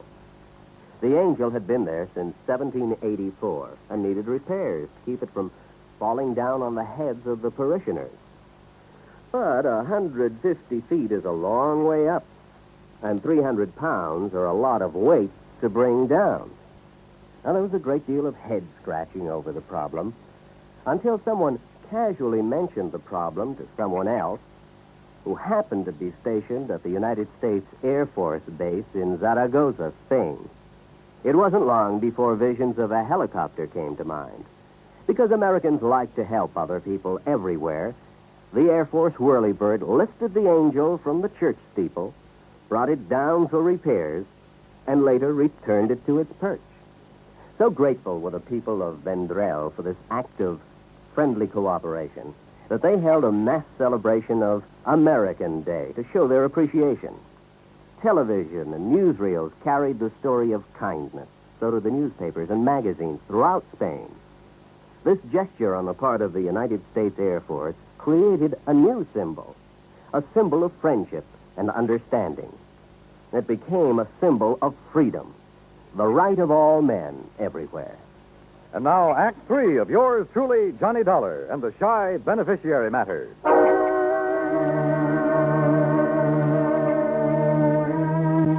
Yeah, we'd found Elijah Summers, all right. He was somewhere in the rocks above us there in Tough Luck Canyon.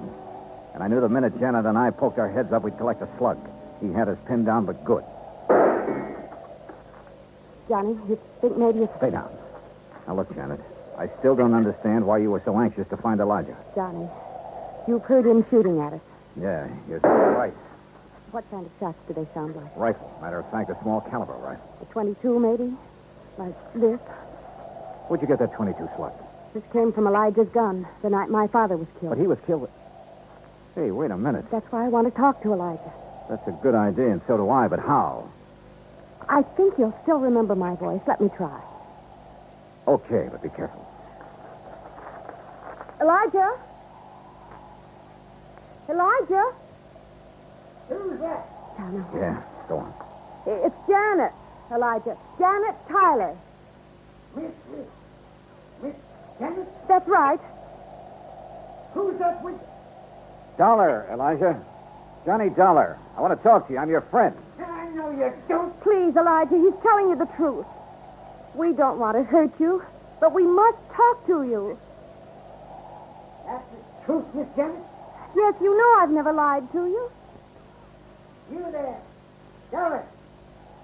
You got a gun? Yes. Toss it out in the open where I can see it. Well, if we've guessed wrong about Elijah, we're dead. I just know I'm not wrong about him. I sure hope not. Okay, here it is. Now stand up and come out into the open. Okay. Elijah. Hello, Miss Janet. Oh. Elijah, you look terrible. Have you been up here all this time living like an animal? Oh, don't you worry about me, Nana. I've been getting along pretty good up here. By the looks of you, you haven't been getting much food. Enough to keep my eyes sharp, mister. Oh, I see that deputy sheriff fella come poking around here a time or two. He didn't even come close. And if he had have... I could have potted him easy with this. That's what I wanted to talk to you about, Elijah. That rifle of yours. It's a good one, Miss Janet. I remember when you gave me it 2-3 years ago for the grounds crew. Elijah, have you ever had any other rifle besides that 22? Nope. You're sure about that? Of course I'm sure. You see, yeah, I've took good care of it, too. I kept it clean and polished. Yeah. Look now, Elijah. Have you ever used any other rifle besides that one? Nope. Janet, your father was killed with a 30-30. I know, Johnny. That 22 slug you showed me a while ago. You said you got it the night your father was killed, that it came from Elijah's gun. I saw someone pry this slug out of his own shoulder the night of the killing. He threw it away. He didn't notice I was watching. Later, I heard him tell it around he'd been hit with a 30-30 slug. You mean your stepfather, Ben Watts? I was confused at first. I didn't understand. Then it came to me. Ben Watts was the one who'd killed my father. Elijah was probably trying to protect Dad and shot Ben with his 22. Yes, there was a big fight, Miss Janet. I don't just remember what all happened, but except all of a sudden they was chasing me. I run. Sure. Ben figured he could pin the killing on somebody like Elijah who wouldn't have a chance proving his innocence. Elijah, have you seen Ben since you ran away? Oh, sure. Oh, Ben's come poking around here, too, every so often. But I'm too smart for him. Yeah, sure. It figures, Janet. Elijah's a threat to Ben as long as he's alive. So Ben comes hunting up here every now and then. It's horrible. Well, of course, I got to be real careful, because I only got a 22, and he's got a 30-30. But he'll never get old Elijah. Believe you me, he won't get old. Elijah! Get down and keep quiet. The shot had come from a clump of rocks more than 100 yards away.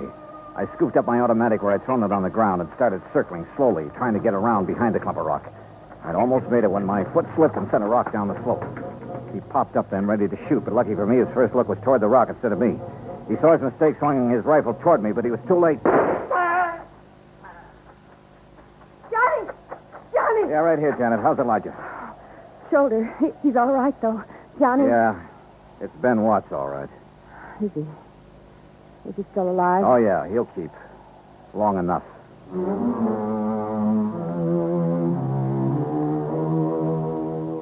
Expense account total $410 even. Remarks? Well, I turned Ben Watts over to the local law. And I helped old Elijah fill out his claim for the $25,000 insurance money Miss Gaysworth had left him. It ought to keep him real comfortable for the rest of his life. You know, Pat, once in a while I get the feeling that this job of mine is worthwhile after all. Yours truly, Johnny Dollar.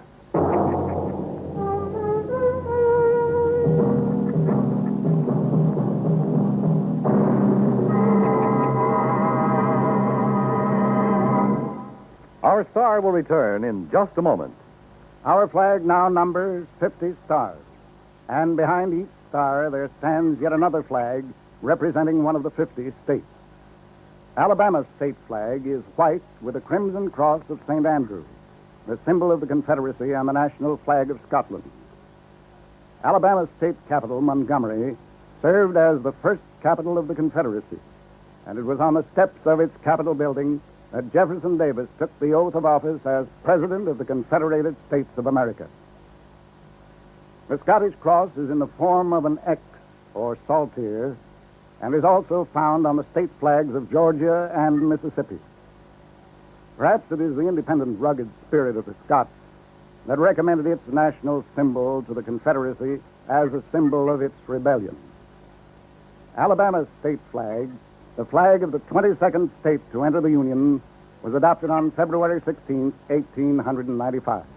Now, here is our star to tell you about next week's story. Next week, the most cockeyed case I ever worked on. Not one of life, but death insurance. Join us, won't you? Yours truly, Johnny Dollar.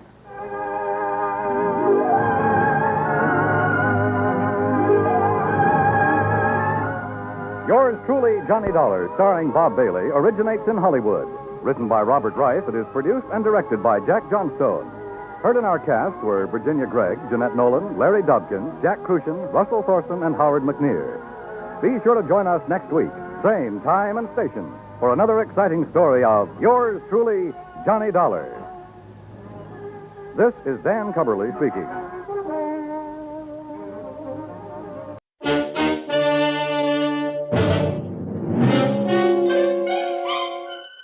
Box 13, with the star of Paramount Pictures, Alan Ladd, as Dan Holliday.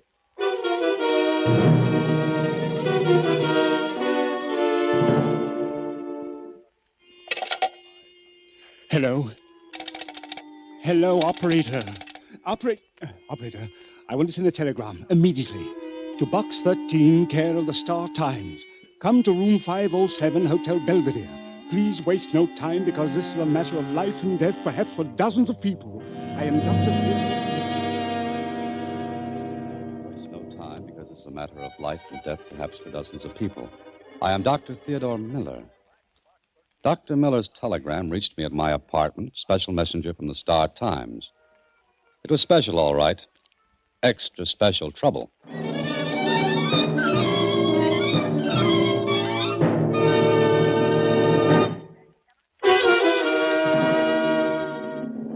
And now, back to Box 13 and Dan Holliday's newest adventure, The Biter Bitten.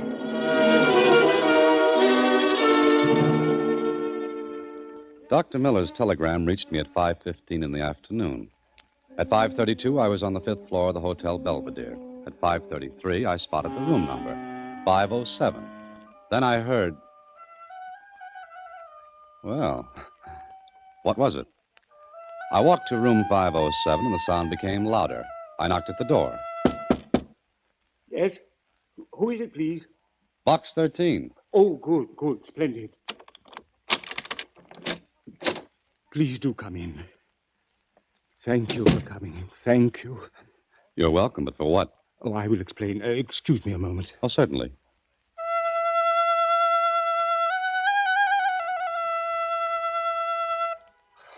Oh, it's no use. Oh, you're so right, Dr. Miller. Music like that does seem a little out of place.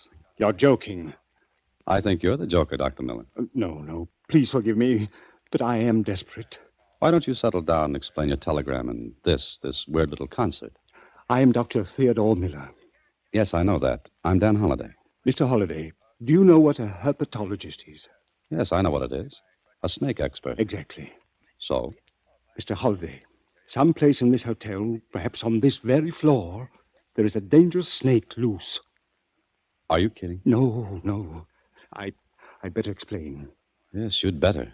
I'm in town to address the medical society on the use of snake serums in the treatment of hemophilia. I brought a king cobra along. It has escaped. Here in this room? I don't know where it is. Dr. Miller, thank you for the telegram and the music. I'm going. Wait, please.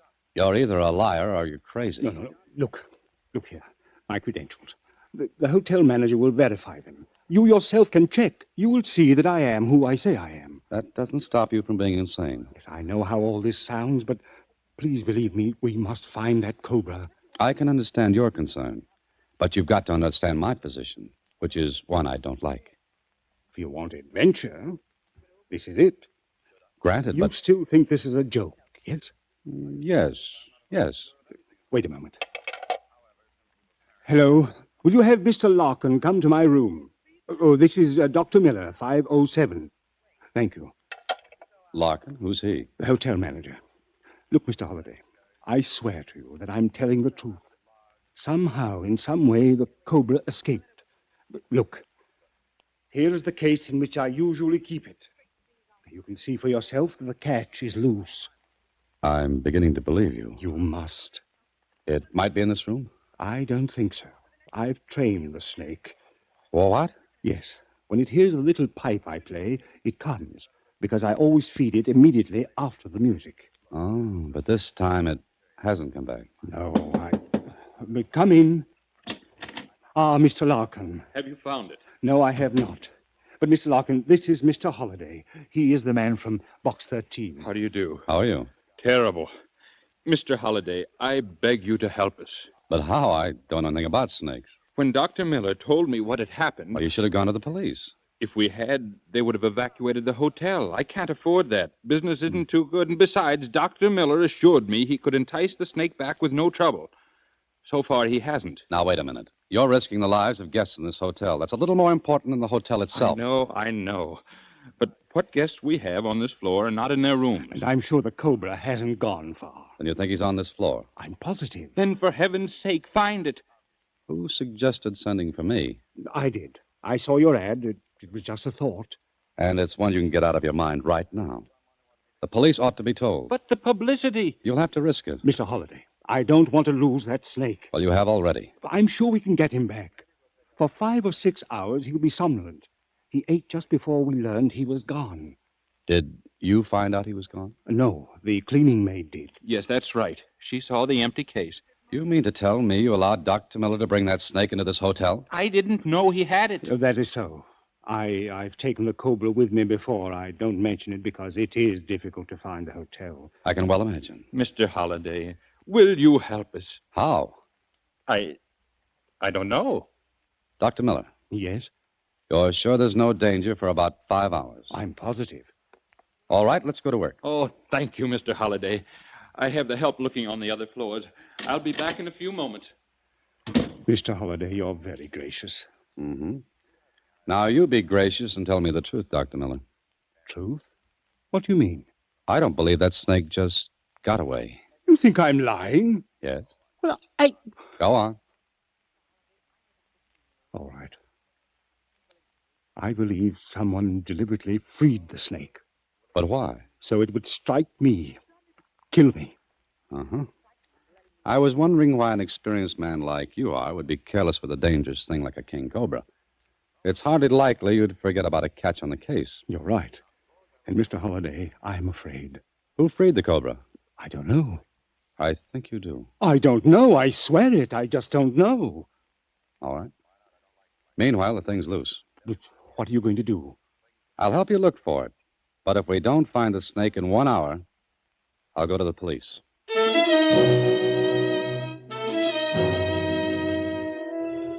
Well, I should have gone to the police right away, but there was something that told me not to. Anyway, we hunted. No snake. So I put in the call to the police and then went back to my office. There was something bothering me, but I didn't know what it was. But I took the trouble to do a little research with Susie's help. Here's what you're looking for, Mr. Holliday.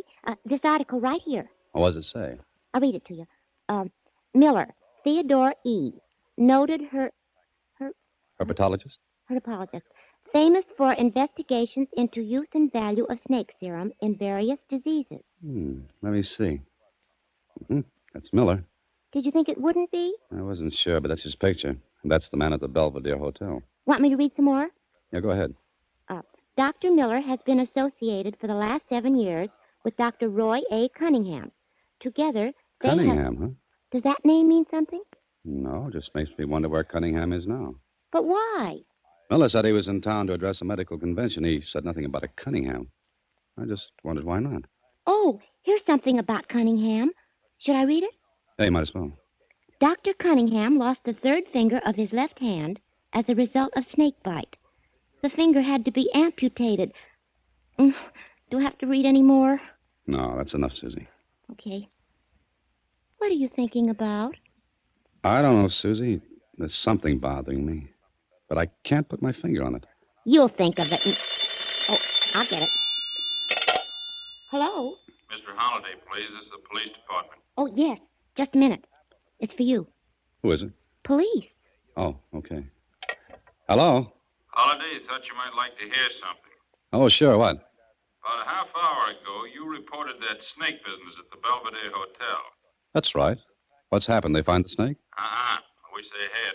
Well, what's happened? What's the matter? Something strange happened at the Moulton Hotel, 2 blocks away from the Belvedere. Now, wait a minute. You're not going to tell me they found the snake down there. No, but earlier this afternoon, a man staggered into the lobby. Before he had a chance to say anything, he keeled over. He died. What's all this got to do with me? I'm coming to that. Okay, but when? Right now. You reported the snake business at the Belvedere. That's point number 1.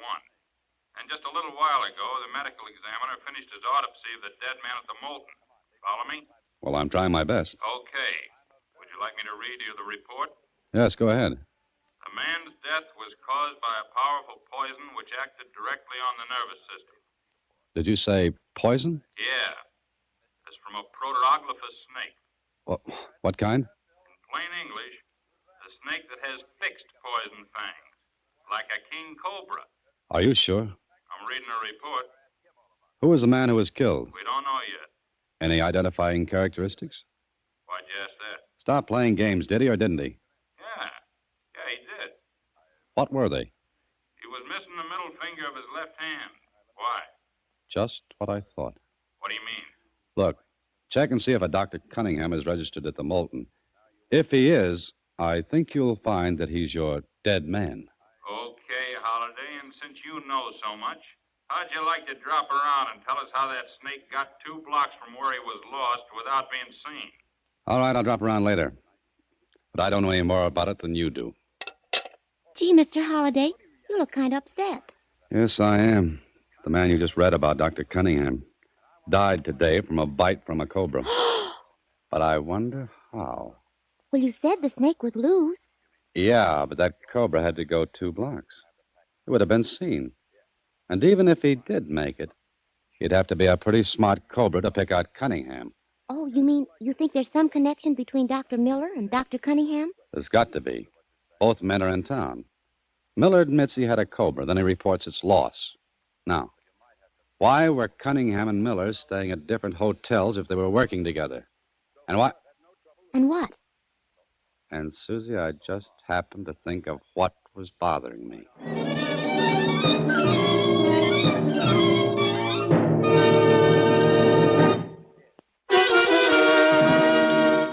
And now, back to The Biter Bitten, another Box 13 adventure with Alan Ladd as Dan Holliday.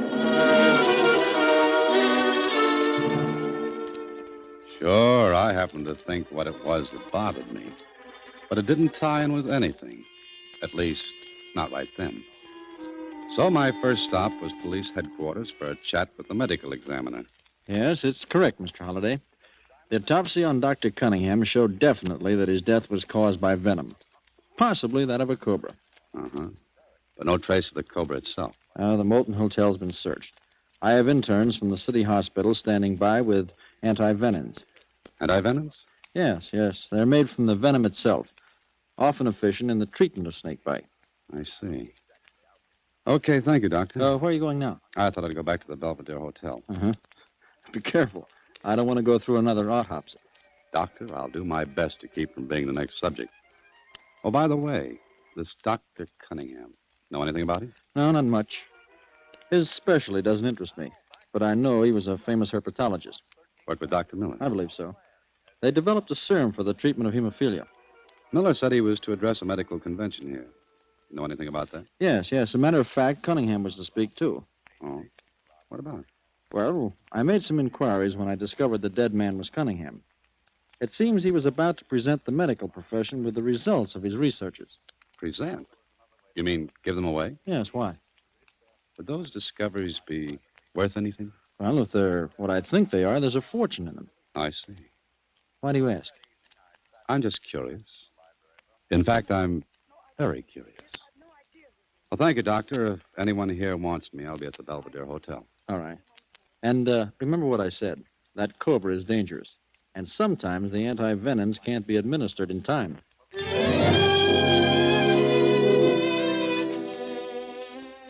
Well, maybe I should have told the police my idea, but I wasn't sure. I had to make sure because I had a hunch I was dealing with a very, very clever man.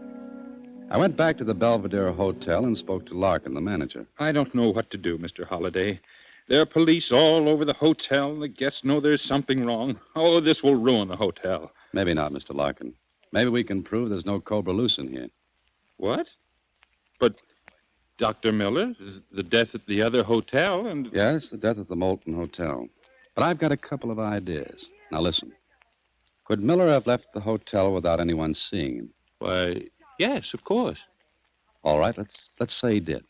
But what does that mean? Look, Miller's telegram to me was delivered at 5:15 today.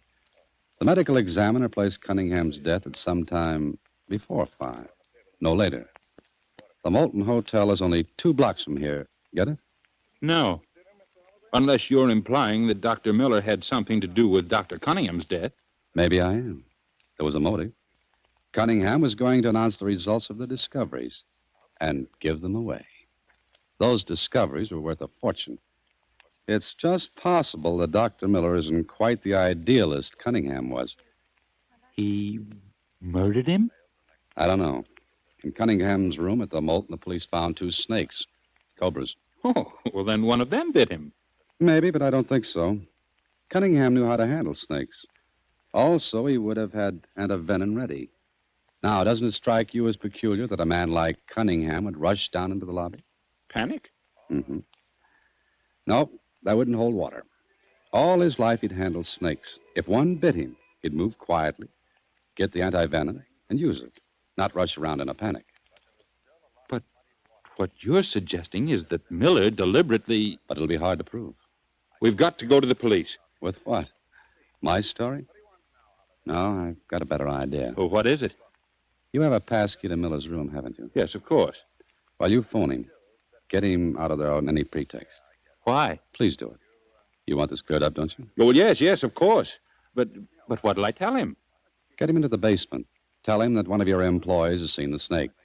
That'll hold him down there at least until you and I are through in his room. His room? Mm-hmm. I've got an idea we'll find something very interesting. The ruse worked. While Miller went into the basement on a wild snake chase, Larkin and I searched through his room. What are we supposed to be looking for, Mr. Holliday? I'm not sure. Oh, look. A case of antivenom. Miller has one. Cunningham would have been sure to have one. Well, now that you've found it, we'd better get out of here before he comes back. Not yet. Let's see what's in that closet. Well, please hurry. Well? Well. Maybe I found something I've been looking for. This leather bag. Well, what's in it? Well, it's rather heavy. And there are holes in the bottom. Now, why would a bag have holes in the bottom? Holes? 3 guesses, but take only one. That's all you need. The cobra. Yeah. Larkin, take a pillowcase from the bed, quickly. What are you going to do? Hurry up, get that pillowcase. Here you are. Now what? We're going to dump the snake from the bag into this pillowcase. You're crazy. It'll bite us. No, it won't. It has to coil to strike. It won't be able to in the bottom of this case. Now, hold the pillowcase by the edge, where the mouth is wide open as you can get it. You're a fool. You're risking our lives. Snake won't strike. Now, get ready. Please, be careful. I'll do my best. I'm here too, remember? All right, ready? I'll open the catches of this leather bag. Now, here we go. It was a snake. Hold that pillowcase as far away from your body as you can. What do we do with this? Is there a linen closet close by? Yes, in the corridor outside. Okay, tie a knot on the top of that pillowcase and put it in the linen closet. And lock the door. Yes, of course. And warn your employees not to go near that closet. Mr. Holliday. What now? It's Dr. Miller coming back. I won't be able to get to the linen closet without being seen. Get back in here. Close the door. He has the house detective with him. Well, things couldn't be working out any better than they are. Mr. Holliday, I'm still holding this. Toss it under the bed, fast. Under the bed? Don't repeat everything I say. Just do it. Straighten the bed while I put this leather bag back in the closet. Go on. If I ever get out of this alive, I'll personally search all baggage coming into this hotel in the future. There. Okay, now we're all set. Sit down, Mr. Larkin. Pretend as though we're just waiting here for Miller. I don't feel like sitting down. Then stand, but try to look as though nothing's happened. You asked the impossible, but I... Wait a minute. Tear that extension cord loose from the baseboard. And hand me that staple that held it. You're crazy. All right, get out of the way. What are you going to do with that U-tack? Put it right here on the chair. Points outward, just about the height of Dr. Miller's ankles. There. That'll hold it, I hope. Ah, Mr. Holliday. Oh. Any luck down the basement? No, some hysterical maid thought she saw the snake, but it was not. Well, what now? We must think. Mm-hmm. That's a good idea. The house detective here says there is no other way but to get everyone out of the hotel. We can't do that, Miller. I'm trying not to. Dr. Miller, did you hear of Dr. Cunningham's death this afternoon? Yes. Yes, I did. I would have gone to him, but I cannot leave here. Strange that a man of Cunningham's experience should have been so careless. Bitten by one of his own cobras. It's the chance we take. But he rushed down into the lobby. Doesn't he carry anti-venom with him? Yes, of course. Well, then why didn't he use it? I don't know. He died at approximately 5 o'clock, just 15 minutes before your wire to me. Yes, that's probably so. But we're wasting time here. We should be looking for the cobra. Yes, I suppose we should be. But to get back to Dr. Cunningham, suppose now I'm saying suppose, someone went to him, someone who knew him. Suppose that someone took a cobra there and allowed it to strike Cunningham. Who would do a thing like that? Oh, someone who hated him because of what he was going to do.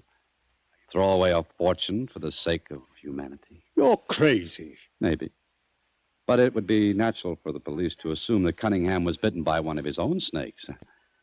Not by yours. You know that mine is gone. Sure, to make it look as though it escaped here. You sent the wire to me, so I'd be your alibi.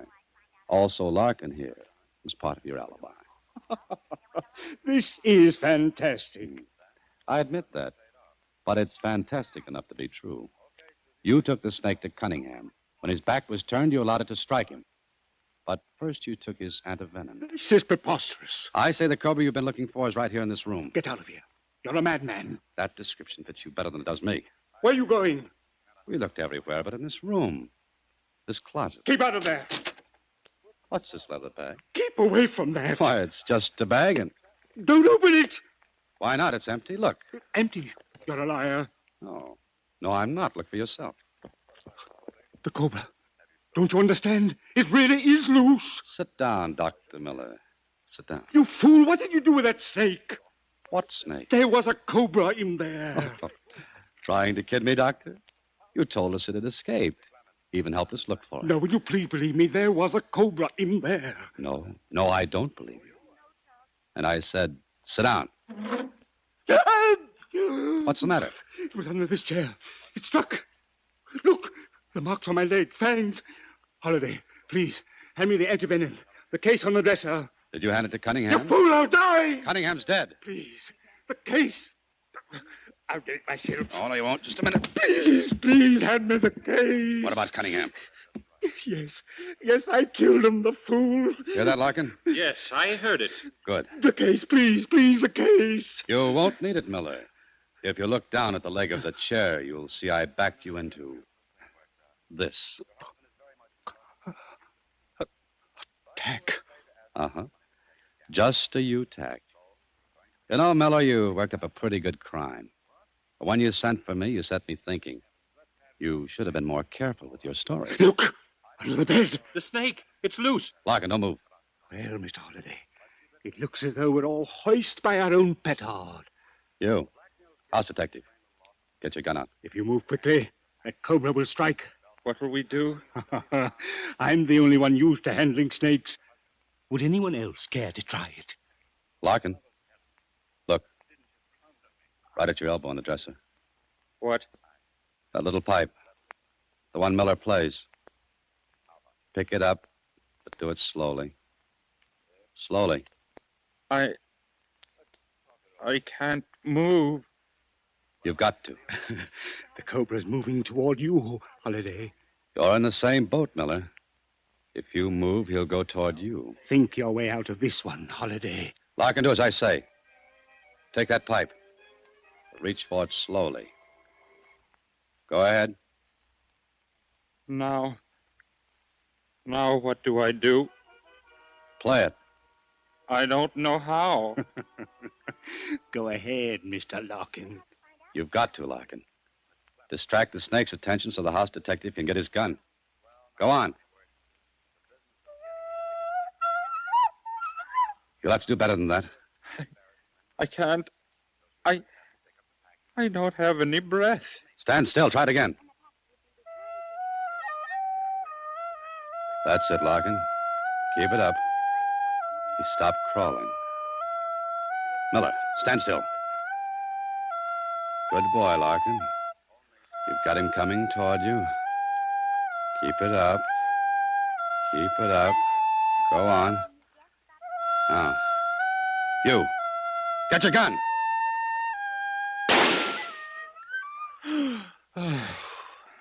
Well, that seems to be that. And Dr. Miller, suppose you and I and the house detective take a little walk. And I'll tell you the first mistake you made. The one that made your whole story seem just a little false.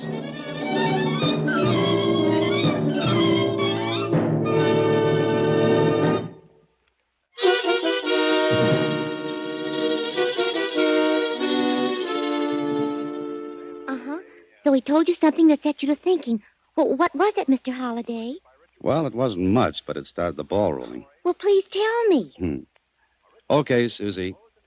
He sent the wire to me, begged me to help him find the snake because time was precious.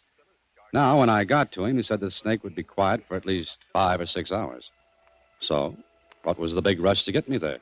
Oh. Good night, Susie. Listen in again next week when, through the courtesy of Paramount Pictures, Alan Ladd stars as Dan Holliday in Box 13. Box 13 is directed by Richard Sandville, and this week's original story was written by Robert M. Light. Original music is composed and conducted by Rudy Schrager, and the part of Susie is played by Sylvia Picker. Vern Karstensen is in charge of production. Box 13 is a Mayfair production from Hollywood.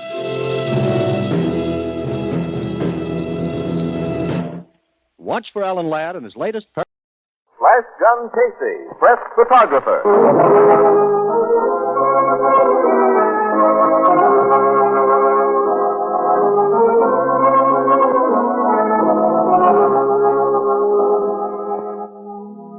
Out of a big city's roaring life, out of a great newspaper's pounding heart, come the exciting adventures of a man with a camera. Flash Gun Casey, press photographer.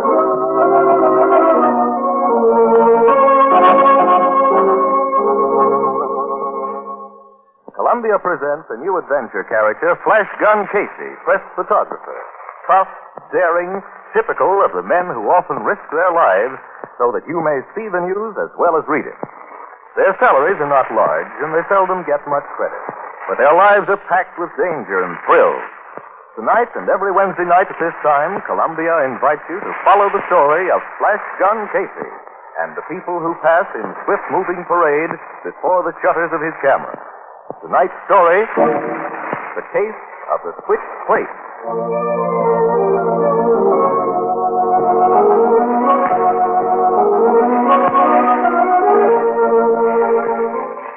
The clock in the tower of the Express building reads exactly 7 p.m. In the city room, Ed Burt, the night city editor, is arguing with Casey, a tall, powerfully built man who is carrying a plate case and a camera. Quit griping, Casey. You got your pictures, now go develop them. Okay, but for the last time, don't send me to any more weddings. I hate weddings. Tell me that when you marry. That day ever arrives, I'll see that it's a private one, not an Easter parade. Not a big shot there, huh? Stage, screen, and radio. I was knee-deep in celebrity. Did Ann Williams cover the story okay? I guess so.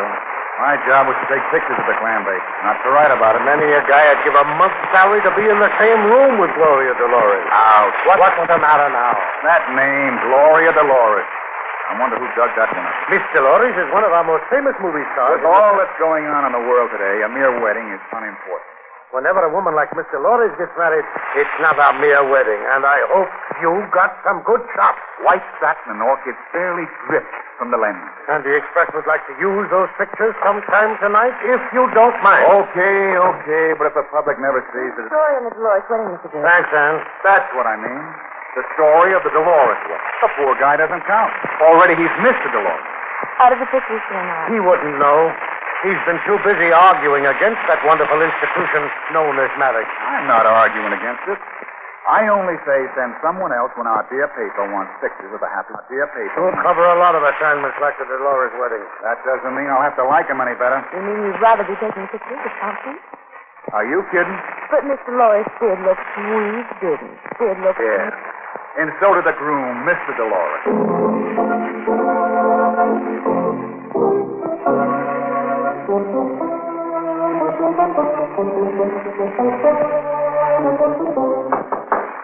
Knocking at my door. Well, come on in, William. Hey, not so wide. You're letting in too much light. Oh, sorry. Dark in here. That's why they call it a dark. Room. How are the pictures, Sonny? I just put them in the suit. Faces and figures should be showing any moment now. And the Dolores had... I'd give anything to look back at. You hold your own. Yes. And stop whistling. I don't know why everyone does that when they come into one of these rooms. You won't like it. They'll develop... Oh, okay, Mr. Casey. Hey, okay. Wait a minute, my ear. This business. She has a marvelous smile, doesn't she? If you say so. Here's $100 million up. Hey, what's this? Whatever it is, it's not a wedding. Oh. Looks like a workshop or something. Look, here's another one. A long room filled with odd-looking machines. Yeah. And here's a close-up of one. I never took these. How'd they get in my camera? Somebody took them. Yeah. Well, get this. Some guy running work. Well, he's running right toward the lens. Yeah, he looks mad. Uh-oh. Recognize it? No, but I do everything else. Or I think I do. These pictures are of the Hartley Laboratories. Oh, he's the inventor, isn't he? One of the greatest. He's a regular estate. 6 or 7 buildings on the place. Conducts all his experiments there. Hey, this looks like a machine shop. I suppose a lot of people would like to nose around there. You can say that again. But they're not allowed to. Well, their work is done in secrecy. Hartley even has his own private guard. They won't allow a camera within a mile of the place.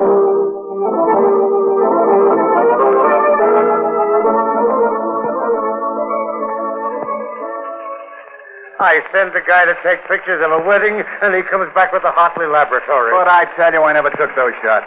You think I'm crazy? I know. And the ones of the wedding, you didn't take those either. No, someone picked up my plate case by mistake. I got his. See? It's almost exactly like mine. The gentleman was very careless. It was a natural mistake. Why, we were stumbling over each other. That shindig was represented by every news photographer in town. Not forgetting the ones from the magazine. Yeah. Well, whoever he is, I'm glad he didn't hold the laboratories to an exclusive. At least he took some pictures of the wedding, too.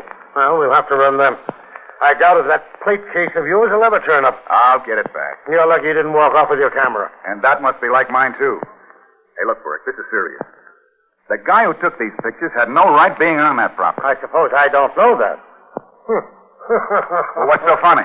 I'm thinking how surprised the guy was when he developed your pictures. All that glamour and no machine. You know, what I can't understand is this man here. He's running right toward the camera. Yes, that is odd. It looks as though he...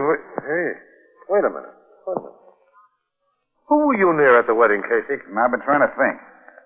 Blake of the Star was a good man. Yeah. Raymond of the Inquirer. John's a fashion magazine. Mm-hmm.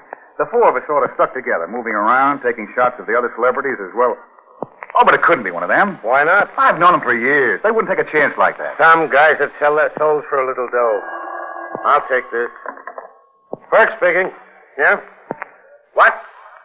That's very interesting. About 6 hours ago, eh? Thanks. Okay, I'll switch you to a rewrite. Dixon, take this. That was Kelly. Kelly, who covers the police? Yeah. They just found a plainclothes guard out at Hartley Laboratories. 2 bullets in his chest. Killed about 6 hours ago. Does that mean anything to you, Casey? Yeah, it does now. He's the guy here in the picture. He was running to stop that camera. And in the excitement, our photographer got him on a film before he shot him. Yeah, that's the way it adds up. Well, get out there and see if we're right. And check on your friends, Blake, Raymond, and Johns. And be careful. It'll be much easier for him to finish off his second victim. And from where I sit, you look like the next prospect.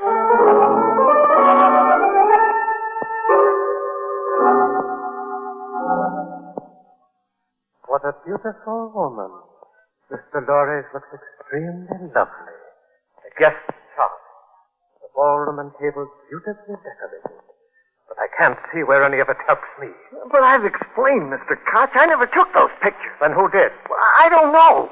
I suppose you do know that he has the ones you took. Well, he must have. Like these, no doubt, developed by him. I don't remember my plate case being out of my hands for a moment. A moment would be enough. Well, there's no way they can trace it to me. I'm safe. Are you?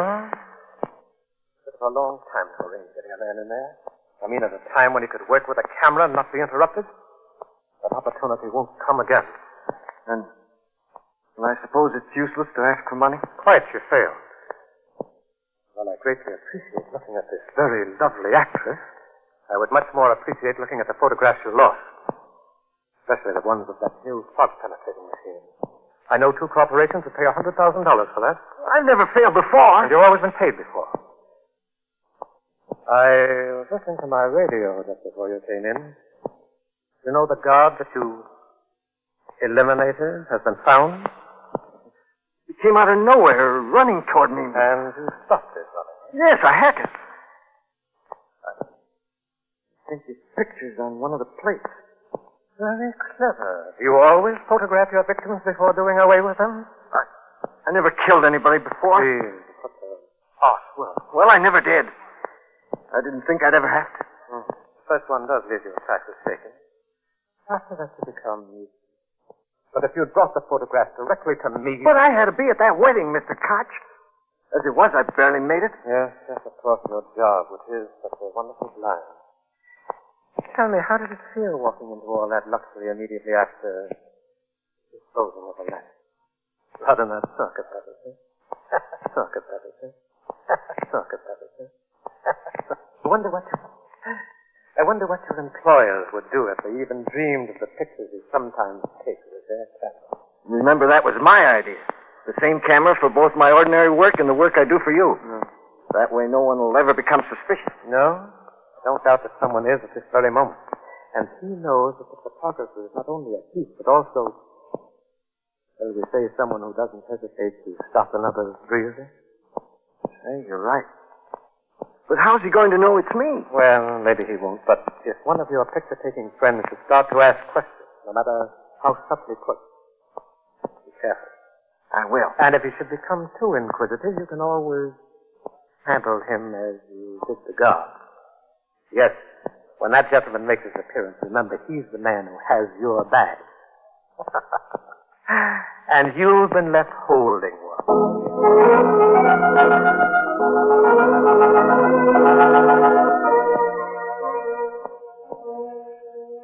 It was the same guy, all right. The murderer rolled his body against the wall and put a machine cover over him. Now, wait. They didn't let you in, did they? No, but I talked to the man who found him. Also to a couple of Logan's men. Who's Logan? Lieutenant Logan of the homicide squad. Oh, did you tell them about the pictures? Yeah. And every photographer I could think of who covered the wedding. I left the plate case with them. They'll try to trace it. A lot of good that'll do. Yeah, there's thousands of those cases. What about your pals, Blake, Raymond, and Johns? They're not pals. These guys I bump into making the rounds. But you've known them a long time. Yeah. Well, what do you really know about them? Yeah, they all have cameras and plate cases like mine. I mean personal. That's personal. Now, look, this is no time All for... right. If you two feel like using some stronger language, I can always leave the room. Oh, forget it, Williams, forget it. Blake is married. He has 2 kids. I found him at home reading Our Hearts Were Young and Gay. I wish ours were. Well, go on. He was sort of surprised to see me, as I don't usually make those little social visits. We know you're a strictly a nightclub guy. Quiet. Anyway, I asked him what he'd been doing before the wedding. With finesse, I hope. I'm always subtle. Yeah, like a tank. And what was Mr. Blake doing? Roaming around? Oh, fine. You see, that guard was murdered around 2 o'clock. The wedding took place at 3. The reception at 4. So the guy who You did don't it... have to draw a blueprint.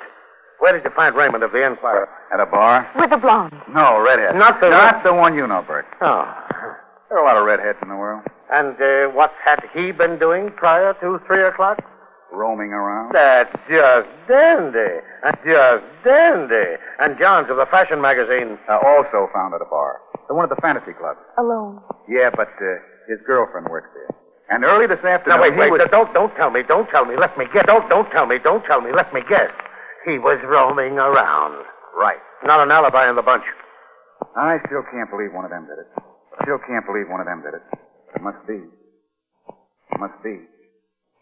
Well, I found 2 of them at bars, and that's where I'm going. Can I tag along, Casey? Where I'm going. Can I tag along, Casey? Why not? Down the Blue Note, huh? Yeah. Where's that? It's a musician. Where's that? It's a musician's hangout. Casey always goes there when he wants to think. They have a piano player there. They have a piano player who's his nerve. And sometimes helps me solve a problem. Well, I hope he can help you with this one. And you'd better warn Williams about that bartender. Yeah. His name is Ethelbert. And he reads the Atlantic Monthly in Lord Dunsany. And he's tough. Sometimes he has to be the bouncer, but you'll enjoy him.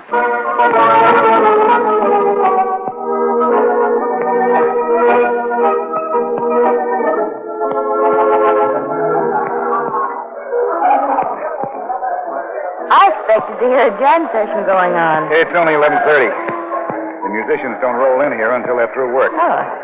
Want to sit at the bar? Fine. Ethelbert, put down that New Republic and give us some service. Hiya, Flash Gun. Service. New Republic? Look. One World.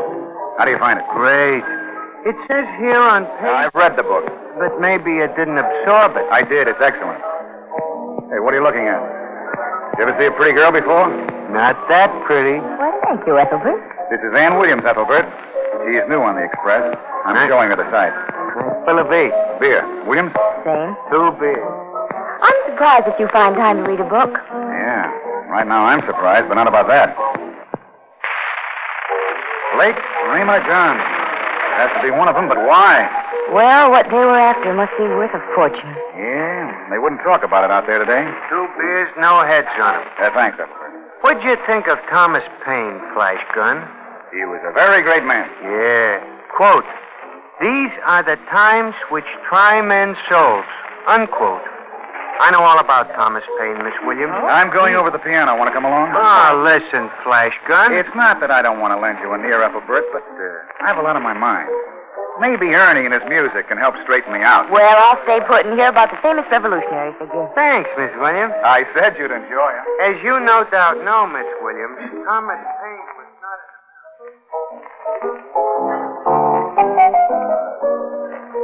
Hello, Ernie. Hiya. Slow night? Not too good. What's on your mind? Plenty. Anything you'd like to hear? Nope. As long as you stick to the old one. We agree on that.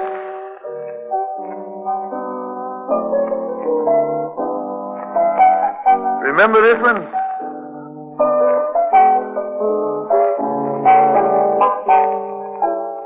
Yeah, sure.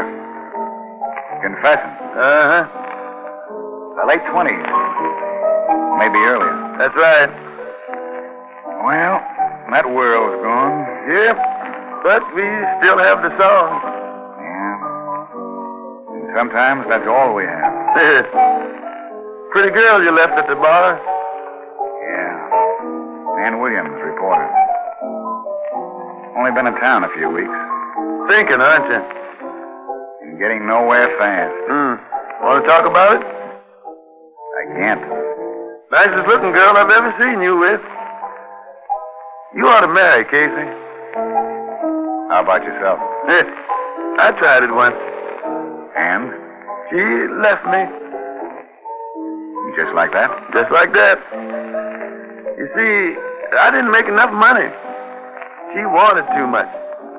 And, she met a guy who had it? That's right. Yeah. Funny the way a guy thinks when he's losing a woman.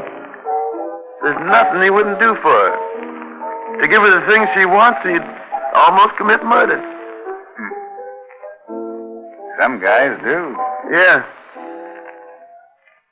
What's the matter, Casey? Did I say something? I think you did. You going? Yeah. And thanks, Ernie. You've been a great help. I may see you later on.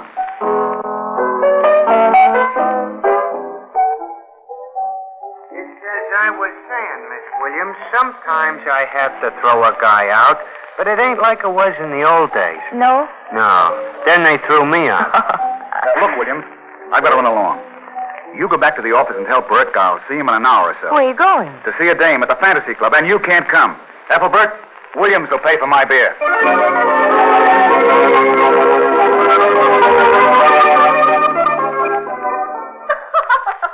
Okay, Ma. Turn your head a little to the left. That's it. Hold it now. Oh, I closed my eyes. You only thought so. Anyway, we'll take another one to make sure. All right. I'm awfully glad you dropped around, Kate. So am I. I saw you sitting at the table out front while I was doing my number. I didn't think you came to take my picture. Of course, it's no novelty for you to have your picture taken. You sit for Hal a lot. Mm-hmm. Once a week regularly. It must be love. Oh, it's still nice to have someone else photograph me. How's this? There? Oh, not as attractive as Mr. Lawrence? Oh, you're a different type. Hal tells me it was quite a wedding. Yeah. Were you with Hal before he went to it? No, he was working. I know, but, I thought you might have had lunch together. Not today. This better? Yeah, fine. But, don't cross your legs. Oh. And don't smile. We'll make this one sort of, pensive. Oh, I couldn't look pensive if I tried. Think of green fields and moonlight nights. All right, but I still won't look pensive. Hold it. That does it. Look for them in the express. How many to take altogether? 7. Can I have a set? Sure. I'll drop them over to the towers. That's where you live, isn't it? Uh-huh. Expensive. Perhaps we could have lunch together. And get Hal sorting it. We wouldn't have to have lunch there. As far as that goes, we could have it here. Yeah. I never thought the Fantasy Club would have dressing rooms like this. This dressing room looks more like an apartment. Just a few personal touches that I've added. Just a few personal touches, huh? Mm-hmm. Very elaborate. And those rocks I've been photographing on your lovely arms. They almost reached the elbows. They're real, I imagine. Everything I wear is real. I noticed that mink you were sporting around this past winter. Do you like it? Swell. Those foxes over there are nice, too. Oh, gosh, it must be great to have an income. Are you kidding? Well, you don't buy those things singing at nightclubs. At least not one like this. Why do you work in a nightclub, Ma? Apparently you don't have to. I like to be seen, and it's something to do. I don't have to tell you I'm not much of a singer. But you're really something to look at. Oh, thanks. Then, we have a date for lunch? If it weren't for Hal, I wouldn't hesitate a moment. Oh, forget Hal. I'd like to marry sometime. How long have you two been going together? Almost 2 years. That's amazing. Why? He's very generous. Yeah, I can see that. I like to live well. You don't know what it is not to have anything. Oh, don't I? I'd rather be dead than to live like some people. Nothing but the best for you, huh, Mary? Oh. Don't you think I deserve it? Mm-hmm. But so do thousands of other girls in the world. There are girls who haven't even enough to eat. Are you giving me a lecture? No, but that's why we're not going to have lunch together. You're too expensive for me. Perhaps for you, I wouldn't be too expensive. It wouldn't last. You'd miss those lovely gifts that Hal passes out.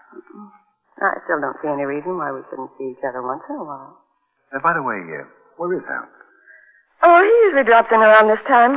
Shall I tell him you were here? Well, why not? Would you like to wait for him? No, I'll run along.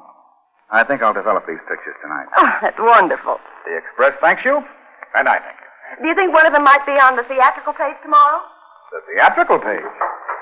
You underrate old Casey. There's a possibility you'll find one on the front page. So long.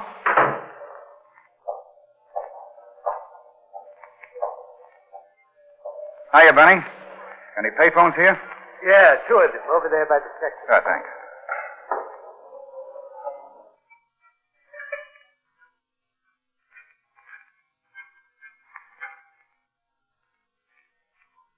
Burke speaking. Hello, Burke. Casey, what do you think we're printing? The Boy's Companion? Where are you?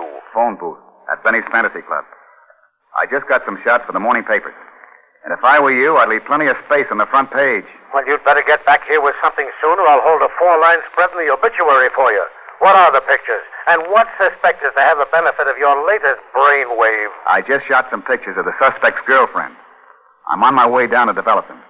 Now, unless I miss my guess, you'll be writing to the end of this story in tomorrow's paper. And by the way, you'd better get one of Logan's men down there. The way things look right now, I'm... Oh, hold on a minute.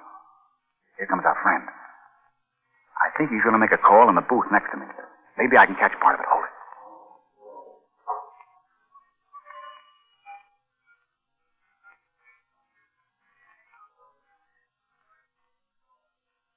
Hello, Mr. Cox. You talked to me earlier tonight, then took some pictures of Mara. First paper, he told me. But why at 1 in the morning? No, I'm certain he's the one. Okay. Yeah, I'll be careful. Where'll I come for the money? Above your antique shop on Sedgwick Avenue. You mean I've got to take care of him tonight? What do you think I'm made of? It was only this afternoon that I know, Mr. Koch, but I never expected that to happen. All right. You think so? I'll do it tonight. Now.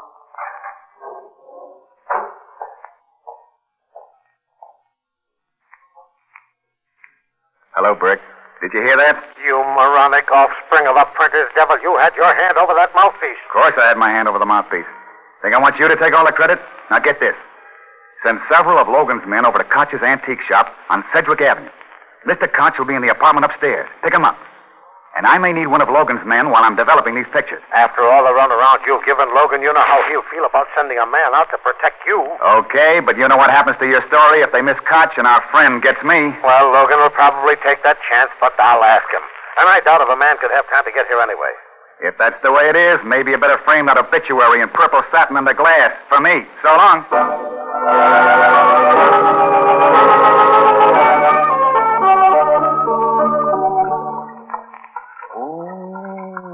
Dark room is very dark, and Casey's in the dark, and this isn't the love. You're letting in a lot of light, Hal. Afraid it'll spoil Mara's pictures? Yeah. You want to see him? No. Why turn on the light? I might miss you in the dark. You seem to know your way around. What'd you do? Come up the back stairs? I've been in the express building before. It's only at 2 in the morning, isn't it? Man, it's pretty steady. So you finally noticed what it's holding? I noticed it when you first opened the door. What's this? Relax. Relax, Hal. We're old friends. John's the Fashion Magazine and Casey the Express. Just a couple of guys around town. Cut it. Got the same gun you used on the guard? Same in one respect, it doesn't make much noise. I see. What made you suspect me, Casey? I could have sworn that was coming. Why is it that all criminals insist on knowing why they were suspected? Well, if it'll gladden your heart any, I'll tell you. It was a piano player. He said something which made me think of you and Mara. Then I thought of your salary as a photographer. You made a mistake when you went back to the Fantasy Club the second time, Casey. You shouldn't have tried to pump Mara. Doesn't she know what you're doing? No. Where'd you think the money came from? She never asked. Just as long as it came in, huh? But I don't think it was a mistake. I gambled that Mara would repeat our conversation word for word, except the part where I wouldn't take her to lunch. You're right. Oh, no. Incidentally, the police picked up a friend of yours about 15 minutes ago. Name of Koch. Antique dealer over on the east side. Oh, I see that one hit home, huh? Well, you're all through, Hal. Later, maybe, but right now you are. Easy on the trigger finger. You should hear it all. The big mistake is yours in coming here. I never had any evidence against you. Any real evidence. But I have now. You'll never use it. I've already used it. It's been used right now. You walk in this room staring straight at me with a gun in your hand. You should have looked behind the door. There's been a witness in this room all the time. In fact, right behind you now. You think I'd fall for that whole gag? It's not a gag. You must think I'm dumb. I guess you heard enough. Okay, have Logan come in. You'll be dead when he gets here. Ann, where did you get that blackjack? From Ethelbert. Quote, he who gets sucked over the bean is easy to arrest. Unquote.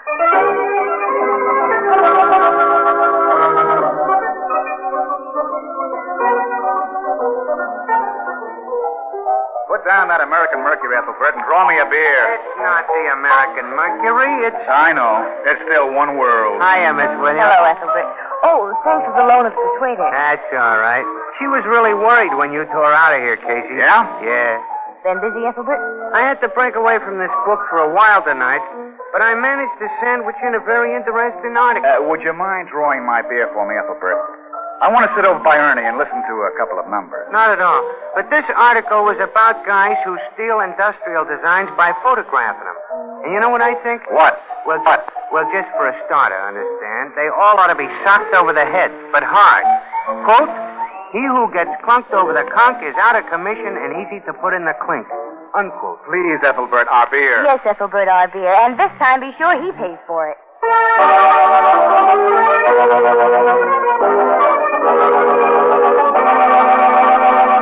You've been listening to Flash Gun Casey, Press Photographer, the first of a new series of adventure programs based on the fiction character created by George Harmon Cox.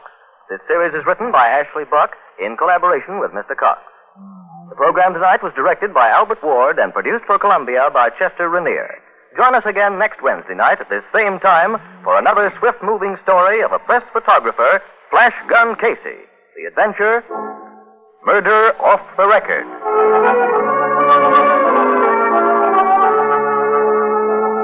This is CBS, the Columbia Broadcasting System.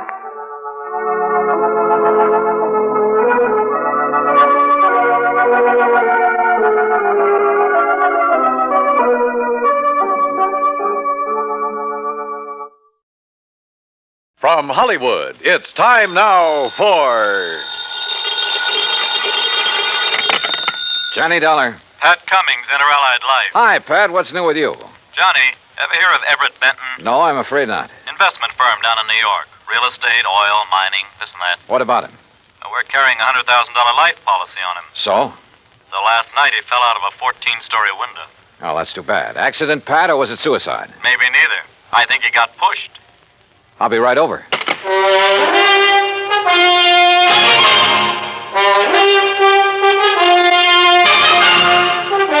Bob Bailey in the exciting adventures of the man with the action-packed expense account. America's fabulous freelance insurance investigator. Yours truly, Johnny Dollar.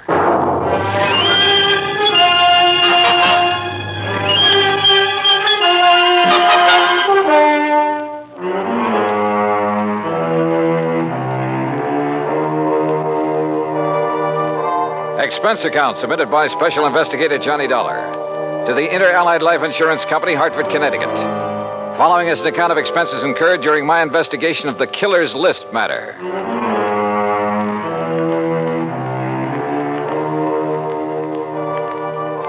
Expense account item 1, $1.20 for a taxi from my apartment to the offices of Inter-Allied. Pat Cummings looked worried and got straight to the point. I don't know, Johnny. Maybe Benton wasn't pushed out that window. But there's something about this deal that just doesn't smell right to me. What can you tell me about this man, Benton? Everett Benton, 45 years old, doing very well in business, so far as we know. Last night about 10 o'clock, he fell or jumped or was pushed out of his office window. This policy on him, who's the beneficiary? His wife, Claire. What's she like? About 12 years younger. Redhead. I see. Yeah. Well, what do you think? I think I better have a talk with Mrs. Benton. Item 2, $14.40, transportation and incidentals to New York City. The Benton's apartment was on East 67th, very fashionable, very expensive. And Claire Benton looked right at home in her surroundings. Do you mind if I fix us a drink, Mr. Dollar? Not at all, Mrs. Benton. It's been a pretty wearing day. I imagine it has. Police, questions, reporters. You know. Sorry to be throwing more questions at you at a time like this. I'm used to it by now. Here's your drink. Thanks. Cheers. Yeah, cheers. You know, you certainly seem to be bearing up very well. Yes, I suppose so. Mr. Dollar, I think it would save time and embarrassment if we had a few things understood. Such as? You've heard of the ideal marriage. Well, Everett's and mine was not it. Oh. Naturally, I'm very sorry he did what he did, but... Well, we weren't exactly happy together. I take it you think he committed suicide, Mrs. Benton. Is there any doubt about that? Apparently not in your mind. None at all. If it was suicide, why did he do it? I wouldn't know. Everett hadn't confided in me for some time. We haven't been very close recently. Oh, Mrs. Benton, just suppose it wasn't suicide. Everett had no enemies that I knew of. I see. About the insurance policy. Yes, about the insurance policy, Mr. Dollar. $100,000, isn't it? That's right, when you get ready to file a claim. I intend to in the morning. I see. Oh, and one other thing. It just so happens that I have an alibi for last evening. Oh? And it's the nicest kind of alibi there is, Mr. Dollar. What do you mean? It's airtight. And that was Claire Benton, very calm and collected, and incidentally anxious to collect. I thought her over all the way to the office of Detective Lieutenant Tovich of Homicide. That's item 3, $1.60 cab fare. Yeah, I talked to her, Johnny. She's a hard one to figure out. Well, what do you think, Tovich? Did he jump or get pushed? You got any ideas? How about financial troubles? He was in the investment business. Have you looked into that? According to his lawyer, his affairs are in good shape. Oh, he'd made his share of poor investments over the years. Wildcat oil leases, stuff like that. But in general, he was doing okay. He was worth a lot of dough, Johnny. Okay, let's assume he was pushed out that window. What was he doing in his office at 10 p.m.? I've wondered about that, too. Any indication anybody was with him? No. The night watchman was in another part of the building when Benton came in. Let himself in with his own key. There could have been somebody else with him, all right. But who?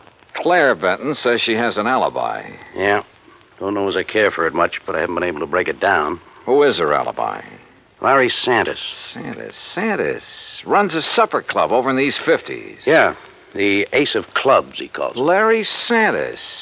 Thanks, Tovich.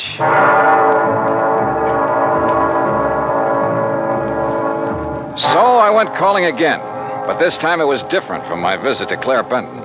In the first place, Santis didn't offer me a drink, and in the second place, he wasn't very friendly. Look, Dal, I already told the cops that Claire was here in the club last evening. All evening? Until midnight. Out in the bar? Most of the time. What difference does it make? How about the rest of the time? We were talking here in my office. Just the two of you? Just the two of us. Now, look, Dal, What it boils down to is you've each got alibis for one another, huh? That's right. Now, look, nosy boy, Claire didn't kill Benton. At the moment, I wasn't thinking so much about her. Well, wait a minute. If you're trying to pin this on me... You and Claire have been pretty friendly, Santis. She benefits to the tune of $100,000 by Benton's death. Look, Dollar, you're blowing smoke in the wrong direction. I like the arrangement the way it was. Why should I try to change it? Well, that's a good question. So just let it drop. You get me? You got nothing to worry about, Sanders. If you've got nothing to hide. I don't want this kind of publicity. It's bad for my business. You know what's wrong with you, Dolly? You got nose trouble. Yeah, occupational disease. You better just get over it. Sometimes it turns out to be fatal. Act Two of yours truly, Johnny Dollar, in a moment. And now, Act Two of yours truly, Johnny Dollar, and the Killer's List matter.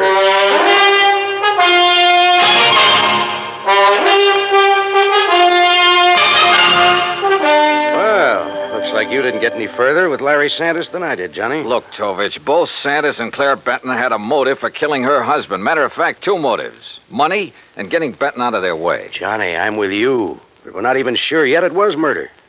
We do have something that indicates somebody might have been in Benton's office with him, though. Yeah, what is it? We found a cigarette butt in one of the ashtrays. Different brand than Benton smoked. Could it have been left there during the day? Janitor says he cleans out the ashtrays about 7 in the evening. Of course, he could have overlooked one, so I don't know whether it means anything or not. Oh, excuse me. Yeah. Homicide, Tovich. Oh? Where? Okay, I'll be right over. Johnny, looks like we've got ourselves a little epidemic. What do you mean? Ever hear of a guy named Arthur Mayfield, promoter? No, what about him? They just found him in an alley, dead. Wait a minute. Don't tell me. Yeah. Fell out of a 10th floor hotel room.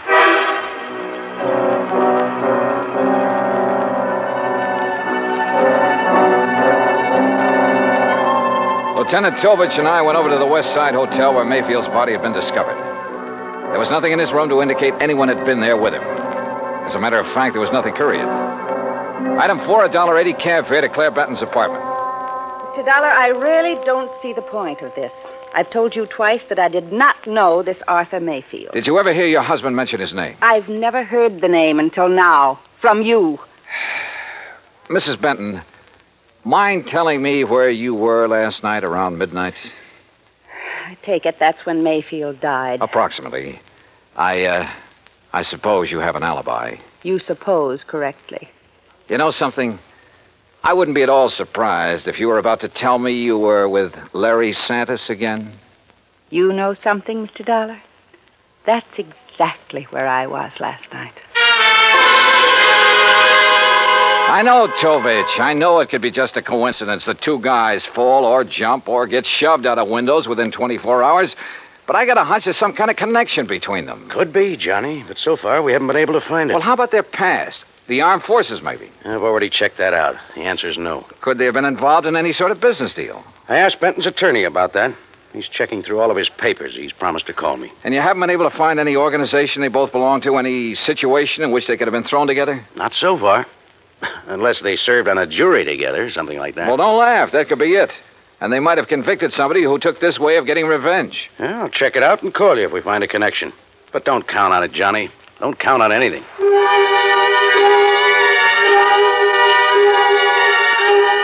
I went back to my hotel room and stretched out on the bed while I rehashed the whole deal in my mind. I thought about Claire Benton and Larry Sanders. I didn't trust either of them. But as Tovich had pointed out, it was another thing to prove it. Okay, coming. Yeah? Mr. Dollar? That's right. You're investigating the murders of Benton and Mayfield? Well, I don't think they've been officially described as murders. No, but they are, Mr. Dollar. I'm certain of it. Who are you? My name is Alvin Whiting. I have some information that may be of value to you. May I come in? Come in. Thank you. If you don't mind, I'd like to look out the window a minute. You're being followed? I don't know, but it wouldn't surprise me. What is this information you have, Mr. Whiting? A couple of years ago, 3 men got together and bought an oil lease from a man named Tom Nolan. Did you ever hear of him? No. Well, he was a very eccentric man, hot-tempered, violent. He needed the money badly, so he sold the lease, which then was little better than worthless. Benton and Mayfield were in that deal together. I see. But I still don't understand what that has to do with their murders. I'm convinced their killer is Tom Nolan, getting revenge on them in his own warped way. Revenge? For buying a worthless oil lease from him? Last week, oil was discovered on that property, a lot of it.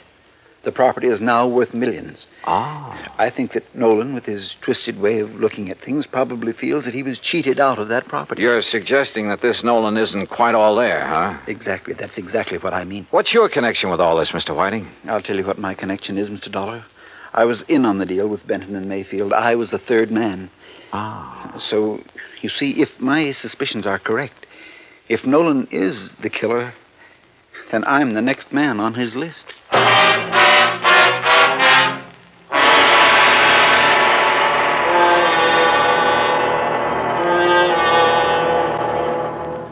Act 3 of yours truly, Johnny Dollar, in a moment. And now, Act 3 of yours truly, Johnny Dollar, and the Killer's List matter. I took Alvin Whiting down to Lieutenant Tovich's office, and he told his story again. I could see that Tovich felt the same way I did, that at last we were getting someplace. Matter of fact, Johnny, I was about to call you. Benton's lawyer just turned up the lease agreement linking Benton, Mayfield, and Mr. Whiting here. Question is, where's Tom Nolan? I don't think I'll draw an easy breath until he's been found and arrested. We have a bulletin out on him, Mr. Whiting. One thing we found out, about a year ago, he served time for assault and battery. Oh? Mr. Whiting, I'd suggest you take every precaution until we pick up Nolan. Don't worry, Lieutenant. I propose to remain in my apartment until you apprehend him. I'll post a man in the building to look after you. Thank you, sir. Homicide, Tovich. Oh, what's the address? Right. Thank you. We've located the little hotel where Nolan's been staying. Come on, Johnny.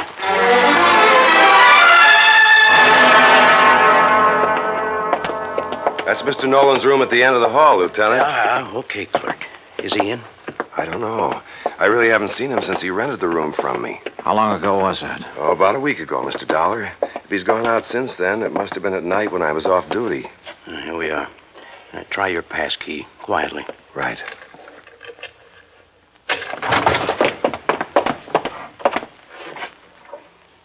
Well, gone. Bag and baggage. Yeah. Room's been used recently, though. Hey, in this ashtray, cigarette butt. Same brand we found in Benton's office.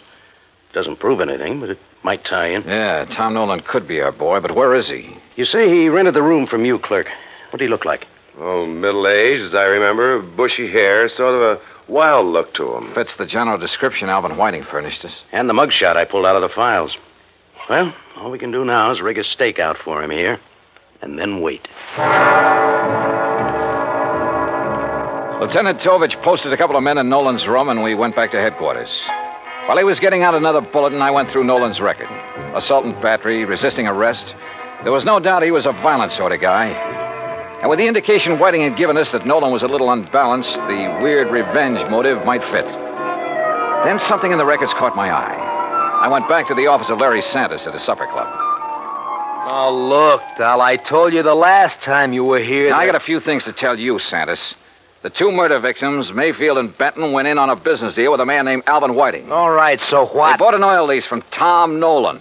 All of a sudden last week, that lease got real valuable. Alvin Whiting figures that Nolan's the killer. Says he's not all there, and he was trying to get his own strange kind of revenge. Look, Dollar, what's all this got to do with me? That's what I want you to tell me. Look, I don't know anything about any of them. Last year, Nolan was arrested for assault and battery. According to the police records, the man who put up bail for him was you. Okay, so I put up bail for him. Look, Tom Nolan's my uncle, Dollar. Sure, he's offbeat, but he's harmless. Assault and battery? Harmless? So he beat up a guy. That doesn't mean he'd kill anybody. How'd he get mixed up with Benton, Mayfield, and Whiting? Well, he was broke. I asked Benton's wife to get her husband and the others interested in buying Tom's lease to get him some dough. I didn't know the lease would turn out to be valuable. After Nolan got out of jail, he left town, moved to Coopersville. That's upstate. Yeah? Well, he's had a room right here in the city for the last week. I didn't know that.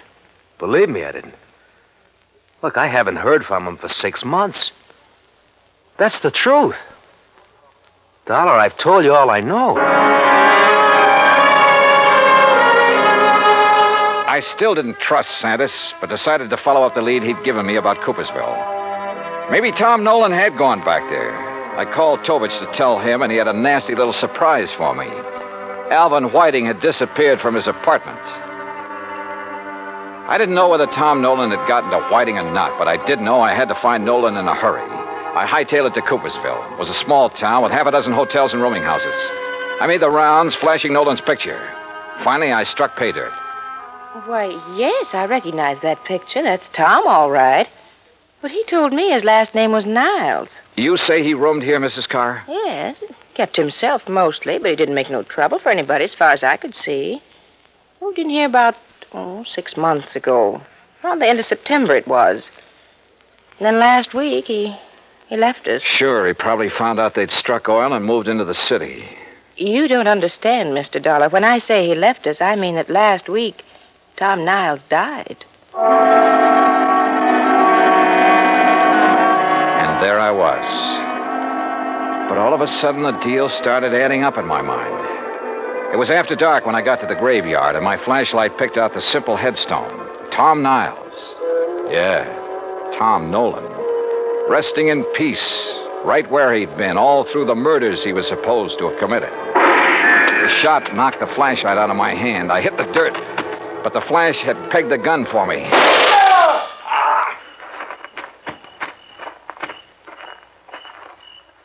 Well, Alvin Whiting. Oh, Dollar, my arm. Oh, don't worry. I'll get you a doctor, Whiting. I want you to be in good shape to stand trial. How'd you work it? Hire some drifter to rent that room back in New York under Nolan's name? Some character you picked up in the park? No, you've got to understand. I had to have the money. I was in debt. I was desperate. You almost got the money, too, didn't you? Yeah, it almost worked. You rigged the story that Nolan was the killer, that you were on his list of victims. That way you end up in sole possession of the oil lease. If I'd only known he was... Yeah. Never try to frame a guy who's already dead.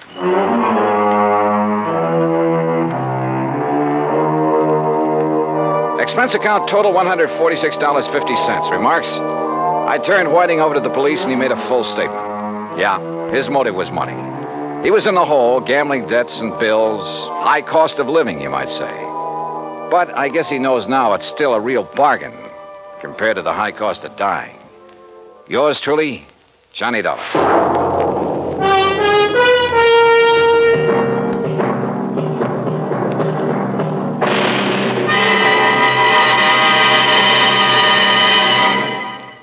Our star will return in just a moment.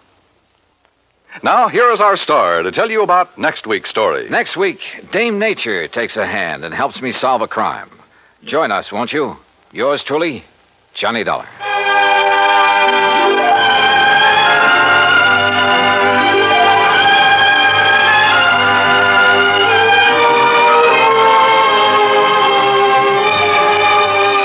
Yours truly, Johnny Dollar, starring Bob Bailey, originates in Hollywood and is produced and directed by Jack Johnstone. Today's story was written by Robert Wright. Heard in our cast were Virginia Gregg, Lillian Baeff, Jack Edwards, Jack Moyles, Tony Barrett, Parley Bear, and Carlton G. Young. Be sure to join us next week, same time and station, for another exciting story of yours truly, Johnny Dollar. This is Dan Cubberly speaking.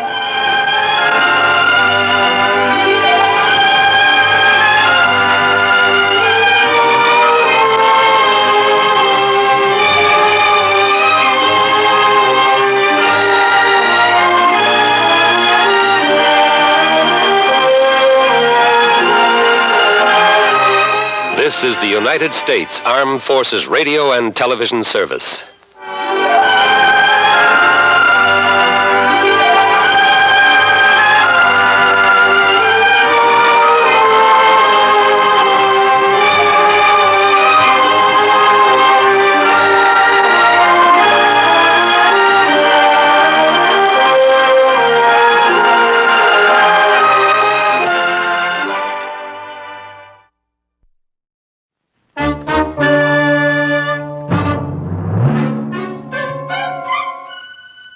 Box 13, with the star of Paramount Pictures, Alan Ladd, as Dan Holliday.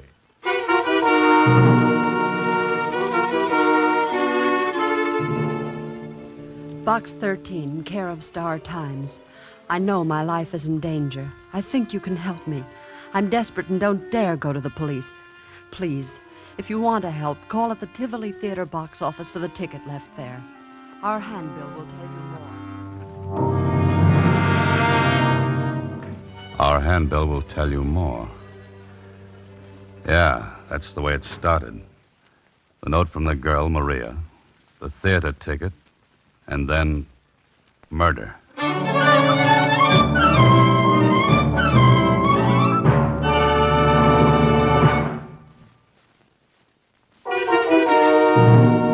And now, back to Box 13.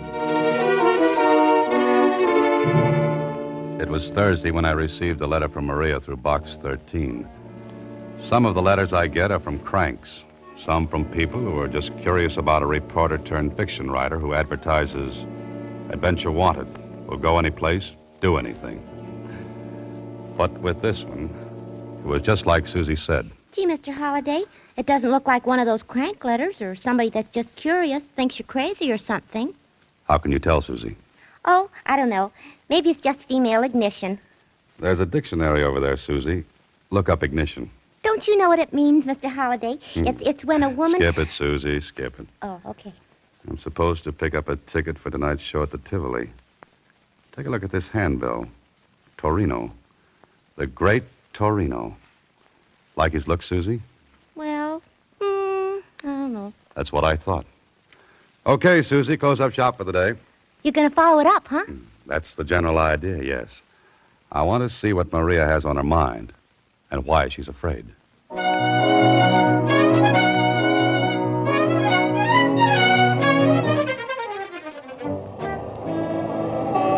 This was it. I picked up the ticket at the Tivoli. A big poster told me this was a charity affair with the acts doing a two-night stand. Tickets, $10 a throw. I circled around the lobby, looked at the acts advertised, singers, dancers, a dog act, and then there it was. A big life-size cutout of the Great Torino, complete with mustache and goatee. Nice-looking guy, maybe too smooth-looking, but it was what he was doing that made me take a better look. He held a rifle to his shoulder and was aiming it across the lobby at another cutout. And this one? This one was a girl. Pretty? Big eyes, maybe a little scared-looking, and looking straight across at the Great Torino, and right into the barrel of that rifle pointed at her head. Well, if this was Maria, she had a right to have something on her mind. Anybody who stands up and lets a rifle be fired at her is earning a living the hard way. I was thinking about it when the call buzzer zizzed in my ear. I drifted in with the crowd during the overture and took my seat, first row right on the aisle, easy to get at. An usherette shoved a program in my hands. The Great Torino was scheduled next to closing. Okay, that meant I'd have to sit through the rest of the acts.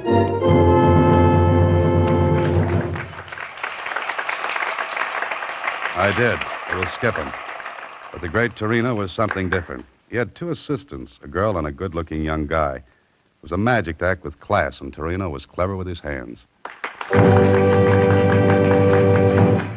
He did a trunk effect that was really great, and the girl who helped was the same girl whose cutout was in the lobby. Torino tied her with a rope, slipped a big canvas bag over her, and locked her in a trunk. He fired a shot, and bang, the girl came running down the aisle. And the trunk she was put in, well, empty. All done in a split second, too. The Great Torino took his bow, but I noticed something. When he reached out to take the girl's hand and bow with her, she managed to be busy at something else. Okay. She didn't like him. He gave her a funny look, then walked to a rack and picked up a nice nickel-plated rifle. I sat up in my seat because the girl threw a quick look at me and a tiny nod. No one would have noticed it but me. I looked back at Torino. He was speaking. Ladies and gentlemen, I wish to call your attention to my final effect. A most dangerous one. So dangerous that few illusionists will attempt it. The history of the magician's art has recorded several deaths during the feat. My assistant will go into the audience now and select a committee of volunteers who will please come upon the stage. Maria, if you please. So the girl was Maria. I guess my cue was to be selected as one of the committee. I raised my hand. She picked me. I went on the stage with 4 others from the audience. Stood there while Torino went to the footlights and spoke again. Please, the music. No music. Please, no music. Thank you. Now, ladies and gentlemen, I shall give the gentlemen of the committee this rifle. It may be examined thoroughly. Also, 3 bullets, which they may mark later for identification. Gentlemen, the rifle. And here, the bullets. Please mark the lead in any way you choose, unmistakably. We took the rifle and the bullets. And the Great Torino, well, he had the audience sitting on the edges of their seats. No one knew exactly what was going to happen, and Torino wasn't going to tell them until the right time came. Then one of the other men on the committee spoke to me and... bullets look okay to you? Yeah, as good as any bullets can look. 22s, huh? Yeah. How do we mark them? Initials? Yeah, good idea. The 3 of us cut our initials in the lead. That all right with you, mister? Good. How about the rest of you? Suits me. I've got a knife here. Yeah, let me see the rifle. Yeah, sure, here. Rifle look okay? No gimmicks? Well, not that I can see. All right, my initials are cut in the bullet. You want to cut yours? Oh, yes. I cut my initials, DH, in one of the bullets. So we had 3 bullets with initials cut in the lead. No chance for substitution. Then Torino took the rifle and the bullets. Thank you, gentlemen. Grazie tanto. You are satisfied? Sure, I am. Yes. Good. Now, if you will all watch closely, I shall load the bullets in the rifle. So, and what is your name, sir? Holiday. Good. Then, Mr. Holiday, if you will please hold the loaded rifle until I am ready for it. Oh, sure. In this way, there can be no trickery. Ladies and gentlemen, you saw me load the marked bullets, yes? So, and you have the loaded rifle. Good.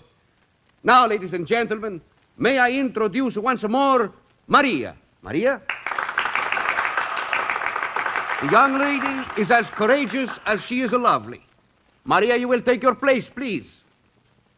Mr. Holiday, would you care to shoot at Maria? Oh, no. No, thank you. Then that leaves it up to me. No.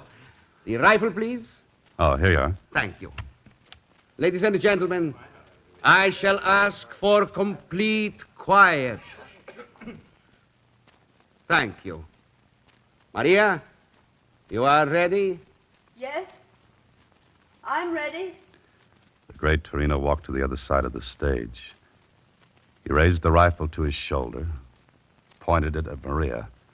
She was pale as death. Her arms were tense, tight. Perspiration stood out on her forehead, and on mine, and on everyone in the audience. Then, so help me, this is what happened. A bullet appeared between Maria's teeth. She let it drop to a plate she held in her hands, then... And 2 more bullets popped between her teeth and fell to the plate. No one in the audience moved. No applause, just that tense feeling. Torino walked over, took the plate. His hands never touched the bullets. I'll swear to it. He walked to me and the other 3 men with me, and... Gentlemen, you will please to identify the bullets, yes? This one. Initials T.G. That's me. Yeah, that's mine, all right. Thank you. And this one, K.R. Mine. Thank you. And the third, D.H. That's mine.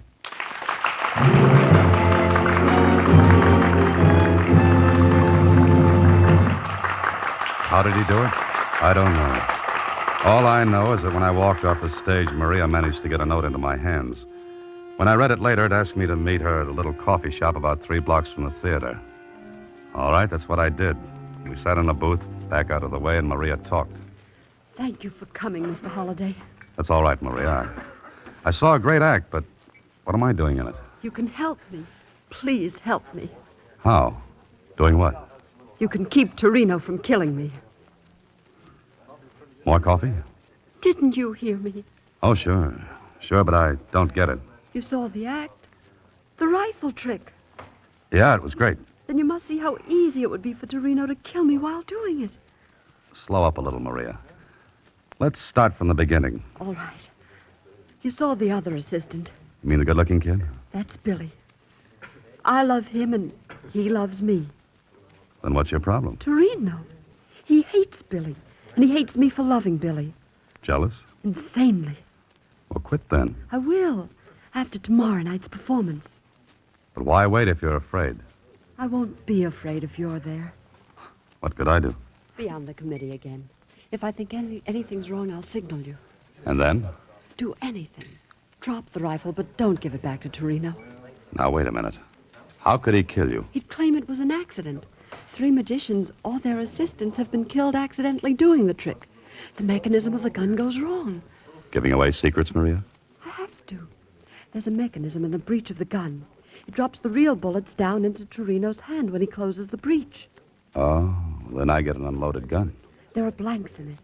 The mechanism substitutes them for the real bullets. That's good. And he slips the real bullets to you. Yes, when he takes my hand to introduce me, And you slip them into your mouth. while the audience is watching Torino and the rifle. I see. Maria, Yes, why don't you go to the police? Torino would know.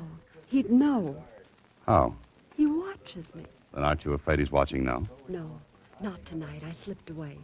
I don't think I could manage it again. Don't you see, Mr. Holliday, you're my only chance. I saw your ad in the paper, box 13. You mean the police would ask him questions, and he'd lay low until he got the chance to... Yes. Will you be there tomorrow night, Mr. Holliday? Look, I have a ticket for you here. The same seat. Please. Please. All right, Maria. I'll be there. Thank you. Thank you. And we'll try to keep the trick from being trumped by the Great Torino.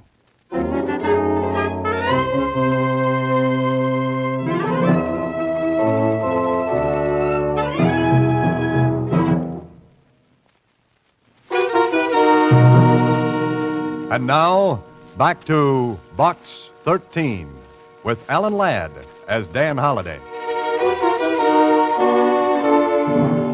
Well, it sounded like a great assignment. And from the way the setup looked from where I sat, it gave the Great Torino a perfect chance to kill Maria. I checked on Maria's story about the accidental deaths during the trick, and Jonesy at the Star Times verified it. A smart cookie like Torino could fake an accident, and who's going to pin the black ribbon on him? Nobody. Okay, it's up to you, Holliday, to figure it out.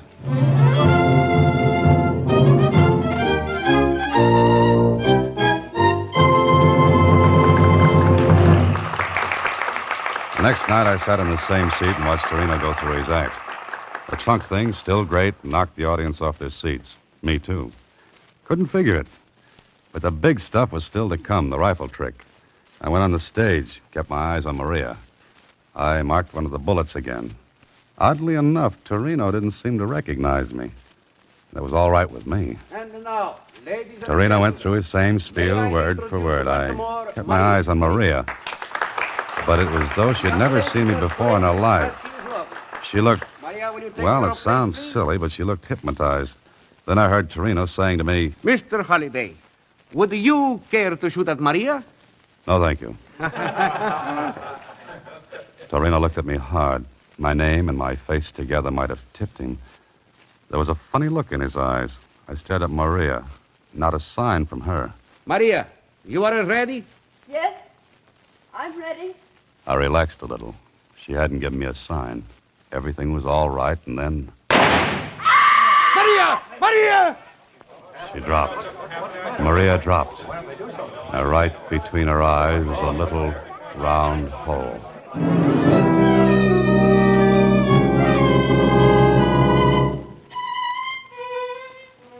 Look, Holliday. Is that straight, that story? Sure it is, Kling. She was afraid she'd be killed. But you say she didn't give you a high sign. No, she didn't even look at me. But she told you if there was anything wrong, she'd tip you. Yes, but she didn't tip me. Okay. Sergeant, Yes, sir, Lieutenant. get Torino over here. Yes, sir. All right, Joe. Lieutenant Kling wants you. Got any ideas, Holliday? I'm dry. Bone dry, Kling. What about this guy, Billy, she told you about? I told you. I tell you, it was accident. Something she was go wrong. Please. Quiet. Now it look. Is accident. She's wrong accident that happened. I am an artist. You tell me I do something wrong. No, it is a wrong Holy accident. mackerel. Sergeant. A million times. Sergeant. Yes, sir. Put this guy in his dressing room and keep him there until he blows off that head of steam. But watch his door. And the window from outside. Yes, sir. Come on, Houdini. Come on. It's funny, Kling. I'm hysterical, I don't think. What's funny? The girl, Maria, I don't think she knew me tonight. She looked right at me, didn't give me a tumble. Yeah? So? She told me she'd signal me if anything was wrong. I don't get it. But it looks as though she... She what? She deliberately let Torino fire a gun she knew was set to kill her.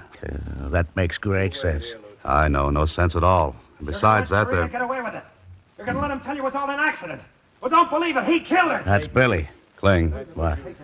Let me ask him a couple of things. Now, look, Holliday, I'm in charge of this case. You're in on a rain check.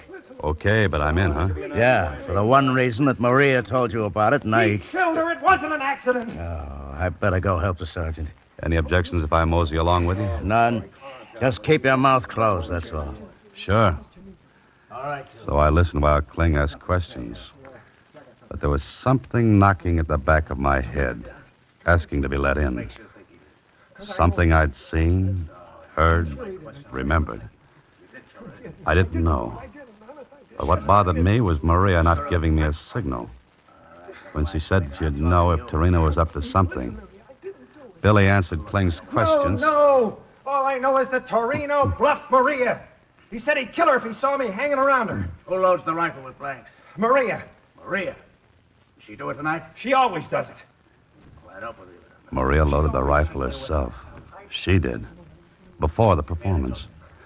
So I got an idea. I left the stage where the investigation was going on, and I walked backstage toward the dressing rooms.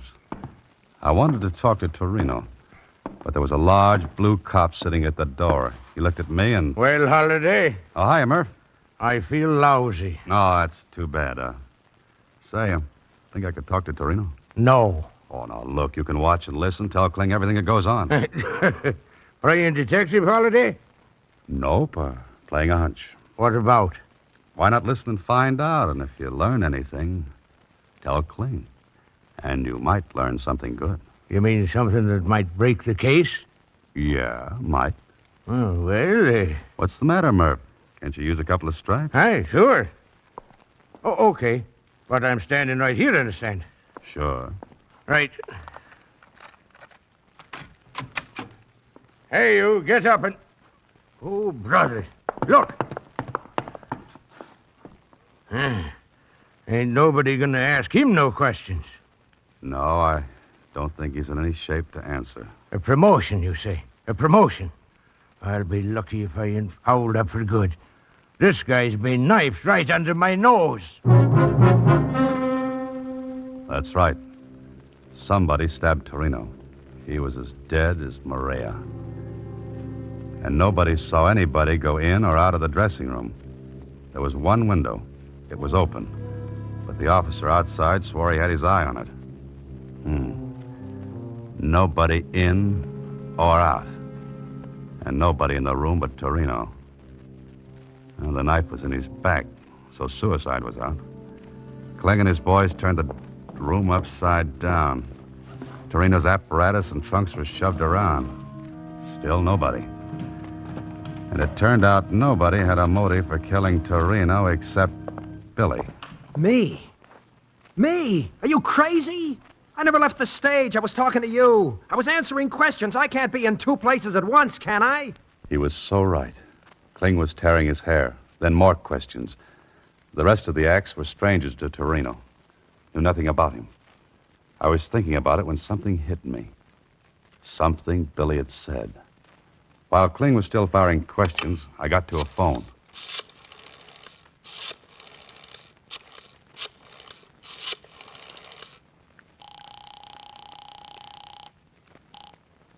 Hello? Oh, hiya, Kenny. Still running that private eye? Swell. Do something for me, will you? Okay. Put a man on the Tivoli Theater right now. and get him to tail a guy named Billy. Huh? Here's what he looks like. About 5'9", stocky, light complexion, wearing gray suit.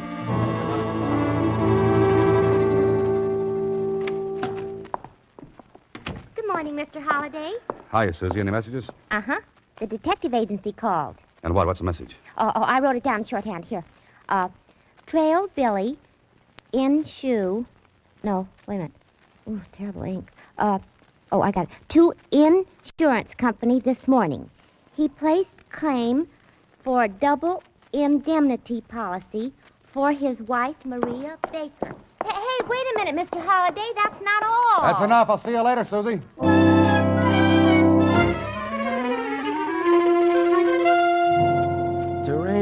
Torino. Step on it, Jonesy. Oh, you want hard facts, it takes time to find them, even in the Margaret Star Times. Okay, Jonesy, okay, but hurry up, will you? Here we are. Torino, born Italy. Skip that. How long's he been in the country? 6 months. Noted magician in Italy and Europe before the war. Only 6 months. Now, Jonesy, if you were a magician, you wanted assistants. How would you get them? Advertising a billboard, magazine for show folks. What else?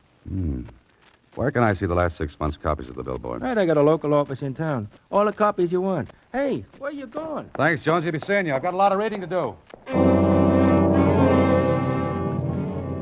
6 months' copies of the billboard. I looked through every one of them, and when my eyes were falling out of my head, I saw it. An advertisement. The one I wanted. And the one that tied up with something Billy said. And something I saw during Torino's act. I tried to get Kling on the phone, but no dice. He was out. I left word for him to meet me at the Tivoli, and I went there myself. There was nobody there but the watchman. The $5 bill got me in. Oh, there's no place gloomier than backstage in an empty theater. I headed for Torino's dressing room because I had a good idea how someone got in and stabbed Torino, then disappeared. I opened the door, stepped inside. It was dark. The shade on the window must have been down. I was fumbling for the light switch when somebody pulled the shade on me. Oh!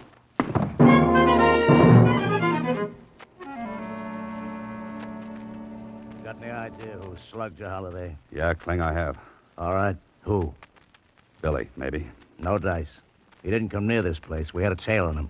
You know about the insurance? Sure. But he couldn't have killed his wife because she loaded the blanks into the gun. Uh-huh. And the medical examiner's report on the bullet that killed her?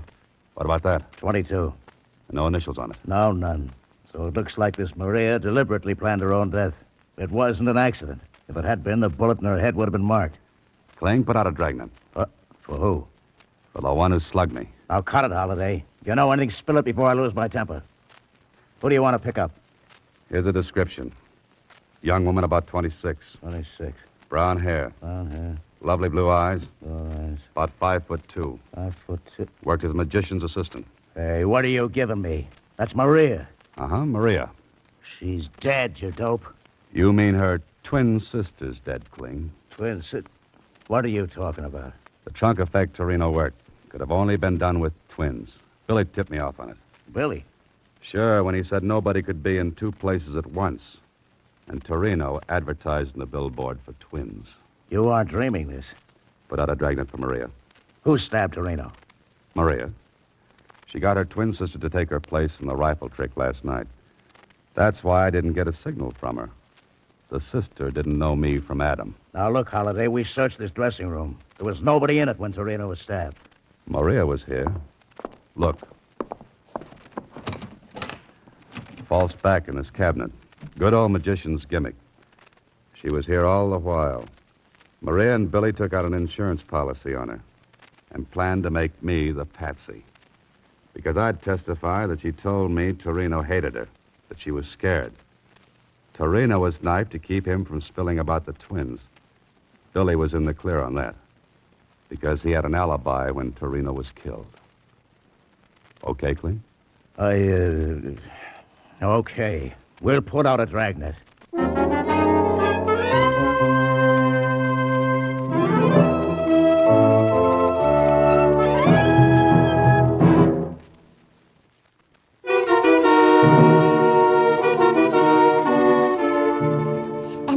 Mr. Holliday? Yeah, Susie. They got her.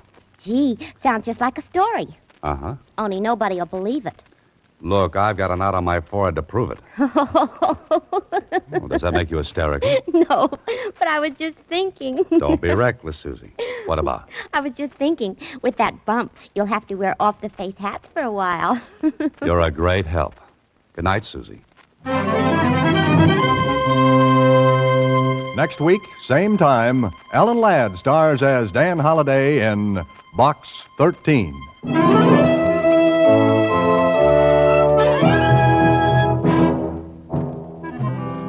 Alan Ladd appears through the courtesy of Paramount Pictures and may currently be seen in Wild Harvest. Box 13 is directed by Richard Sandville with original story by Russell Hughes and original music composed and conducted by Rudy Schrager. The part of Susie is played by Sylvia Picker. This is a Mayfair production.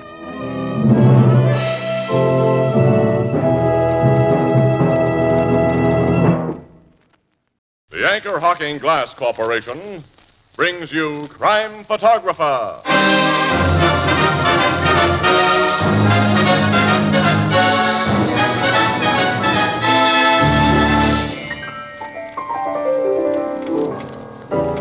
Ethelbert, how did you ever get that name?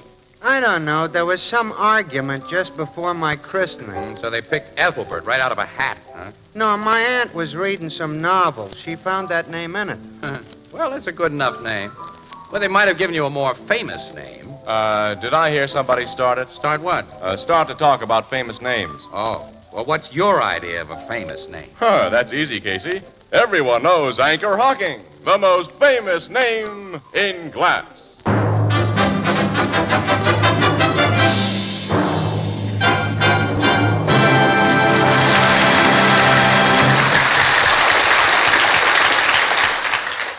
Good evening, ladies and gentlemen. This is Tony Marvin.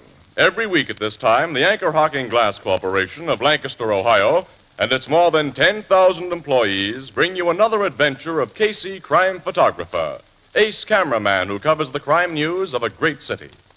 Our adventure for tonight, Fog.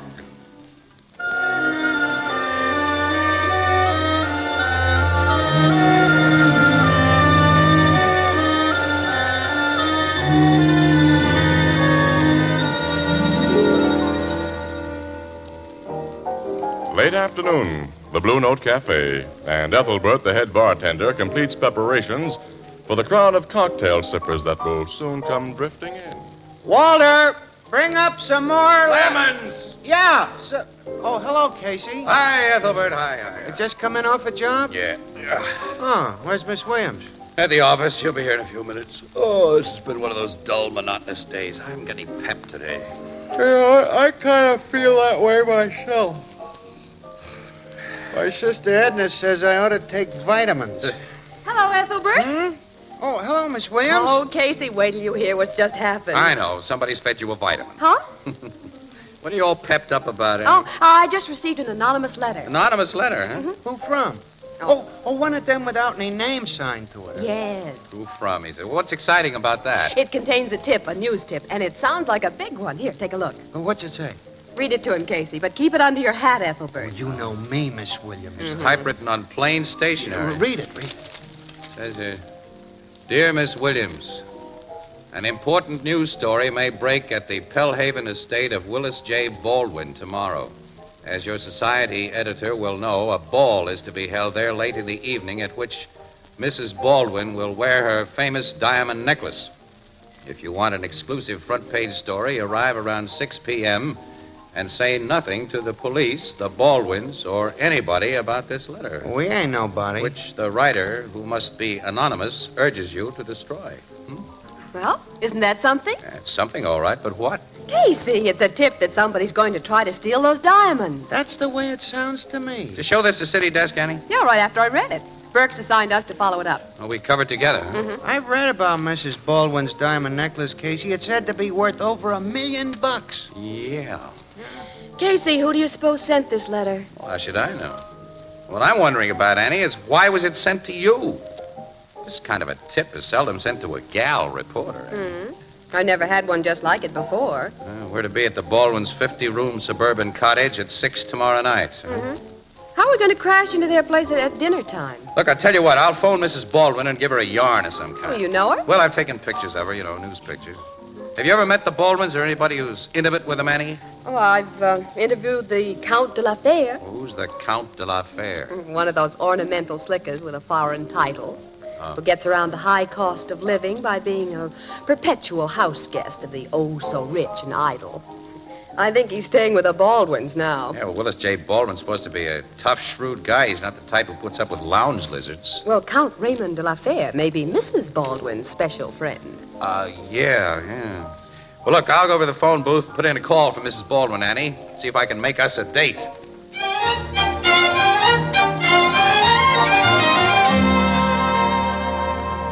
Thanks very much, Mrs. Baldwin. Yeah, we'll be there at 6. Goodbye. What? Did you get her, Casey? Yeah, everything's all set for 6. Oh, swell. What excuse did you give her? Well, I said we wanted to come early so I could take shots of the final preparations for the ball. Incidentally, that letter's right about one important item, Annie. She is going to wear the diamond necklace tomorrow night. You asked Well, her? just offhandedly. I said I'd like to take some special pictures if she wore it, and she said she meant to. If the letter's right about that, it's probably right about everything else. We'll see, pal. Annie, I still can't figure out, though, why that letter was sent to you.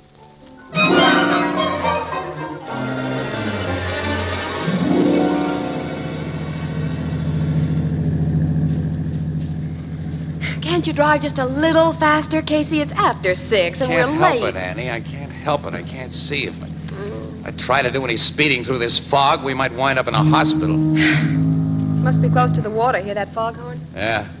That's the one on McBurney's Point. Oh. Why didn't we check the weather reports and find out we'd run into a pea soup fog, and then we could have started earlier and Stop not... worrying, Annie. We're at the edge of the Baldwin estate right now. Oh, that high wall That's there? right, yeah. It completely surrounds the place. Some years ago, an attempt was made to kidnap Willis Baldwin, and a couple of guys are taking pot shots at him, so now he goes in for walls and armed guards. Who took shots at him? Oh, some guys he'd busted on the stock market. He plays rough down there, even under the SEC. Hey, Casey, there's an armored car coming out that gate. Yeah, that's right. I must have just delivered the diamonds. Do we go in that gate? Yep. After we stop and give the keeper our names. There he is. Good evening, sir. Good evening. I'm Casey, Morning Express. This is Miss Williams. Here's my press card. Thank you. Okay, go ahead. Thank you. Oh, he obviously is one of the armed guards. Oh, yeah, there are a dozen or more on the place. Not counting Big Tim Blake, Baldwin's personal bodyguard. This doesn't seem to me like a good place to try any robberies. Wish I could see something of the grounds, but the fog's so thick and black. Yeah, a really slick crook may have done something you wish we had done, Annie. Checked weather warnings. You mean a This crook? fog would be a great help in getting away. Oh, yeah. Now, here's the house. Well, it's a regular castle. Yeah. Oh, there's another guard. Good evening. Good evening, Miss Williams and Mr. Casey. Yes, sir. I just got word from the gateman. May I take care of your car, Yeah, sir? thanks. Come on, Annie. The butler will announce you. He's coming now. Yeah, I see. Hey, Casey, I know that butler. Yeah? Yeah. I'm sure I do, but I can't remember where I've seen... Here he is. You're the people from the Morning Express. Yeah. Follow me, please. His voice is familiar, too, Casey, and he gave me a funny look. Did you notice? Fleming? Is that Mr. Casey? Yes, Mrs. Baldwin. Well, I'm very glad to see you. Mighty nice of you to let us barge in on you this early, Mrs. Baldwin. Not at all. This, of course, is Miss Williams, the reporter you said you'd bring with you. Yes. How do you do, Mrs. Baldwin? Nice to know you, my dear. Come into the library. We have something there that will interest both of you. Close the door, Fleming, and keep out that awful fog. Yes, Mrs. Baldwin. He's a new butler. Not very experienced. I have to remind him of everything. Well, I've seen him somewhere. What are we to see in your library, Mrs. Baldwin? The necklace you want to photograph. It was brought here from the bank only a few minutes ago. My husband and a guest are standing guard over it. It is altogether magnificent, Mr. Baldwin. It should be. For what I paid for it, Count. Oh, Helen. Miss Williams, may I present my husband? How do you do, Miss Williams? Mr. Baldwin. And le Comte de la Fere? I believe this little newspaper lady and I have met before. It's nice of you to remember me, Count de la Fere. And this is Mr. Casey. Oh, yeah, Casey. Privileged to know you, monsieur. Mr. Baldwin, Count. My wife tells me you want to take some pictures of her necklace, Casey. It's over there on the table. I was just showing it to de la Fere. In case you'd like to stick it in your pocket, Big Tim there won't let you. Oh, Willis. Oh, the man knows I'm only kidding, Helen? Sure, Mr. Baldwin. How are you, Tim? Hello, Casey. Oh, you two know each other? Oh, yeah. Since long before Tim went into the bodyguard business. Back in the days when I was a cop, boss. You give Casey an okay, Tim? He's okay. Oh, then we let him get real close to the necklace, huh? Guess you'll want a good look at it, too, Miss Williams. Women usually do. Oh, simply... Oh, I've never seen anything so gorgeous, Mrs. Baldwin. It is nice, isn't it? Mr. Baldwin tells me, and this necklace is the greatest number of perfectly matched first water diamonds set in any single example of the jeweler's art, Miss Williams. Oh, And it is worth. The amount is staggering. Any man could live high, wide, and handsome for a lifetime on what this necklace is worth, de la Fere. So I imagine. But he'd have to steal it or steal my wife, whom I gave it to, and neither of those things can be done while I'm around. I'm sure it would be quite impossible. Quite impossible. Would you like to take your pictures now, Mr. Casey? Yes, Mrs. Baldwin, thank you. I'm surprised there aren't detectives from your insurance company here to watch this necklace. They're usually around. These diamonds are not insured. What? Not insured? Except for a few days each year, they're kept in the bank vault, and when Mrs. Baldwin wears them, as she will tonight, my own employees, like Tim here, keep them well protected. I never take my eyes off them, boss. I'll shoot a picture of them lying here on the table. No, go ahead. Where's that dumb new butler, Helen? 15 minutes ago, I told him to bring in cocktails. Well, here he comes now, Willis. Why did you take so long, Fleming? I'm sorry, sir. Some matters came up that All right, you're here at last. Bring that liquor wagon over here. There's one picture. Serve the cocktails, Fleming. Yes, Mrs. Baldwin. No, I don't like to drink in half darkness. Why have you got all the shades drawn, Helen? Well, you know I always draw them when there's fog, Willis. It's so dreary to look outside. Oh, then let's have something besides just a few table lamps on in here. Turn on the main lights, Fleming. Yes, Mr. Baldwin. I like to see the people I'm talking to. What's that? What have you done to the lights? I told you to turn more on, Fleming, not to switch them all off. I haven't touched the switch, sir. I hadn't reached it. Now it's so dark I I'll can't get find some lights on in here. Tim. Yeah? I found the switch, Willis. There. Well, now that we can see again. Mr. Baldwin, the diamonds! They are gone. Tim! I was standing right here beside him, boss, but I couldn't see him. I know who took them. Miss Williams. Now I know who that butler is, Casey. He's the notorious jewel thief, Chris Masters. You're not going to rap me for this. Stop that bullet, Look out! He's jumped through the window! I'll get him. Shoot!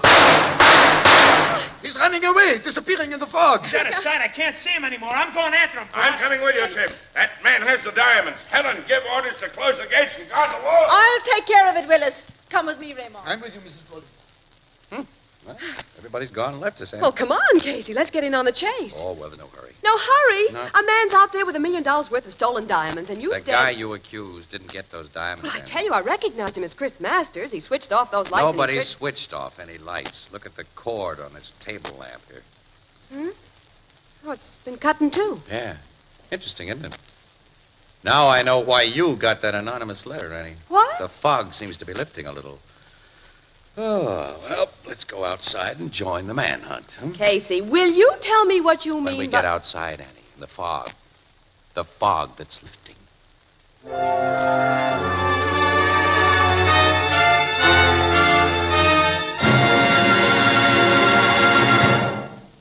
You know, you hear a lot about modern industrial design with its twin ideals of beauty and usefulness. But nowhere is this better exemplified than in the creation of a new kind of dinnerware called jadeite. And it's spelled Jadeite. Jadeite is really beautiful. It has the color of fine jade and the texture of rare porcelain. But jadeite is also unbelievably strong. It resists chipping and cracking and is so heat-proof you can safely put it in a hot oven. And with all these advantages, jadeite actually costs less than the most ordinary, uninspired dinnerware. For instance, a big jadeite platter costs only 25 cents in open stock, and a 35-piece dinner service for 6 people is priced at less than $5. Ask for jadeite at your favorite chain store, department store, hardware store, or at other stores selling chinaware and glass. A set of jadeite makes an attractive gift, and it's an easy way to replenish your own supply of dinnerware. Jadeite is the newest triumph of anchor hocking. The most famous name in glass.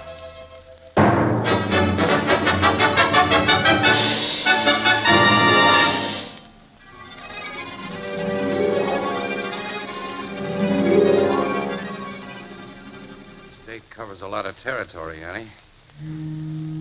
I think Chris Masters will be fairly hard to find. Casey, I want to know why you think he didn't take those diamonds. Okay, Annie. But it's because he had no chance to take them. The person who sent you that anonymous letter saw to that. The person Yeah, who that sent... letter bothered me. It just wasn't right. When we got here, I recognized Masters under his butler suit and his dyed hair and phony English accent a few minutes after I saw him. You did? Sure I did. Yes, and I was sure he recognized me and you. He wouldn't take a chance on lifting those diamonds with us in the house, Annie. Go on. Someone who was in that library a few minutes ago knew before tonight that Fleming, the butler, was really Masters, the jewel thief. And they figured, correctly, I imagine, that he was planning to steal the Baldwin necklace. Well, that someone decided to get it first, and to let Masters take the blame. But this someone didn't want to be the person who pointed the finger at Masters, because that wouldn't look so good. So you were brought out here to make the accusation. The article I wrote on Masters after my interview with him several years ago was featured under my byline. That's right. By Ann Williams. And that meant that I'd be sure to recognize Masters. Wait a minute. You said nobody switched off those lights? Yeah, that's right. The fuse was blown. The fuse was... Yeah. The cord on that table lamp, Annie, had been cut with a scissors and knife, causing a short circuit. And when the lights went out, Masters was the one person in the room who I'm sure wasn't near the cord, because he's the one person I was watching. It's that cut lamp cord that makes me certain somebody besides Masters was after the diamonds. Well, if the lights were short-circuited, how could Mrs. Baldwin turn them on? Well, she switched on the main lights, Annie, the wall and the ceiling brackets. They're on a different circuit, apparently. Oh, well, why did Chris Masters do a run-out the moment I told who he was? That seems to prove Well, that it he only had- proves that whoever sent you that letter did another smart piece of figuring. Annie, didn't you mention in your story on Masters that as a jewel thief he lost his head, kind of, when things got hot, and he always did a run-out? Mm-hmm.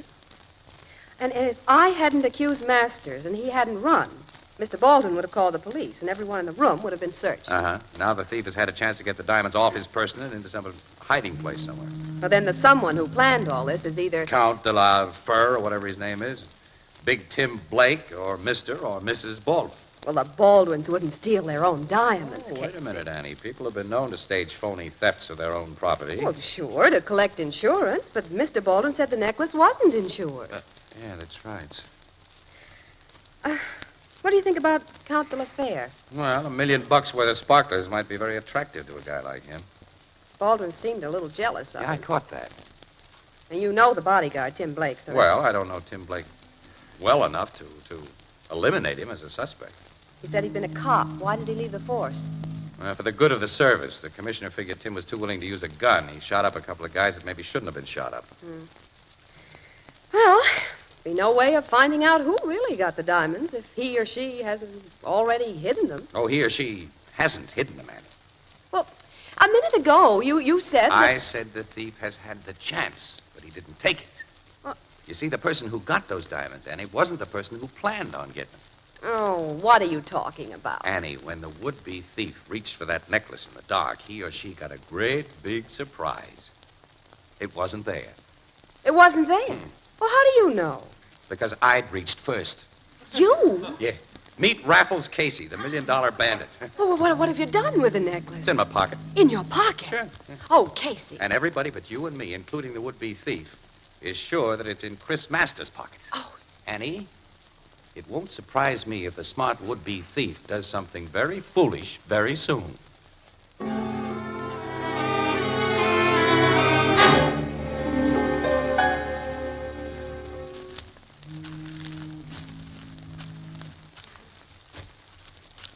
Fog is almost gone, Annie. You can see pretty well now. Yeah. Casey, all our suspects seem to be looking for Masters individually. During the past 15 minutes, we've seen the Count, Big Tim and Baldwin, each of them alone. We haven't seen Mrs. Baldwin. That means she's alone, too. Okay, so you're taking an awful chance with those diamonds in your pocket. If they were found on you, no one would believe Yeah, that they'd you think the didn't... worst, all right, wouldn't they, huh? But, Annie, this is the first time I've ever had $1 million worth of anything in my pocket. That kind of makes me feel... No, it's funny. I don't feel any different than when I was honest and... Hey, Casey. Conscious. Yeah, over there. Come on, Annie. Okay. Boss, I think I got him. That's Big Tim's voice. Yeah, I did get him, boss. Come here. There he is, beside those trees right there. You got Masters, Tim? Yeah, the thief. Oh, it's you, Casey. Hey, boss, where's Mr. Baldwin? I'm coming, Tim. You guys stick to your post. Don't block over here. Masters is lying behind those evergreens. Now, let's have a look. Hey, you shot Masters, Tim? Yes, Mr. Baldwin. I heard a movement amongst those trees, and then I saw a moving figure. It kept on moving after I told it to stop, so I blazed away. Hey, you're shooting. What has happened? Tim here just shot our thief, Count. That butler, Fleming. Did you search this guy before you started shooting, Tim? What chance would I have to search him, Casey? I just someone told has searched him. Take a look at your ex-butler, Mr. Baldwin. Yeah, I see. His clothes are all torn. Yeah, all his pockets that aren't torn inside out are ripped open. Well, I didn't search him. You didn't shoot him either, Tim. I didn't shoot him. No. I can't find any bullet holes in him. I see none. This guy was strangled to death. Who did it? Maybe the moving figure you saw was the someone who did it, Tim. You fired at it from a distance and then found this fella lying here and concluded your bullets had shot him. Yeah, that must have been what happened. Who did kill that man? Count de la Fere, I have a kind of a half idea. You have, Casey? Yes, Mr. Baldwin. I have more than a half idea. I just found something near Master's body that... What'd you find, boss? Let us see. I found something that tells me the strangler was you, Count. Let me go. Count de la Fere? You're crazy, Mr. Baldwin. Help me, this man. Let me go. All right, break it up, Baldwin. You got him down. Now break it up. All right. But don't let that fella get away, Tim. No, I won't, boss. Here's what I found beside Master's hand, Casey. This black coat button. Then I saw there was a button missing from De La Fere's dinner jacket. Look, this button I found matches the others on his coat. You lie. That button you pulled from my coat now when you take me. The jury won't see it that way when you're tried for Master's murder. This man is mad. Take it easy, Count. Take it easy. Why should De La Fere be tried for murder, Mr. Baldwin? Because he killed Masters. This dead guy was a fugitive suspected of stealing your wife's necklace. If Tim had shot him, as we thought at first, you wouldn't have called Tim a murderer. If I had choked that thief, I would be a fool to deny it, and I'm not a fool. But I was never near the man. You deny it because of the search you made of Master's clothes. You wanted the diamonds he stole. Search me, somebody. I have no diamonds. No, you've had time to hide him someplace. Take him to the police, Tim. Wait a minute, just a minute You're there. butting into this too much, I don't Casey. think so, Mr. Baldwin. On the evidence of that button, you're formally accusing Count de la Fere of killing this thief, Chris Masters, in order to hijack the stolen diamonds. Oh, now it's Chris Masters, huh? Huh? When Miss Williams recognized your phony butler tonight, she mentioned his real name only once and very rapidly. You knew who your butler really was before tonight. That's crazy. You can't prove that. Maybe I can. Tim was a good shot. When he fired at the moving figure, he didn't miss completely. He put a hole through your coat sleeve. Hole? Yeah, look. Here, right Let here. me go, Tim. And now, Casey? Hold everything, Tim. Take a look at this. Yeah, it looks like a bullet hole. It is a bullet hole. This man tried to accuse me of what he himself has done. You murdered Chris Masters to hijack property of your wife's that you'd meant to steal. I'll try to prove that. You just try. Let me go. Okay. Baldwin, you've attempted a theft tonight. You've killed a man. You've tried to frame the counts. When a guy like that can't be brought to book in one way, sometimes he can in another. Tim, as an ex-cop, wouldn't you say your boss was guilty if you found the stolen necklace on him? Yeah. It's your duty to see if he has it, Tim. All right, I'll hold him again. I haven't those diamonds, you fool. Take them out. Go through his pockets, Tim. He's giving me quite a battle here. He's afraid to have you search him. This'll cost me my job, Casey. It's your duty. Okay, I'll do it, but... Casey. The diamond necklace. There you are. You did find it on him, Tim. Oh, Casey. This is a frame-up. A frame-up. Tell that to the cops, Baldwin. You and the Count take care of him, Tim. Come on, Paul. When I'm working for the law again. I will help you take good care of him, Tim, after what he tried to do to me. This is a frame-up. It's a frame-up. Well, Annie, let's go along. I'm going to get some pictures now. Casey, you slipped that necklace in his pocket while you were struggling with him. Yes, Annie. Just like he pulled a button off of De La Fere's coat. You know, Annie, when you can't trap a crook in any other way, One good frame deserves another.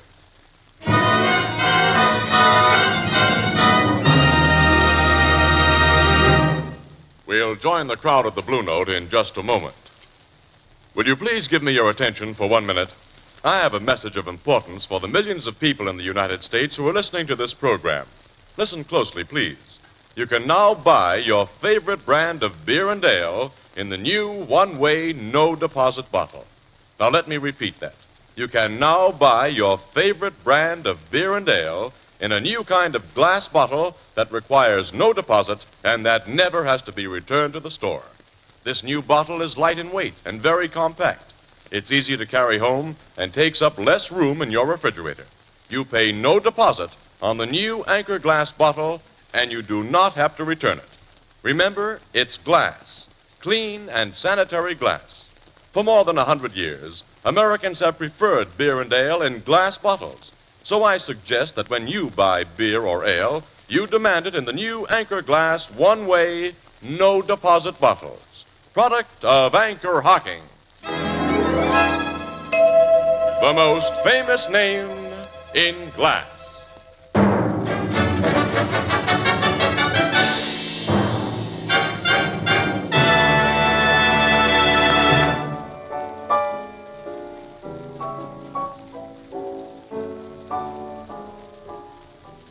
Well, Baldwin confessed after the cops went to work on him, huh, Casey? Yeah, good thing, too, Ethelbert. Actually, I couldn't have stuck to my frame-up in court. Baldwin needed money to pull himself out of a deep hole he got into in the stock market. That big estate, in fact, everything he had was mortgaged to the rafters.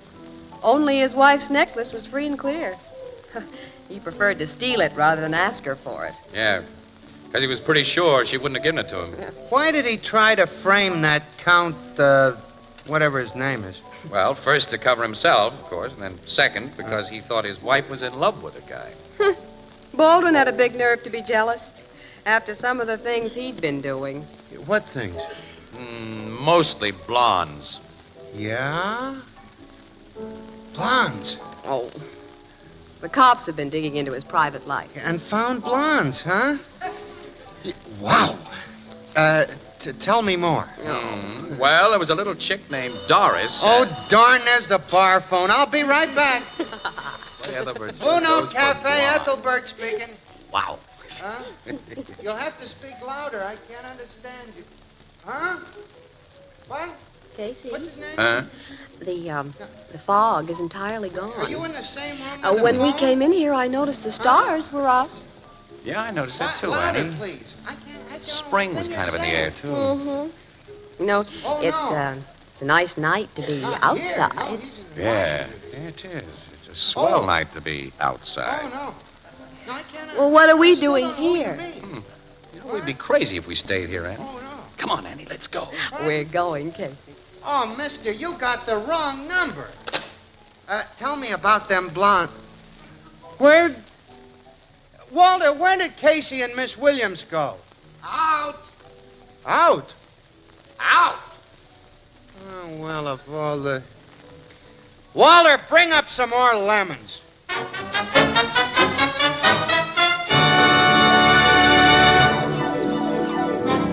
Crime Photographer, starring Stotts Cotsworth as Casey, is written by Alonzo Dean Cole. It is brought to you each Thursday by the Anchor Hocking Glass Corporation, makers of Fire King Oven Glass. Anchor glass containers, Anchor caps and closures. All products of Anchor Hocking, the most famous name in glass.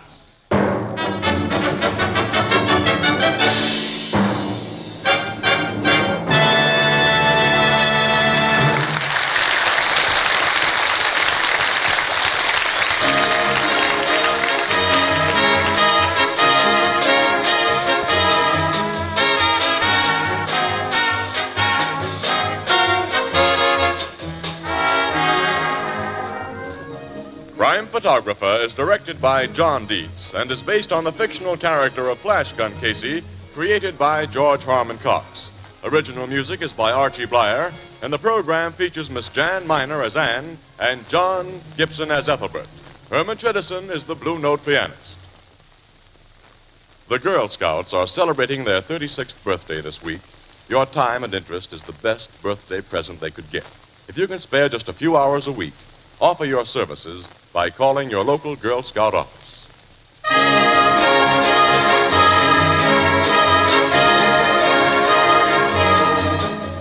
This is Tony Marvin saying goodnight for the Anchor Hocking Glass Corporation of Lancaster, Ohio, with offices in all principal cities of the United States and Canada.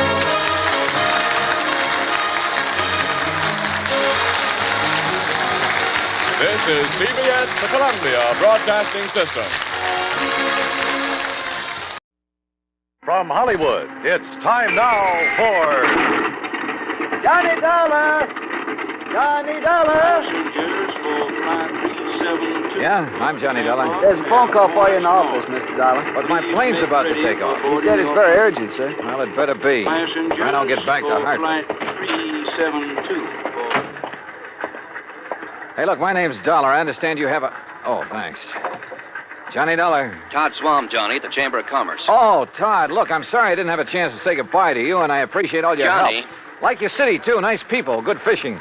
But I barely had time to make my plane reservation, pack my stuff, Johnny, and... you've got to cancel your reservation. Cancel? My plane's all ready to leave. Earl Poorman is on his way to the airport now to pick you up and bring you back here. Look, we proved that the accident in that rocket fuel laboratory was an accident. I know. Dr. Allworth's technician, that Leon I know, Salkoff, is Johnny, not a I Russian know. spy.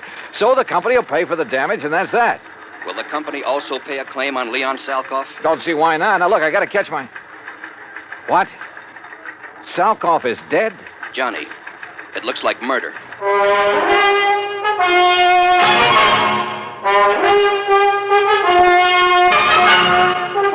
Bob Bailey in the exciting adventures of the man with the action-packed expense account, America's fabulous freelance insurance investigator. Yours truly, Johnny Dollar. And now, Act One of yours truly, Johnny Dollar.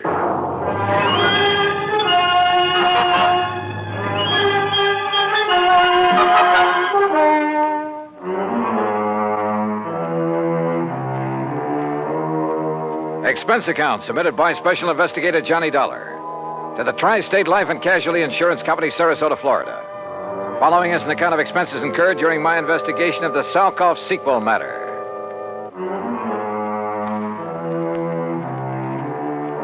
Expense account item 1, $3, no show penalty for canceling the flight back to Hartford. By the time I hung up the phone on Todd Swam, Earl Poorman had pulled a shiny new Cad into the airport parking lot, and we took off. I'm glad Todd caught you before you climbed aboard that plane, Johnny. Earl, he said that Leon Salkoff had been murdered. That's what it looks like. Well, what happened? Actually, he's just disappeared. But under circumstances that make it look like he's been murdered. Any idea who? Johnny, you know as well as I do that he was pretty deep in subversive activities during the last war. Yeah, but he's been given a clean slate, at least so far as our country is concerned. Right. But then, wait a minute. If some of his old pals, and we know there are plenty of them in this country, working for the other side. Right. If they know he's working for us, the first thing they'd do for the sake of their great and glorious cause would be to eliminate one Leon Salkoff. Yeah, or at the very least persuade him, and I mean torture him, into telling the formula of the stuff he's helped Dr. Allworth develop. Exactly. Where and how did it happen? Well, you'll have to get the details from Todd Swam. Us common people aren't even allowed to know where Allworth's lab is hidden away, you know. That's why I'm taking you to see Todd. Then drive on.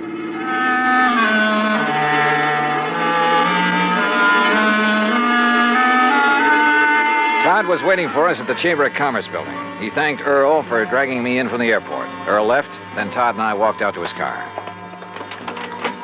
Here, Johnny, use my car. You know where to go. Out to the lab? Yes.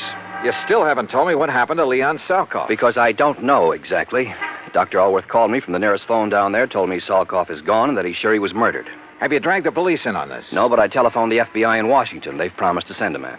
Well, do they know I'm here? They might not want any interference. Well, I told them about your investigation down there at the lab, and they said to give you a free hand. All right, good. Well, I better get going. Johnny, let me know what you find out.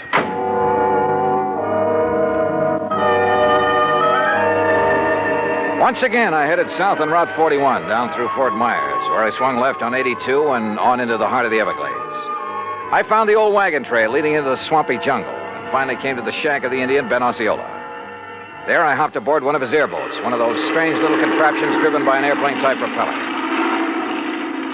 50 minutes later, I pulled up at the brush-covered island in the middle of that vast, wet, soggy swamp. Dr. Allworth was standing in front of the well-hidden laboratory. Mr. Dollar!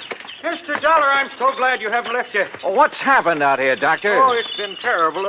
A terrible thing, like a nightmare. Here, come inside. I'll show you and tell you everything I know. Oh, our living quarters are down this corridor. Yeah, I remember. After you and Mr. Swam left us yesterday, Leon and I went to work immediately to replace the rocket fuel additive we had lost in the accident you investigated. Yes? Oh, if only I'd paid attention when he told me about the man he'd seen in Fort Myers the day before. But we were so busy. Wait a minute. What man? Someone he'd known in Europe during the war. A man he suspected of now working for, well, for those who'd like to sabotage our... Go on, Doctor. Look, Mr. Dollar, this is my room. And this, right next to it, is Leon's room. Great Scott. Yes, there must have been a terrible struggle. And, Doctor, this looks like blood on the floor. Now, what happened? Well, it was early this morning before dawn. I heard voices in here. At first, I thought Leon was shouting in his sleep. Yes? But then he began to call for help, and I heard the furniture being knocked about. Well, didn't you come in here? Something had been shoved against my door. This table. I couldn't open it. Then I heard the shot. I heard Leon scream with pain. Then another shot. Oh, terrible, terrible, terrible. Go on, Doctor. Then I heard them drag poor Leon's body away outside. But how did you get out of your room? By placing my bed as you see it now, I was able to brace my feet against it, force the table away from my door. Now, come, Mr. Dollar. All right. I pursued them down this hall, but by the time I reached the outside door, they were gone. But unless they had an airboat. They must have, hidden somewhere on the edge of this little island. Oh, there are 1,000 places in the brush and trees where it could have been hidden. Do you see? Look, 1,000 places.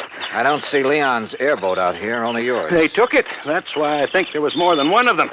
And now I must leave you. You what? I must go into a telephone. I'll be back as soon as possible. Well, now, look, wait a minute. Dr. Allworth. Now that you're here in charge, I must telephone the FBI. No, wait. They've already been notified by... Well, I'll be darned if I'm going to chase him.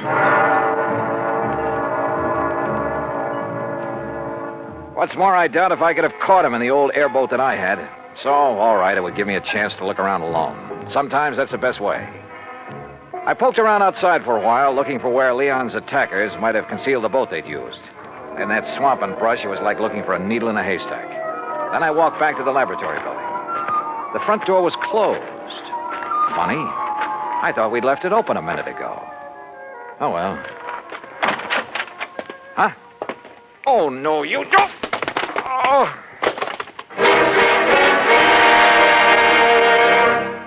Act Two of yours truly, Johnny Dollar, in a moment. And now, Act Two of yours truly, Johnny Dollar, and the Salkoff sequel matter.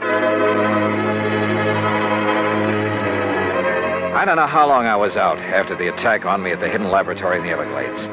But when I came to, I was lying in Alwa's bed. Across the room at a desk sat a well-dressed man going through files of papers and folders. I played possum because I wanted time to think.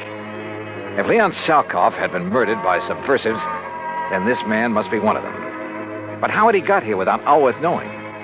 Or did Alworth know? After all, now that I had time to think about it, his explanation of what had happened to Salkoff had been pretty glib. And the doctor's sudden departure a while ago to phone the FBI, he'd said. Didn't he know that Todd Swam had called him? In any event, he'd run off to leave me alone like a sitting duck. Who was the man sitting here? And why hadn't he killed me when he had the chance? I rolled over and groaned. My head felt like it was split down the middle. Oh. Well, Mr. Dollar, you finally come around. Yeah, I guess so. Oh, brother. We were quite concerned about you. We? I'm terribly sorry about what we did to you, but until we frisked you and discovered your identity... Who are you? Walter Brenman, FBI. Oh. When we found you prowling around, we thought you might be one of the people we hoped to trap here. The killer of Leon Salkoff? Salkoff is not dead, Mr. Dollar. What? Have you forgotten a case here in Florida that you handled last year? Parley Barron. Yes, another scientist who apparently disappeared. Actually, we had arranged the whole thing so that his whereabouts would not be known while he continued with his nuclear research. Yeah, I remember. The report of his death and disappearance was to throw off our pals behind the Iron Curtain. Precisely. So now you've done the same thing? Ouch. Again, I'm sorry, Dollar. But we didn't know who you were. We didn't want to take any chances. You say we, Mr. Brenman. My colleague, Mike Crucian, who's in searching the laboratory. Oh, for what? There are two groups. Agents from behind the Iron Curtain who would like to get to Leon Salkoff, either to gain the secrets he's learned in this laboratory or to get rid of him because of his help to this country's defense and missile programs. So if he's reported dead, each will think the other did it and they'll stop chasing him. Exactly.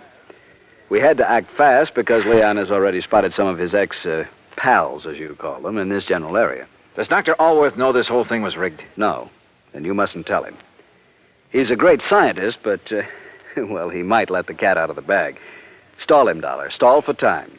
Drag out your pretended investigation. It'll delay Allworth bringing in the police, that sort of thing, until we can take care of Salkoff. That is, install him in his new place. Well, maybe I'm a little muddled because of this wallop on the head, but I should think you'd tell everybody you can, to make sure his so-called death is publicized. Make sure these people who are after him will get the word. Don't worry, they know. I'd stake my life on it. And needless to say, if any of them come out here, we'll be ready for them. Oh, Michael, what did you find? Nothing. Not a single song. Oh, I see Mr. Dollar's come too. Yeah, almost. Say, I'm sorry about the way I slugged you, Dollar. Yeah, me too. I'm sure Walter told you why. You find anything in here, Walt? No. I'm afraid we'll have to go back. Oh, Dollar. Yeah? I take it Dr. Allworth is in on one of his usual all-day trips for supplies? Yeah, something like that. We've got to leave you for a while. You have your gun. You know what to do if anyone suspicious comes around. Well, now, look, when the doctor comes back, I'll have to tell him you've been here. Fine, and that we'll be back. Well, yes. We'll be back. Oh, sure, yeah. Well, Dollar, we'll see you later, huh? Now, you rest. You need it. You're not kidding. Come along, Mike.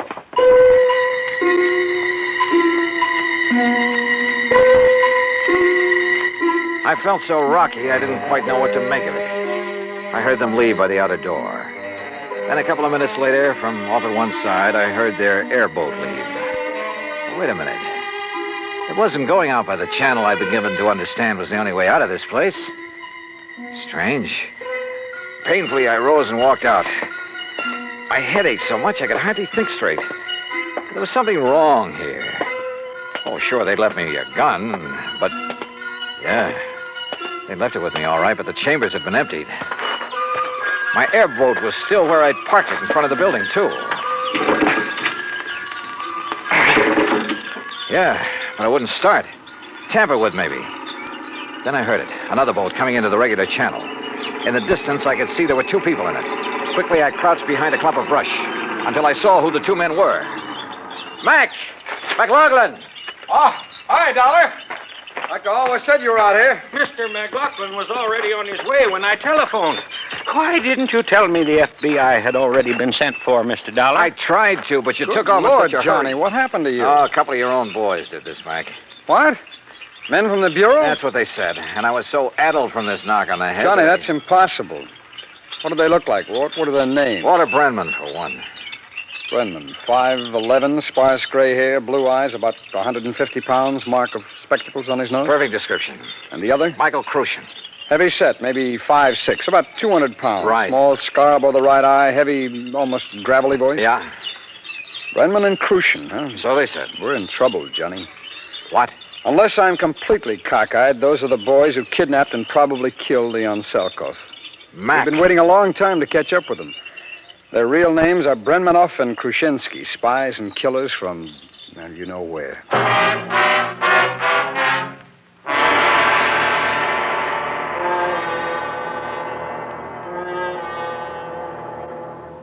Act 3 of yours truly, Johnny Dollar, in a moment. And now, Act 3 of yours truly, Johnny Dollar, and the Salkoff sequel matter.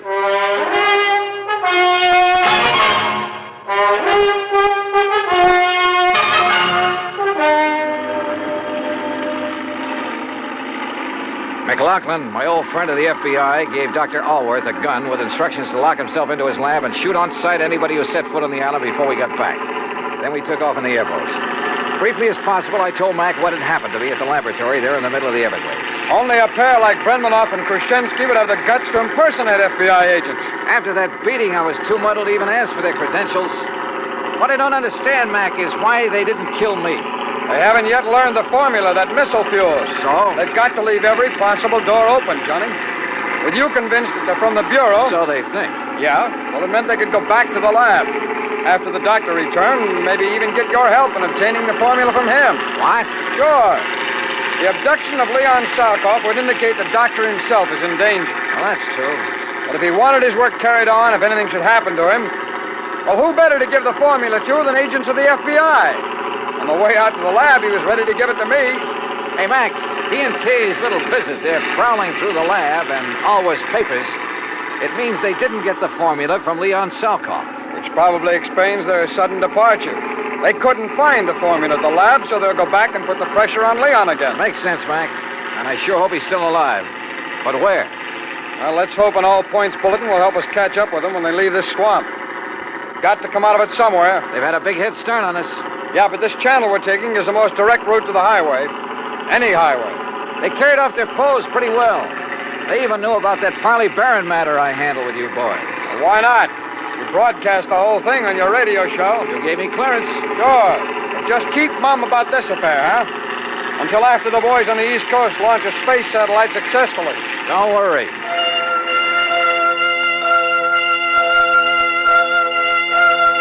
A few minutes later, we pulled up at Ben Osceola's shack at the head of the bayou where we'd left our car. We use mine, Johnny. It's better equipped than yours for whatever we may run into. I saw what he meant, because in back of the seat was a regular arsenal. As we tore out of the jungle and headed south on Highway 29, Mac shortwaved in all points to every town in the area and to the state police. Keep me posted. Over. We're heading south, Johnny, because you said that's the way they left the island by airboat. Right, Mac. But with the way those rivers and bayous twist around in the swamp, they could come out anywhere. Well, I know this country pretty well. They'd almost have to go south to hit this or any other highway. Now, you keep your eye peeled for any side roads that might lead into where they could land their boat, will you? Hey, look, what about this car that's coming at us? Man, he's really stepping on it. That's okay, Johnny. It's a police car. Police, huh? Sure. But did you see who was driving it and who was sitting beside him? What? Yeah, Krushinsky and our old pal Brenman. Hold on to your hat. They must have heard the all points. Well, if they didn't, they're hearing it now in that car. And if that thing is souped up like most police cars... Don't worry, boy. They won't get away from this old boiler.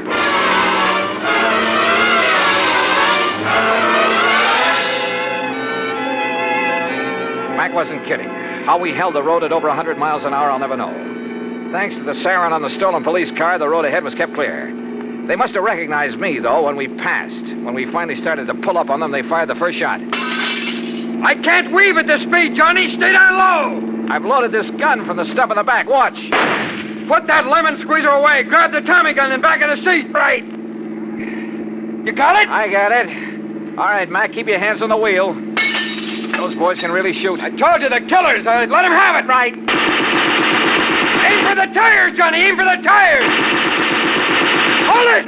Hold it. You've got them. They're going off the road. Mac, if they hit that row of cypress trees, they're gone.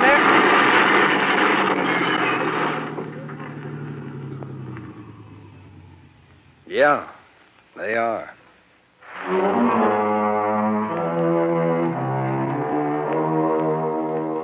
Leon Salkoff? Well, I'm afraid he gave more than his skill and efforts to the country he loved that had taken him under its wing. His body was found trussed up and floating face down in the bayou from which Brenmanoff and Krushinsky had launched the airboat. Dr. Allworth? Well, now that a U.S. space satellite is carrying out its mission, he's safely and officially working in a government laboratory. Expense account total, including incidentals and the trip back to Hartford? I'll forget it. If in any way it helped to get the Explorer out in space, in orbit, it's on me. Yours truly, Johnny Dollar.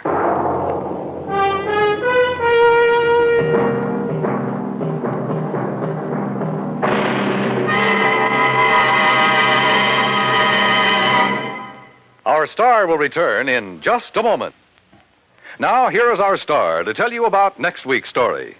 Next week, a trip to a mining town out near Denver, Colorado.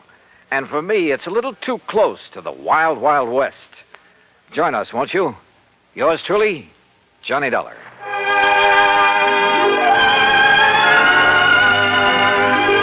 Yours truly, Johnny Dollar, starring Bob Bailey, originates in Hollywood and is produced and directed by Jack Johnstone, who also wrote today's story.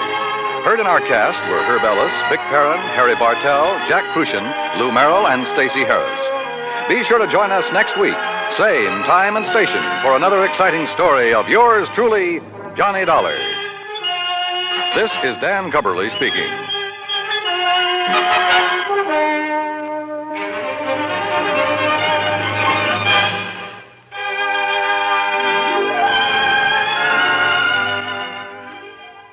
This is the United States Armed Forces Radio and Television Service.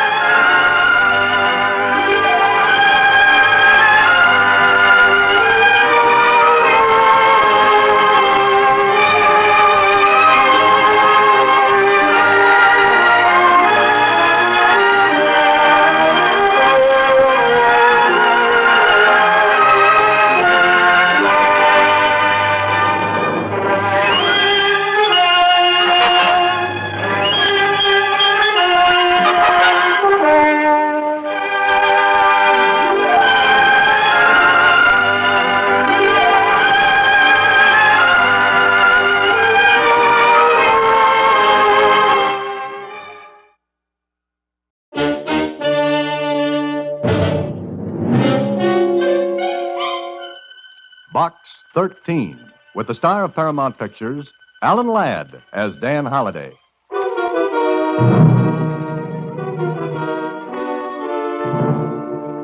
My dear Mr. Holliday, I do not address you as Box 13 because, having seen your advertisement, I was intrigued and found out who you are. You write mystery stories.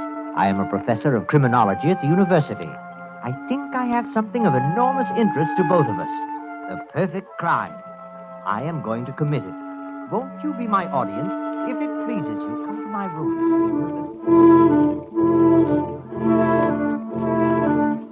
If it pleases you, come to my rooms at the university. Sincerely, Dr. John Dobbs. At first, I wasn't sure whether the letter was on the level or not. Then, when I saw Dr. Dobbs, I was sure it was. And he did commit the perfect crime. Almost.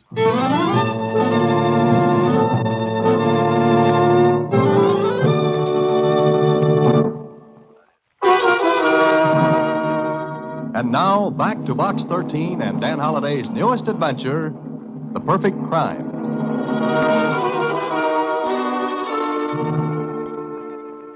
John Dobbs? Dr. John Dobbs. I never heard of him, Mr. Holliday. Well, here, read this. Who's who in American education? Uh-huh. Our Dr. Dobbs is quite a personage. Dobbs, John H., professor of criminology and abnormal psychology. Author of over 15 volumes on crime and the criminal. That's enough, Susie. And now Dr. Dobbs says he's going to commit the perfect crime. Is there such a thing? Susie, any unsolved crime is perfect. Oh, maybe he's just kidding. He's a professor. He wouldn't do anything like that. That's exactly what I'm going to find out. At least I'll have an interesting evening. Dr. Dobbs was waiting for me when I got to his rooms. He was a harmless, pleasant-looking man of about, 65. He smiled shyly as he greeted me. Hi, I'm so glad you came, Mr. Holliday. How long can you stay? All evening. My time is yours. Wonderful. You think I'm a little crazy, don't you? Well, aren't we all? Oh, I suppose so. But let's discuss the perfect crime. Now, what is a perfect crime? One that isn't solved. Yes, of course. But 9 times out of 10, the crime isn't planned. I'm speaking about a planned murder, perfectly executed and perfectly hidden. Dr. Dobbs, you're a great man in your field. Therefore, you should know that no one ever gets away with it. Oh, why not? Because there's always some clue, some minute trace that leads directly to the murder. Oh, true. But suppose there were no clues, none at all. Ah, but you're leaving out an important factor. And that is? The body. It's hard to get rid of a body. Dr. Crippen was trapped. Trapped because police found the body of his wife in the basement. Yes. But suppose a body could be destroyed altogether. Well, it's never been done. With today's scientific police laboratories, even the tiniest clue can be built up enough to convince a jury. Yes, that's very true.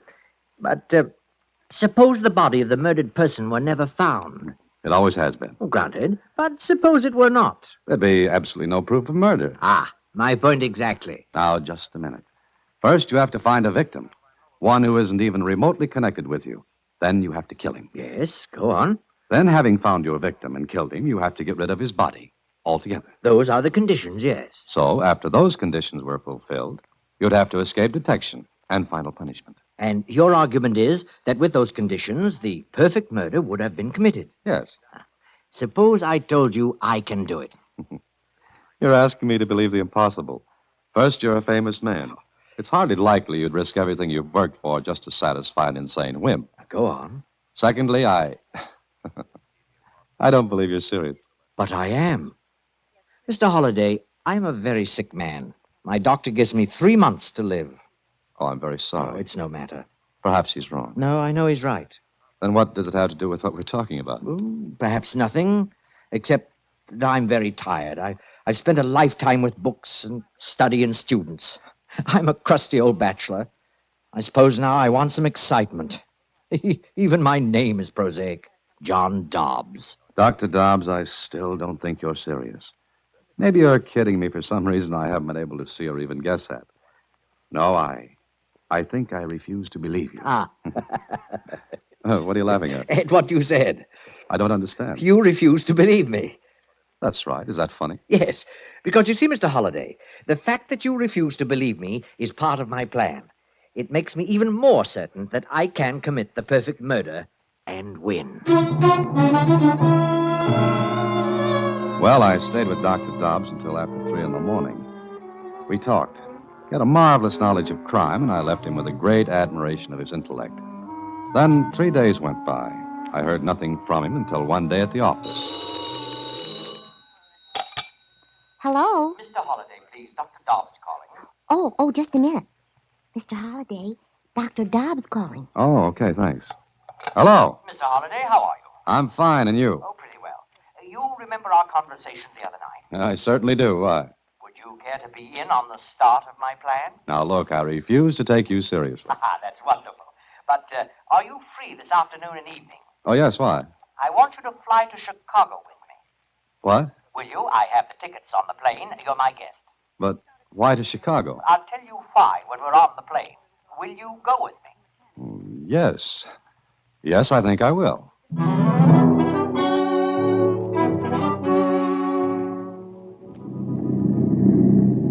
Do you like to fly, Mr. Holliday? Oh, I love it. Do you? Oh, yes. It gives me a great sense of exhilaration. I'm untouchable up here. Why are we going to Chicago, Dr. Dobbs? Here, read this newspaper account of a murder. Police are at loss for clues in the Caroline Standish murder case. All leads have come to dead ends, and why do you want me to read this, Doctor? Because I'm going to Chicago to confess to the crime. You're what? I'm going to confess that I killed Caroline Standish. I don't believe that. We'll be in Chicago in exactly 1 hour and 20 minutes. Half an hour after we step off this plane, you and I will be at police headquarters, and then you will see. But you couldn't have killed this woman. Oh, yes, I could have. She was killed the day before yesterday. That was Sunday. Sunday's a holiday. It's not too long a plane trip from our city to Chicago, and Caroline Standish is a complete stranger to me. And being a complete stranger, she satisfies the first condition of the victim, that he should not even remotely be connected with her. Exactly. Now settle back, Mr. Holliday. We'll be in Chicago very soon.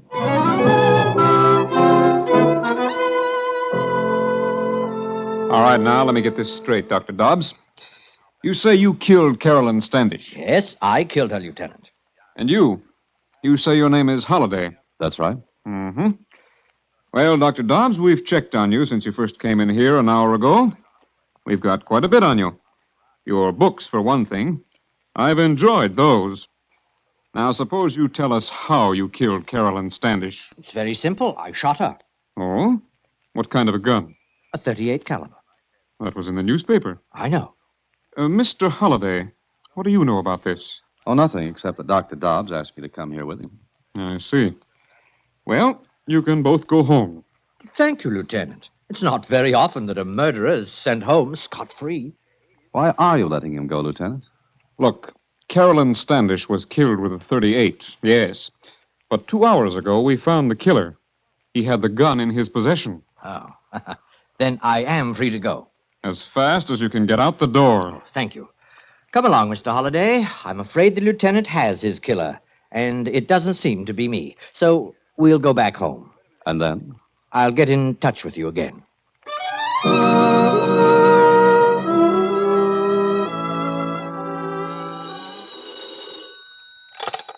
Hello. Mr. Holliday, this is Dr. Dobbs. Oh, you. You don't sound pleased to hear from me. Where are we going this time? So you guessed, eh? Guess. Guessed what? That I'm going to Philadelphia to confess to a murder there. You're going to do what? The same thing I did in Chicago. Will you come along? Oh, no, thank you. Very well, very well. But I'd suggest you keep reading the newspaper. You may see some very startling developments. Goodbye.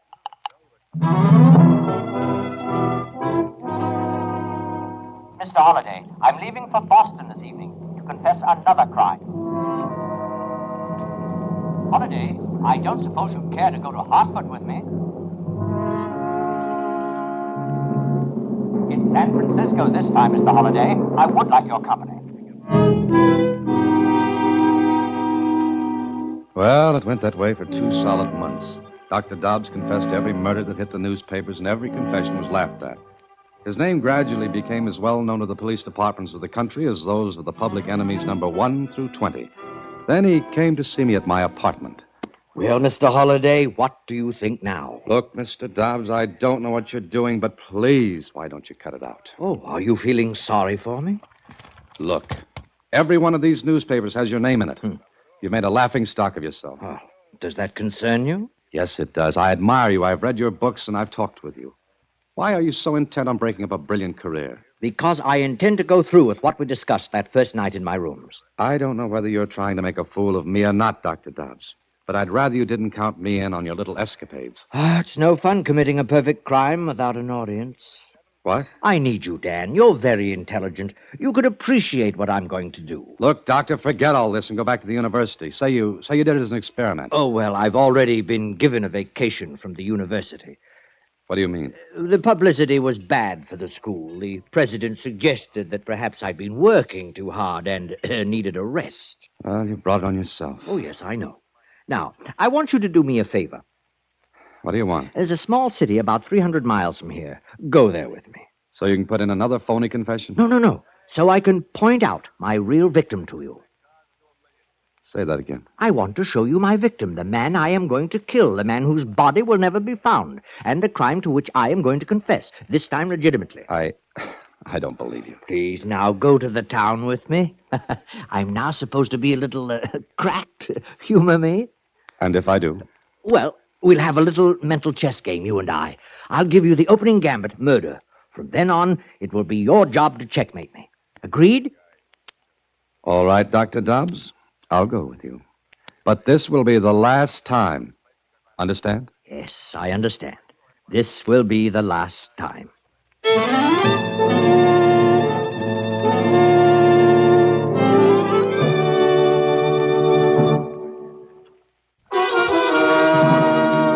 Now back to The Perfect Crime, another Box 13 adventure with Alan Ladd as Dan Holliday.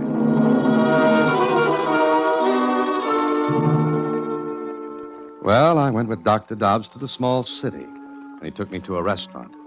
He seemed to be looking for someone when suddenly... Look, Dan, there he is. Who? The man I'm going to kill. The one who just came in? Yes, look at him. Describe him to me. I want you to be able to recognize him any place, under any conditions. What for? Please, just do as I ask. Well, I see a man about your build. Yes. A little younger, perhaps. Yes. Nondescript. His name is Alexander Ferris, and he's a buyer for one of the department stores here. How do you know all this? I looked all over for a victim, and then one day I saw him in our city. I followed him, found out he lives here. Oh, he doesn't even know he's going to die. Dobbs, let's cut out this nonsense. But it's not. Ferris is a bachelor. He lives in a boarding house. Once a month, he takes a trip to our city to buy for the store here. Go on, you're not finished. No, I'm not. I was going to add that Mr. Ferris is going to make one more trip to our city, and that one will be his last. Tell me one more thing. Why did you pick him? Because he seems the logical one. He does things by routine. He stays at the same hotel in our city. He takes the same train there and back home here. Oh, I hate monotony. Uh-huh. Now, suppose I should walk over to Mr. Ferris and tell him that a madman is going to kill him. Go on, try it. You know what he'd do. Yes, I think I do. He'd look at me as though I were the madman. Then he'd call for the police, and I'd be stuck in a nice cell until the police decided I was harmless. Exactly. All right, Anne. We're finished here. You've seen the victim. Now we'll go back home, and I'll let you know when the game begins.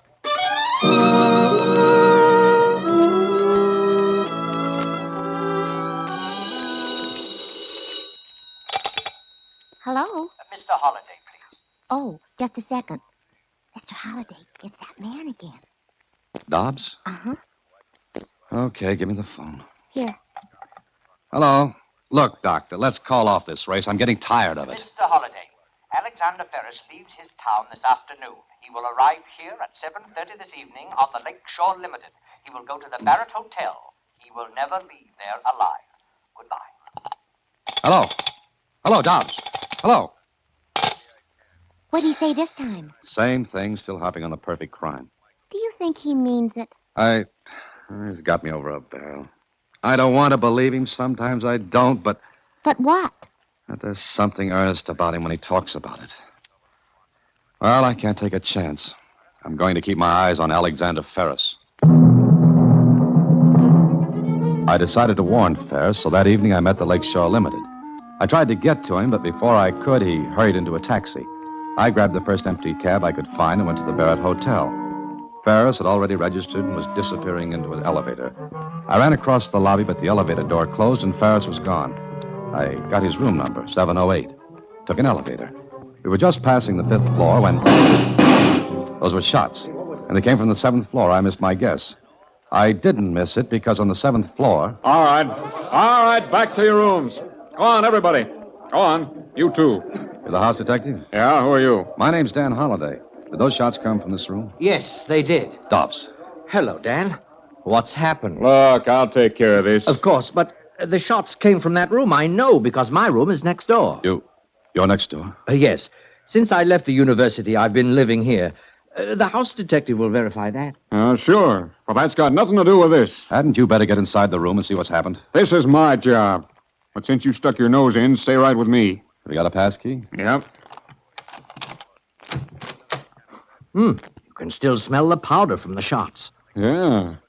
And where's the guy that came in here? Look in the bath. Close that door. Now, you two stay right there. I'm going to give this place a look-see. Something fishy here. So your curiosity got the better of you, eh, Dan? You're next door, huh? Yes, convenient, isn't it? Where's Ferris? He's dead. You shot him, I suppose. I killed him, yes. I saw him get on the elevator and come up here. All right, you saw that. What then? Where is he? I don't get this. There ain't a sign of the guy anyplace. But there's his hat, top coat, and valise on the bed. Which proves he came in here. The bellboy will verify it if he came in here. All right, let's ask the bellboy. I'm running this until the police get here. Well, by all means, call the police. Dr. Dobbs, would you mind if your room was searched? I was going to suggest it myself. There ain't no fire escape. Nobody fell out the window. And nobody's here. Oh, please, let's look in my room. Then you can question the other guests on this floor. Okay. Come on, you two. Out of this room. Well, Dan, what do you think now? I don't know. Maybe I've stopped thinking. Well, the case was a sensational one. 2 shots fired, no body, and no Alexander Ferris. 2 days later, Dr. Dobbs visited me in my apartment. Well, Dan, have you made any headway? I'm not trying. Oh, yes, you are. It intrigues you, doesn't it? It's a hoax. The whole thing is a hoax. Not the whole thing, Dan. I give you my word of honor that I killed Ferris. Will you tell the police that? I already have. I confessed. You what? But they laughed at me. You see, I'm known now as a crank. I confess to all murders. Where is Ferris's body, Holliday? How did I get it out of the room? You didn't. You couldn't have. The other guests rushed to the doors after the shots. The only stairways are at the ends of the corridor. You couldn't have carried his body without being seen. Correct. And the bellboy verifies the fact that Ferris entered his room next to mine. And yours was empty. So, what have you got? Dobbs, I don't believe you killed Ferris. All right, then where is he? I don't know. So, I fulfilled 2 of the conditions we talked about our first night. Remember what they were? Yes, the victim had to be a stranger to you, and the body had to disappear. And the 3rd condition, I escaped detection and punishment. Dan, why don't you tell the police about me, what you know, what I've told you? They wouldn't believe me. No, they wouldn't. But, Dan, I swear to you that I killed Ferris. If you figure out how I did it, I'll admit it and take my punishment. I am not the police. No, you're not. But you know more about this than they do. I swear to you again, Dan, you have the whole solution in your head. All you have to do is put together the pieces of the puzzle. It's really very simple. Well, goodbye, Dan.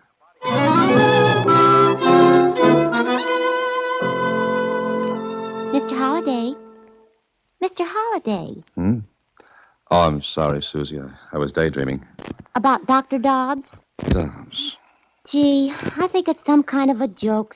There just isn't anybody. They've been looking for almost a week now. That's what bothers me.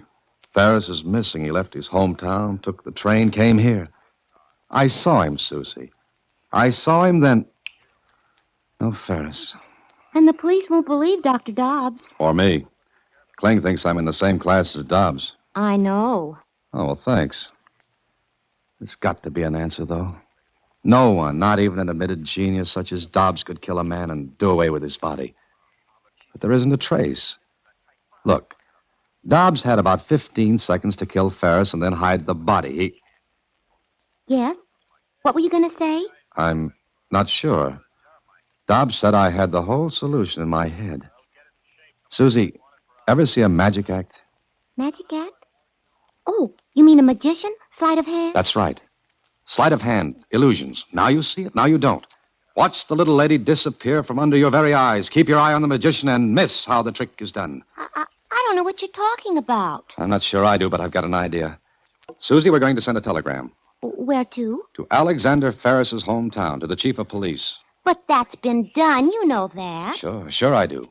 But the other telegrams were about and concerning Ferris. Well, what's yours going to be? About a perfect stranger.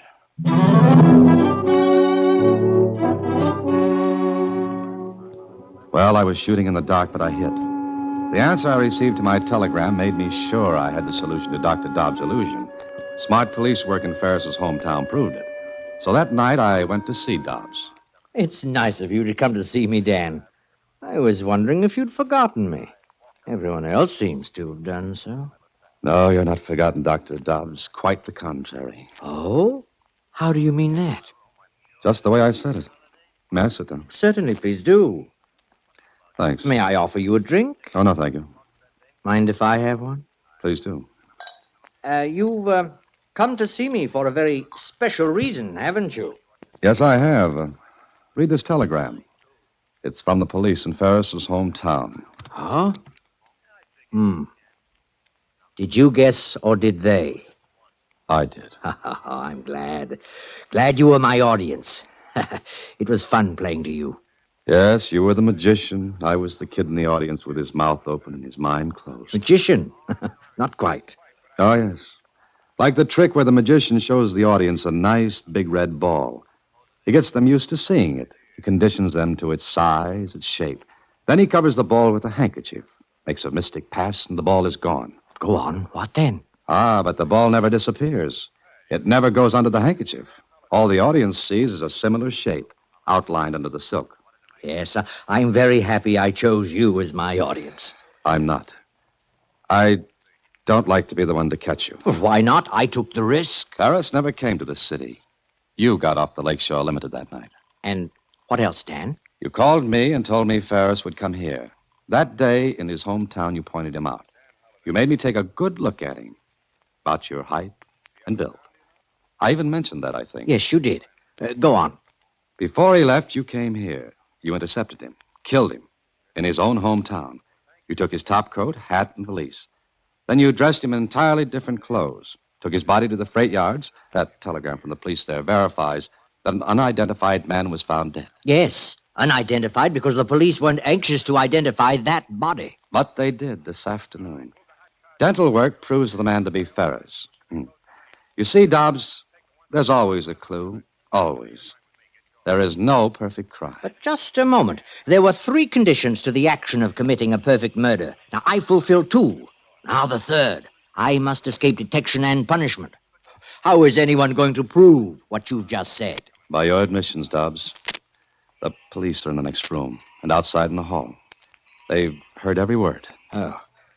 There are still a few things to clean up, but there isn't time, is there? I still have to escape punishment. I'm sorry, but you can't. Okay, boys, come on in. Well, the police. But, Dan, I still say I've fulfilled the last condition, to escape punishment. It's a good thing you didn't take the drink I offered you. I knew as soon as you came in that you had me. Dan, explain how I did it. It's no fun doing something clever if no one appreciates it. Dobbs. Dr. Dobbs. So long, Dan. Don't forget to explain the rest. It's been a wonderful chess game. Now, checkmate.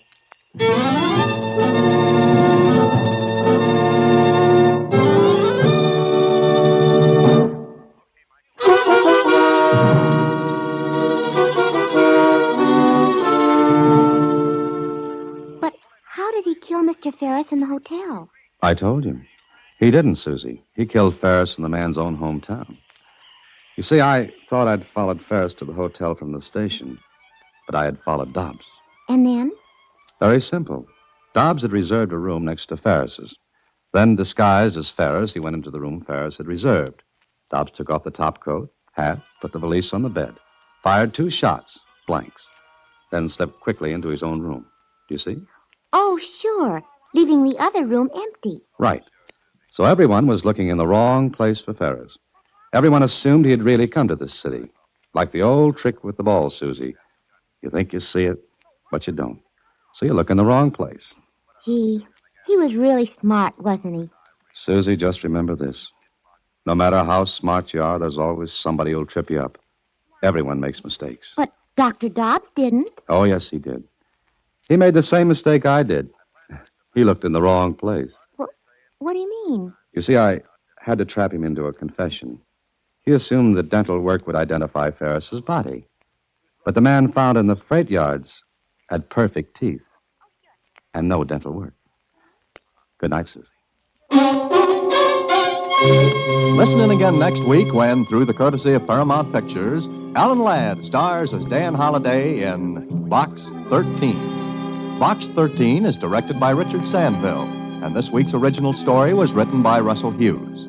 Original music is composed and conducted by Rudy Schrager, and the part of Susie is played by Sylvia Picker. Vern Karstensen is in charge of production. Box 13 is a Mayfair production from Hollywood. Watch for Alan Ladd in his latest Paramount picture.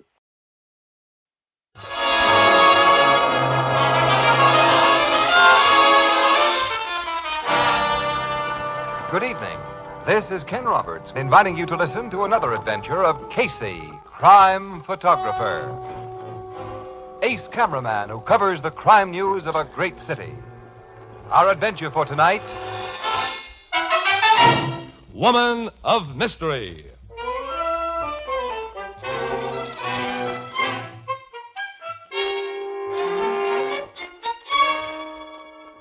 Morning, about 10 o'clock. In a private office at police headquarters, a telephone rings and... Homicide Bureau, Captain Logan speaking. Is this the place to report a murder? Yes? I think I've got one for you. Well, who's this speaking? I'm Lizzie Banks. To be really proper, I'm Mrs. Charles Peter Banks. Only my husband's dead, and I'm a widow. What's your address? 1221 Steger Street. 1221 Steger. That's right.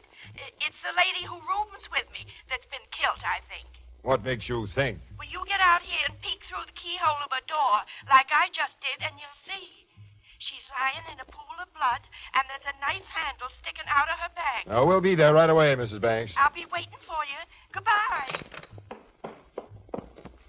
Sergeant Martin. Yeah, Captain? Tell the tech squad and the doc to follow us to 1221 Steger Street. You go there with me. Yes, sir. What's happened at 1221 Steger Street, huh?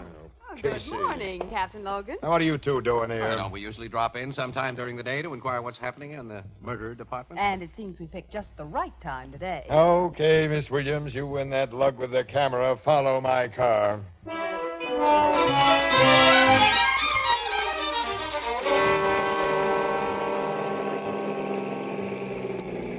Captain Logan's car's stuck in front of that little ramshackle cottage, Casey. Yeah, I'll park right behind him. Boy, is this a crummy neighborhood. Yeah, we won't get any front page stuff here. Murder's got to be glamorized to write big headlines. Yeah.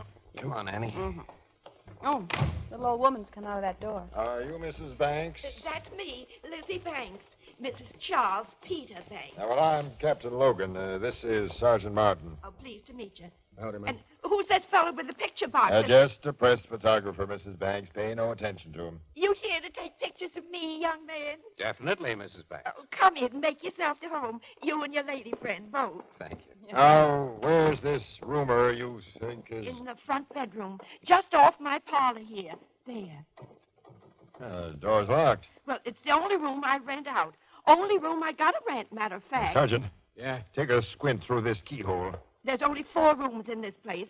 Parlor, kitchen, front and back bedrooms. I'd say the woman lying on the floor in there has been stabbed, Captain. Oh, I used to have a nice big house when my husband was alive.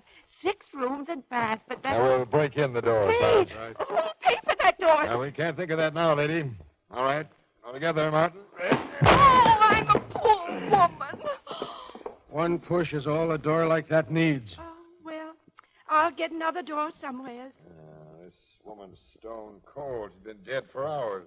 The knife in her back was pushed in up to the hilt. Now, all of you keep out of this room. I don't want you stepping on possible evidence.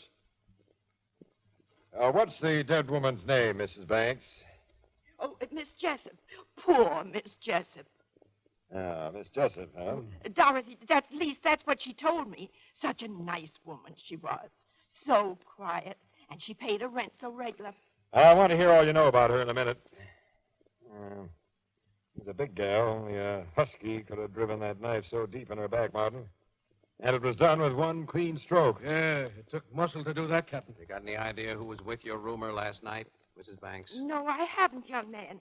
Miss Jessup came home about 8 o'clock and said, "Good evening," and then went into a room here, and I heard her bolt the door. I went to my own bedroom pretty soon after that and went to sleep. This morning I called to her, and she didn't answer. I tried the door and found it locked, and then I did what any woman would do and peeked through the keyhole. And after that, I run out to the corner store where there's a phone and called you. This door was fastened on the inside with a good strong bolt. Casey, I told you not to come in I'm here. only poking my head around the door frame. Well, the killer never left this room by the door, That's Captain. altogether obvious, Miss Williams. He used the window. He couldn't have done that, Captain. That window's locked. Mrs. Banks, it's open several inches from the bottom. I say it's locked. I know my own house. Now try it. Hey, it is locked in this position. And locked from the inside by them spring bolts in the frame. Miss Jessup always left it like that at night, open enough to get fresh air, but not open enough so that even a cat could crawl in. Say, she's been killed in a room that nobody could have got in or out of. Casey. Yeah, let me take another look at that knife. The woman couldn't have stabbed herself in the back like that, sir. How was Miss Jessup murdered? How? The answer seems very simple to me, Mrs. Banks. Oh, it is? Well, sure. I'll show you why it's simple, pal, if you'll give me your royal permission to come through this doorway. Okay, but watch your step. Thank you. When I look, this is an old-fashioned type of window without counterweights or friction slides. You raise or lower the sash, you pull out 2 spring catches on the side. I know that. What I don't know, Wait a Casey, minute, pal. The round spring bolts in the sash snap into holes in the casing and lock. That is when they find those holes. Now, that can be prevented. When I was a kid, we lived in an old house that had this arrangement. I used to monkey with it. Would you get to the Well, point? give me a chance. Now, probably to delay the discovery of the body, whoever killed this woman figured it smart to leave the window as she usually locked it at night, only a few inches from the bottom. So, he ran a pair of thin strips, common metal bailing straps that do the trick, between the sash and the casement, climbed outside, lowered the window, pulled out his strips, and let the spring bolt shoot into place. It could have been done that way easy, Captain. Yeah. Oh, Casey, now you've ruined a nice mystery. I've always wanted to run into a real case of murder where the killer has vanished from an escape-proof room. You and I should live so long, Annie. But who could have been the big, strong person who drubbed that dagger into Miss Jessup's back? Now, Mrs. Banks, step back into your parlor, will you? I want you to tell me all you know about Miss Jessup. Yes. Yeah, that sounds like the tech squad, Sergeant. Let him in and have him give that room the works. Yes, sir. Now, Mrs. Banks, how long have you known Miss Jessup? Only 2 months, Captain, since she rented my room. I don't really know anything about her at all, except she was a woman of mystery. A woman of what? Mystery, Captain. A woman of mystery.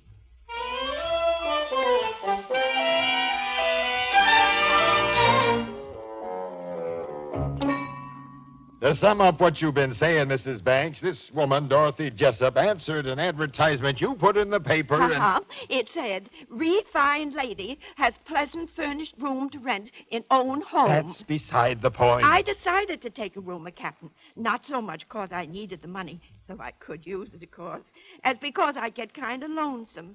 And I figured having another woman in the house... We've gone over that. Miss Jessup seemed so nice and quiet. Mrs. Banks, she wasn't a giddy young thing. She was 45 at least. So I The thought... point, Mrs. Banks, is that she never told you anything about And herself. that's why I say she was mysterious, Captain. Most women do tell things. Women like to talk. Yeah, I'm getting the proof of that. What? Ah, take it easy, Logan. Take it easy. Mrs. Banks. You want to take another picture of me, Mr. Casey? Well, I've taken a half a dozen of you while you've been getting acquainted with the captain. But you see, now we'd like to nail something down. Now, did Miss Jessup ever say or do anything to give you the idea that she had secrets? Secrets that might possibly explain her murder? She certainly did do something. Oh? She come into my house with a suitcase. And from that day on, she never went out of her room without leaving that suitcase locked. How did you discover that? How do you suppose I discovered it? A body's got every right to find out whether folks distrust him and lock things up. Oh, Sergeant Martin. Yes, sir? There's a locked suitcase in the dead woman's room. And bring it here if the tech men are finished with it. Okay, Captain. I was just coming out for you. The doc would like to have you in there for a minute. All right. You stay here with Mrs. Banks. Excuse You don't me. have to leave a policeman to watch me. No. Don't worry. You're not being watched, Mrs. Banks. Hey, whose picture is this on your wall? This beautiful young woman. Why, Mr. Casey, believe it or not, that's a photograph of me. Took 50 years ago. You know, I figured it was you. You could tell. Sure. Seeing me all wrinkled now and shrunk up. Well, your face still has the fine lines of the girls in this picture. Oh, that's nice of you to say. My husband used to make pretty speeches like that to me. Charlie's been gone now for 14 years. Tell us about yourself and your husband, Mrs. Banks. For the story, all right. Well, your newspaper story won't be the first one read about Charles Peter Banks and me, Miss Williams. We was once somebodies. Somebody? You ever hear of Elizabeth Fontenoy? No. Of course you didn't. Elizabeth Fontenoy was my stage name back in your grandmother's day. You were an actress? Uh-huh. What was called a soubrette. What do you know? Oh, I wasn't a very good one. I guess I was just young and pretty and looked good in tights. And my husband was a real somebody, though. Charles Peter Banks was educated, a scholar. He wrote a book. A book? Yeah? About historical things you probably wouldn't understand. There's the book he wrote on the table. Oh, may I look at it? Sure, but handle it careful. It's old and not very strong, like me. I'll be careful. Let's see, Casey. The Art of War in the Middle Ages. Colleges and museums used to ask for my Charlie's opinion on that subject. Oh, he knew all about battle axes and swords and what men wore when they fought in ancient days. And newspapers and magazines used to mention his name, and mine, too. You might maybe put in a word or two about that in your story, miss? I shall, Mrs. Banks. Oh, here's that dratted captain back again. Well, the docs just confirmed my opinion of this stabbing, Casey. What do you say, Logan? That only a very strong person could have done the job. The knife was driven completely through that woman's body and through a rib bone. Through a rib bone? Yeah. Say, Mrs. Banks, do you know of any big or very strong people who were associated with Miss Jessup? Well, I don't know if you call my next-door neighbor associated with her, but he's big and strong, and she had a fight with him last week. She had a fight? Well, not exactly a fight. She just told him she'd scratch his eyes out if he didn't stop getting drunk and pestering her. Oh, Gus Ettenberg's what I call a masher. Made Lena Finnegan mad as all get out when Gus took a shine to Miss Jessup. Oh, well, what was Lena Finnegan mad about? She was jealous. She wants to marry Gus. They'd make a good pair.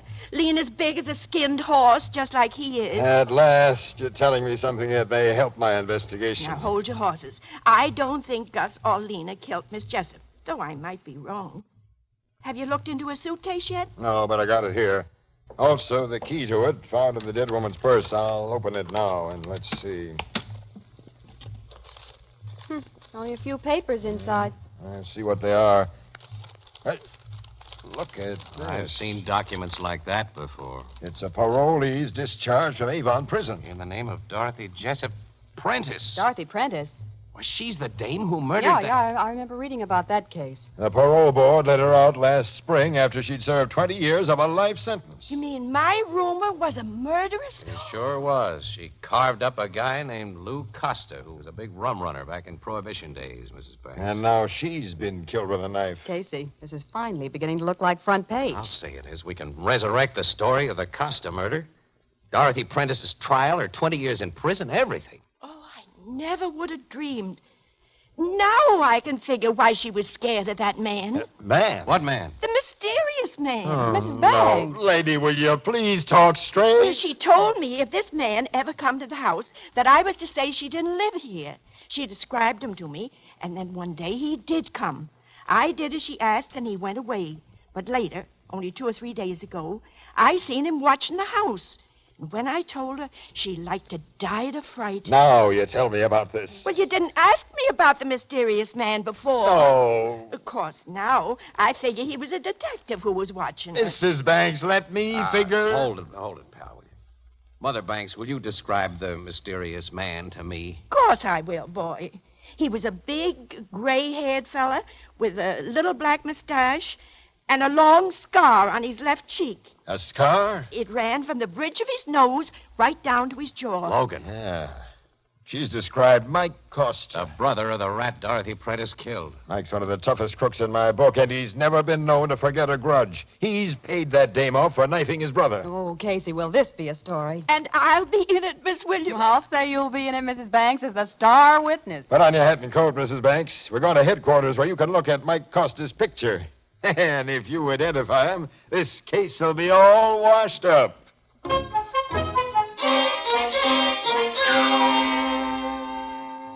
That's a picture of the man I know, Captain. That mysterious man Miss Jessup was afeard of. Sergeant, get out a pickup order on Scarface Mike Costa. Have him brought in here and quick.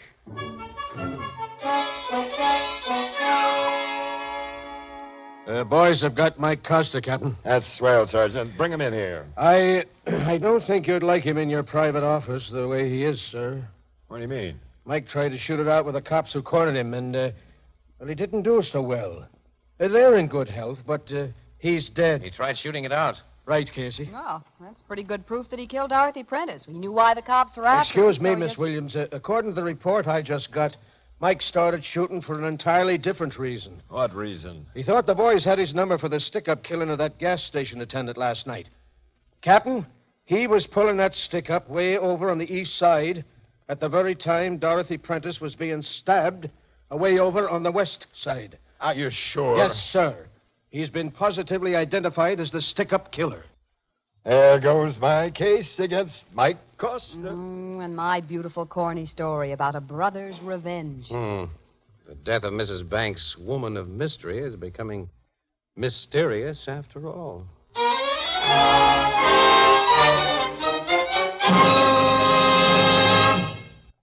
Come in, Mr. Casey. I'm delighted to see you. Thank you, Mrs. Banks.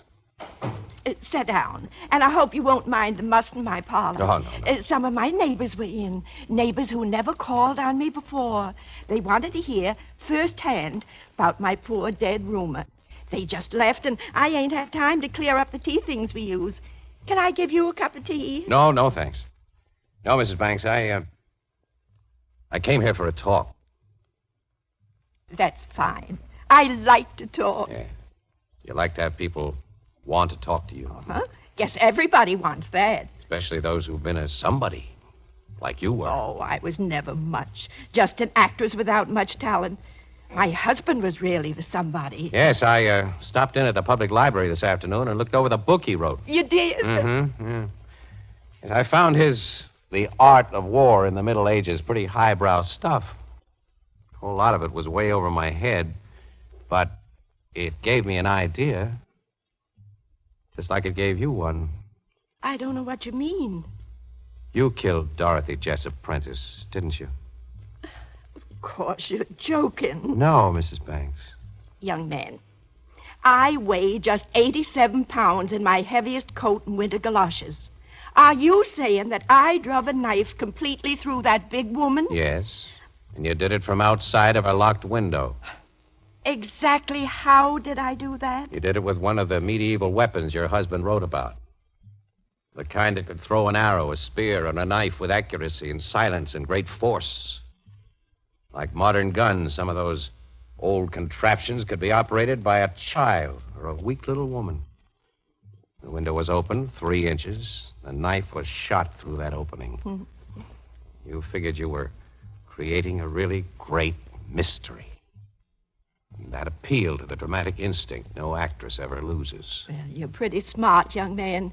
You know, I never figured that window could be shut and locked from the outside the way you said.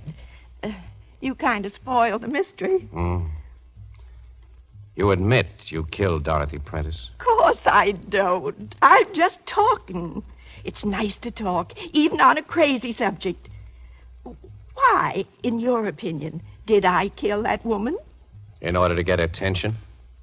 The attention you've been without for so long? Well, I've been pretty lonesome. I've wanted folks to notice me again, but do you think that's a good enough motive for what you say I've done? It wouldn't have been for you if you hadn't learned that your rumor was a freed murderess.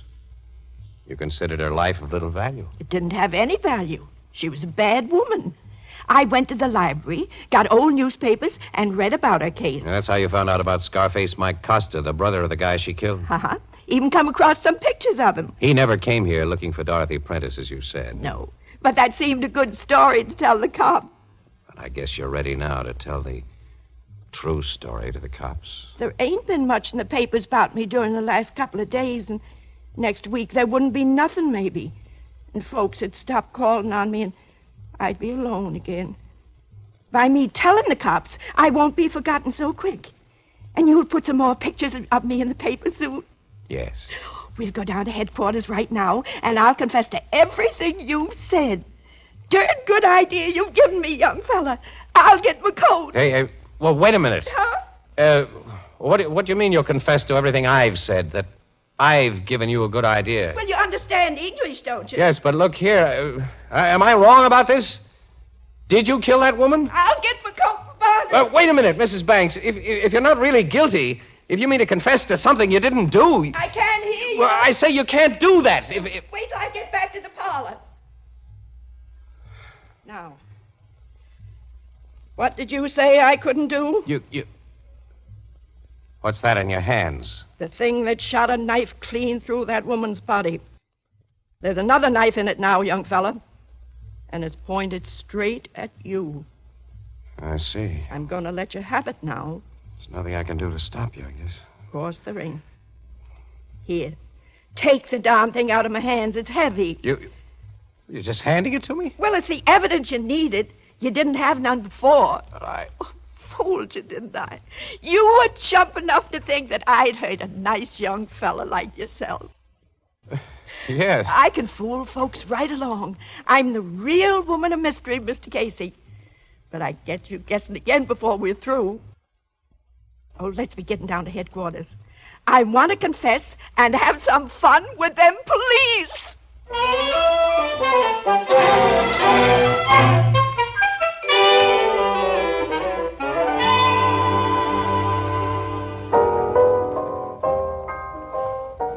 What was the gadget Mrs. Banks had, Casey, that shoots knives? That was a crossbow, Ethelbert.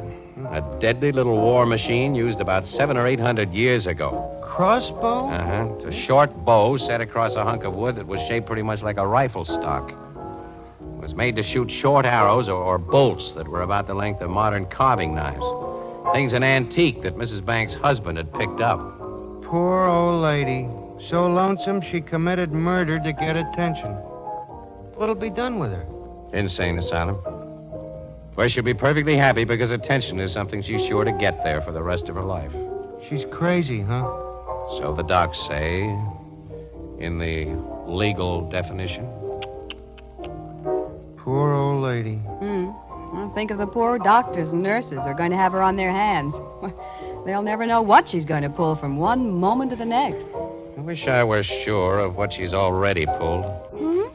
What do you mean, Casey? I'm never going to be absolutely sure she used that crossbow, that she's really a murderess. I'll never be really sure that she hasn't played me for a chump in order to get what she wanted. The solution of this mysterious mystery is still a mystery, huh? I don't think so, but...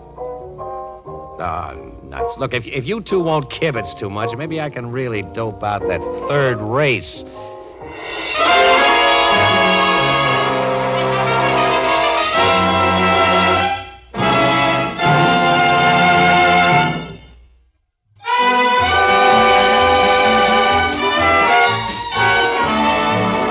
Crime Photographer, starring Stutz Cotsworth, is produced and directed by John Dietz. It is written by Alonzo Dean Cole and is based on the fictional character of Flash Gun Casey, created by George Harmon Cox. Original music by John Gart, and the program features Jan Miner as Anne and John Gibson as Ethelbert, and Eva Condon as Mrs. Banks. Herman Chittison is the Blue Note pianist.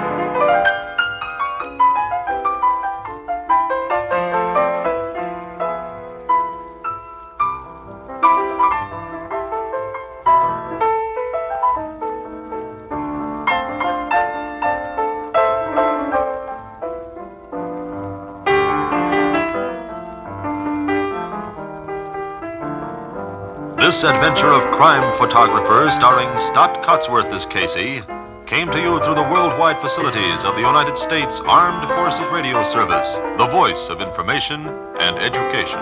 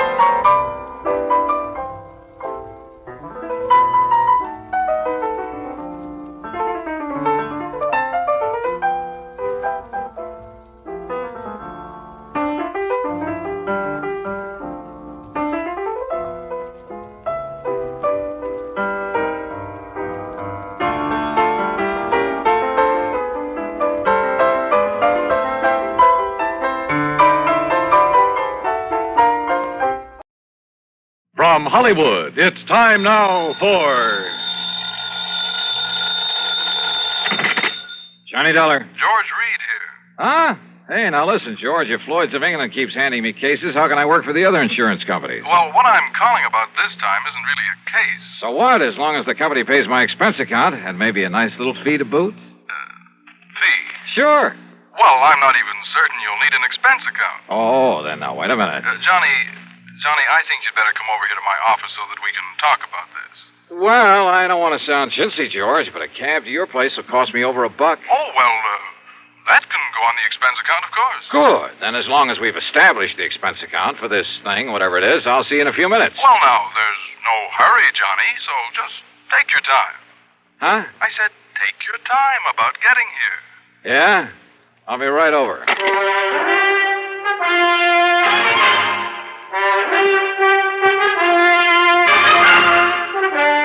Bob Bailey in the intriguing adventures of the man with the action-packed expense account, America's fabulous freelance insurance investigator. Yours truly, Johnny Dollar. And now, Act One of yours truly, Johnny Dollar.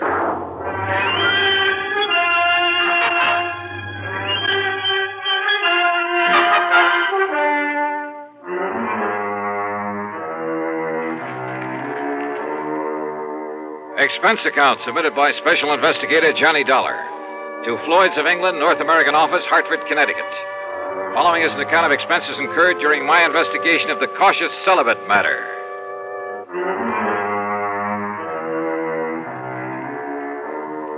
Wait a minute. Over the phone, George Reed did not tell me what he wanted me for. Also, he very plainly said not to hurry. Item 1, $1.20. No. Make it $1.50 for a taxi down to his office. Go right in, Mr. Dollar. Mr. Reed's expecting you. Okay, thanks. Oh, come in, John. Yeah. As I tried to tell you on the phone, there was no reason to rush over. Oh, yeah, I got the message, George. That's why I did rush. Oh. Well, sit down. Sure. Well? Cigarette? No, thanks. I'll smoke one of my own. Oh, sure. But here, let me give you a light. Okay. Honey, I filled this thing just this morning. Here, give it to me. Oh, that's all right. I'm sure I can make it work. Well, what is this, George? Some kind of a stall? Oh, here, give me. Well... As for you, I don't think you were trying. I guess I didn't flick it hard enough. Yeah. Now, what's on your mind? Well, you got back from that assignment out in Oklahoma sooner than I expected, from that town with the unlikely name of Bum Spung. Well, it's really the name of Durango Laramie Delhart's ranch. Crazy old character, but I like it. Bum Spung. Now, what can a name like that possibly mean? Are you kidding? You told me yourself the other day, just before I went out there. Oh? Did I? Well, of course you did. It's an old Indian name. Means bum, means bad spring, bad water. Oh, of course. You, cleaned up everything out there? What's the matter with you, George? Didn't you read the report I handed in with my expense account? Well, I sort of glanced over it, but you're coming back so soon, and with Durango's pretty niece out there, Carol Dalhart. Oh? What about Carol? Didn't I, kind of get the impression that Durango would like to have you marry her? Well, you should have. Every time I get within spitting distance of Oklahoma, I expect them to shove a shotgun at my back, and, well, that's why I left there in such a hurry. Oh? Sure, right after settling that insurance matter. Only it was for Durango's old pal, Sidewinder Wilson. Another character. Yes, Durango was here in Hartford, but Carol was there, wasn't she? Yeah, she certainly was. And, George, I'd love to have stuck around a while, to be with her. Mm-hmm. But when I got word that Durango was about to get back there, that he was bringing along a preacher, brother, I took off. Why, Johnny? Why? Well, let's face it, George. I'm afraid I'm a confirmed celibate. Well, at least you say you are. But, aren't you rather fond of Carol Dalhart? Well, I've told you, she's a living doll. She's tall, dark, and very beautiful. She's intelligent. She has a lot of spark, a lot of spunk, too, and a wonderful sense of humor. Uh-huh. Yeah, to put it bluntly, Carol has everything. Everything a man could possibly want. And, George, when I take that gal in my arms... Why don't you marry her, Johnny? Confirmed bachelor, eh? But you don't sound like it. No. Sometimes when I think about her, I don't feel like it. Well, then? No. Let's stop talking about it. Why? Because, George, I'm not marrying. Not Carol or anyone else. At least, not right now. Someday, perhaps? Not now. Best years of your life, Johnny. And with someone like her. George, I've made up my mind about this whole thing, and that's that. Yes, but I'll bet if she were to walk in here suddenly... I said, cut it out, please. And listen, what difference does it make to you? What business is it of yours? Well, of course, it wouldn't hurt me a bit from the standpoint of client relationship. Huh? And after all, Durango is a mighty good client. You mean to say you've been giving me this big marriage build-up just... George, so help me, I ought to wring your neck. Oh, well, now, Johnny... But come on now, you've been stalling around long enough. Stalling? Yes, stalling. Now, what did you want to see me about? Well, actually, it's about Durango. Johnny, he asked me to have you come here. What for? And to keep you here. What? Yes, until he can arrive. You mean Durango's on his way here? Well, he thought of asking you to fly out to Bum Spung again, but he was afraid you wouldn't. George, can't you see what this means? Can't you see why he's coming here? And probably with that shotgun I mentioned. Oh, now, Johnny. No, sir, George. When old Durango gets here, you tell him... Hi there, Huh? Reuben. Where is he? Durango. Ain't that Johnny Dollar got here yet? Wait, the fire escape. What did you say? Oh, yes. Well, then I'll go right in. Johnny, wait! Tell him I left town. No, wait, listen! Well, where is he? Durango. Hi there, Georgie. Where's he at? The window. You mean went out the window? Yes. Dollar, Johnny! You come back here, Johnny! You hear me? I said come back here! And now, Act Two of yours truly, Johnny Dollar and the Cautious Celibate Matter.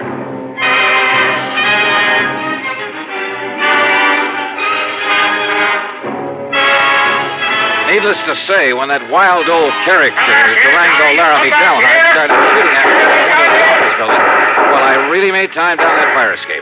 And I didn't stick around to see how he was going to square himself with the police. Because before I could even reach the nearest corner, a couple of prowl cars pulled up in front of Floyd's of England and out piled half a dozen cops, all pulling their guns. No, sir. I grabbed a taxi. That's item 2, and it comes to $5 even for the fastest ride I could get to my apartment. Because Durango's presence in Hartford can mean only one thing. Yes, sir. He was still obsessed with the idea that I should marry his niece, Carol Delhart. Sure, I care a lot for Carol. Maybe even love her, I don't know. And I know that she likes me a lot. But I also know that neither of us is going to be railroaded into marriage by old Durango. Yet there couldn't be any other reason for his coming here. So I dragged out a couple of handbags and proceeded to pack them well. Then item 3, another dime for a phone call. George Reed here. So what happened, George? The cops haul him off and throw him into the clink? Durango? Who else? Johnny, this man is unbelievable. It's fantastic. Huh? I don't know how he worked it, how much it cost him. And, of course, as always, he came here loaded with money. Thousands, Johnny. Yeah? Well? But the police didn't even take those 6 guns away from him. Oh, brother, all the more reason why I'm getting out of here. Yes, Durango still thinks he's living in the old days of the wild and woolly West when the only... What? You're leaving? Oh, you bet your life I am, and I'm putting all the costs of transportation on expense account. Well, now listen. After all, it was you who got me into this whole thing. Listen to me. Where are you going? What do you think I tell you? You're in cahoots with this wild old man, this trying to get me to marry his niece. But, Johnny, if you and Carol love each other... So what? Do you think we want him to force us into it? Well, now, look. Suppose we... Yeah? Oh, come on, George. I'm in a hurry. George! Are you in your apartment, Johnny? That's right, but not for any longer than... Why do you ask that? You stay right there, Johnny. Durango. You just stay right there. I'm coming right over. I gotta talk to you, young feller, and that ain't all. You hear me, Johnny?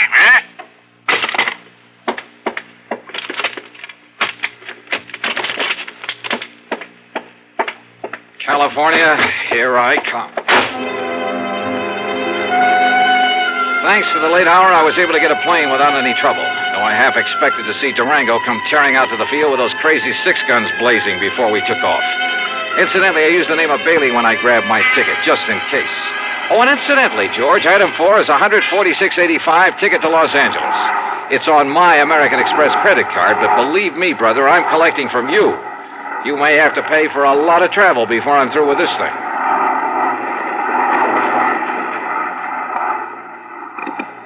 This is the pilot speaking. We'll be landing in Chicago in about 10 minutes. Weather is clear, the moon is bright, and ground temperature is 52 degrees. Is there a Mr. Johnny Dollar on board? A Mr. Johnny Dollar. I don't have him listed among the passengers, but is there a Mr. Johnny Dollar on board? Stewardess. Yes, Mr. Bailey, isn't it? This Johnny Dollar you're asking for, a friend of mine. I guess he missed the flight. Yes, I guess he must have. Anything important for him? Well, just a radio message. Well, as I say, I'm a good friend of his, so why don't you let me see that message, and perhaps I can, well, you know. Oh, no, sir. I'm terribly sorry, but that would be against regulation. Well, what if it's anything important? I'm sorry, but thank you just the same. Fasten your seatbelt, please. Yeah, sure.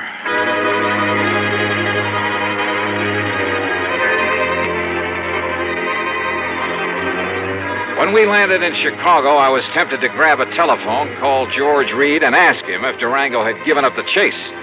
For I knew that by now George must have realized he'd have to be on my side in this whole silly business. But during the stopover, I didn't even risk leaving the plane. Finally, we took off again, and I managed to sleep for a while. But all I could dream about was Durango chasing me. Through streets and alleys, across the plains, on foot, on horseback, in a car, a boat, a train, and all the time firing those handguns at me. Wild, fantastic dreams. By the time we got to Los Angeles, I was a physical, mental wreck. But I knew that for the time being, at least, I was clear of Durango. So, after picking up my bags, I elbowed my way through the crowd to the taxi stand. Excuse me, please. Pardon me, ma'am. Sorry. Thank you. Taxi! Taxi! Hey, taxi! Here you are, Johnny. I hired this here now fancy limousine for you and me. Huh? Say, you ought to took one of them new jet flights like I done. Durango. Would have got you here a lot quicker. Durango, listen. Well, Sir Johnny, I finally catched up with you, didn't I?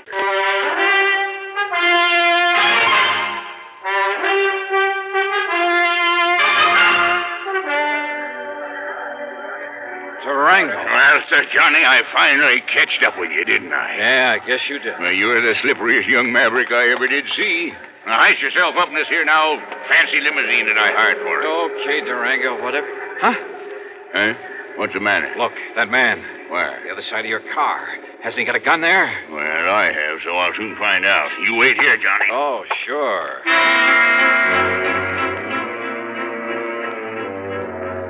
I dropped my bags and tore back onto the passenger ramp. By jumping over a fence, I was able to climb on board an airliner that was about to leave.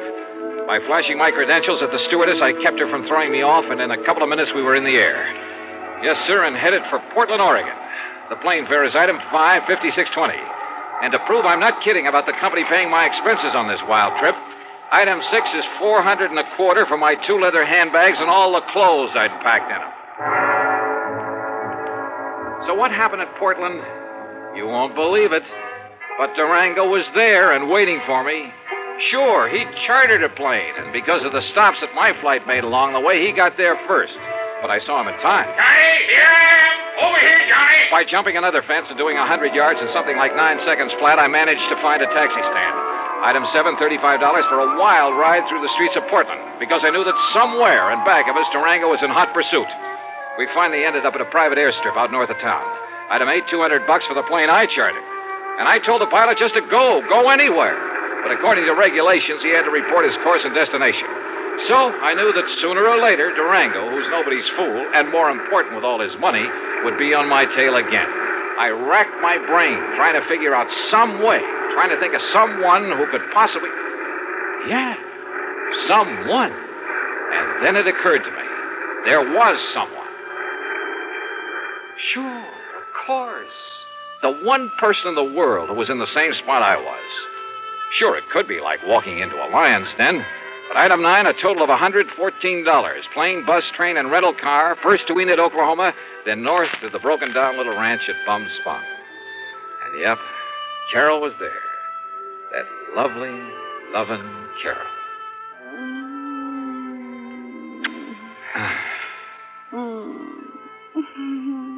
Oh, easy, gal, easy. You don't like to be kissed? Oh, I do. Johnny. Well, I love it, honey, and you'd know it. But listen, has Durango been here? Oh, Johnny, I don't know where that old goose went. Yeah, well, I do. He went to Hartford.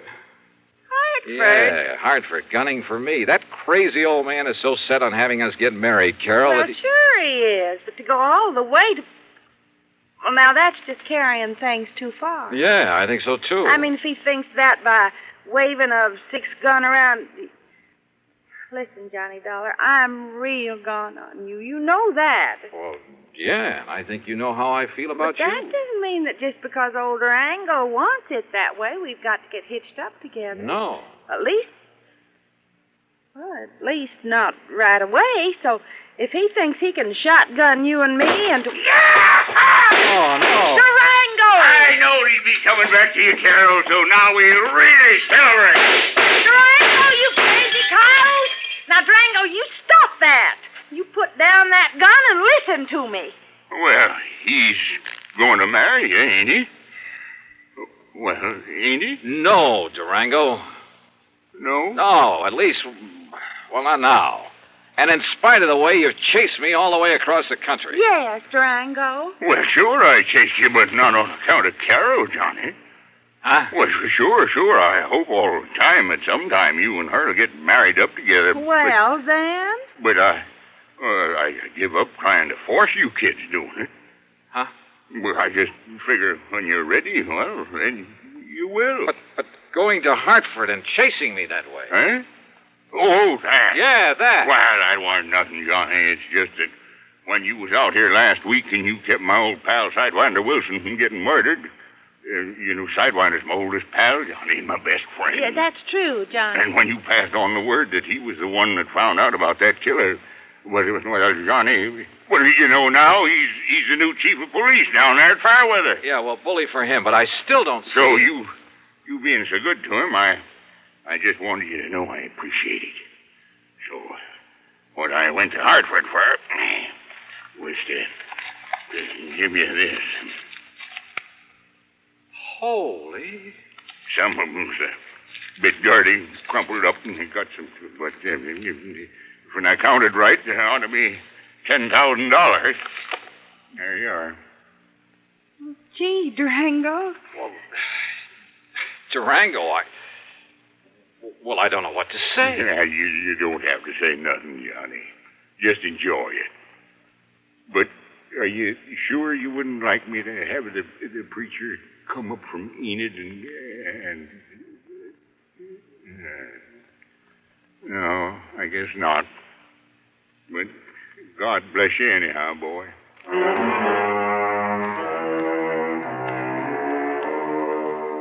This time I did stay over for a couple of days. Yeah, and if I ever do take the leap... The expense account? Well, George, I'll still argue with you about it, but that's all. And the total, $1,053.45. Yours truly, Johnny Dollar. Here's our star to tell you about next week's story. Next week, a string of holdups, and behind them all is...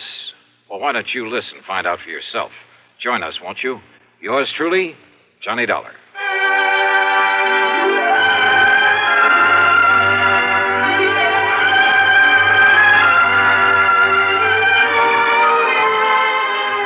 Yours truly, Johnny Dollar, starring Bob Bailey, originates in Hollywood and is written, produced, and directed by Jack Johnstone. Heard in our cast were Virginia Gregg, Gene Tatum, John McIntyre, and G. Stanley Jones. Be sure to join us next week, same time and station, for another exciting story of yours truly, Johnny Dollar.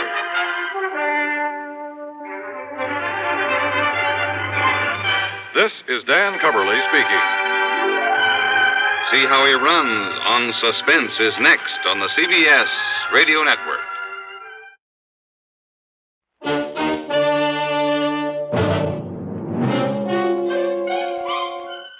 Box 13, with the star of Paramount Pictures, Alan Ladd, as Dan Holliday.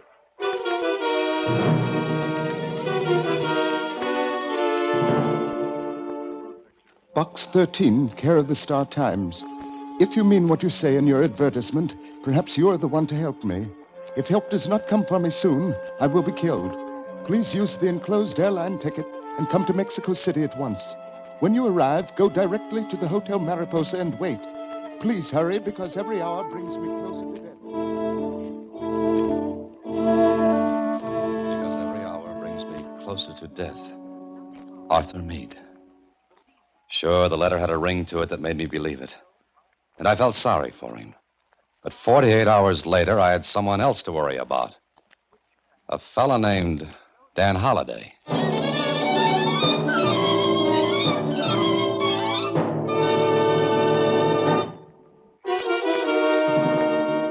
And now, back to Box 13 and Dan Holliday's newest adventure, Mexican Maze.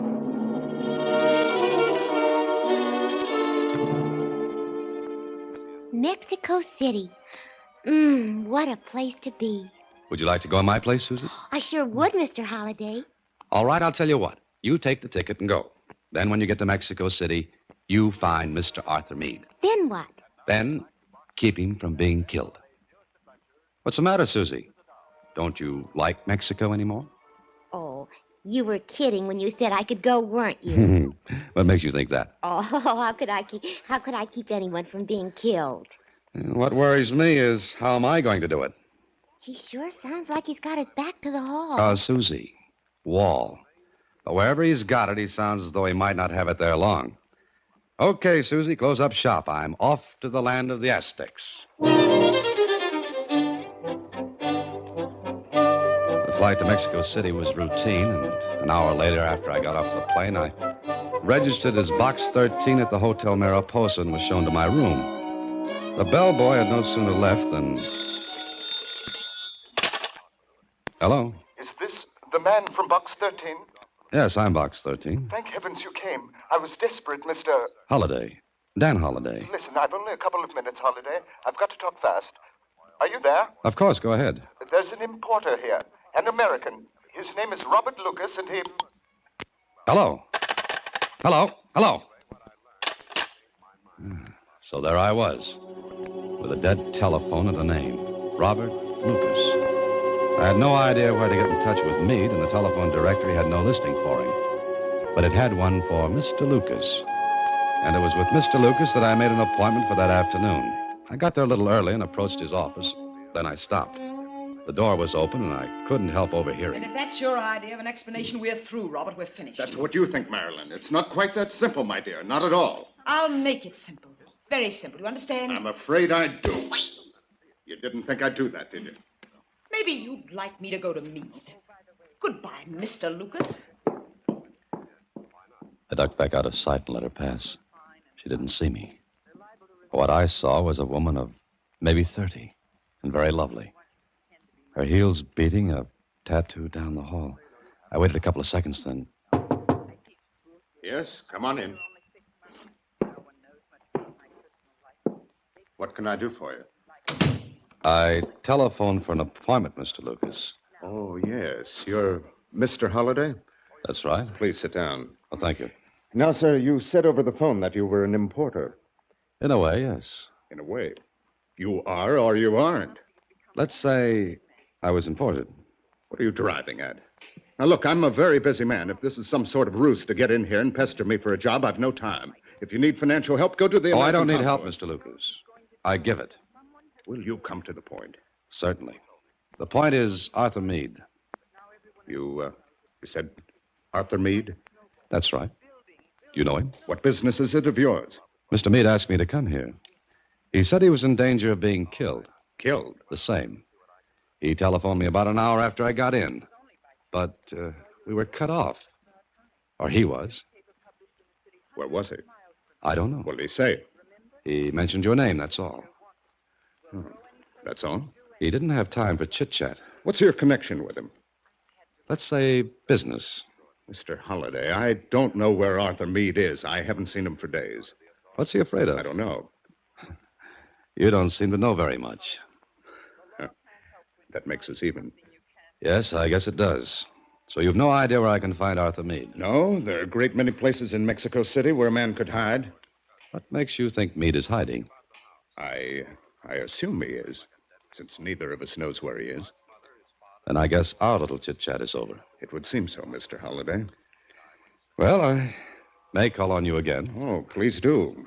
We'll talk about the importing business. Perhaps we may even talk about exports.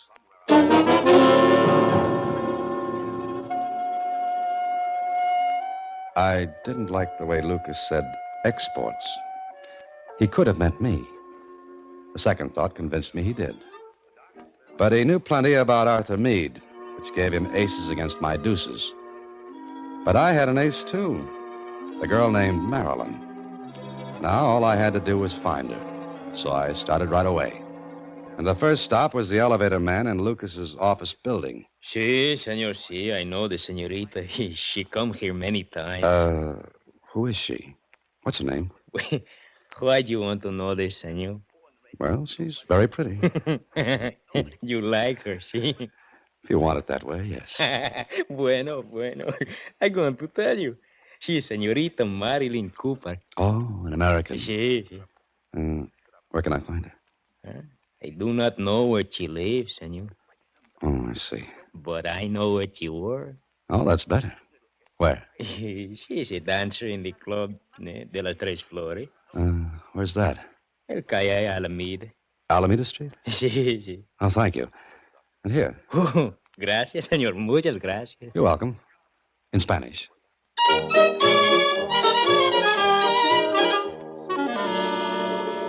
I went to the Club of the Three Flowers. It was closed in the afternoon, so I had to wait until evening. My Spanish being somewhat on the rusty side, I had a little trouble getting to see Marilyn Cooper. But I managed it, and 10 minutes later, I was sitting across from her at one of the tables. I don't know you, do I? No, you don't, Miss Cooper. You're an American. Mm-hmm. So are you. Uh-huh. Why'd you come to see me? 2 reasons. One, Arthur Meade. What? The other, Robert Lucas. Who are you? I'm the man who always pops up to scare people with things I'm supposed not to know. Well, I'm not scared. No. How do you know about Meade and Robert? Why do you call Meade by his last name and Lucas by his first? Does that make any difference? No, except that I happened to overhear your little spat with him today. Well, Please don't get up. I didn't mean to. But you were talking in something more than a soft whisper, and I... Then you know what he did. If you mean that slap, yes. What's your name? Dan Holliday. Do you know Arthur Meade? No, I'm beginning to think I'll never know him. What are we going to say? If I tell you where you can find Arthur Meade, what'll you do? That all depends. You'd better find him before Robert Lucas does. Oh, why? Listen, I'll talk fast. I'll say it once because Robert's capable of having me watched and getting even with me. Go ahead. What have you got to say? Robert's got Meade tied up. Meade's only chance to get back on his feet financially is a deal he's got on the fire with a man named Barnes. What kind of a deal? I don't know exactly. Something to do with the export business. Robert's trying to prevent that. Why doesn't Meade go to the police? Police? Meade's no angel. He's got plenty of tar on his record. But he's got to keep out of Robert's way until he closes the deal with Barnes. Oh, that's why he's hiding. Yeah. And our Mr. Lucas would like to close a deal with Meade permanently if he found him. Yeah, he would. Lucas has got a lot of friends. Some of them are real ugly, outside and inside. All right. Where can I find Meade? 34 Alvarado Drive. 34 Alvarado Drive. You better get out of here. That's one more question. What? Tell me how you know where to find Meade. I got friends, too. I found out. Oh. And we're going to make Lucas pay for the information. What do you think I am? Someday we'll go into that matter. Right now, I'm going to find Meade and get myself straightened out, if possible. I left Marilyn Cooper, and I was firmly convinced that a nicer pair of characters than Marilyn and Lucas I'd never meet again. And no tears shed if I didn't. I took a cab to 34 Alvarado Drive, and when I got there, a clerk told me Senor Meade was in number 107. I walked down the hallway, then I stopped. The door to Meade's room was open, and I looked in. Waited a second, and then... Aren't you far from home plate, Mr. Lucas? You! Let's not be hasty, Mr. Lucas. Take your hands off Let's me. go inside. Take your... Inside, please. Where's Meade? Do you see him? I'd like to. Take a look around. You'll see what I saw. Empty drawers, empty closet, empty room. That is, except for you and me. Brilliant. Elementary. Now, where's Meade? I don't know. How'd you know he lived here? This afternoon you told me you didn't know. It's none of your business. You were searching this room for what? Expect to find Meade tucked away in a drawer? Holiday, you're meddling in something that's none of your business. Now let me out of here. Not until you... Let me out. Is that loaded? It is. Now get away from the door. Certainly. It's all yours. You show good sense, Holiday. Good night. First trick to Mr. Lucas. But I still wanted to know what became of Meade and what I was doing in the game. I was sure Lucas didn't know where Meade had gone. I looked around the room. Nothing was left in the drawers, the closet. Meade had cleared out, clean. Then on the battered telephone table, I found a bus schedule. The departure time of a northbound bus had been ringed in red. I wondered if Lucas had seen it. If he had, I had to beat him to the bus depot. As I opened the door... ¿Qué tal, amigo? I speak English. So do I. You will please to sit, senor. Please to sit. Aren't you in the wrong room?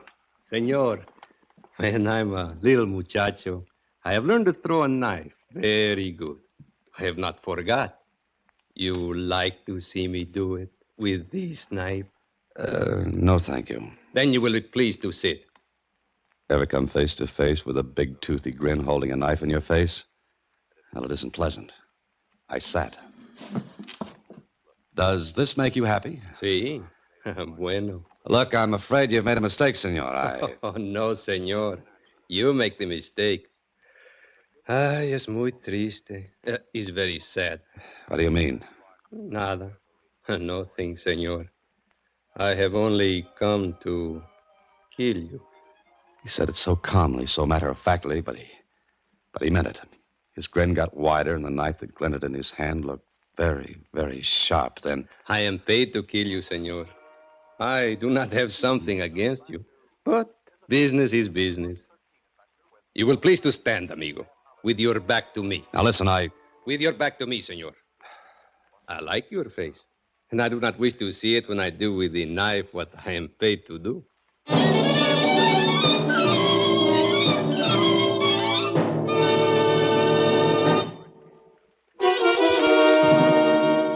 And now back to Mexican Maze, another Box 13 adventure with Alan Ladd as Dan Holliday.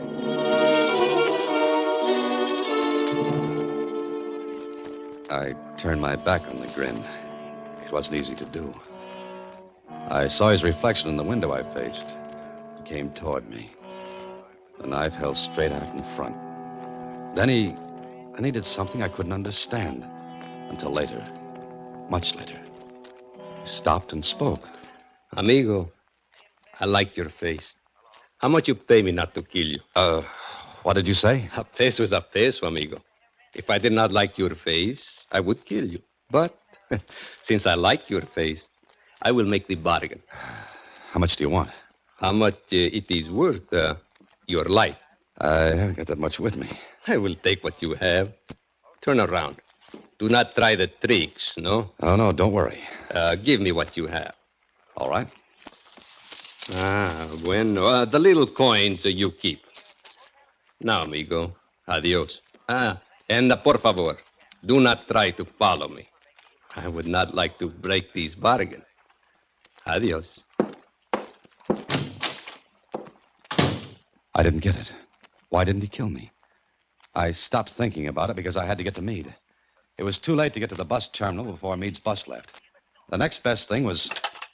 Bueno. Hello, give me the Mexico Central bus terminal. Sí, señor. Gracias. Hello. I want you to page one of your passengers leaving on the 10:18 bus for the north. His name is Arthur Meade. Gracias. I waited. I waited and wondered if Lucas had beat me to the punch then. Hello? Meade, this is Holliday. Where have you been? Never mind that. Why did you ring off this morning? I had to. Listen, Holiday, I've got to leave Mexico City. I think Lucas knows where I'm staying. I know he does. He was here. Here? Where are you? 34 Alvarado. He did know. Look, what's all this about? Holiday, I've got everything arranged.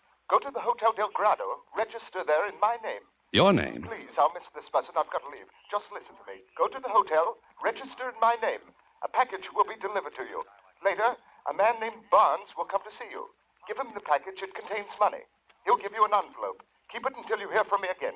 Have you got that? Yeah, all right, but how will I get in touch with you? You won't. I'll contact you. And Holiday. Yes, what? Protect yourself, because Lucas will do everything he can to keep that deal from being closed.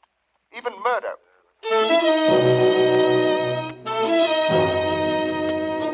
Meade hung up and left me hanging. Way out on a limb. Sure, I could have taken a plane back home. But I owed something to Mr. Lucas for sending the grin after me. I was sure it was Lucas who'd done that because only he knew I was in Meade's place and only he and Marilyn Cooper. I left 34 Alvarado with no regrets. Went to the Hotel Del Grado and registered as Arthur Meade. I signed the register, and no sooner had I done so when the clerk said... Senor Meade. There was someone here earlier this evening. He left this package and asked that it be delivered to you. Oh, thank you. Just a minute, please. Si, Senor Meade. Has there been a Mr. Barnes asking for me? Barnes? Barnes. No, Senor Meade. No one has been asking for you. Who left this package for me? It was delivered by messenger, Senor. I see. Well, thank you. It is a pleasure, Senor Meade. I hope your stay here will be very pleasant. Pleasant, he said. He didn't know what he was saying. I'd just turned away from the desk when I caught sight of Marilyn Cooper. Out of the corner of my eye, I saw her go toward the back of the hotel. I waited a moment and went out another entrance, cut through to the back of the hotel and ducked into a doorway where I couldn't be seen. Marilyn Cooper was waiting for someone. She hadn't long to wait until a bellhop came up to her. Senorita. Here I am, Tomas. Ah, si. Here's the bottle and the note. And the money, senorita? You'll get that when the job's done. No, senorita. I want it now. I said when the job's done. Now, senorita, or there will be no job. How do I know you'll go through with it? I have made a promise, senorita. Promise? It is a very bad thing to kill a man with poison. You're being paid. Now. All right, here. Gracias. You know what you're to do. Si. You take the coffee to Senor Meade. With what is in the little bottle in the cafe. That's right. Senorita, it will kill quickly, see? Yes. Now just listen. When you've done that, wait outside his door until you're sure he's drunk the coffee. Then go inside. Put the note I gave you on the dresser in the room. You understand? Si, si. It is quite simple. All right. Adios, senorita. Wait. Si? You'd better not slip up, Tomas. If you do... I do not make these slips. Hasta la vista, senorita. Now, here was a twist. Marilyn Cooper paying to have Meade poisoned and a note left with his body. Then a cold chill hit me. I just remembered. I was Arthur Meade. I went back to the front of the hotel and was just about to go inside when I saw Robert Lucas leaving a car. You come with me, Ernesto. Ernesto was none other than the Grin. He and Lucas went into a telegraph office next to the hotel. I looked into his car. There was luggage in the rear seat, lots of it. I sauntered toward the car, trying to keep one eye on Lucas in the telegraph office and the other on the car. I ducked back. But not before I saw something dangling from the key ring in the ignition lock. And what I saw made me blink. Then Lucas and the Grin came back out. I twisted away and out of sight. They drove off, and I went into the telegraph office. I found the pad of message blanks Lucas had used. I tore off the top, and 10 minutes later, I showed it to Lieutenant Casadro, Mexico City Police. But, Senor Holiday, I do not understand. You say you did not send this message? I did not, Lieutenant. Lucas sent it. That's the impression of the telegram he sent. Simple kid's trick. Just run a soft pencil over the sheet, and the writing comes out. If the writer pressed hard enough when he wrote it. And Lucas did. Box 13, care of Star Times. That is a newspaper, senor? Yes. Read the message. Have finished work in Mexico City. Going to Criotas for vacation. Take care of things, Susie. See you soon. Dan. I happen to be Dan. But why should Senor Lucas send this? If we play out this little game, we'll know. He wanted this Susie to think you had gone to Criotas. That's it. But why? Lieutenant, if you'll send a wire to the United States asking about Arthur Meade, I think we'll have part of our answer. Oh, very good. I will send it. Then what? Then you'll be in the hotel later. I'm in room 512, and I'll be lying on the floor with an empty poison bottle and a suicide note. Senor Holiday, this is a Chinese puzzle. Senor Lieutenant Casadro, this is a Mexican maze. But I think we're going to come out of it on top. Now, here's what we can do. I need your help. Send the wire to the United States. Then come to Hotel...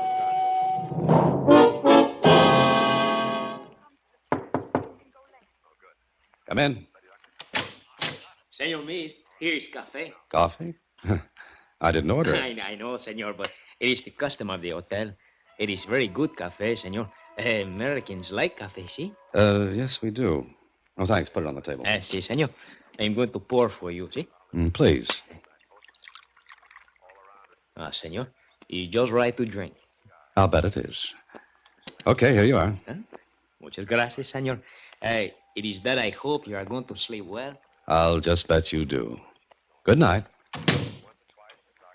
I listened for a moment, then I made with a coffee cup. Then I went into my act.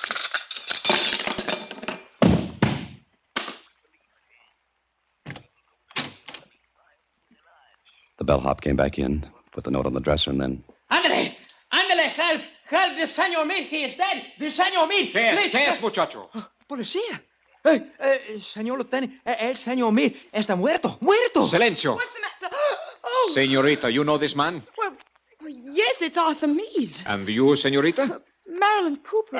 What is it? What's the matter? Good Lord. Meade. Come no closer to the body, senor. You know this man, too? Yes, I know him well, Arthur Meade. He's dead. Very dead, senor. It is... Oh, a note. A note? I can no longer face the world after what I have done. This is the best way out. Arthur Meade. Oh. Poor Meade. Robert, please, take me away from here. Why so fast, Marilyn? What? Holiday. Lieutenant, grab him. Have your man get that bellhop. Un momento, Senor Lucas. Senorita Cooper. I do not wish to fire this gun. You idiot, you said it was safe, you fool. Shut up, Marilyn. Well, this looks like a real argument.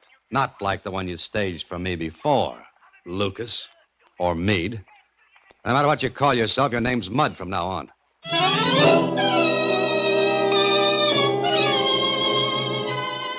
Senor Holiday, it was a great pleasure. All mine, Lieutenant. But will you please explain? We have no time before, and there are my reports to be made out. Sure. Well, Meade was an embezzler. See, my telegram to the United States verified that. So the trail was getting hot. Now, the one sure way to make the police stop hunting for you is to be dead. But sooner or later, we would have received a description from the United States. Mm-hmm. Even so. You'd have wired the States that Arthur Meade had committed suicide down here. You had verification that I was Meade, Marilyn Cooper, Lucas, or Meade, and the hotel clerk. And the big deal Meade was going to have? A fake. A blind to keep me from getting suspicious. There's the envelope that was supposed to contain money. Full of cut-up newspapers. But one more point. Why did not the man kill you at the 34 Alvarado? Because he wasn't supposed to. You see, that was a stall to keep me from getting to the bus terminal before Lucas did. The red mark on the bus timetable would make me think Meade had taken a bus. But Lucas had to get there before I did. Or at least in time to answer my call if I had him paged. Oh.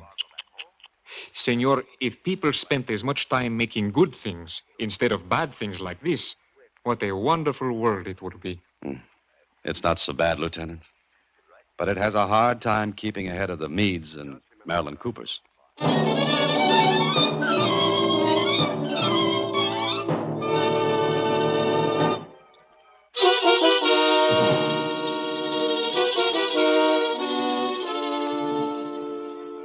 Gee, Mr. Holliday, I didn't know what to think when I got that wire saying you were going to take a vacation in creosote. Susie, Creotis. Anyway, you were supposed to think I'd gone there, and, well, it would have been a dead end. Just think, you might have been killed as Arthur Meade. I might have been killed as Dan Holliday. Oh, wait a minute. There's one more thing. What's that, Susie? You said you noticed something dangling from the key ring in the ignition lock of Lucas's, of Meade's, well, in the ignition lock. Oh, it was a tag, Susie. A tag attached to a key, and the number on the tag was 107. 107? Mm-hmm. Meade's room at 34 Alvarado. Now, I ask you, why would Lucas have had that on his keychain if he hadn't have been Meade himself? Jeepers. Now, that's the kind of adventure I like. When are you going again? Oh, good night, Susie. Next week, same time, through the courtesy of Paramount Pictures, Alan Ladd stars as Dan Holliday in Box 13. Box 13 is directed by Richard Sandville. This week's original story was written by Robert Mitchell and Gene Levitt. Original music is composed and conducted by Rudy Schrager. The part of Susie is played by Sylvia Picker. Production is supervised by Vern Karstensen. Box 13 is a Mayfair production from Hollywood. Watch for Alan Ladd. Relax, unwind, and step into the golden age of radio.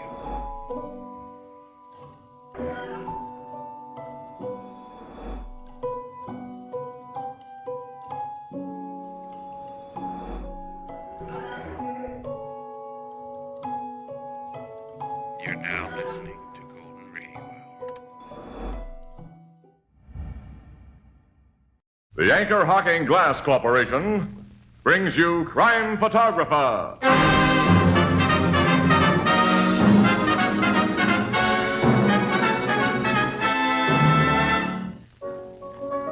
Hiya, Case. Hi, Ethelbert. How did Santa Claus treat you? Fine, just fine. I'm so full of Christmas spirit, I could even kiss the city editor. What do you know? And me, I could even forgive and forget one or two of those Christmas neckties. Hey, some of those things are Lulus. You ought to see the one Marvin got. It lights up and spells a message. Well, anyway, it's a beautiful sentiment. What's it say? The most wonderful words. Anchor Hocking, the most famous name in glass.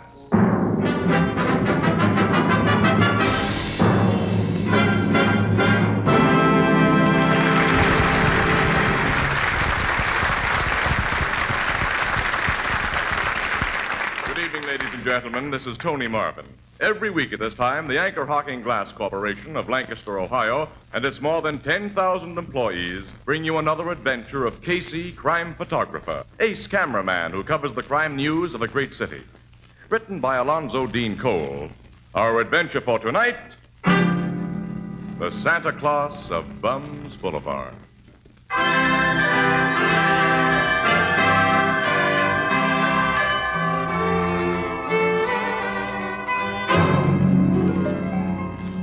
Christmas, about 1 o'clock in the afternoon, the Blue Note Cafe. Ethelbert, the head bartender, gazes sympathetically at the two glum faces opposite him, sighs, and... Casey, I know just how you and Miss Williams feel. It ain't right to have to work on Christmas Day. The three of us should have different jobs, Ethelbert. And say, Ethelbert, where's Herman Chittison? Well, he's having Christmas dinner with his family, the lucky dog. Johnny Paul dropped in to play the piano for us today. Oh, good. Oh, my holidays don't mean a thing in our racket, Ethelbert. Newspapers must be printed. And guys in my profession have to stand behind bars and make with bottles. And lemons. Oh, well, it might be worse. At least we ain't got families. Well, that's what makes it worse for me. My family's 1,000 miles away. I haven't got a family anywhere. Well, you've got sisters, Casey. Sure, they're all married. They all got families of their own and all 2,000 miles away. My sister Edna ain't married, but you know Edna. Yeah. Well, let's can this deep philosophical discussion, Annie. Get started for Hackett Street. Hackett Street? We have an assignment down there. That's the crummiest street in town. Nothing but gin mills, flop houses, and bums. Yeah, it's Bums Boulevard. Why's your paper send you down there on Christmas? For a story, of course. Yeah. Ethelbert, you know, for the past 2 years, at exactly 1:30 on Christmas Day, a guy has shown up at the corner of Hackett and Finley with a wad of new $1 bills, which he's handed out to all the rummies around there. Then, when his wad is gone, he's beat it, without telling anybody who he is, where he's from, or anything. If he shows up again this year, City Desk wants pictures of him and a complete yarn about him. We'll play him up as the Santa Claus of Bums Boulevard. The guy must be nuts, giving good dough away to a bunch of lushes who'll spend it on nothing better than cheap hooch. What kind of a guy is he? Oh, probably a publicity hound, I guess. Well, come on, let's get started, Annie. Yeah, we haven't too much time before 1:30. So long, Ethelbert. So long, and Merry Christmas. Yeah, it'll be a very merry and very Christmassy Christmas among the panhandlers and drunks that we're going to see. You know, the holiday spirit's a lot of malarkey anyway, unless you got a family. Come on, Annie. Yeah, you're right, Casey. Yeah, he's right. Walter, bring up some lemons.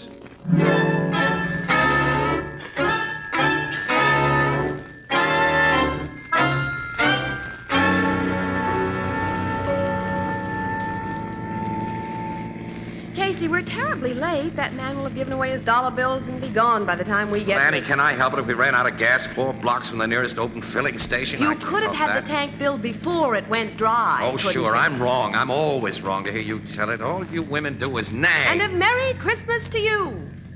Oh, I'm sorry, kid. I'm a dope. I'm sorry. I love the bracelet you gave me, Casey. Huh? You have exquisite taste. It looks swell on you. Hey, I wanted to get you a ring. A ring? Yeah, with your birthstone. Amethyst. See, I know it. Oh, I didn't see any I liked. it's just as well. I don't care for amethysts and rings. No? No. Oh. Wish I could afford a family of my own, Annie. What makes you think you can? My pay envelope and the cost of living. Well, maybe someday. But maybe when that someday comes, no woman will want you. You may have something there. I've been a bachelor so long, Annie, it's become a habit.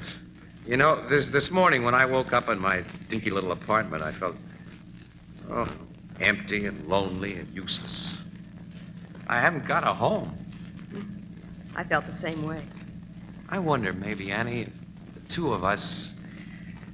What about the two of us? Well, Oh, nuts. Look at this crummy street and the people on it. How can anybody think of home and a family life down here?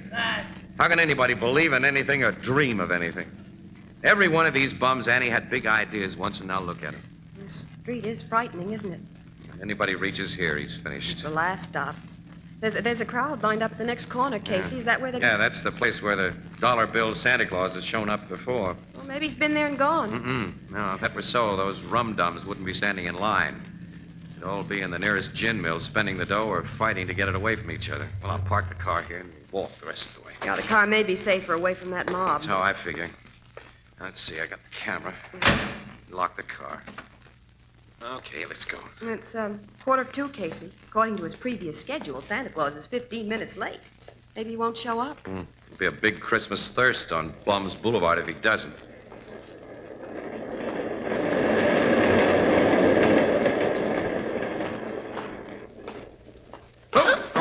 I'm sorry. Pardon, mister. I didn't see you. Oh, it's okay, sister. Take it easy now. So I'm all right. Don't I know you? I don't think so. Holy. Miss Arnold. Oh, we're both mistaken. I don't know you, and you don't know me. Excuse me for bumping you. Goodbye. Casey, what? Annie. That dame is Julia Arnold. Julia Arnold? She was a big actress, a great star. Julia? She was a Broadway sensation when I was in college. Why, she was beautiful. Oh, Casey, that woman can't The way be she this- denied her identity proves she is, Annie.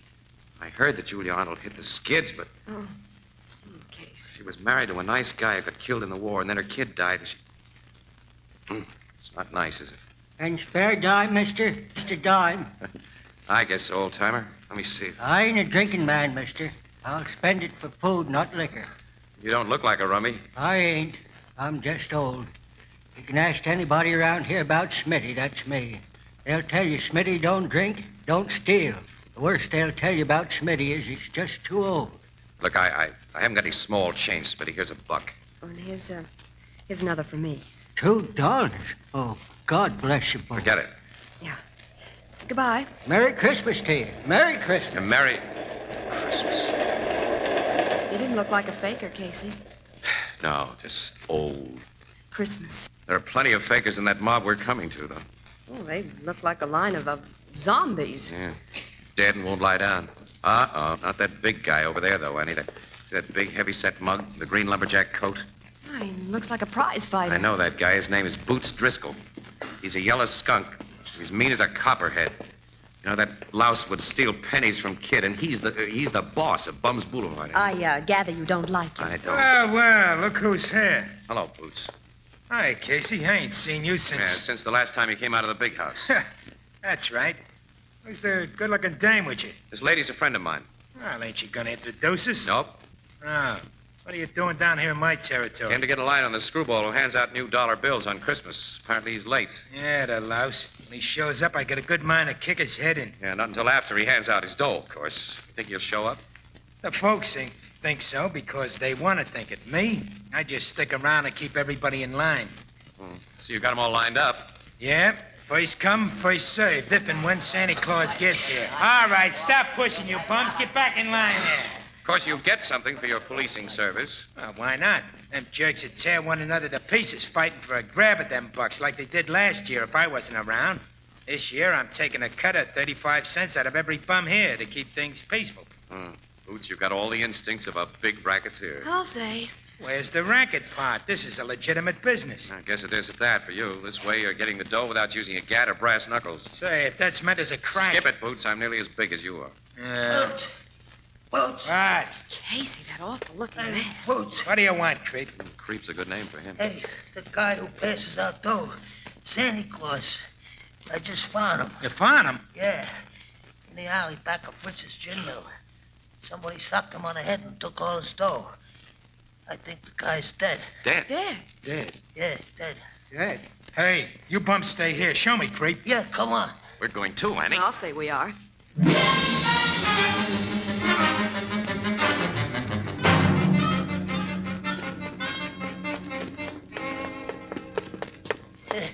There he is, Boots. Lying behind them beer kegs. Yeah, I see him, creep. Hey, his pockets have been turned out. He's been rolled. There ain't a dime left on him. You'd be sure of that. He's so still, Casey. Is he dead? No. His heart's good and strong, Annie. He's only been knocked out. Oh, he's such a little man. Such a mild, gentle-looking little man. Oh, who could have done I'll it? find out who took the dough he meant to give us, and when I do... Shut up, Boots. The guy just opened his eyes. He's coming to. Yeah. Who are you? Just a guy who wants to help you, mister. My head aches. Yeah. It'd be a miracle if it didn't. Been slugged hard. Yes. Something hit me. Did you see the rat who hit you? The rat who took your dough? My dough? Yeah, you've been rolled, fella. Your money's gone. Oh, the money. Who got it? I can't say. How much did you have on you? $300 in new $1 bills. $300. Maybe the cops can get it back. Annie, see if you can find a No, telephone. no, don't call the police. Why not? You've been assaulted and robbed. But my head doesn't hurt very much now. I haven't been really injured. And I'm sure the thief will return the money. Return? When he becomes aware that it belongs to his neighbors, to his comrades down here. You see, I meant to give it away. You think the thief will return it on that account? When he thinks about it, yes. This guy must be nuts.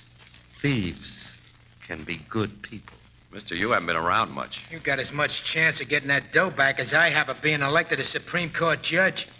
If you had taken the money, wouldn't you return it under the circumstances? Me?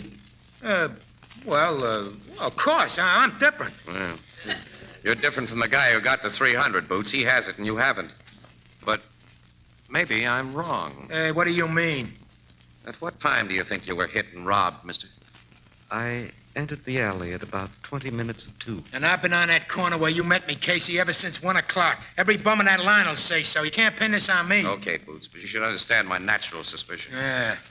You, creep. Yes, sir. What were you doing in this alley when you found him? Well, I was just walking through, honest. I seen a foot sticking out from in back of them kegs, but when I looked closer, there this guy was. Well, I didn't take his toe, Boots. Don't look at me like that. I believe you, creep. Why shouldn't I? Well, I don't. Let go of my collar. Shut up, creep. Mr. Santa Claus, whether you like it or not, I'm going to find a cop and have this creep guy searched. Wait. You're not the wrong person. And I will make no complaint. What? There's nothing you can do, Casey, if that's how the little guy wants it. It is how I want it. You gotta let me go. Okay. You insist on being a sap, mister. It's your hard luck, not mine. Well, come on, Annie. Let's get out of here. Well, I'd like to, Casey, but I've been assigned to interview this gentleman. Oh, that's so, yeah. Interview me? Yeah. To begin with, what's your name? Why, Shepherd. Shepherd? Yes. First name? Oh, Casey, catch him. I got him. Hey, the guy passed out. The crack on the head did more damage than he admitted. Look, there's a clinic up the street. We'll get him to a doc. I guess you can take care of him alone, huh, Casey? Yes, I won't need your help, thank you, We parked Boots. our car near here, this alley, in case he's not Okay, Annie. Well, I'll be getting along myself, Boots. So long. Oh, no, creep. Hey, why you grabbing my arm? You're gonna give me that $300 you took.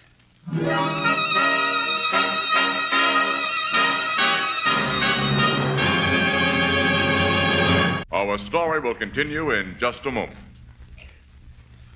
All of us at Anchor Hocking want to wish you a Merry Christmas. We hope that this great day has brought you all the joys that were so carefully planned. The gaily decorated tree, the happy exchange of gifts, the reminiscences of a united family group. Yes, Christmas is a great day for getting together, a time of goodwill, good cheer, and good food. Food that you can buy with all its freshness, taste, and purity perfectly preserved. For this, we have to thank the many great organizations who process and ship us our better foods, and who know that flavor, purity, and freshness are best preserved in clean, sanitary glass containers. Containers that preserve and safeguard flavor and taste while they permit you to see in advance exactly what you're buying. Anchor Hocking is proud that so many of the leading brands of food of all kinds come to you in Anchor glass containers, sealed with Anchor caps. Products of Anchor Hocking. The most famous name in glass.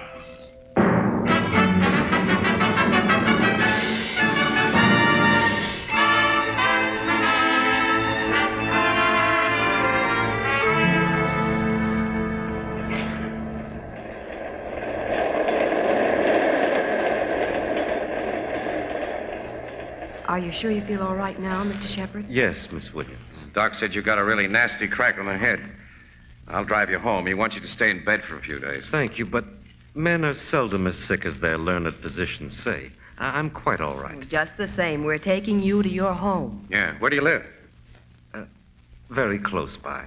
What? You mean in this neighborhood? Yes, but I have some unfinished business to attend to before I lie down, Mr. Casey. That money hasn't been returned yet. If you get it back, Mr. Shepard, I'll believe in the faith that moves mountains. Mountains have been moved by steam shovels, Miss Williams. And man's faith in himself created the steam shovel. By that you mean you're going to do something to persuade the thief? I shall only remain near the thief so he can find me. I don't get you. Casey. Huh? Look. Holy. It's that creep guy. His face is terribly bruised. He must have crashed into a 10-ton truck. Yeah, he's dragging himself along. Hey, creep, what happened to you? How did... Boots beat me up. Boots? Yeah, in the alley after you left. Why? He thought I took that $300. He beat me up and then searched me. But he didn't find it because I didn't have it. Hey, buy me a drink, will you? I need a drink there. Look, we're going to take you into the clinic and get you patched up. No. When the docs get their mitts on guys like me, they send us to the hospital where we can't get no liquor. So, just buy me a shot, mister, huh? That's all I need. I'm going to... We'll serve this man best by doing as he asks, Casey. At the moment, his body needs its accustomed alcohol more than his bruises need medical treatment. You're a wise guy, mister. You're a real gent.